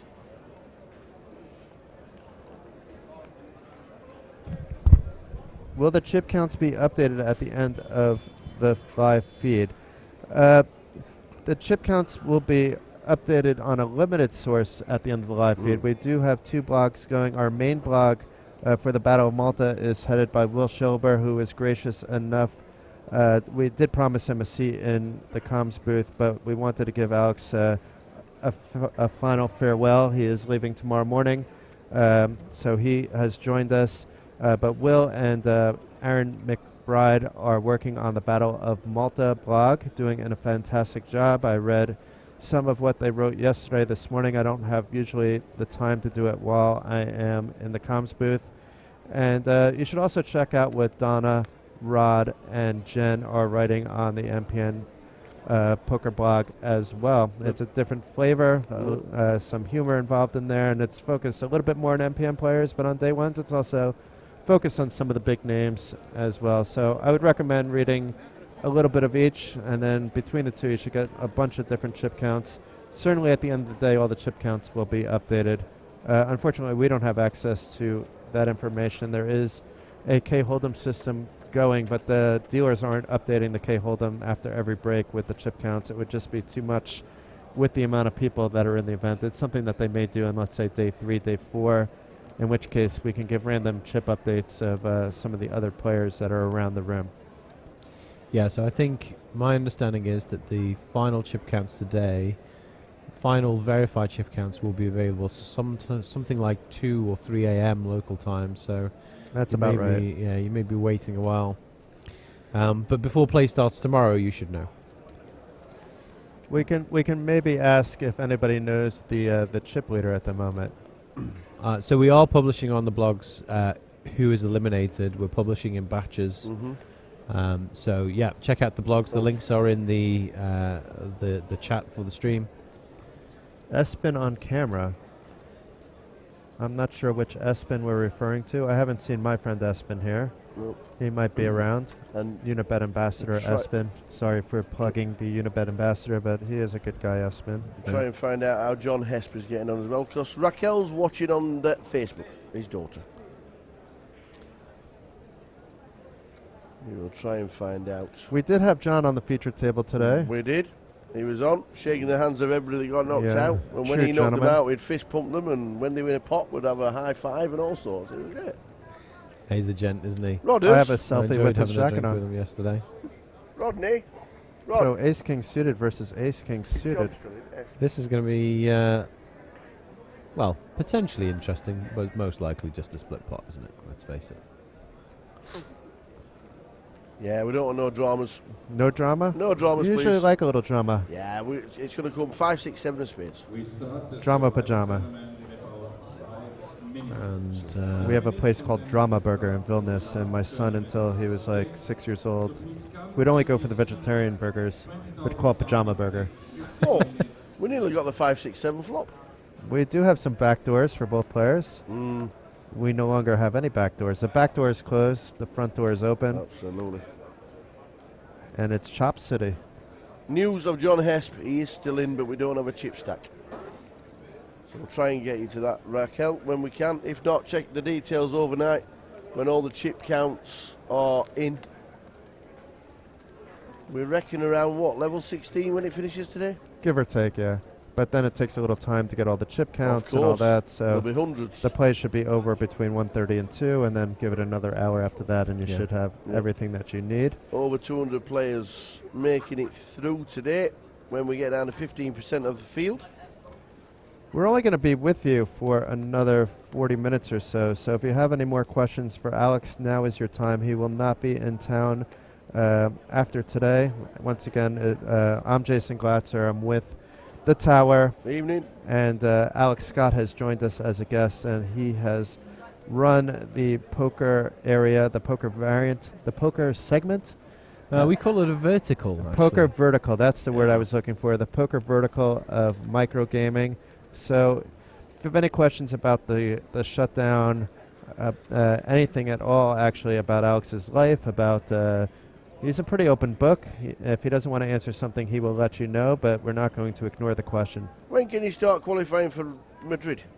Now, so awesome. qualifiers are running already. Yep.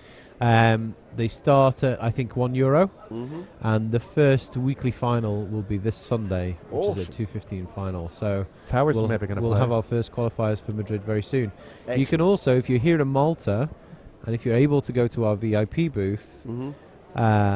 VIP room here in the Intercontinental Hotel, then you can potentially win an MPNPT Madrid package there. Nice Oh, one. we've got an all in, so we'll stop talking about that for now. I didn't want to interrupt Alex. I'm like pointing to the screen. But So no, this was Christian's all important in. information that Alex was giving. With King Queen, Giuseppe has It was a called race, with but pocket no longer nines. that much of a race anymore. The coin has been damaged. And it looks like Giuseppe may eliminate Christian, and indeed he does. Yeah. Unlucky not to win that coin flip, but you can have another chance tomorrow if you so choose. I'm not sure what Tower's laughing at, but what Tower, what did you see that's funny here? Is it possible for a human to leave fingerprints on a parsnip? That's a very good question. We have to leave that up to you, Alex. That should fall under your realm as being the head of the poker vertical at Microgaming. You should know the answer to this. That's amazing. I just don't know. And I just don't know. Do you and know if what? not, I'm why going to not? find out. And if I not, used to why have a not? lot of respect for you, Alex. Now I'm not sure anymore. And if not, why not? That's what I want to know. Oh, come on, Jason. That's the transparent answer, is to admit okay. when you don't know something. That is true. But And I am no respect parsnip restored. expert. But as a serious question, has anyone ever asked about MPN standalone? Tower getting into it. Tower with the direct question here. Yeah, so a lot of people have asked about what our plans are for poker, because we did say that although the poker network is closing, it's not the end of poker for microgaming. I can, however, confirm that we are not launching our own standalone poker site, which is a rumor that's gone around. Sadly, I would absolutely have loved to have done that, and actually, So that means video poker. it was no, it's not video poker either. Oh no. Launching our own standalone poker site was something we gave serious consideration to as part of the review that I did over the last year. And from a personal perspective, it would have been something that I would have absolutely loved to have done. Mm-hmm. And I would have loved to have seen our software put to use in that way. But no, sadly, that's not the plan. We do have a really interesting and exciting plan. In fact, we have two. Unfortunately, it's too early to share the details with you guys. Ooh. But trust me, we're going to start talking about it nearer the time. The cat got its paw out of the bag and then just got scared and went right back into the bag again.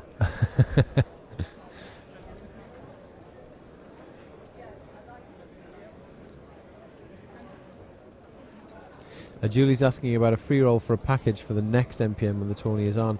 I'm actually not 100% sure, Julie, but I'll try and find out for you, okay? We should have a free roll just for me and Tower, a comms free roll. Is that in the budget? Well, I certainly hope that you'll be at our Madrid event in some capacity. Yes.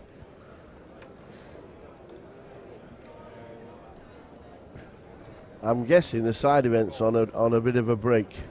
Yeah. With the amount of people walking past the table. And you know what else is on a break is Ludo drinking. It's surprising that he hasn't had one alcoholic beverage the whole time he's been not a beverage at all, alcoholic or non. Maybe yesterday's consumption was enough for 3 days. Maybe, and he needed one off. Even Well, it that certainly wasn't my case. I said that after Tuesday night, but then Wednesday night I was back drinking again, but not heavy. And then last night it got a little heavier, but not too heavy. Today I had one drink. So all day. if anybody is not familiar with the area of Malta that the Intercontinental Hotel is in, imagine if you were a religious fundamentalist and you wanted to explain what hell was like, what temptation was like. We're right in the middle of that area, which is called St. Julian's. Yeah, I'm sometimes afraid to go up that street if I'm like just want to go for a quiet drink. I don't want to. Not a chance. It's like you literally can get pulled in somewhere. And, Yes. And but yes. you have to be Yeah. strong-willed and say no. I do not want to go to a strip club. And You have to be I strong. said that with a straight face. You have to be strong to Yes. get away the vice-like grip. Yeah, But surprisingly, I've never been to a strong. strip club in Malta. And I've been to Malta a few times, so it's kind of strange. I've walked through one to use the toilet that was connected. That was connected to. Yes, dear. I was just using the toilet. Honestly. No, I'm not against going to a strip club, to be fair. But it was next to the. We were going and relaxing with Shisha, and then you know Sin, right? Sin Malin. No, I don't think so. She's Essex-based, so I figured you'd know her. She used to be like a full tilt pro back when, and now she runs a vape shop, but she still likes to play crazy poker. She came out to Malta 2 years ago, I think it was, and yeah, our quiet night turned into a night of mayhem. It didn't involve strip clubs or anything, but yeah, we had. I don't think we were asleep that night till like 9 a.m. It wasn't for the Battle of Malta, and I didn't have anything to do the next day, so it wasn't like I was there as a tourist. Yeah, but we were having a quiet night, having a shisha, just a few of the guys until Sin came, and that all changed. But to use the toilet, they didn't have one there. They told you had to walk through the strip club to use the toilet. Well, so that's my strip club experience in Malta. I have an interesting similar thing that I will struggle to explain to my wife, which is yesterday we went to a place called Hugo's Lounge for dinner, had sushi. Yep. And I paid on my credit card for the meal, which I'll claim back on expenses. And unfortunately, the guy went upstairs to the strip club to get the card machine from the strip club. Oh God! to pay for my meal. So I've made sure to retain the original itemized receipt because I know it's coming up with Hugo's Passion on the credit card.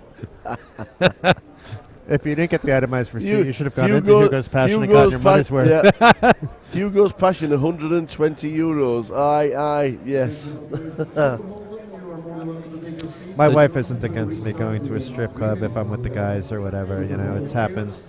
I just don't really. It's not like. I don't know. When you're looking for a chill night or if you're looking for a dancing night, it's not that I'm. Usually, I'm not thinking I need to go to a strip club. I don't know.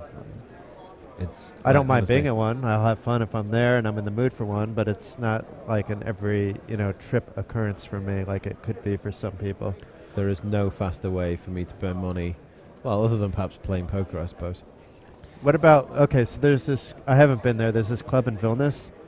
They offer, and I could show you the website, one room with strip club, one room with a poker table, one room with shisha. So these are all three things I love. Well, strippers maybe not, but you know what I'm saying. It's like everything that you can think of tempting. And I forget what the fourth one is. No, the fourth one's like a small Steak dance club. or something. That would be like ideal. There's one in Vegas which is steak and strippers, isn't there? I don't think that's like the combination I'd be looking for. I don't think I want to touch food inside a strip club. Yeah, the last thing you want to do is eat while you feel dirty. Yeah. Anyway, we've gone way off tangent, and we have another question here from. We did have a Ship and Share question about the live tour. Yeah, we did. So no, unfortunately, the tour is not part of our plans, and the grand finale of the poker tour is in Madrid on the 6th of February, 6th to the 9th of February, and we are going to do everything we can to make it the most special event we've ever had, and to really, do something great for the players who've been on so many of our tour stops over the years. We've got our MPN regulars who we love. They're like part of the family, and we want to do something really special for those guys at our final event. Excellent. At the tables, the blinds have gone up for the last time today for the live stream. Okay. We're now on 1,000, 2,500. So we have about another half hour of time together, folks. And I can tell you when Alex says it'll be something special, every MPNPT that I've been to has been special on its own. So if they're doing something special on top of the special, I'm ready for my mind to be blown. I'll find a way over there. I mean, I'll see if it makes sense for us to be in the booth. Maybe that's a possibility. If not, maybe I come to play. There's other things I can do. I do play poker. I want to be at the last one, though. There's no way I'm missing it from one angle or another. There's no way. Yeah, nobody should miss it. I'm going to be there. I'm going to be there for the whole event. I'm going to get involved. I wish I could play. I really wish I could play.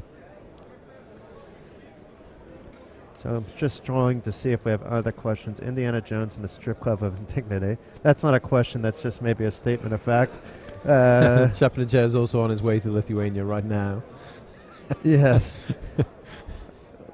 Surprised, I've lived there 10 years and I haven't been to a strip club in Lithuania. It's like people think Lithuania is like strippers and other things. It's not the country you go to for that, actually. It's not. Maybe it was before I lived there, but it's not known. It's known like if you go into one of the few strip clubs that they are, that it's going to be a rip-off joint. So it's like you don't need to bother with that. Well, we have we have a saying in Yorkshire, which is, and I'm about to swear. Right. Here we go. The saying is, you don't shit on your own doorstep. Absolutely correct. No. Absolutely nailed it. But I mean, I've been to bachelor parties that just haven't gone to strip clubs, and then my wife would be fine with everything. I mean, we've been married for a bit of time.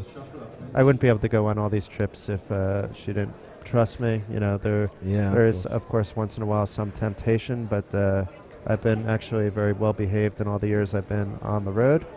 But to be fair, I have a lot of female friends, and that's about it. I do enjoy my hugs, and that's what I enjoy. That's it. To be fair, in proper Yorkshire, they don't shit on their own doorsteps, does they? Yeah. Oh, it takes me back that. So, we have... So that being said, I think all three of us are going to a strip club tonight. Absolutely not. Yes. Absolutely not. So, a couple more questions in the chat. Where did the idea of Madrid come from, as we've not been there before, and I believe it's expensive there? Yeah, look, it's not the cheapest place, but it is an amazing city by all accounts. I'm really looking forward to going. We've not been to Spain before on the tour. The reason for that is that we have historically relied a lot on local support. We need the local players to come join. So why did you choose Madrid? Well, we chose it partly because it was something different. Yeah, it'll be warm there in February. It was either something completely different, somewhere we'd not been before, or one of the greatest hits. It was one of those two. One of the places we've been to many times, like Malta or Tallinn. Tallinn was a favourite actually because so many people have had a great time in Tallinn. But Madrid will be a little bit different. It'll be and actually one of the key reasons why we've chosen the venue in Madrid that we have, which we're not quite ready to announce yet, by the way. But we've chosen that venue because of how much help they can give us in making the other things around the tournament special. So, Sweet. There'll be a poker tournament. It'll be great. It'll be fun. It'll be like every other MPNPT poker tournament. Mm-hmm. But it's the other things that we do on the MPNPT, with our little family of players, that that make it really special. And this casino, this venue can really help us with some really amazing things. Hold that thought for a second, because we have a 3-bet from the big blind here with ace 6 against a button raise of ace 10. So it's certainly very possible here that we see a 4-bet here. I mean, it looks often when you see a 3-bet from the big blind, you're not giving respect to the button's range. You should be opening very wide. Alessandro actually has a very good hand. We could see a call. We could see a 4-bet. But we do have a hand developing. I'd be shocked if we saw a fold, but I am shocked. There you go. I was just about to say, we could see a fold. We did see a fold, Yep. so I interrupted Alex for no reason. Apologies for that. Let's get back talking about MPN PT Madrid. And you left off saying that a venue hasn't been selected, but you do know which venue it will be, and that the support that the venue is providing is second to none. Yeah, that's a big part of the reason why we've chosen it, is just that they can help us make everything else about the event, other than the tournament itself, just that little bit more special. Nice one. So that it really is the grand finale that the tour deserves. Mm-hmm. So yeah, really, really looking forward to it, and I hope to see, as many of our loyal tour regulars there as possible. And it's your last chance to also be a first-time attendee at an MPN PT and see what it was like. See all the stories firsthand for yourself. Each one is a little bit different, but it'll be one to remember. I'm looking at the chat, though. I'm pretty sure most of this chat has been to one before, but I could be wrong about a few of you.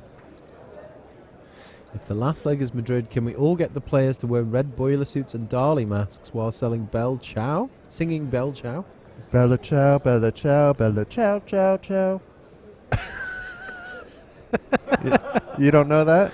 I don't know that. It's only because I watched Money Heist. I wish I can think of the name in Spanish on Netflix, which I recommend. It's kind of funny. Not funny, but it's like, I like it. It's I think they've done 3 seasons of it, and that song comes in quite often.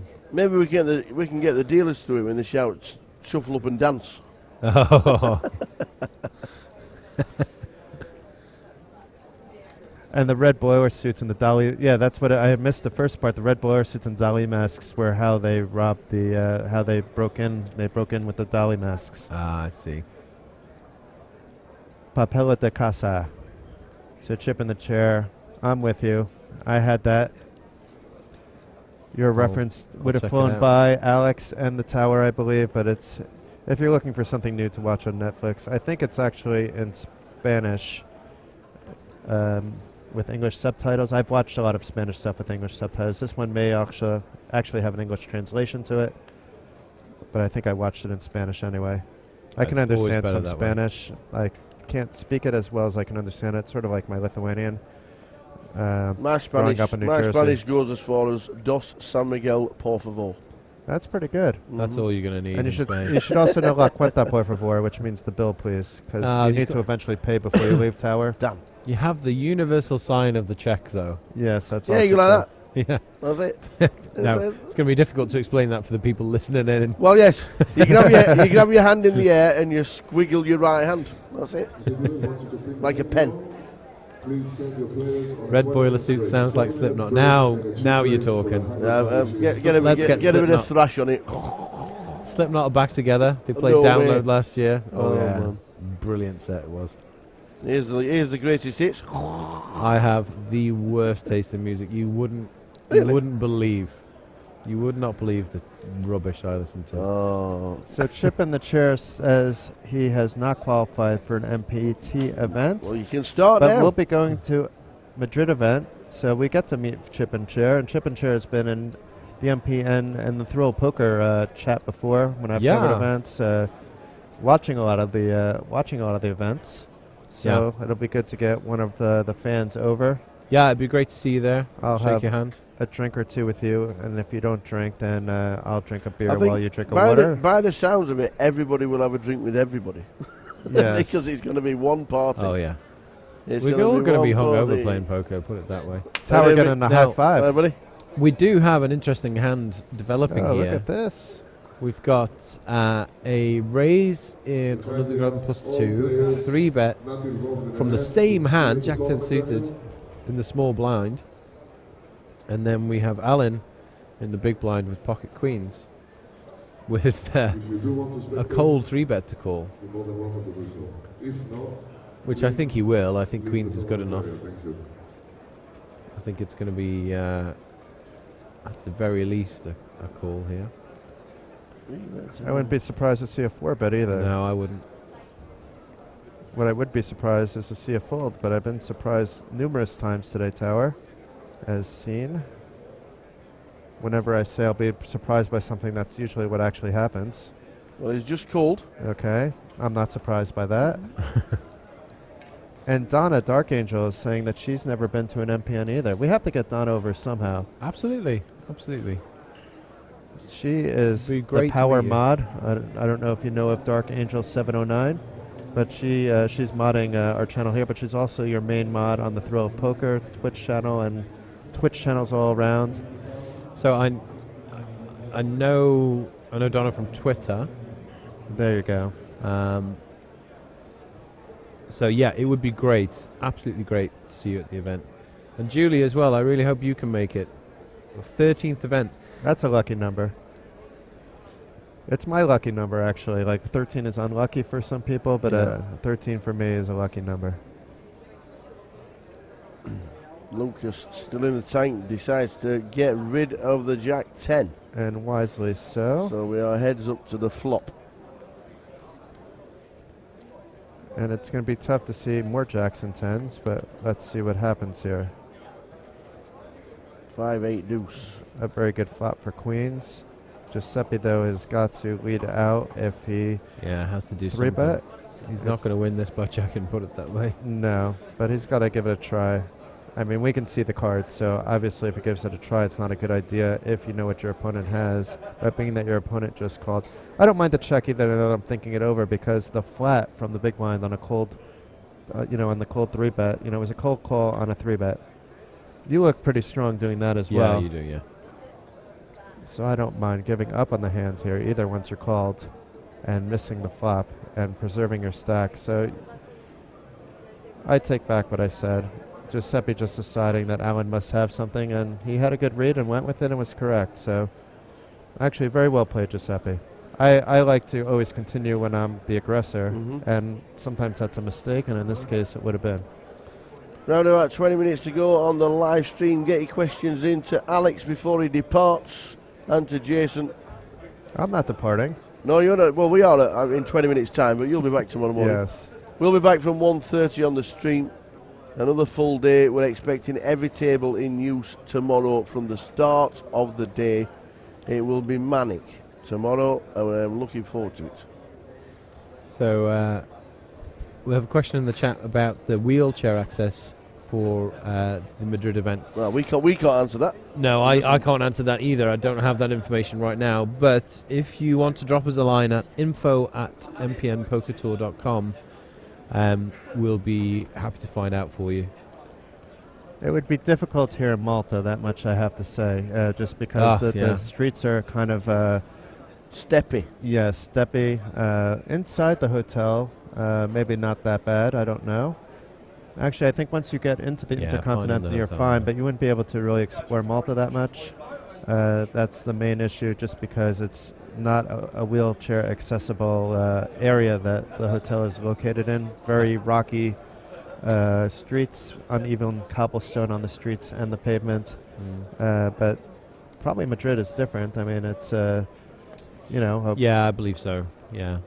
So Malta's a really difficult place to get around if you have any sort of mobility issue. I've got young kids, so I think about what it would be like to get around with a pram, and it would be very, very challenging in this area. I don't know how the locals do it.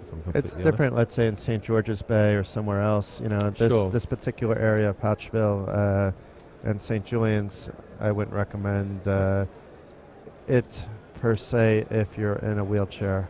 I'd recommend coming to the Battle Malta, though, anyway, but you wouldn't be able to you wouldn't be able to really explore this part of the area. You can always hop into a cab and go somewhere that is wheelchair accessible there. Question on Facebook.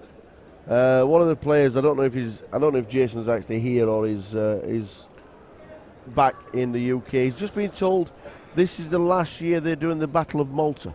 No, definitely that's definitely not the case. Last year the MPN is doing the Battle of Malta, but the Battle of Malta is here to stay. The MPN is obviously in partners with the Battle of Malta, but this event is enormous. Obviously, it's enormous. The Battle of Malta prides itself on being open to many partners, and they've partnered the last couple of years not only with MPN, but with a few casino sites and also with 888 Poker.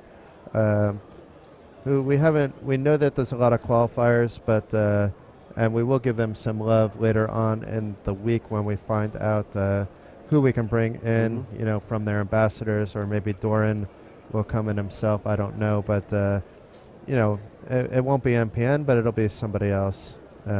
Maybe it'll be wherever Alex's new hat will be. Maybe we'll see Alex still involved with the Battle of Malta, but MPN won't be around by then. They have about a 6 to 9 month estimate of operation time, and even with that, they would have time for another tour after Madrid, but it would be a little bit dicey, because they need to focus on the transition. They want it to be as smooth as possible. But I am using Alex's words only because I've spoken to him. I should probably let you speak, but I know I'm basically echoing what you've already told me about this topic. Yeah, absolutely. I mean, we spoke about it a little bit earlier today on the stream, so I won't repeat everything that I said, but the general principle is that we want to make that transition as simple and as smooth as possible for our customers, who are the poker rooms, people like Grosvenor and 32 Red and PAF and Nordic Bet. We want to make it easy for those guys. They are still, after all, going to remain microgaming customers for casino and some cases bingo as well. But we also want to do the right thing by players. Look, all of us in the team are poker players. Some of us used to be quite serious poker players. We know what it's like to be in a situation like this. We're still part of the poker community, and we want to do the right thing by people. So we're gonna make sure that the transition away from MPN is as smooth as possible for everyone involved. Just going back to Battle of Malta is actually running a satellite for next year's event later in the schedule. I think it's on Monday or Tuesday. There's also absolutely back. There's also a seat you can win for next year's Battle of Malta via the app. If you download the app, there's a draw. Oh, so right. That's a nice little piece if you get the Battle of there. Malta app, which I have on my phone, then you're very technological, Tower. There is a chance of winning a seat for the 2020 Battle of Malta. That is good information for everybody in the chat. I don't think you need to be here to download the app. The app is designed for people here, but by all means, you can be using it as well. Alex, if I asked you to name every single operator on the MPN network, do you think you could do that off the top of your head? Maybe we could have a contest to see if I can beat Alex, and we can go back and forth until someone is stumped. I'm so glad I'm not involved in this. No, I intentionally left you out. You would be able to do Alibet because it's there on the table. I'd read those off the table. Let's see. Do you want to go first, or shall I go first? I'll go Alibet because I just mentioned them. Okay, Nordic Bet. Bet safe. Betson. 32 Red. One Time Poker. Ooh, PAF. Players Come First Poker. Ooh, I wouldn't have even gotten that one. Red Star. I nearly said Red Bet. They're not with us anymore. That would have been a whammy. Bets 10. Guts. I'm running dry now, I have to say. Who have I not said? I've got one. Grosvenor. Yeah. Thanks for the hint. And you said 10 bet? No. Oof. I may be losing this competition. Trio Bet. Are they still? They're BetSafe Baltic now, so they're technically BetSafe, but you can have it. It's a different client though, right? So it's yeah, it is. Okay. It is. Oh, if we're doing that, then I'm going to say Olibet Latvia. But that's the same brand. Like, otherwise, then we can't count Nordic Bet or Betson once we said BetSafe. Well, no, Nordic Bet is a different brand. Nordic Bet has Nordic Bet Denmark as well.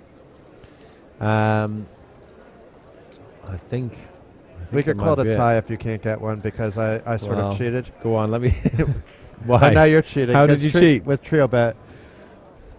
That was a tricky one, and most people wouldn't know about trio bet. It's just I live in the Baltics. I'm gonna check and see if there's any that we missed, and You no can doubt name I some will defunct slap ones my now face. with Red Bet and crazy Vegas poker and Crazy! Do you know what? There's hundreds. Of the lifetime of the network, people come and go. Yeah. There have been hundreds. Cool bet, thank you. Oh shit! How did I forget about Cool Bet? Oh god! How did we forget Cool Bet? Cool Bet actually are they're so lovely to work with. Yes, and I go to every Cool Bet Open. I do all their coverage. Yeah, and they I do have all the great Cool live Bet events. history right up here in my head.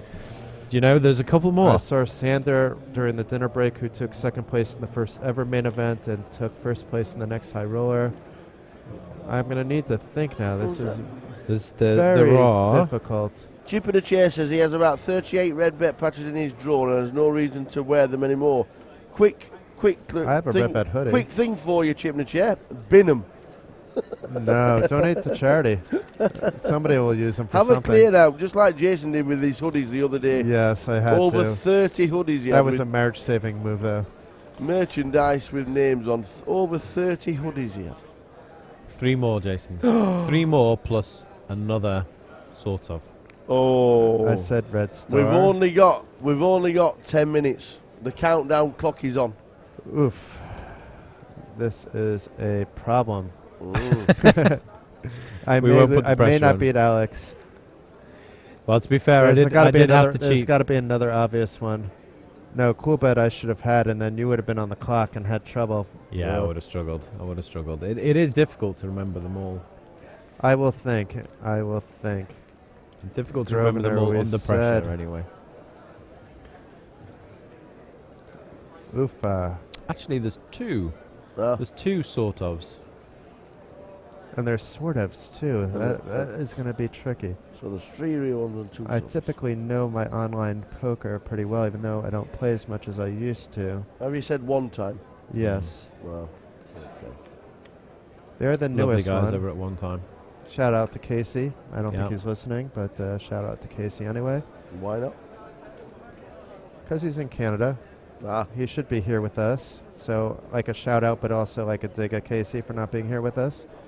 Hopefully Casey comes to Madrid, though. Maybe we can convince him to do that. Yeah, I hope so. Yeah. That I'm talking about Big Dog Pocket Fives. If you don't know who I'm talking about, Casey Jartzbeck.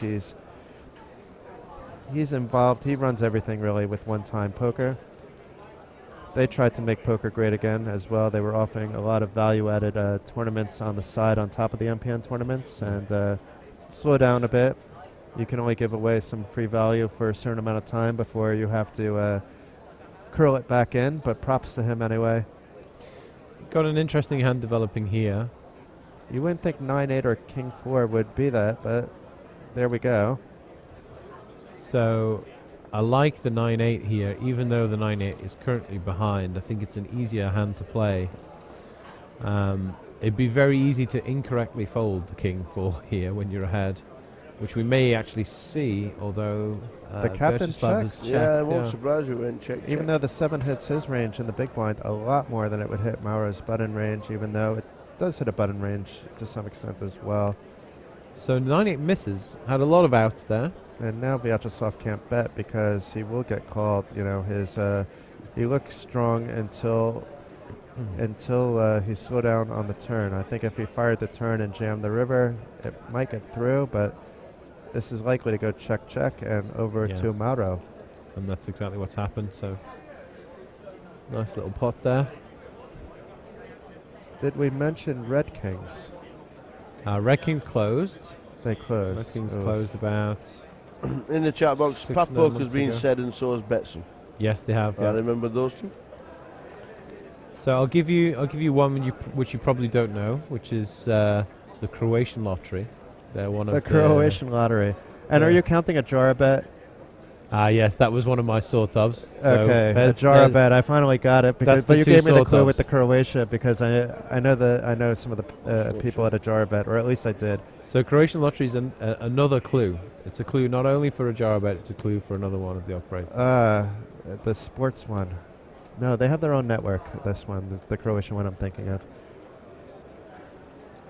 But maybe they're using MPN software.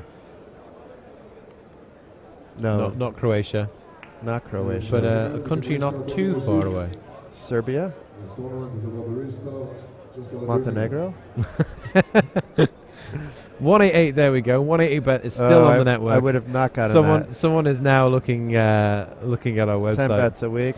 So the three remaining ones that we hadn't got to were 188 bets, Toto, Toto, I haven't even heard of. and which is a 188 I brand. just went to Garden, but Toto I haven't heard of. It's a brand of 188 bet, and the final one is 7777.bg, which is the Bulgarian national That I lottery. went to Garden. Either the Wow. national lottery ones are tricky. And there's your partners. Because as far as I knew, there was nothing in Bulgaria. Because when the MPN PT was in Bulgaria, And there'll I be don't think that anybody was able to play the free rolls. They weren't live at the time. Okay. There'll be somebody out there So that was a tricky deposited on them all to get the bonuses. Oh yeah, absolutely. Although you have to travel around to different countries. you and would live there have for to a little live while in a to few do it. different countries to do that. That's right. Yeah. Yeah, this is a bit I of think a I did history okay in the lesson here. contest. I don't think I beat Alex. I don't know if Alex beat me, but No. I showed off a little bit there, I think. Yeah, well, There was put no it this cheating way, involved. I should have thrashed you, and I didn't. Yes. So You did need to use the power of Google. I did towards the end, yeah. So, Set of nines for Andrea. Yeah. And top Ludo, pair. this could cost Ludo some chippies, unless he uses one of his famous live Once again, reads. all players on the main event, you can restart taking your I seats. think The the tournament turn will is going to be a restart major just over factor 2 in minutes. this. If the turn looks safe, then What- Ludo might lose a lot more money on this hand. What is Andrea going to do? It looks like just a call. Wisely so. But the turn can also open up an open ender depending on what it is as well. And it does. It's like I know what the turn is going to be. I shouldn't be saying if it happens because like I could be postalized. Yeah, see, this might just keep him involved that little bit longer as a massive underdog as it happens. And now Andrea should be betting out at least 10 to 15,000. Trying to get some value, but it's Yeah. a tiny bet. I don't like this at all because there's a potential flush draw. There's a lot of potential straight draws. Any card. There's so many scare cards that can happen, and then you're not going to necessarily try to get that value on the river. You could still get value on the turn. Ludo can't go away for this little either. He has No. to call. At least call. Yeah, I do even think if it'll be a call. even if he puts his opponent on a set, he has to call. Yeah. Yeah, he does. Ludo's maybe thinking of raising though. I mean, he's not thinking of folding. And watch him fold, but he's not thinking of folding. I don't think so. I'd be really surprised to see a fold here. He's got to draw to the knot. It's hard to fold. Don is giving you a nice thank you for being so candid with your answers, Alex. Oh, yeah. Well, thank you. Well, there's a little bit more time, so any more questions, I'm very, very happy to answer them. There's the brick. It's very kind of you to let me join the stream and do this, so much appreciated, guys. No worries. And Ludovic checking. Well, Andrea tried to get thin value now. I mean, it's not even necessarily so thin. He's only really behind pocket jacks, 10 queen, maybe 10-7. Ludo can open from early position if it's suited. But he is going for that not so thin value. There's a lot of hands he's ahead of that can call. Like Jack 10. Do you think he will call? He may call here because it was a small bet on the turn. What about moving all in? Oh no. Oh dear. This is going to be Curtains. bad news. Not curtains, as he has Andrea covered. If you have 2 more players on the table, we can begin to deal. I Now. don't. Andrea's actually tanking. May he just fold this? This would be like the This shove would of the be- century. 200 Because I guess players Ludo will bust the is trying to shove some hands out. I mean, I don't think he's shoving for value here. Will be 203 players that will continue. We have John Scanlon in the house. A smiling John. We have Will Schilber giving us hand singles. We've- 230? We know it's 203. We knew that 2 hours 203. ago. 203. Will Schilber. And he does call Ludovic down to 8,800 in chips. Oh. Showed a lot of heart. Thought he had a read to make probably a better handful. We'll have to ask Ludo about this later because Yeah, I absolutely. don't think he was shoving for value because what's calling him? And you can still see the cogs going around Ludo's nugget. Yes. You can't blame the alcohol on that one, Ludo. So I think there was some reasoning behind this. Ludo thinks on a completely different level than I possibly can. I'm not going to try to say. I'm sure there was a logical explanation to what Ludo was trying to get to fold there. I think he made his opponent seriously consider folding there. Yeah, which maybe is it an was achievement in itself. Maybe it was a set that he was trying to get to scare down. I think. And Carpet Catcher putting a jar bet in. I didn't see that. I don't know if that was before or after I mentioned it. It was after. It you was said, after. Okay, because it was while you were saying the Croatian lottery. Then I thought of Georgia. Also, really, really nice guys to work with, the Ajarabet guys. It's been a pleasure over the Will years. they be able to continue to use the software because they're not on the MPN network? That's so right. How's that going to work? Yeah, so we're closing the MPN. We're not closing all of the poker infrastructure necessarily because we need it to support our new products. And therefore, Ajarabet is not going anywhere anytime soon. We're going to continue to support them for some time yet. Excellent. Around about 10 minutes to go until the end of the night for the live stream, but play will continue because they have to get down to 203. I'm not sure what Nightbot did here, but I'm sure Carpet Catcher didn't intentionally post a link that would be malicious, so I'm not sure what we can do about that either, but I'm pretty sure, I mean, Graham is a top-notch person. He's been watching the stream quite a lot. I'm not controlling Nightbot, so apologies there, Carpet Catcher. We'll get you, you've only been timed out for 5 seconds, so I think we can live with the 5-second timeout. 5 seconds? I can't type a sentence in 5 seconds. What's the point in having a... I can't ask Siri to find the capital of Spain, which is Madrid. MPN PT, February 6th through 9th. Do you think anybody's going to be christened Alexa ever again? Do you know the number of Alexas in the UK decreased dramatically last year? Well, it's not a surprise, is it really? Absolutely not. You know, I have pretty much my entire house full of Alexa devices and smart home stuff. I'm a nerd. I am such a nerd. But the one of the things I like the most about Alexa, one of the geekiest things about it is that you can change it so that the wake word is not Alexa, it's computer, like in Star Trek. So you can say, computer, what time is it? And it will respond exactly like in Star Trek. Wow, there you go. Little Easter egg there. For Can I be beamed Alexa up users. by Alexa too? Not yet. It's only a matter of time, though. Amazon will do everything. Beam me to Lithuania for a few hours so I can kiss my boy goodnight. And then beam me right back here so I can have a few beers, please. Yeah, Mick was just trying to post a clip of that Ludo hand. That was pretty sick. Thank you for that, Carpet Catcher. I'm not sure if there is a setting in between mod and and normal, or if we could just... I haven't Mick and Donna, is there a way we can turn off the linking issue Jen might. with Nightbot, that anybody can link and we can always just mute them if they link something malicious? Because I'm looking at the people in the chat and, you know, we're a friendly group right now. I trust everybody with what they want to link, and maybe that's something we can do for tomorrow. Change Alexa to your name. It really upsets the wife. Can we do that with Siri? I don't have great. Alexa, but I have Siri on the iPhone. And yeah, that'd be good. my wife wouldn't go on tilt on it. She would just laugh, and my son would go on absolute tilt. It would be, hey, Lucas. he would be tilted. Then there's like 3 other Lucases in like his grade. That doesn't bother him. But if I was... yeah. When I make fun of the dog or I make fun of him, he takes it personally, and he would take it like play Iron Maiden. Yeah, there's another Lucas What here. do you want, Dad?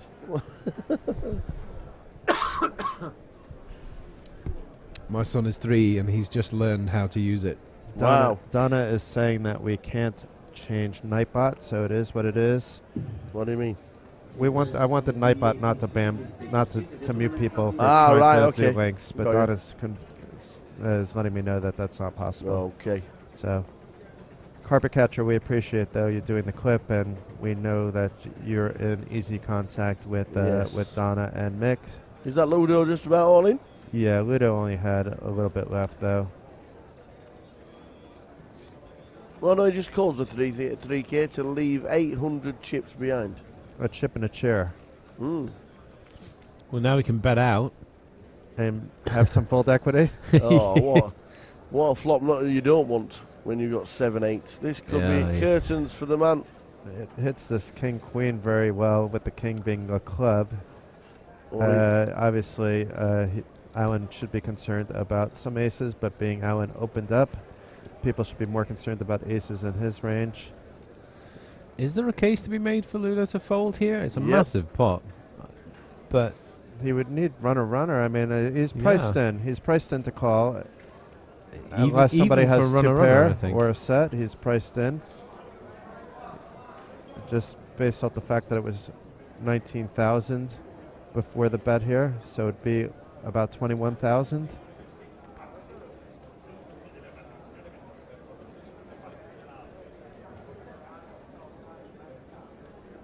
We have Hamar coming over, so I think we are just about done, folks.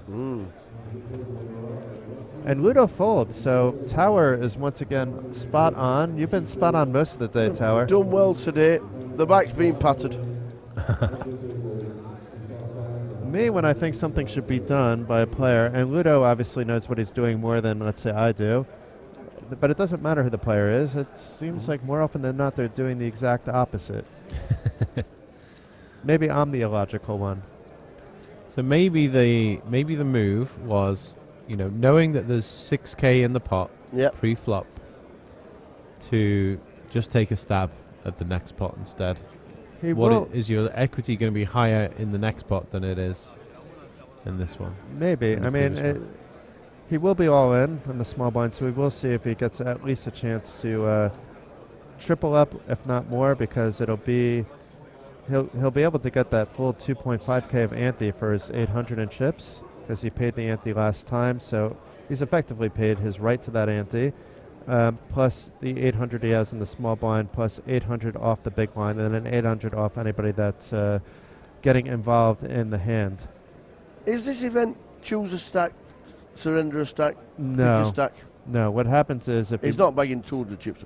No. What happens is, though, if you make the money, you're guaranteed a min cash, and then you can also forfeit your stack on top of that. Right. So if you did come bag 800 chips, you would and you want Well, this and you would the smart move in that point would maybe only when you have one or two big blinds is to forfeit your stack and re-enter, knowing that you're getting at least a min cash back anyway. It needs to survive to 203 players, which, looking at them chips, it's very unlikely.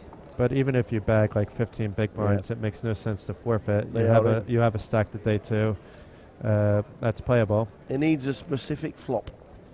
Does Ludo? He's all in for his last 800. Should we be calling for Snowman? Oh, 5-7-9 flop would do. Okay. That's all we're asking for is 5-7-9 on the flop dealer. Yeah. 2 reds, 1 That's black. a very specific request right there. I was just calling for a single 8, but Tower says I wasn't asking for enough. Well, an 8's enough. It is. Depending on what comes with it. Well, we sorted out the stack. Ilana doesn't like Alan's name, but that's how they spell Alan in Romania, Ilana. As far away. Wait, is it the 6? Oh, the 6 is actually there. in front. No, he's not. It's not. We've flopped a set of 2s. We need... what do we need here? We need a 6 help. and an 8. We need running 6s. Or a 6 and an 8. Or a 6 and a king. Or a 6 and a king. We need a 6. We definitely need a 6. Yep. And then it's to pair the board again. Yeah, it could be a 6 and a 6, a 6 and an 8, a 6 and a king. Ludo's saying in a seat, we've seen a lot of players get up that had still 25% in equity. Ludo has just 1, but he also knows, he doesn't know that Alan has the ducks. So we're going to turn them over. Set of 2s against middle pair for Ludo. He's drawing ever so thin, and If Now he doesn't Ludo's hit, getting up. he will be back tomorrow for day 1 E. D. So D. 2 pots in a row when he's had 1, 2, 3% equity. Yeah, and that's it. Ludo has gone.